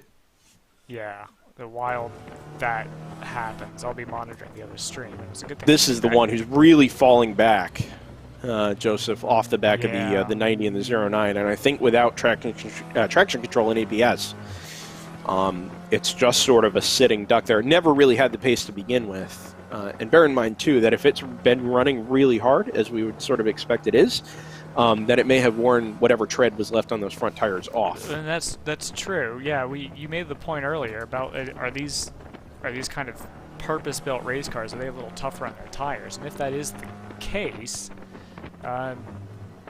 yeah, they might be dealing with a little more, especially without having traction control. If the GT4s have, yeah, look at the frustration. He puts his hand up in frustration at not being able to. Yeah, hold there's the nothing grip. he can do. There's just no purchase. But you know, without the electronic aids that the GT4s have, Yeah. he's gonna burn the tires down more. You know, it's not just the outright grip; it's also the kind of the cumulative effect of that. Yes. Yeah, absolutely. And like you said, his frustration there is because there is just, I mean, his front tires have suffered a lot today, and now you're asking them to perform the absolute maximum on a front-wheel drive car with, you know, substantially reduced grip around the front, let's say the western half of the racetrack. So the last couple of corners, the first couple of corners. Back on board the number 90, the TAPG Super that leads overall, which I did not think I would be saying at any point today. But he's taken the... I remember Go ahead. the last time we did our projections, right? I had that. I was like, well, that's really interesting. The 90's like in there for third or maybe even second. Yes. Yes. Where did that come from? And now here they are. So the 09... Oh. God, I don't like that at all. Like he was tied to a post on the brakes into turn 12. Just remarkable. The 09 has been most impressive to me today in traffic. Clicking out laps in the rhythm of the race, right, where he has to pick and choose his moments. He finds the path of least resistance through traffic where he's losing the least amount of time. He compromises when he needs to compromise, and then the car will answer when he needs to diamond off a corner, find a run, whatever it happens to be. Oh, this car is so on the knife edge through the long right-hander at 16, 17, and 18. But this isn't what we're asking of these cars right now. This is not, hey, oh, he's wide at 19. That rear car did not want to turn in. No, it was the opposite. He lost the rear, had to correct. Well, that's what I mean. It did not want to, well, the rear didn't want to grip. The front The front was perfectly happy to grip. Right, but the car was not on the trajectory it was supposed to be, and because of all that, instead of expanding his gap out from 2 and some change seconds, it's now down to 1.4. And this is my point. We're not in the rhythm of the race now. We are absolutely street fight, fast as you can go for the last 12 minutes for a set of trophies and a race victory. And it's completely turned the race on its head. Hammer Motorsports, by the way, 14 seconds behind the leader now. We saw the frustration from the driver. The grip is just not there to give from the number 1 RS3 TCR. And it's a left, the 90, the 09, and then the number 983 from wheel-to-wheel racing out alone in front to battle it out over the last probably, what do you think, Joseph, 4 laps here? Yeah, I would maybe say 5, I would depending say on how timing 5. worked out. I would say Yeah, 5. that seems more likely. GP1, by the way, Edge Motorworks leads Screaming Goat by only 8.2 seconds. That margin has come down from, I think it was around 18 or 20 when we went back to green. And just on that last lap alone, Screaming Goat was able to pull in another second. So GP1, by no means a done and dusted battle. Choice Racing leads GP2. That one seems to be pretty secure. Not too concerned about it at the moment. GP3 also fairly secure. Round 3 Racing leads Corley Racing by a little over a lap, so that's all taken care of. And then GP4 is on the same lap, but not really in contention. They're about 1 minute and 9 seconds apart. So we're going to keep our focus here at the front in GTO, and then in GP1 for that class battle, or class victory battle as well. Much more stable this time, I think, through the braking zone there at turn 12 on board the number 90 here, and through this sort of arena section into turn 15, swings it wide, brings it back to the apex. And this is where the dampness begins to set in again. It doesn't look like it's raining actively anymore, which is positive, but he's got to balance it on that knife edge here. Correction through the middle of 17, squares it off and floors the throttle back through 18. That was absolutely picture perfect. On the brakes into 19 where it snapped sideways on him last time. Beautiful car control, and then back on the throttle, and this looks much, much more tidy, much cleaner and much faster out of the number 90 with clear track out in front. 1.9 seconds is the margin, so he's pulled away just about another half second with a wiggle on the corner exit of 20 to boot, just for a little bit of good measure. Wheel to wheel still right in the wheel tracks there, 4.4 seconds behind the overall leader, and he actually picked up a little time on the 0.9 there. So Automatic, in addition to losing half a second out front, is also ceding time to the car behind it, which could make these last couple of laps really interesting. Well, Joseph, we crossed the line with about 9 minutes left, 9 minutes even, I think that's and doing 2:34s, yep, would get us to about 7.5 minutes for 3 more laps, and then the final lap to conclude it with about 1.5 minutes left on the clock. We have so two, 4 laps sounds right. Yeah, we have 2 battles. Well, not battles, I guess. We have 2 sort of championship implication situations. Joseph, I'm going to interrupt you because the GP1 lead is down to 1.8 seconds. And that's He's gained 6 seconds in 1 lap. And that's one of the situations, right? Because the 29, he's not. The 37 isn't in it for the championship. The 29 is. The 29 is the one that trails Ginger Racing by 1 point. This will be a 2-point swing, which doesn't feel like a lot, but could be a big deal by the time by the end of the race tomorrow. I think I see more sprinkles on the 90. No, for sure. No, and it's raining around the back straightaway now, and on come the wipers on the number 90. And this is going to make things really questionable into the braking zone. If it's pouring down the back straightaway, he doesn't cede any time to his predictive on the brake, so everything looks pretty stable there in the braking zone for turn 12.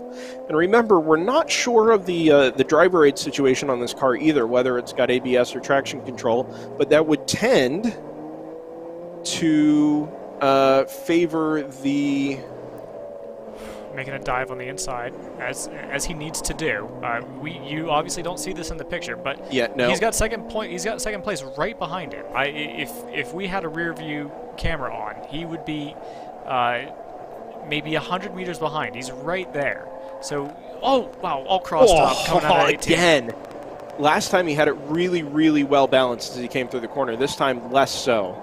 And it's easy to, even if you run this track in a game, you understand how easy it is to do that, because that corner's tightening up, and all the while you're going through changes in elevation. You've got undulations while you're cranking more into the wheel. It's really easy to get loose there.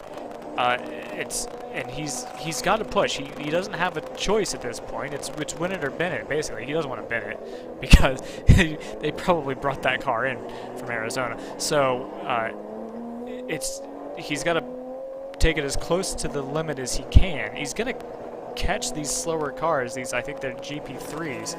He gets the first one in a really good spot there on the way into turn 3, and I think he's being given the line, this is the but 86. not the way to do it. No. Now he's offset the whole S's. No, yeah. He's not happy. He's not happy at all. Oh, he's still there. Is there a yellow flag here that he's not allowed to pass? Oh, there is. There is a Oh, yellow wow. flag up ahead of this incident. And I hope this is a yellow flag and not a white flag, because if this is a white flag, he can go past that car. Well, for whatever it's worth, the 09 would have. I think the 09 would have gone past him if it were a yellow flag. I mean, I think so too, but it's also raining. So what sort of risk are you willing to take? They're going Man, slower this than is- EV at this point. No, I know, and I'm not sure what the situation is there. We're not You yellow, can by pass the way. We're under- not full course yellow. No, and this is why I'm so baffled by the situation. Because A, you can pass under a white flag. You just can't be passing a car as you pass the EV. The So EV this pulls is- to the inside. Right. So this is all bottlenecked by the fact that the 86 doesn't want to go past the EV, and so the Well, Supra, and the the 90 Supra doesn't can't. want to be caught. Oh, here's the The 90. disabled Oh, car. there's a stop car. So there is a yellow down the back straightaway. And now the 90 punches the throttle and Now gets where's the past 09? him. Look to our left here. Let's see if the 09 tries to take a run. I wouldn't. I don't know. I mean, I would feel like the Supra would have the legs down the back straightaway, and he takes the tucks it into the apex. apex there. That was all very bizarre. But remember, too, that now there's likely to be a yellow flag through that last sequence, basically through to the end of the race. I mean, I know they're going to retrieve the car, but there's a good chance that 10 and 11, and especially the braking zone at 11, are going to be shut down for passing until the end of the race. I think that stopped car might be the 02 Hammer Motorsports Audi. Joseph. He is Salmon on Race Hero there back in 10th overall. GP1 Edge Motorworks still out in front of Screaming Goat, but the margin is 0.3 of a second. So they're nose to tail around the track. And we'll have to wait for them to cycle back through start-finish to find out what the situation is there. Big wiggle from 19 on the throttle, or out of 19 on the throttle from the TAPG Supra. Back into 20. So the reason, By the way, there's a comment on YouTube about half a degree of slip angle and getting excited about the car's level of grip. It's because we don't know what the level of grip is.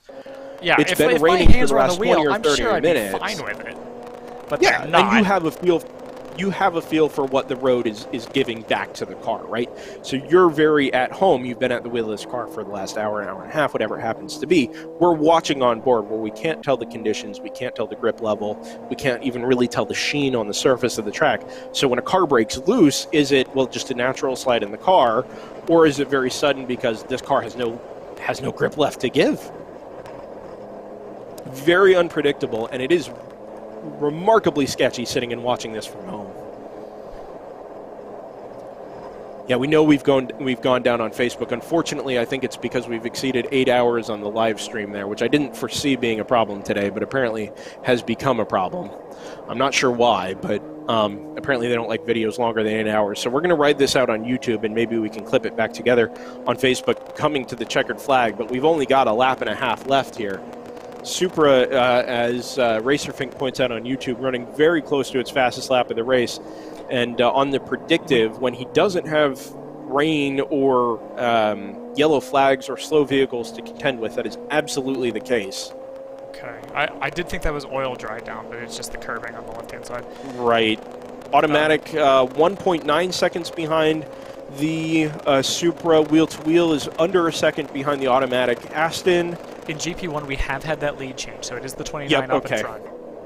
Right, and it's running away at a massive rate. Now another 5 seconds pulled out that last lap, even with the position change. So that appears to be decided in Screaming Goat's favor, but we don't have answers here at the front of GTO. And for our overall race win on Saturday at the U.S. Endurance Championship, through the 14 and 15 complex comes the TAPG Supra. He goes up the inside at turn 15, sees him at the apex there, so no issues with traffic, but back into the damp portion of the track, which seems to be changing grip levels just about every lap, Joseph. Yeah, And we'll wait. Do we wait for the car to create its natural slide? Actually, much more no, there it is. I was going to say much more composed this time, but he waited till the exit for the slide instead of it jumping around on him mid-corner at 17. We'll get that back for you. This should be the Back white onto the flag. 0-1. Yeah, I think you're right, Joseph. At 7:59 on the clock, just under a minute, should be our last lap around Circuit of the Americas. 8 hours of racing, and it's come down to just an absolute adrenaline fest in some sprinkling rain back on board the 90 here. 2.3 seconds is the lead margin now ahead of the automatic Aston. And if he can keep it on the road between the white lines, you would think he's got the advantage. Certainly seems to have had just enough of what it takes over the changeable conditions here over the last 20 minutes or so to stay out in front. Automatic Racing in second, Wheel-to-Wheel Racing in third, the number 983. Hammer Motorsports has slipped back and forth there. But the lead trio, the podium trio, as it stands now, have got to bring it home one more lap. And that TAPG Supra that's been occasionally sideways, but remarkably composed otherwise. I mean, the driver's hands just very calm on the wheel. He sort of reads what the road gives him and what the car gives him in terms of feedback. And it's just been so smooth and composed, even with all those little twitches over the last, let's call it 7 or 8 laps since we went back to green here, Joseph, that just really, really impressive over the last little stint. No, I mean, like we said before, I don't think we ever really considered the 90. I mean, once they went to green and we saw what the gaps were, we knew that there was a chance. But for... my money was on the 09 to start, not the 90, but the 90 has just been so unbelievably composed. Yeah, no, I don't think... I mean, we saw the moves going into 11, and at that point I think we knew it was serious, that this was a 3-car fight. It's now fallen to a 2-car and soon to a 1-car. But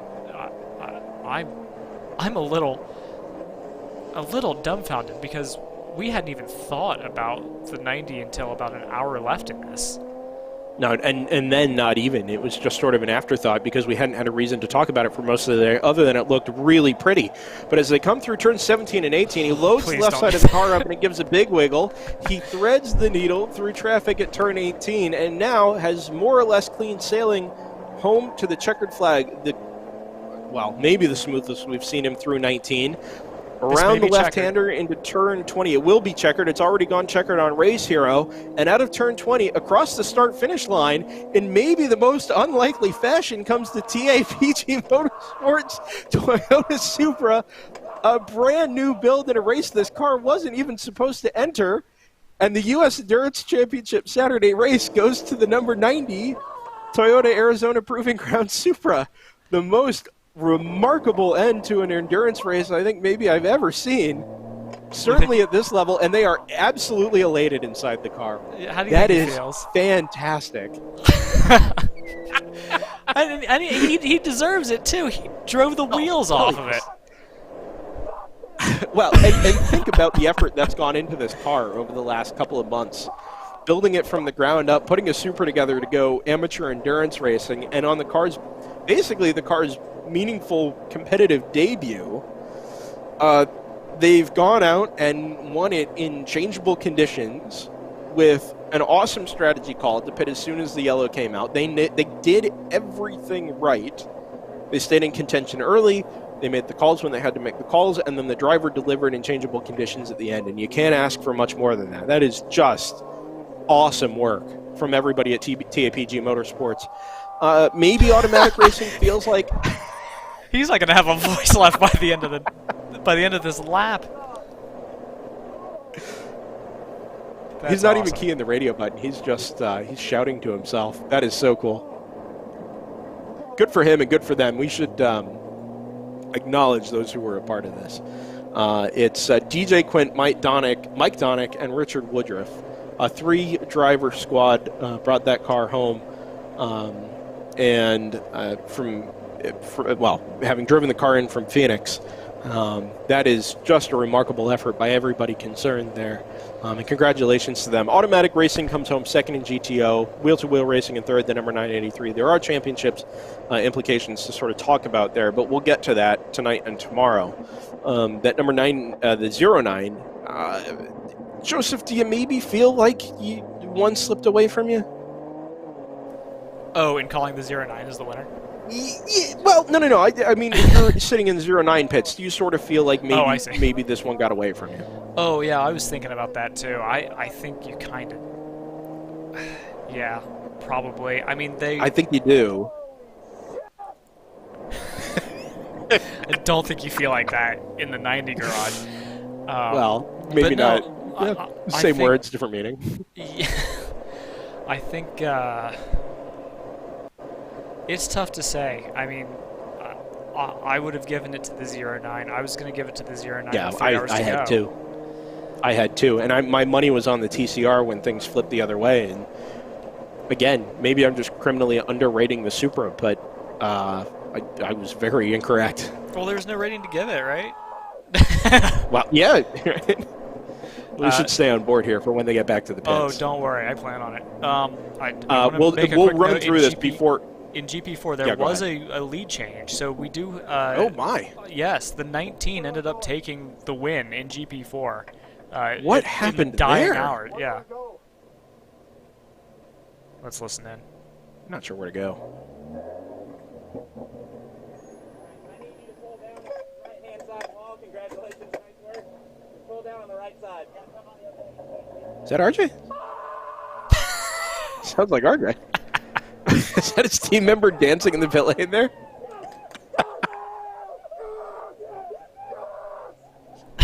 Oh, that's so cool. That is so cool. Good for them. I am fascinated by what's happened in GP4 because that gap was over a minute going into the last lap, and just like that, Oder Motor Group sort of coughed it away. It's almost as though I'm not sure the 970 finished. We'll have to double check that. And that was going to be my. Oh no, he did. He did. It was a 3.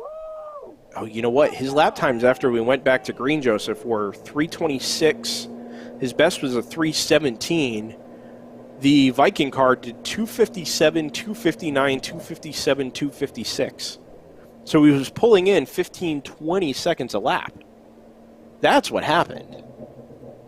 God, that's insane. It's a huge amount of time to lose.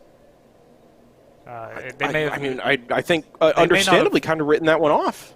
Yeah, who knows what happened with that? If there's a mechanical issue that they were nursing, and for all we know, they may have been an involved party in the red flag. So that's true. There's no way of knowing. I'm sure we'll get some sort of debrief later. But I mean, spare a thought for the 09, spare a thought for the one crew. The one crew, when the red flag came out, they were leading. They could have had this on the red flag.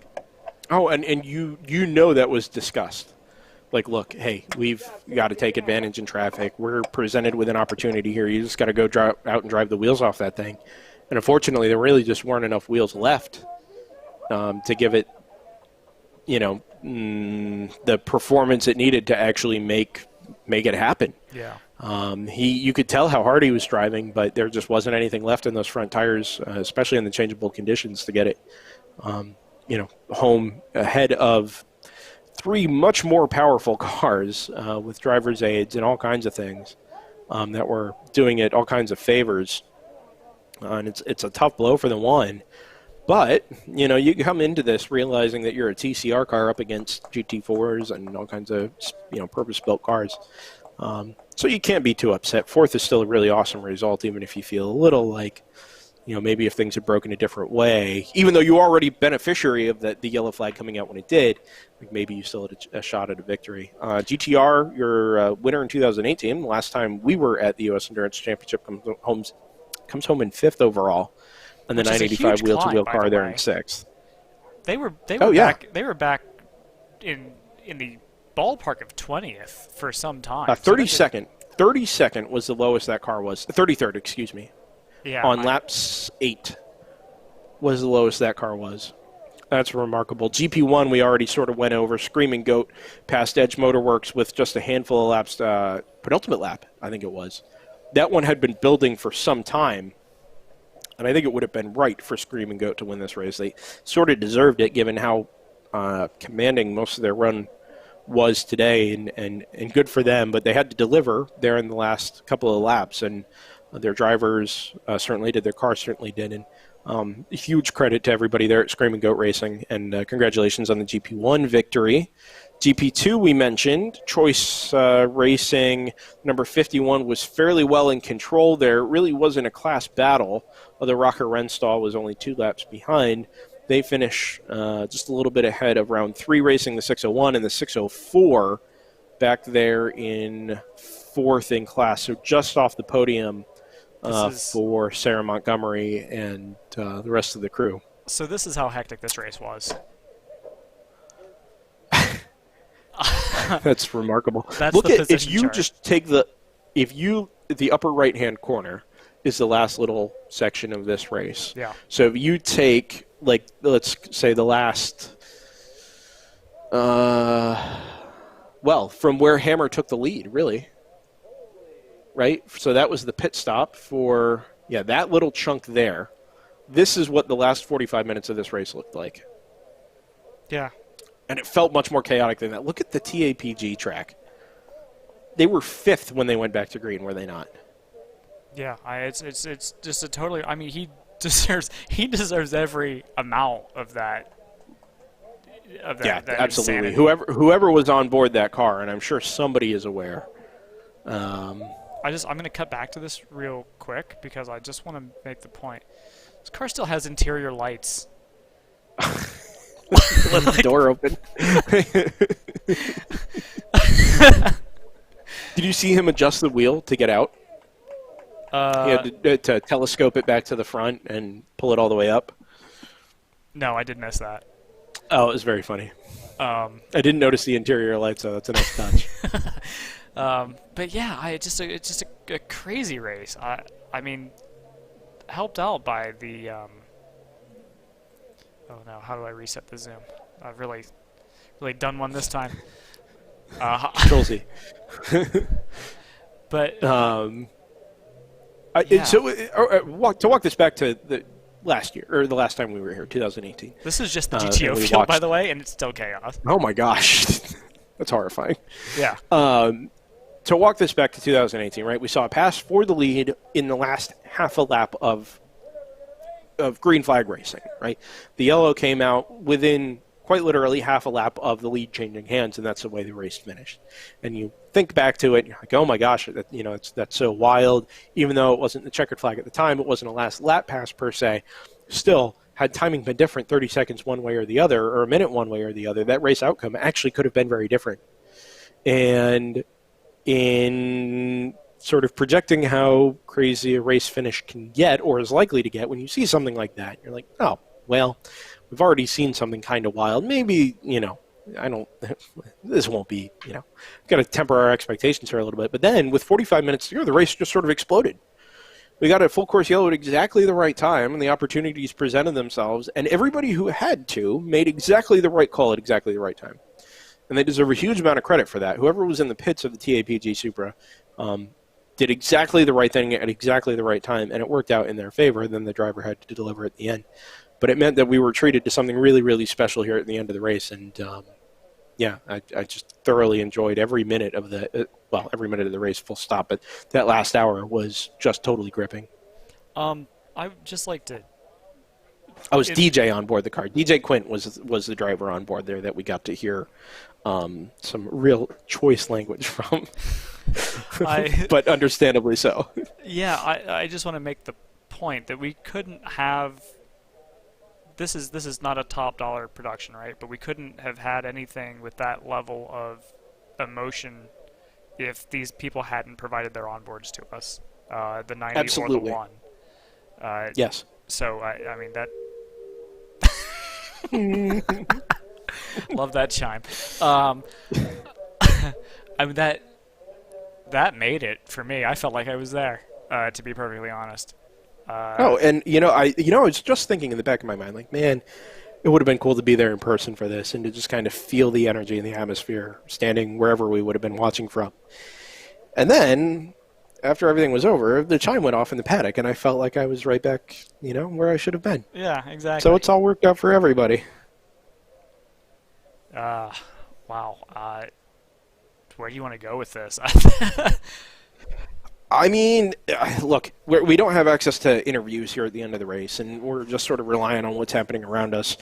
RJ and the WRL staff are going to deal with impound, and then they go to awarding trophies tonight. Our next step, as we get ready for the second 8-hour race tomorrow, is to assess sit down and have a beer, and then to go and assess the championship picture as it pertains to tomorrow, right? Which is, we've still got 2 national championships to award. We saw an awesome race today, and there's absolutely nothing to take away from it, because when we come back on the air tomorrow, we're still going to be talking about it. But the next pressing issue is to award 2 national championships, and that happens tomorrow at the end of another 8 hours of racing, another 600 or so miles, or whatever we're going to get. 174 laps, so we're 1 short of the distance record tonight. But we get to do this all again tomorrow, and there are storylines to be written, drama to be taken, to play out, and for us to take stock of and to share with everybody. I don't know that there's another place for us to go with this other than to amass as much information about today as we can, to include Instagram posts, Twitter posts, Facebook posts. Anybody that was a part of the race today and has something to share, to say about it, please throw it on social media, post it in WRL Racers Group on Facebook, and let us have some time to kind of digest it before we get to do this all again tomorrow and wrap things up for the 2020 U.S. Endurance Championship and the 2020 World Racing League season. So, with that being said, Joseph, I don't know if you have any closing thoughts here. We're already down on Facebook, and apologies for that. I think there was an 8-hour limit on Facebook for whatever reason. It's usually not a hard limit. It's usually... No, it's not, but it happened at exactly 8 hours, and the interface has changed such that even the settings I used didn't indicate anything about a hard limit. So, anyway, we'll deal with that and sort it out. But... No, if you have closing thoughts, get them out now, and we can kind of regroup and come back and address everything tomorrow. That was mental, and you couldn't script it. You couldn't script either one. You couldn't script the car being sent into the Armco at turn 10. You couldn't, or 9. Yeah. You couldn't script the random downpours that we had. It all just came together so wildly. A little bit of chaos, but it doesn't. None of it feels unearned. I don't. No. There was that wrench, several wrenches thrown in, but there's no part of me that thinks, well, they lucked into that one. They got a little bit of luck, but they made the most of it. They were in it to win it, and did. Full marks, full credit. What a race. I need to lie down in the dark room. Right. That is sort of my takeaway from this is you sort of talk yourself into this being amateur endurance racing. And we had a long discussion earlier about it being WRL being an amateur series, whether it is or isn't, sort of irrelevant, right? Because at the end of the day, it's still racing. It is still car racing. It is still cars, when it's appropriate, being pushed to their limits. It's still cars being nursed over 8 hours when that needs to be, the mode of operation. It's still, development behind the scenes. It's building reliability. It's building cars from the ground up. It's teamwork and practice and preparation. And there's just so much more that goes into it than, we're looking at a bunch of amateur drivers or semi-professional drivers driving around getting their track time in they just paid for. This is real competition. There's real elements of drama that play out that you get in the endurance classics. And at the end of the day, that stuff is going to work its way into these races, whether you're talking about watching a bunch of amateurs or, you're watching the 24 Hours of Le Mans or 24 Hours of Daytona or whatever it happens to be. Some of the best racing I've ever seen is Spec Miatas in SCCA regional racing, and this is sort of the endurance racing equivalent of that. It doesn't take a crazy amount of money being spent to produce good racing or to produce dramatic twists and turns, and it just takes people who really care about motor racing, who care about their teams, and who care about building cars, and the camaraderie and the personality that a racing paddock and a series has. And I think that that's what this boils down to. And even though we're not able to be there in person, to the teams that were cared enough to provide an onboard stream, got people watching, got people interested. It's gotten people talking about WRL, and gave us an opportunity to do something that we really love. I think that's the most important thing. And the race was going to be whatever it was, and it just so happened that we got to see one of the craziest last 45 minutes to an endurance race I think I've ever watched. I just truly, truly feel really grateful to have been a part of all that. Really enjoyed it, and I hope you, as the viewer, got the same out of it that we did, because I thoroughly enjoyed every ounce of that. Yeah, I mean, the last thing I want to leave with is I thought, the raw, the raw emotion in that car. It was like he just won the 24 hours of Le Mans. it was 8 hours around Coda in a what looks like a nearly stock plus cage Supra. It's just, and I can't speak for you, but it mirrored the tension that I felt had been building over that last 30 or 45 minutes. Right, like his reaction did not feel out of place for like how we were calling this last 8-10 laps, whatever it was. It felt totally earned. It didn't feel, at least to me, didn't feel over the top. I would have felt the exact same way if I had to drive like that, because he had, like we said, you couldn't see it because you were only looking up the front, but he had pressure on him the entire final stint. If he had gone off track, that would have been game, and it would have shifted to the 09. So he did everything right, and he did everything right consistently for those last 30 minutes, and that was crucial, and he earned that win. Even if he lucked into a position where he could take that win, he squeezed every drop out of it. Yeah, and credit to the 09 for hanging in there. I know that car didn't have much more to give. The pace was there all day, pretty much up until they had to go head-to-head here at the end in changeable conditions, and it just wasn't there. But he kept the pressure on and really kept the 90 honest, and that is a huge credit to the 09 and a huge credit to the drivers of the 983 as well. We should call them out by name. The 09 for Automatic Racing is Mark Siegel, Nolan Siegel, Tom Dyer, and Jeff Westphal, who, by the way, if either of those two were on board at the end of this race, out-driving Jeff Westphal or Tom Dyer is you can put that on your resume. Insignificant.